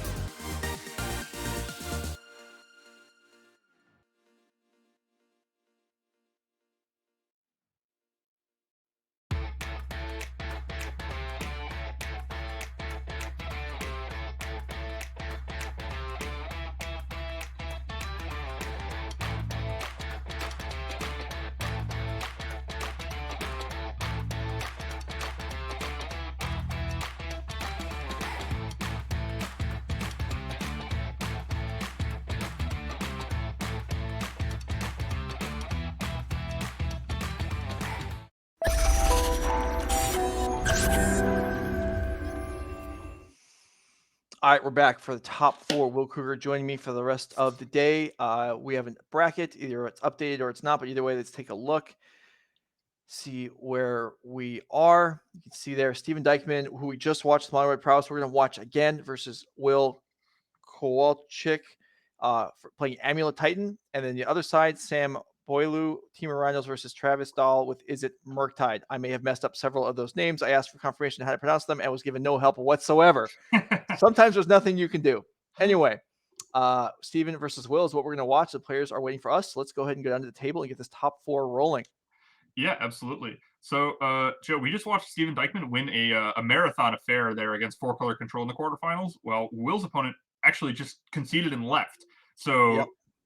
If I was in Will's seat, I would be feeling much more energized. Do you think, or I guess, to what extent do you think that matters? I think it absolutely matters. I want to point out real quick here, the seeds are incorrect. Will, it was the number 2 seed, I believe, which is why you see him on the play here. But yeah, I think it matters. I can remember one event, an SCG years ago, where it was 9 rounds of Swiss, and I went all the way to the finals, and my opponent was able to take an intentional draw in round 9, and I was not. So they had an hour off, and I can't say whether it affected them or not, what the difference was, but for myself, I know I was wiped at the end. I'm sure. I mean, Magic is a strenuous game, man. I mean, yeah, and that was a camera match, and I made a couple mistakes that I may have made otherwise, but you know, who knows, maybe not. But you certainly your play degrades. So Will having a round off to maybe get dinner or just relax, yeah, I think it matters, definitely. Yeah, so we have a pretty reasonable start here for Will. When he played the Saga and tapped it, I'm sure Steven was like, "Oh no, not turn 1 Amulet." But thankfully, it was one of his Relic of Progenituses, which is it is okay against the mono red deck, but not phenomenal. Unfortunately for Dykman, it looks like he has 1 land, which is not exactly what you want. And it looks like Will has picked up another Amulet in the meantime. And this Karoo is going to make 4 mana here.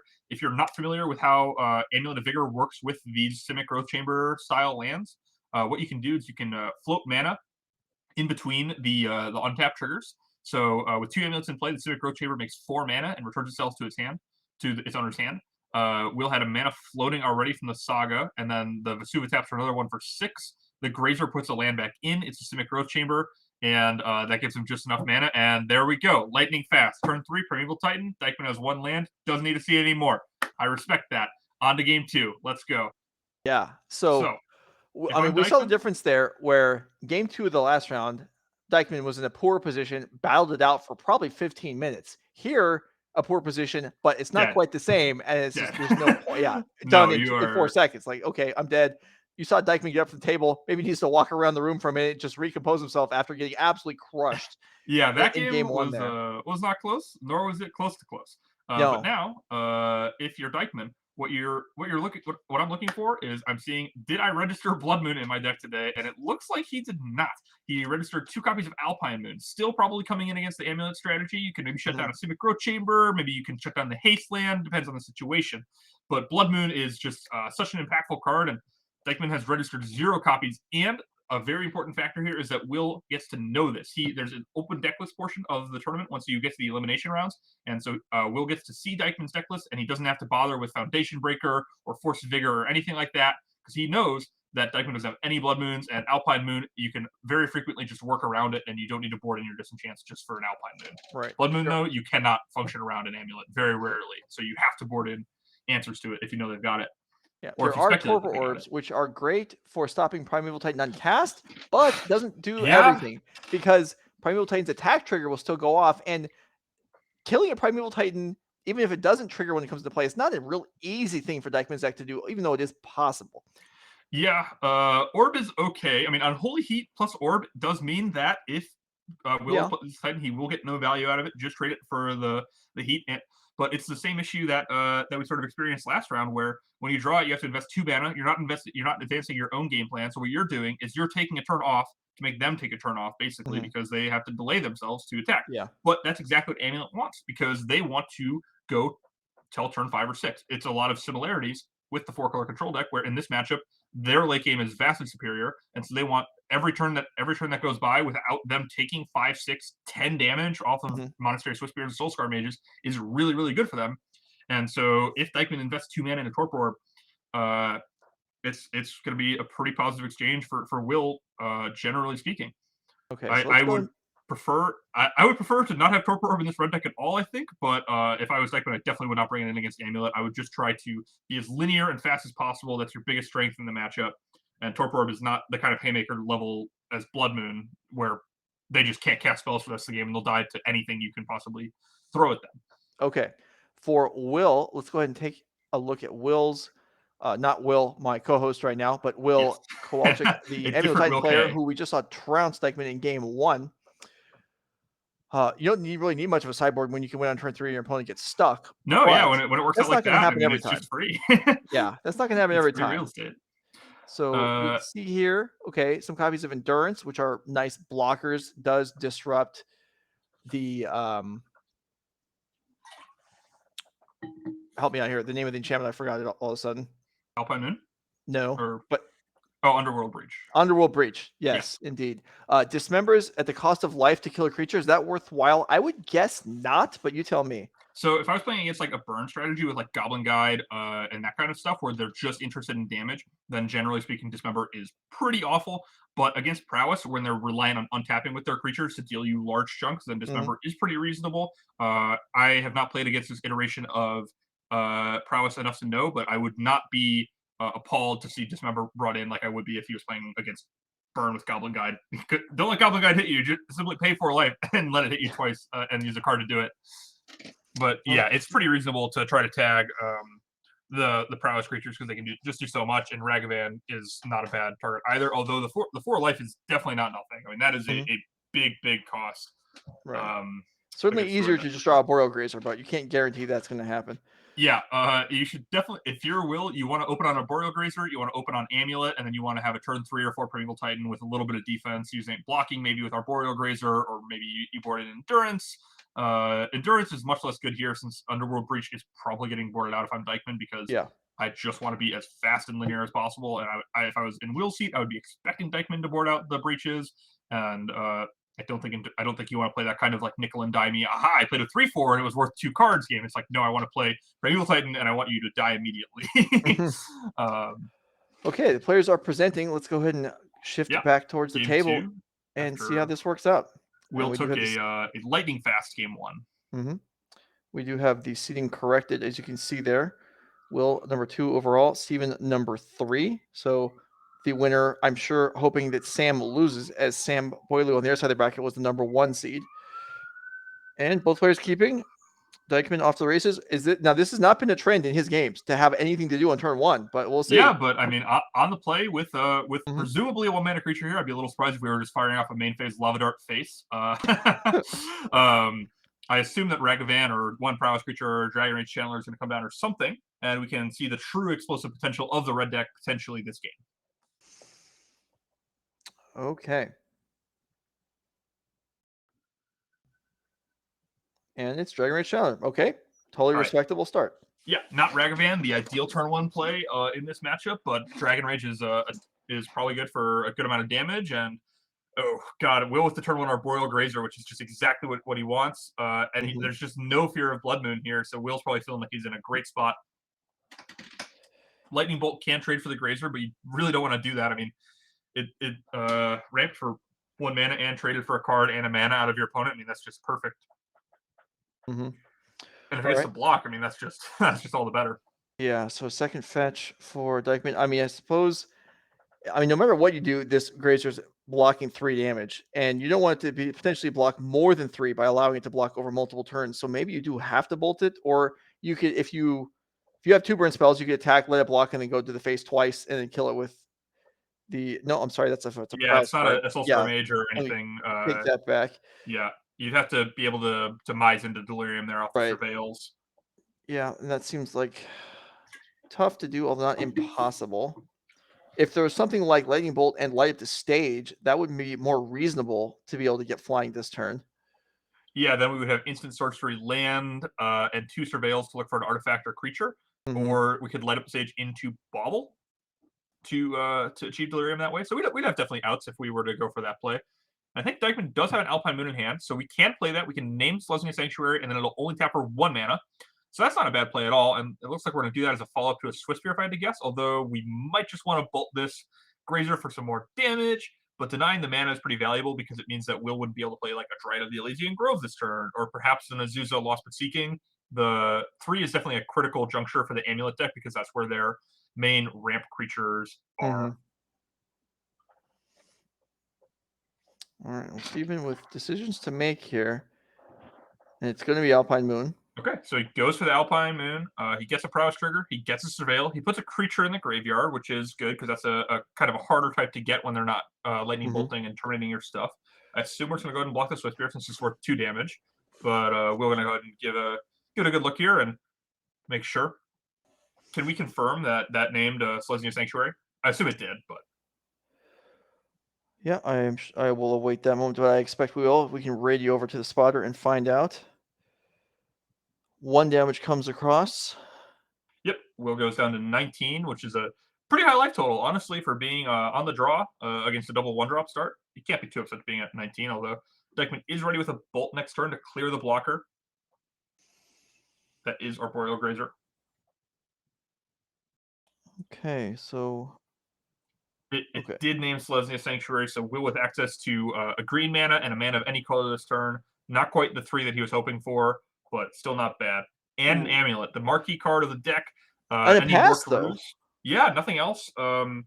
Nothing else, but I wouldn't really expect him to be able to do much off of just 2 mana. So like if you tap the Sanctuary for the Amulet, played a Karoo, made 2, that's not going to really get you anywhere except for maybe Explore as a cycle. Yeah, if Will has any Karoos in hand, which you can usually assume they do have a Karoo in hand when they play one out because good Amulet players will generally hold Karoos, so that way they can either top deck Amulet or play an Amulet out of their hand and then use it as a pseudo ritual. Right. All right. So Lightning Bolt here, and then Surveil trigger. Dykman looking for sorcery or an artifact, or I suppose an enchantment if the breach or it stayed in, or an extra Alpine Moon. Yeah, that keeps that the card good. though. Keeps the card. Yeah. It looks like 2 more mountains in hand. That's bad news. Yeah, the red deck does not want to draw 4 lands by turn 3. That is definitely not ideal. Okay. And light up the stage, so we can now see why we did not target the Grazer. And so there's a card that we knew was there, a Breach. So we're planning on playing the Breach next turn. The Dragon Rage we did not know about, but we have land 3, so we can play it. We have Sorcerer, Creature, Land, and that is Sorcerer, Creature, Land, and an Instant. So that's 4 types. And so the Dragon Rage Channeler does have 3 power. The Swiftspear has 3 power as well because Dykman cast 2 spells this turn. So if Grazer's gonna block, it is going to die. We have something from Will here. Now this is tap for any. There's Dismember. So he did bring in the Dismembers. Not looking great here, but not looking too bad either. Is that the creature you would have targeted? The Swiftspear. With the Breach coming next turn, I'm spooked. I can't tell if there's a bauble in the graveyard because Dykman's graveyard is kind of off screen. I don't think there is. I don't think there is either. But I'd be a little spooked that Swiftspear is going to do a lot more damage. However, Swiftspear, if it's recast, actually has haste, so that's costly that way too. Is that okay? That was an endurance. So that way, Dragon Rage down to 1/1. So he did bring in endurance and he brought in Dismember. Okay, that was pretty. I mean, that cost a lot of resources and some life points for Will, but that was a great turn. Solid. Will's down to 3 cards in hand now, though. But I mean, if they're Karoo plus a Titan plus like another land, we are very close. I mean, you can go way down on resources in this deck sometimes because Primeval Titan can recoup any resource disadvantage you're at. I mean, if you play Primeval Titan and it resolves, you are almost always going to be able to catch back up into the game. So this Breach for Dykman is basically worthless at this point, although he could cast it anyway just for Surveil triggers. Yeah, I assume we'll do that because we're losing it otherwise. And then it goes to the graveyard to add enchantments. Maybe next turn we can get up to Delirium to make both of these Dragon Rage Channelers 3/3 flyings. And we can also definitely see why Will dismembered the Monastery Swiftspear instead of the Dragon Rage Channeler as we're clearing the graveyard here with the endurance. Okay, Dykeman, give me some thought. I believe there's a mountain in hand plus whatever he drew for the turn. So not a ton to work with here. And this breach is, this breach is just a graveyard enabler at this point. It's not going to do anything else. Yeah, there's if we drew like exactly Mishra's Bauble, we could surveil a bunch of stuff away, and then we could flash it back because the Dragon Rage just sort of fuel the breach in that way. But whoa, another endurance! Wow, okay, that is pretty incredible. So we get to block one with a Grazer, take no damage, and eat another one with endurance. And yeah, we're gonna go ahead and shuffle our own graveyard in because Dykeman has no graveyard, and yeah, this is oh boy, basically the dream for take Will. no damage. Dykeman now only gets 1 surveil off the breach if he casts it, not 2. Yeah, perhaps we should have done that pre-combat if we're going to do it, but maybe we're just adding Gigantha this turn. Ooh, are we? Well, if he had done it, I agree. But if he had done it pre-combat, he'd still have no cards in the graveyard because the endurance grabbed everything that was there. So it actually didn't make a difference. He would have the extra surveil though. So like if he wants to like bin, he would get to look at a few more cards. I think he might have a light up the stage in hand, and his plan of it looks like he does. His plan was to spectacle it post-combat, but the endurance really blew that up. And we're gonna go ahead and use the breach just as a surveil here instead of hard casting the light up. That is interesting. I think he has a light up, right? I feel like interesting. Okay, I thought the play might have been. Although, well, he can't cast the light up. Yeah, I mean, he had three mana. Yeah, you're saying instead of playing the breach. Yeah, okay, sure. Yeah. Okay, there's a relic. Well, Will is down to just a couple cards in hand, and so that is definitely good for Dykeman. That Will is not particularly close to Primeval Tightening, at least this turn or next turn, but. Yeah, Endurance is an impressive card. It continues to, like in so many different matchups. Just the fact that it's a flash 3/4 consistently matters. And then that was on top of the perfect that, spot for it. Yeah, blowing up graveyards left and right, or reshuffling in the goods from your own deck, as we saw there. Both valuable. I don't think that's going to be relevant, but not this time, but certainly plenty of times it is. Yeah, I've boarded in Endurance as Rhinos against Blue Eye Control because I expect to cast all my Rhinos and then I want to cast them again. All right. Bolt to clear the Grazer. Maybe we can get in a point or two and enable Spectacle. And then we can light up, and then maybe we can go somewhere from there.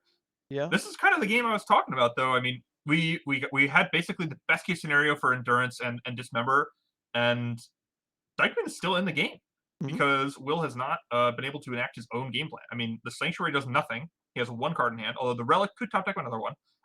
When you're in this stage, I almost always just assume that my opponent's hand is a Primeval Titan. Although it could just be a Karoo that he's holding with the Amulet in play. That would make sense. Because he did play out the Sanctuary, presumably already having the Amulet in hand, although he might have top decked it on turn 2. Okay. The players are deliberating over something. I don't know what. Maybe the life totals are wrong. I can't. I mean, the only thing I think of is that Dykeman announced Lightning Bolt and then surveilled without choosing a target. That seems very unlikely. So it has to be the life totals.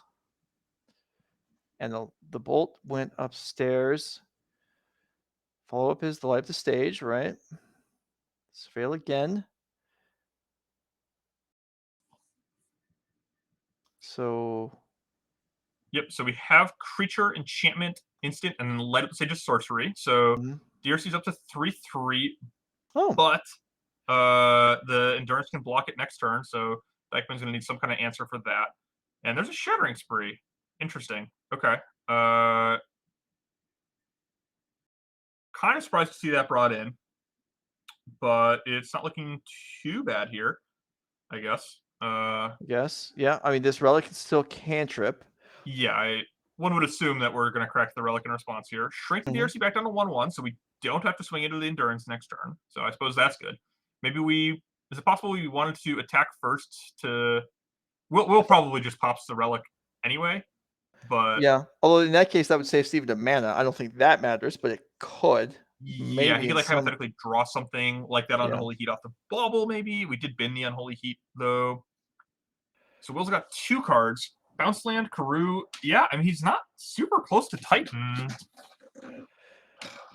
Right. No attack there for Dykeman as that Grazer is still standing. Really, he's just got a 1/1 in play. And every turn that goes by is quite good for Will, so. 3 mana. Okay. I have no idea what that card is. Do you know? It's a Dry to the Elysian Grove. Dredge of the Elysian Grove. Yeah. Awesome. Okay, so Boros Garrison is going to bounce Bosechu and then lead to a Valakut. Okay, and I believe Will has one card. It's just the Boseiju. And if he top decks Titan, he can play it by using the Boseiju as a land. Mhm. So now we are just a Primeval Titan away from stabilizing. And by stabilizing, I mean actually turning ahead. We are pretty stabilized at this point. But yeah, Right. we'd be able to get Valakuts and start. We already have a Valakut. We can maybe get Vesuva and copy it, and we can start lightning bolting everything Dykeman plays, and then eventually him. Probably just him immediately. Reckless Impulse. Okay, that's a good start for Dykeman. His graveyard is, yeah, so we may be able to achieve, okay, Bolt, all right. Okay, Bolt's not bad. Sunbig Canyon is bad, but it's a cycle land, so it will be worth a card. And these lands are really, really strong in these kinds of games where you end up with running out of cards. You have a little more mana than you need. You're able to sacrifice them and get an extra look at maybe a spell. It also does allow rebuilding the graveyard quicker for Delirium because True. while the graveyard is currently in existence, Will does have a habit of reducing that with Endurance from time or Relic from Yeah. time to time, as we've seen in this game. So Bauble Surveil again with the Lightning Bolt still in the exile zone, waiting. I am somewhat concerned that when Dykeman does get Delirium, Will's just not going to attack with the Endurance, and then we're going to get to eat it, which is pretty bad. Yeah, But if well, Dykeman Dykeman can find can't it really on do Holy much Heat, about that. he he needs just- to find it on Holy Heat at some point. Yeah, to and if Will, I prevent mean, that.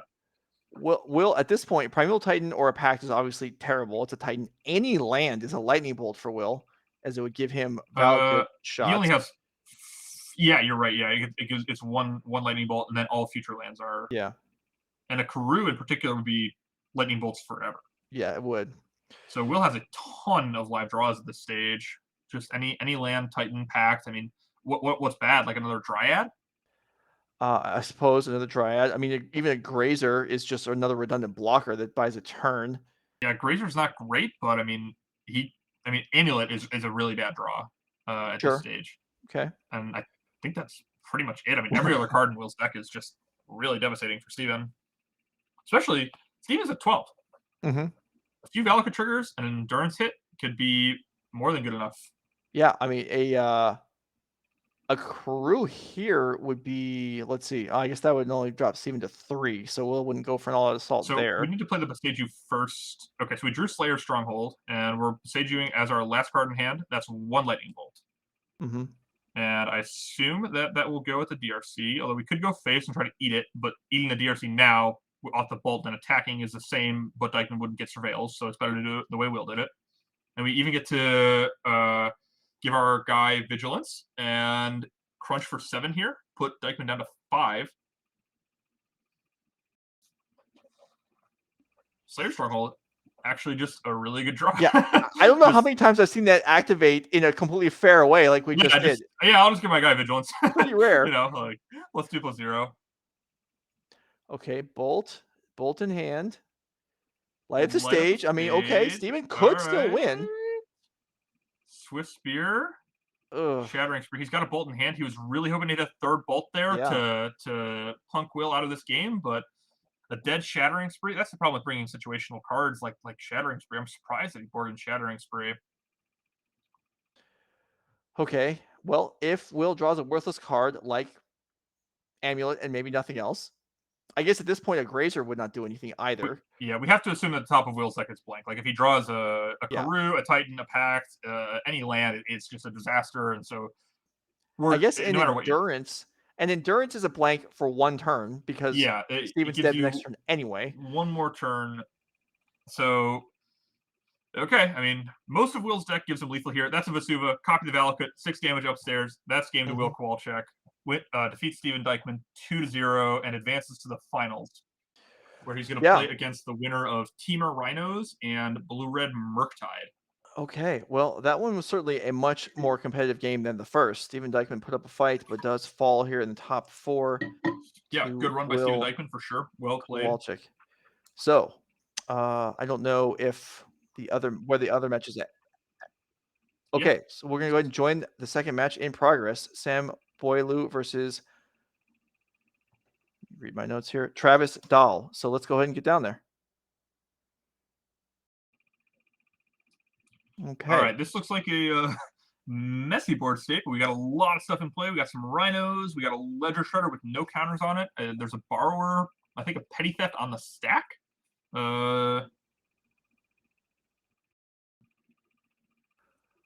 Yeah, lots going on. Travis Dahle looks like he's got plenty of cards. And the in life hand, though. totals are not high. No, both players low. Sambo Lu notably with 10 power in play, but Travis doesn't have a shabby offense himself with a Dragon Rage Channeler, a Ledger Shredder that's conniving here, and a Ragavan. Okay, I think the Petty Theft is in, or the Brazen Borrower is in the Adventure Zone, not on the stack.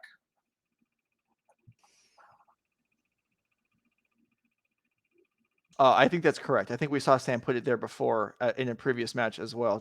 That's where he leaves it. So Ledger Shredder. Now I'm not sure even where exactly we are in, or even whose turn it is. But okay, Ledger Shredder with 2 counters on it, so that's enough to absorb a Rhino hit. It just had a 0 on it, right? I don't know how Shredder would get 2 counters at once, unless I guess both players could have played. I'm not sure. Yeah, it looks like we're fixing that down to just the one that it has, and then we're gonna go ahead and resolve the Surveil and the Consider. Yeah, lots of tricky operations with Dragon Rage Channeler and Ledger Shredder. A lot. Sometimes you want to surveil, then you want to loot. Sometimes you want to loot, then you want to surveil. Mm-hmm. Normally, the rule of thumb is if you have no mana left, you want to loot, then surveil, so you have more information for the next turn. Or if you have a lot of mana left, then you want to surveil, then loot, so you can find something good to do right now. All right. People asking in chat about deck lists. You can look on MTG Melee under the Nerd Rage organization, find the event, and well, okay. I guess we'll get Travis to that later. Won. Yeah. Okay. Right. Good job, Travis. Yeah. So apparently that was just Travis looking to grow his creatures enough for having a lethal air attack. He did find it. Mm-hmm. And Sam Boilu's run comes to an end. All right. 8-1 through the Swiss, #1 seed overall, falls here in the top 4. So our finals is set. Travis Dahle versus Will Kowalczyk. We will have that for you. Titan versus Temur Rhinos. Yeah. Versus Murktide. I'm sorry. It is Murktide. You're right. I'm sorry. Yeah. Definitely a traditionally good matchup for Murktide, but Will does have a lot of endurances in his sideboard, and that is definitely one of the better cards you could play against Murktide. As we saw, it lines up very well against Dragon Rage's Channeler, and that deck does rely on its graveyard a good amount, so shuffling it in is quite good. 4 toughness, also great. All right, so we'll step away for a moment. Let me finish up what I was saying there. If you're looking for deck lists, MTG Melee, go to Nerd Rage. You can find the events, both the team event from earlier in the weekend and the modern event now. You can find the deck list for any player in the event. If you're looking for information, you can go to the NRG, the Nerd Rage Gaming website to find tournament schedules, things like that. We've got upcoming events. We're going to go run through those real quick before we step away for the final break, before we get the final match started. We've got our next event in Lansing, Michigan, our first time in Michigan, middle of June, 11th and 12th. Modern 10K on Saturday, Pioneer on Sunday, 5K. After that, we've got Chicagoland, Illinois. That's in Mundelein, where our events normally are. If you're familiar, if you showed up to any of them before the end of July, Modern 10K Legacy 5K. And then the next showdown, the end of August in St. Louis, Missouri. Team 20K on Saturday into Sunday morning, and a Modern 5K. The winners of the showdown do auto qualify for the end of the year championship, as well as 2 players from this weekend, because this is the end of season 1, and our projection is that those 2 players will be Joseph Bernal and Andrew Ellenbogen, based on their finishes throughout the season 1. Zoe Riederman put up a fight, came very close after winning the team event yesterday as part of the winning team, needed to top 8 again in Modern in order to lock up a slot. Came a little bit short, but still looking really strong on the year-long leaderboard, and slots to be qualified throughout the rest of the year. But the players so far qualified are Piper Powell, Ivan Espinosa, and we think most likely Joseph Bernal and Andrew Ellenbogen. So congrats to those 4. We'll see you at the end of the year.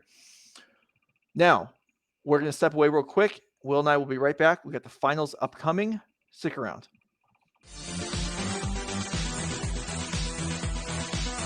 NerdRageGaming.com is the place to get your hands on all the hottest Magic singles. Browse our full selection of staples from every format and shop an exclusive inventory you won't find anywhere else. Shop regularly and get rewarded for each purchase with our customer rewards program. Automatically earn store credit each time you shop and work your way up to 10% back on all orders. Be sure to use the code STAYHOME for free shipping. All this and more at nerdragegaming.com.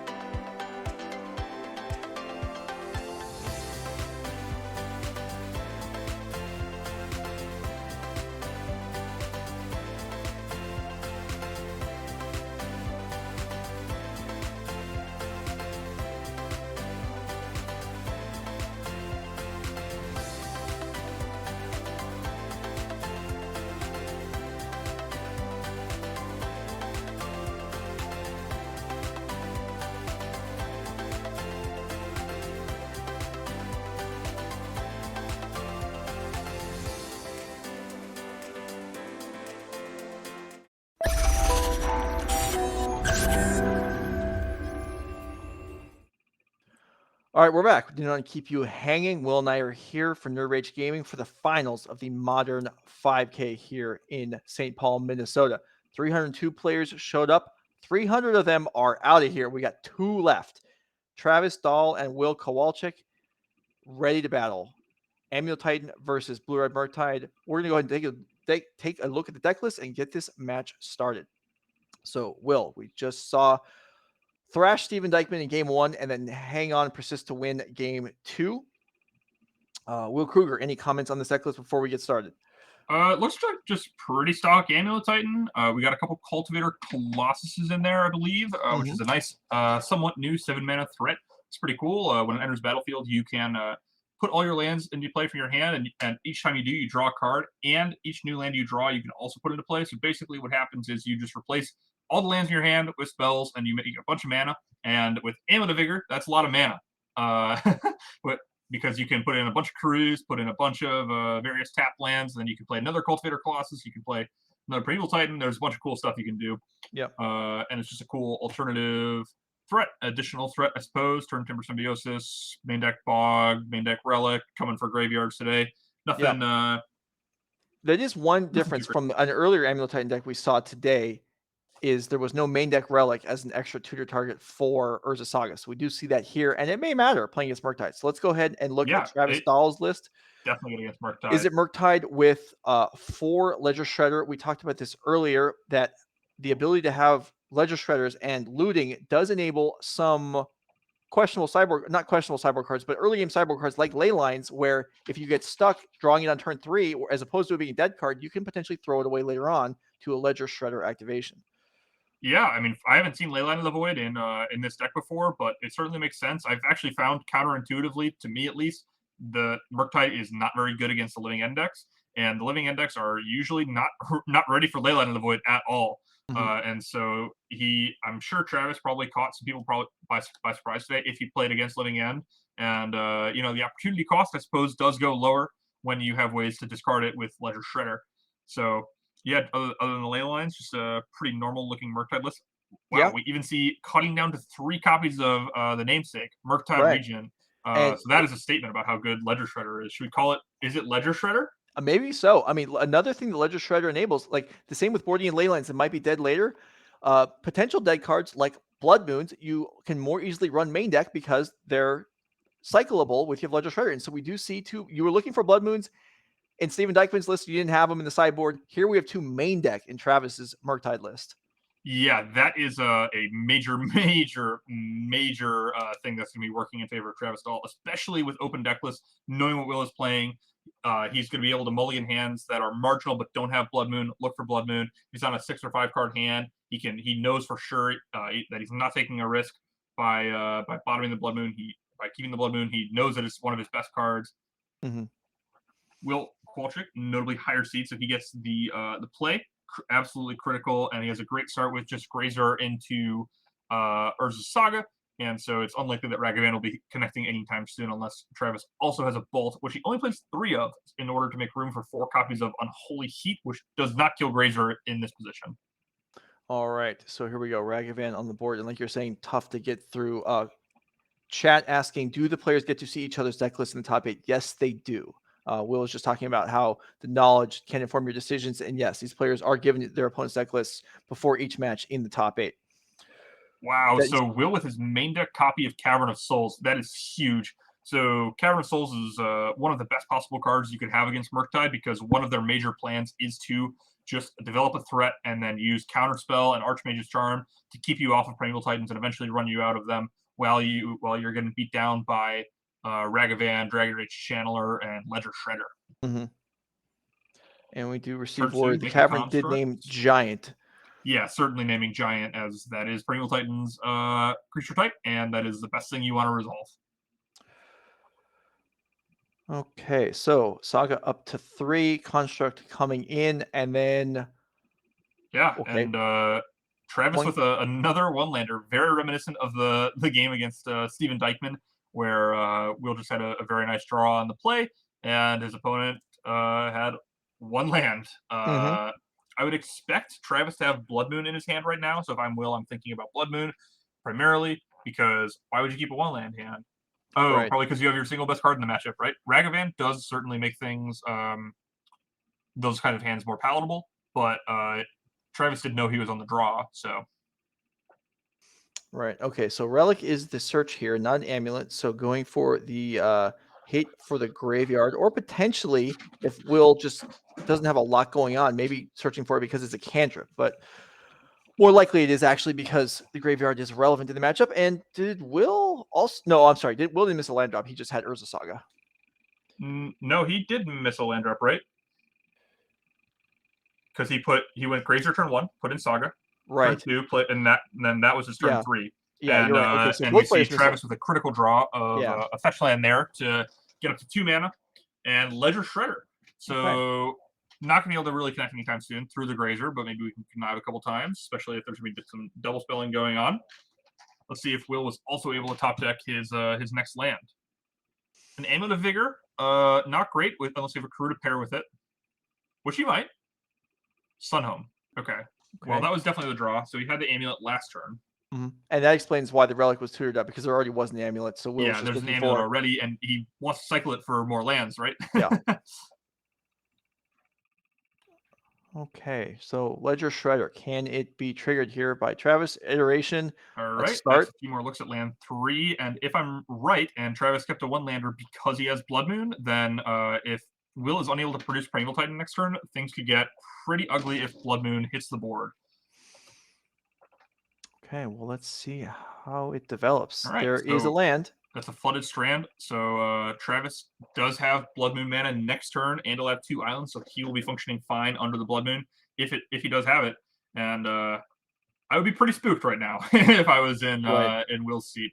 Not particularly close to Primeval Titan, although if he has a Karoo and a Titan and a Grazer or an Azusa, then he can put Titan in play. But other than that, not with a ton of answers. Oh, there is a Blood Moon, but Will could have a Boseiju. There's also a Spell Pearson hand, but Consider is played, so Travis is going to go for the counter on Shredder instead of leaving up a Spell Pierce, which, doesn't hit a ton of things at this point in the game. No, it's just like Amulet, but Will can pay for that, so I think I might have seen a copy of Boseiju in Will's hand, and if he's holding that and missing his 3rd land drop in order to play around Blood Moon, that is really, really heads up. Solid play on his part there if he does have that Boseiju, because Travis does have that Blood Moon that was, I don't want to say obvious, but definitely something that comes on your mind is like, wait, why did you keep a 1-land hand? It's certainly indicated by Travis keeping 1 land. The odds go up, right, when you see your opponent do that. So if Will does have a Boseiju and he is holding it, he's going to get rewarded for some really, really solid play there. Yeah. So no breaking of the Relic at the end of the turn there, and another Amulet. Okay, so I'd be a little surprised if he has a Boseiju now. Okay, now he can float the mana with Sanctuary. Okay, well, now he can do it. Titan can come into play now. Yeah, with now he another can do amulet a lot. through. Okay, I mean, Travis might just die. Right. Like if Will just has a Dryad and a Titan, or 2 Pacts, or a Pact in either piece, then Travis is dead. If Will does have those things, I mean, even just Primeval Titan is probably going to be sufficient here, and he's got Primeval Titan. Travis is like, hold on, Ledger Shredder's Oh yeah, here. I was like, wait, is he conceding? Oh no, he gets the loot. Okay, okay, Ledger Shredder up to 3-5. Don't worry, guys, everything is fine. Okay, everything so is fine. Titan into play. Blood Moon now. Not super effective. No, a and little Will didn't even late. pact for it, so there's no out. Travis doesn't even have outs of Will just randomly failing to get second Forest to survive a pack trigger because he just had the Titan. So, right. and then here Titan comes across for 10, I think. I believe it's 8 right now. I think there was 2 activations. Yes, you're there. right. It is 10. Yeah. And did we pick up a land? What land did we pick up? To the Boros Garrison? I don't know what land he picked up. I think the Sanctuary picked up itself. Right. We could get... Yeah. I okay. think we may have missed a Boros Garrison trigger. Largely inconsequential, I think. All right. Well, let's still send over to... get word over to the spotter there. There may have been a missed Garrison bounce. Yeah. I'm going to get that. Hurry up. That's going to... You know what he bounced? Because before it chat gets is too not... far... I don't think it's going to matter, but that does need to be cleaned up. The Sanctuary bounced itself, but the Garrison, I'm not so sure. So Will did not get another Forest, so I suppose in theory a Blood Moon plus like an Unholy Heat, but Will was heads up and got a Bog to keep Travis off of Unholy Heat. Notably, Will was unable to get Double Strike this turn because the Sunhome was already in play, and there's only 1 copy of Vesuva, so Vesuva can either copy Boros Garrison or the Stronghold, but not both. All right, so yeah, turn gets passed. It's pretty much irrelevant whether or not he bounced something, but definitely. Still. Maybe we're also incorrect, but we could be wrong. I mean, it's certainly possible. It's not worth harping on, though. I shouldn't be. I'm sure it's fine. Anyway. Well, so one thing that Travis can try to do is he can play a Blood Moon. He can try to like do some blocking and then use a burn spell to finish off the Titan. And then nope, he's just going to concede. Okay, all right, fair enough. Okay, so Will picks up game 1 of the finals. Yeah, Will Kowalczyk up the team. Despite the Blood Moons, not despite the Blood Moon. The Blood Moon never made into play. Yeah, I'm pretty sure it was in Travis's hand there. I believe I caught a glimpse of it, but I'm a little surprised he didn't play it and try to like block out and try to find an Unholy Heat or some such. But here we are, and Will Kowalczyk is up a game over a pretty tough matchup for him, I think. I mean, Blue-Red Murktide, a bunch of counter spells, Blood Moon, but Will's at the ready with his main deck copy of Cavern of Souls, and he had a Relic, which was quite potent. So he's getting paid off for some deck building decisions there. Yeah, and really it just came to, keeping land Ragavan Blood Moon, like that seems pretty reasonable. Oh yeah. I mean, definitely. On the draw, maybe it's a little slow, but even going first, that Grazer was going to stop that Ragavan, so it wouldn't actually have made any difference at all if... Yeah, unless he could have maybe bolted the Grazer and then got a treasure and then like maybe done some iteration or consider into a land or something, but yeah. But even at that point, maybe the constructs were starting to come out, so they actually could have traded with the Ragavan. So there was, that Ragavan was going to have a tough time connecting, and without that, missing land drops, the Blood Moon is just not good enough. So I believe there's a Magus of the Moon to join in from the sideboard. Maybe we can go look again, see how much help Travis Dahle can get. There is a Magus, so a 3rd Blood Moon effect. Wow, going up to 3. Notably, Magus does not get Passajude, which is Will's main answer to it. Travis also with a couple copies of Subtlety in his board. Very effective, does beat Cavern of Souls. Leyline of the Void, not really for this matchup. Fury, Flusterstorm, and Dispute also probably all staying on the bench, but I would expect the Magus and 2 Subtleties to come in for sure. And if you were in Travis' seat, what would you be looking to replace with those cards, Joe?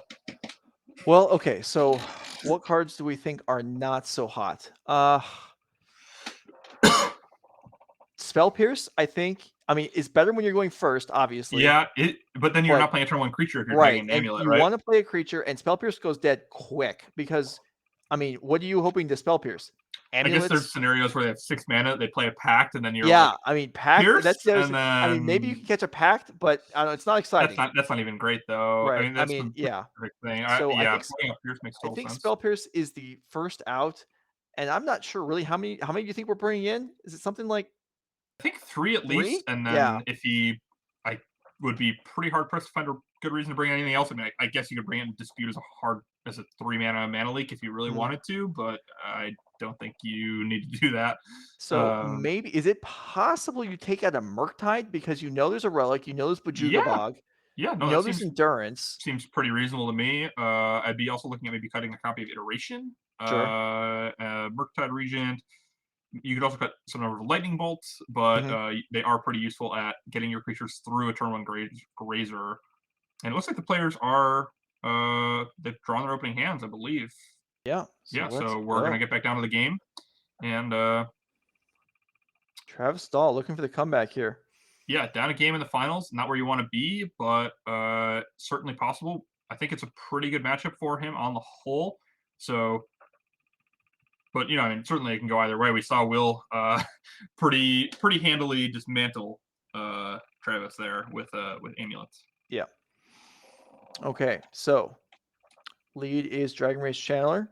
Yep. I assume Safer than that is a Steam Ragavan. Events alt art. Was that?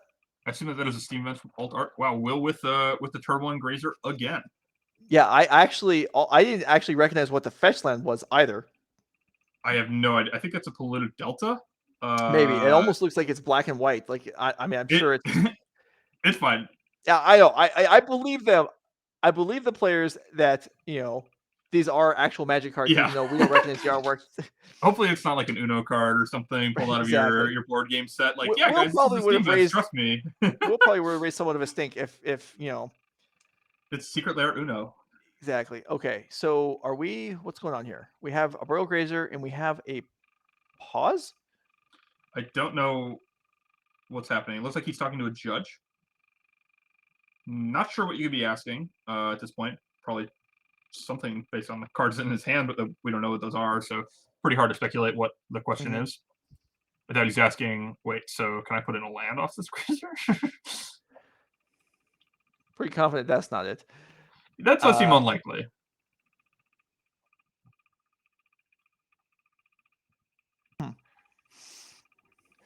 Yeah, Will talking to the head judge.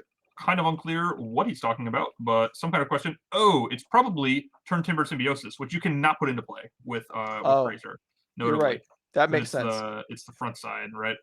Yeah. No, you definitely cannot do that. So it's probably Turn Timber, I guess. I don't know. No, that's reasonable. Maybe we can bring up Turn Timber Symbiosis. That is the double-sided 7 mana spell that is a green producing land on the back that comes into play tapped.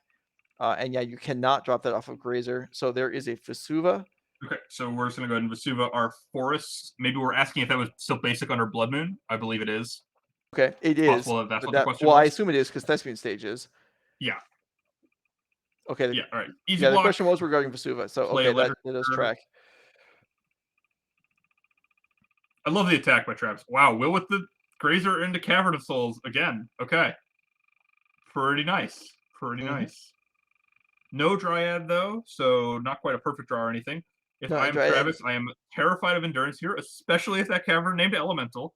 But if Will named Elemental, it could be sick, because if he doesn't have Endurance and names Elemental, he could really get in Travis's head. So that is certainly something that could have happened. One of my personal favorite plays I've ever made is I named Angel and I was playing humans when Restoration Angel was a stock one of, and my opponent just didn't cast a removal spell. And that was years ago now, and I still remember it. And so hopefully Will was able to pull off a similar maneuver here. It would be one for the books for sure. Definitely. Okay, so second Dragon Rage Channeler, Travis passing with 2 mana up. Counterspell or doesn't attack into Endurance. Okay, fair enough. Can we confirm what the Cavern named? It did name Elemental. Okay, great. And Will with the Amulet suspiciously passed with 3 mana up last turn and did not play the Amulet. So really Okay, so we're gonna go ahead and use the counterspell on the Amulet. Makes total sense with the Cavern in play. Gonna be kind of hard to use it. Right, on anything else. And Travis is incentivized to just cast a spell so that his Dragon Rage Channelers will trigger here.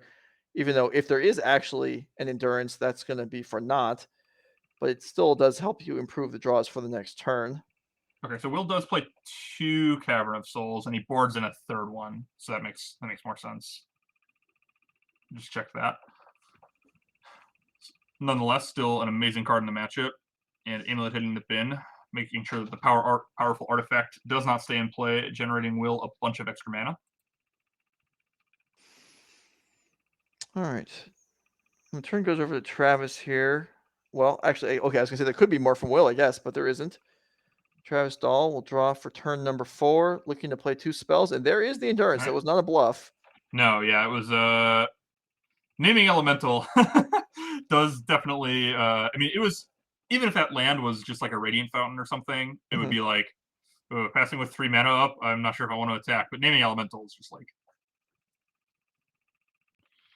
okay, iteration's pretty good. Although certainly Travis would have loved to have slammed a Blood Moon this turn. Yes, indeed. Okay, so Surveil is kept. Yep, so certainly we'll be getting 2 cards off this, because one assumes that Travis either put a 1-mana card on top or a land. Although I suppose I would probably top a Blood Moon here, since Will would need exactly Castle Garenbrig and Titan to Titan next turn, and so you're pretty... and even then, like, Blood Moon is your best follow-up to Titan if you can't... I mean, I guess you can counter it if he uses Castle at this juncture, but yeah. Bobble is going to easily trigger Ledger Shredder here, so conniving for the first time of the game. Yep. So we're going to go ahead and connive and then surveil twice. Get some more information before the surveil, since we're out of mana here. Makes some sense. Discards another Bauble. That would I'm pretty spooked right now if I'm Will, because Bauble is pretty good. I mean, surveil 2, draw a card on your next upkeep is pretty good. So you're spooked right now, is that what you're saying? Because you Yes. are Will. I am Will. If I was other Will, then then I would be a little spooked. All right, so the Travis' hand is quite good. Although he didn't play a Blood Moon, so he surveilling can't have that continues. unless he found out Spell iteration. Pierce did stay in. Yep, that is definitely interesting. I mean, but like we talked about, Ledger Shredder gives you the ability to have cards that are only useful some of the time, and you can chuck them when they're not good later on, or in this case, Surveil. But Shredder, and here is a Murktide. Okay, Right, so coming down. Looks like it's going to be Endurance. 6/6. Endurance was cast during this upkeep. Yeah, and then we just went, iteration, surveil, put iteration in the graveyard, play a Bauble, trigger my Shredder, surveil a couple more times. Oh, whoops! I have 6 cards in my graveyard, or 5 cards in my graveyard. Guess I have a 6/6 for 2 mana with flying. All right, So 6/6 in does Will play. have Castle Garenbrig? Travis has 1 card in hand, I think. That's not a lot. No, if it is Blood Moon, he's in a really good spot. Mhm. If it is not Blood Moon and Will's able to set up for a Titan, it's not ideal. Especially, is this an Amulet? Oh my god, that would be so good. Or is it another Grazer? It's another Grazer that is much less good than another Amulet. Although it is just more chump blocking of a... Oh, Will does not have another land. That is not good. Yeah, Travis untaps in a hurry, and Yeah, Will be, or Travis just thrilled to make it out of that turn without Castle Titan happening. Okay, so now the attack looming, still the Endurance as a blocker, but was there perhaps a Bauble trigger miss? Whatever. I feel like there was one We've all done it. played last turn for Travis. I don't know if it was drawn or not. I don't know that I was necessarily watching for it. According to the chat, there in fact was a missed Bauble trigger there, and here is a Magus of the Moon. Will is going to have to be ready with one of his handful of dismembers if he brought them in at all, like very soon, because he's under a ton of pressure from a 2/4 Ledger Shredder, a 6/6 Murktide, and a pair of 1/1 Dragon Rage Channelers. He does have Endurance, which holds back the Dragon Rage Channelers, but the Murktide region is just so big and so cheap, and no Dismember end of turn means that Will's going to need Dismember, and he's going to need 2 more mana to get to Titan at all before it does anything. Okay, Place Beseiju, we can see the Magus of the Moon not being Blood Moon, just hugely paying off in this moment. And when you put Magus of the Moon in your sideboard, you are doing it because of that card. You can see these like small deck building decisions on both players' parts just adding up to be super important in this finals match. So now Grazer, I don't know. Do you think you chump block again, or do you now let this Murktide through once just to continue to hold back the Shredder? It's probably still Well, worth a block, right? yeah, I think I would just block. I want to get my 6 points of life before it dies to a burn spell of some kind. Mm-hmm. He's going to block with the endurance, it looks like, and dismember. Not on the Magus of the Moon. Wow, so he thinks that he just needs some time. But that means that Murktide's going to go down to 1-1, and 3-4 is going to eat it. Yeah. Down to Well, 16. But the so this board means is stable. I mean, the endurance will hold off everything else Yeah, potentially and, for a while. If Travis ever gets 2 Delirium, then the Dragon Rage Channelers are gonna have to start attacking into a 3-4, which is horrible. Yeah. And any land here will allow a potential Primeval Titan to just be cast. Yeah, because that is a basic forest, the Vesuva. And you know, a 6/6 for 6 with trample could get There the you job go. done. There we go. All right, Primeval That is- Titan in play, trigger. Probably gonna get some more forests. And I mean, right, this isn't going to lead to any sort of comboing with the Magus of the Moon on the board, but it's still a big creature and it's going to thin the deck out of a lot of lands. Yeah, it is the biggest creature on board. And if Will is sitting on another Primeval Titan to perhaps do it next turn. Yeah, so we can see Will decided that Primeval Titan wasn't going to be enough with the Murktide region in play, and so he chose to kill the Murktide over the Magus of the Moon. Although, yeah, that is interesting. I mean, we could arguably, I suppose, like if the Murktide had just connected or blocked by the Grazer and then Dismember took out Magus of the Moon, Will might be better off. Yeah. So maybe the Primeval Titan was a draw this turn. Yeah, that the is land. Definitely possible. Maybe he thought he just needed more time. He topped Yeah. the Primeval Titan and just was worried about dying. Yeah. But in any case, Colossal Dreadmaw is looking like it might get this game done. Travis at 15 life, so he can take 2 hits off it, and going to 3 is no big deal against Will's deck because there's no real reach, especially when there's no blood or there's no Dryad in play to potentially turn on Valakut. Yeah, so there's a Fiery Islet for Travis, but the Magus of the Moon prevents it from being cantrip, and now he's the one that needs to draw. Yeah, Travis with just 2 cards in hand. He already played his land, so you know there's no way to iteration or draw more cards this turn because he wouldn't have played the land so quick. And he can't crack the Islet because of the Magus, and all he can do is just pass the turn back. He's probably going to be taking 6 here, although I suppose he could just put all his creatures on the Primeval Titan, but that would mean that Magus of the Moon dies, and then the sky's the limit for what Will can accomplish if the Magus of the Moon goes away. Right. Yeah, that would be Right. rough. The Magus would die. Oh, was there something? Combat. Are we maybe thinking about, do we have Petty Theft? Nope. We're just going to get in for 6. Trigger. Maybe get some more basic force. We already have 2 in play, so we can function off that pretty easily. But we're just going to get some more utility lands for when we inevitably do kill the Magus. Makes enough sense. Well, yeah, if it ever happens, if this Magus ever goes down, Will's going to have 20 mana in an instant. Yeah, it's gonna be a disaster if this Magus ever dies. Yeah, Will Qualcheck on the verge of a Nerd Rage victory here with another Colossal Dreadmaw. If that resolves, then that is a ton of power. Just 6/6 tramples. Potentially, yeah, it just resolved. No counterspell from Travis. We saw him draw a Magus of the Moon. It survived. Oh, he's pointing out that he missed a Ledger Shredder trigger. He's thinking maybe did I get enough time? But it looks like Will's already resolved it. Enters the battlefield trigger. What was the other spell this turn? Oh yeah. I don't know. I don't think there was. Yeah, I don't know why he's pointing at that. Yeah, weird. Yeah, he did seem to indicate that. I agree with you. But yeah, it wasn't. Okay.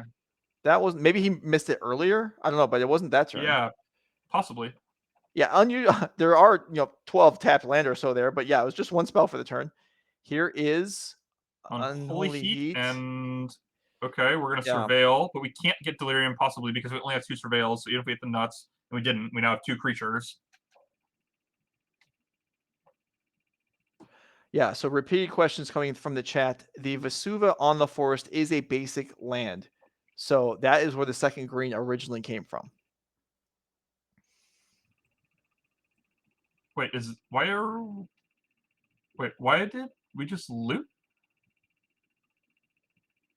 We only cast 1 on Holy Heat, right? Yeah. Wait, I don't understand. Was there a... Because Ledger Shredder only tracks each player, not Yeah, individually, correct. Did Travis only cast one spell before okay. Yeah, I guess the Consider is what did it. I guess he maybe started looting before he played the Consider, and that tripped me up. Okay. Yeah, certainly with the surveil triggers and then the cantrips that also can surveil, there is a lot going on. And then the connive, and then the spell resolving. I see. Okay. I'm not sure if there was a mistake or not. I was looking at the chat for the moment, but here comes iteration. Okay.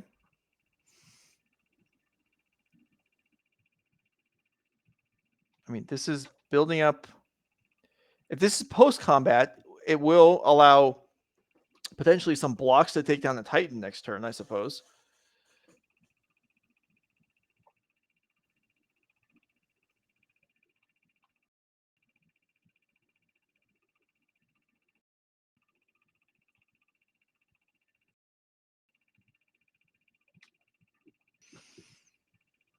Yeah, it's hard to tell exactly what the timing on everything is when we're not there at the table listening to the players announce everything. Mm-hmm. Like, this could be post-combat. We don't know. If it was post-combat, though, that was really heads up, because then we can double block with the Dragon Race Channelers, although they seem to be talking about, wow, okay, so it was pre-combat, and we get to eat one and go to an irrelevant 13. Yeah, that's maybe tough. We should have done this second main phase, so we could maybe do some blocking, or at least get another turn. We'll probably just not attack. Travis can't even kill one Titan with blocking damage here, much less two. Yeah, this is yeah, all right. Nice Blood Moon. 6/6 trample for 6, baby. Yeah, we're just gonna go ahead and double check everything, but it looks pretty good for him, let me tell you that much. Mm-hmm. Will Kowalczyk across for 15, 12 of it trample. First, pull out 4 more lands out of the deck. And yeah, this has been a very long weekend, a very long day for these players. But Will Kowalczyk, I'm sure he can taste it at this point. Yeah, I mean, you're attacking for 15, your opponent's at 9, you're up a game in the finals of a tournament, you're playing a not great matchup. You got to be feeling pretty good right now. And we're just doing some chump blocking to survive. So we're going to take 7 damage out of 2 if we block like this. But now the Magus is gone, and all of Will's lands, all their abilities work again. And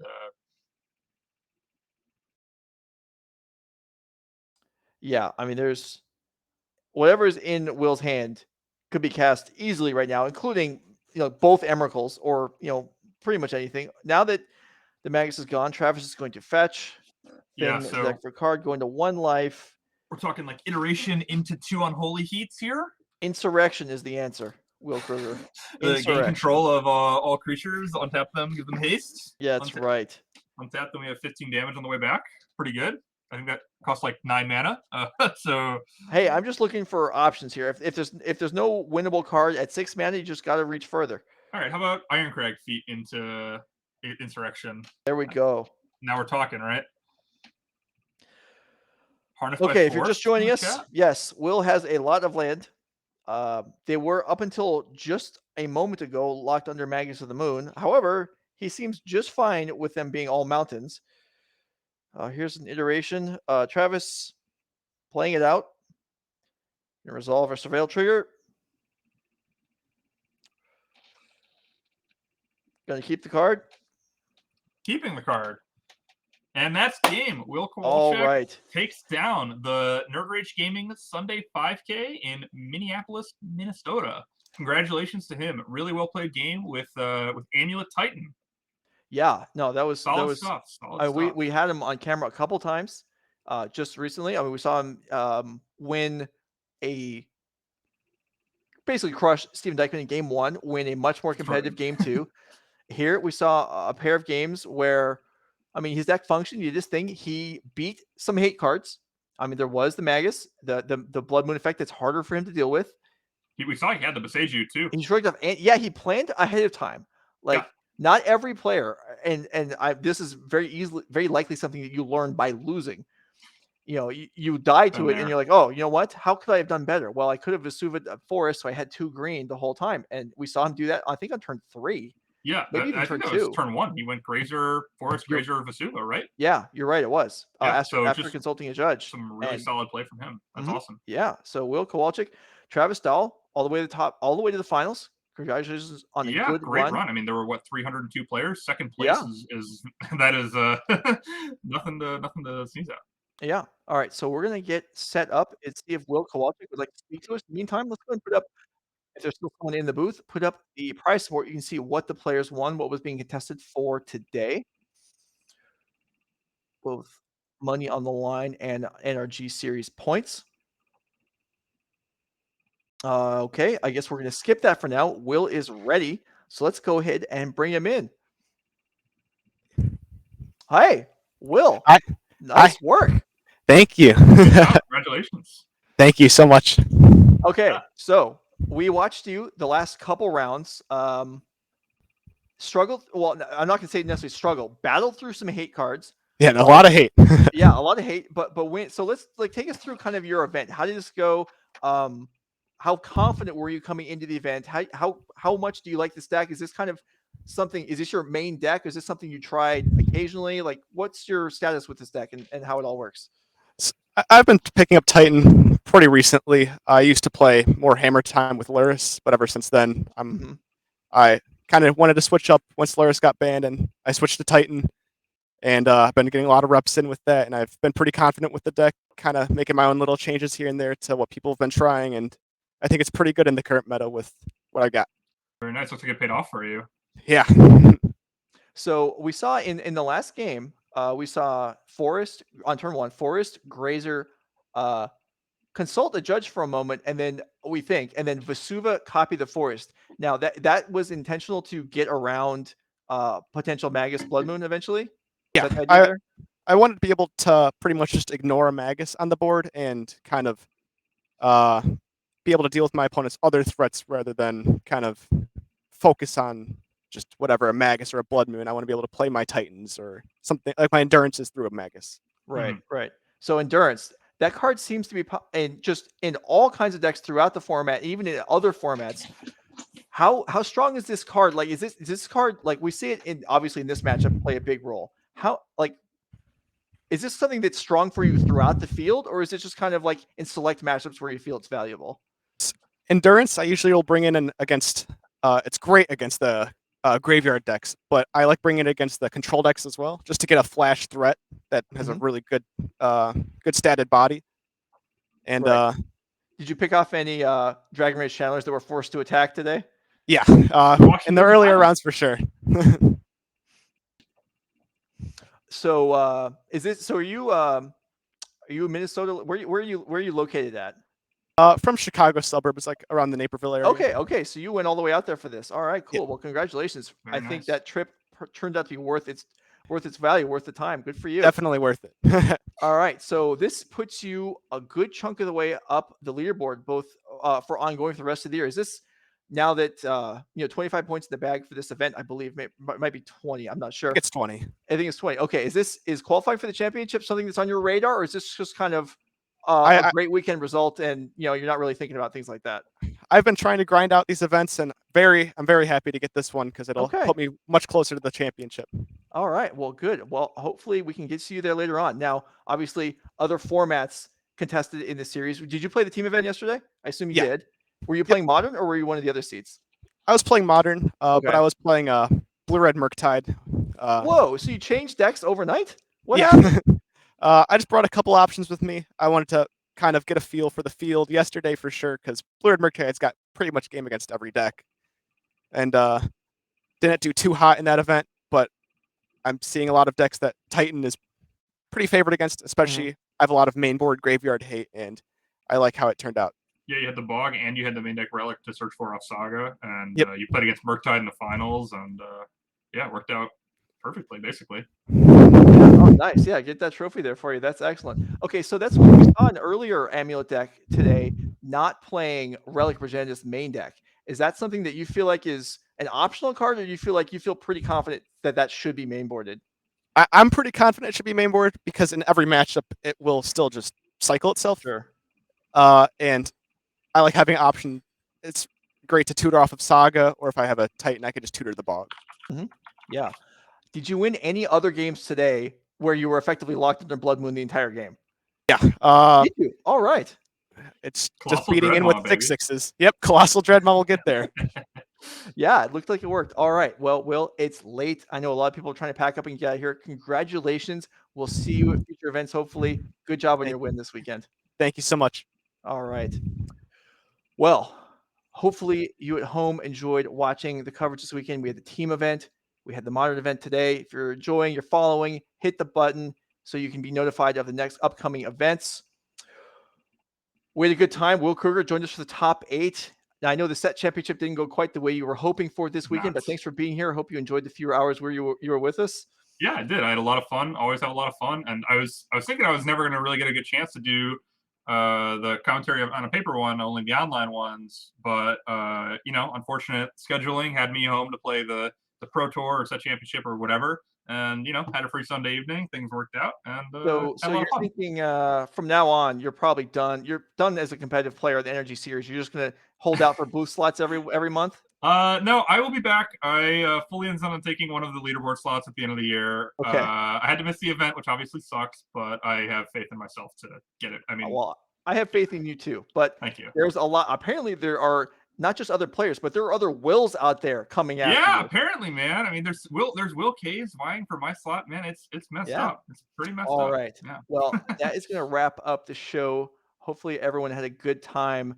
For Nerd owner Norman Cohen, for our production runner, assistant, coordinator, Mapamonte, for judge, coordinator, Max Khan, all the staff that was involved, all the judges, our guests, Drake Sasser, Hannon Grace, Becky Bell, and Will Kruger. I'm Joe Lisette signing off. We'll see you next month.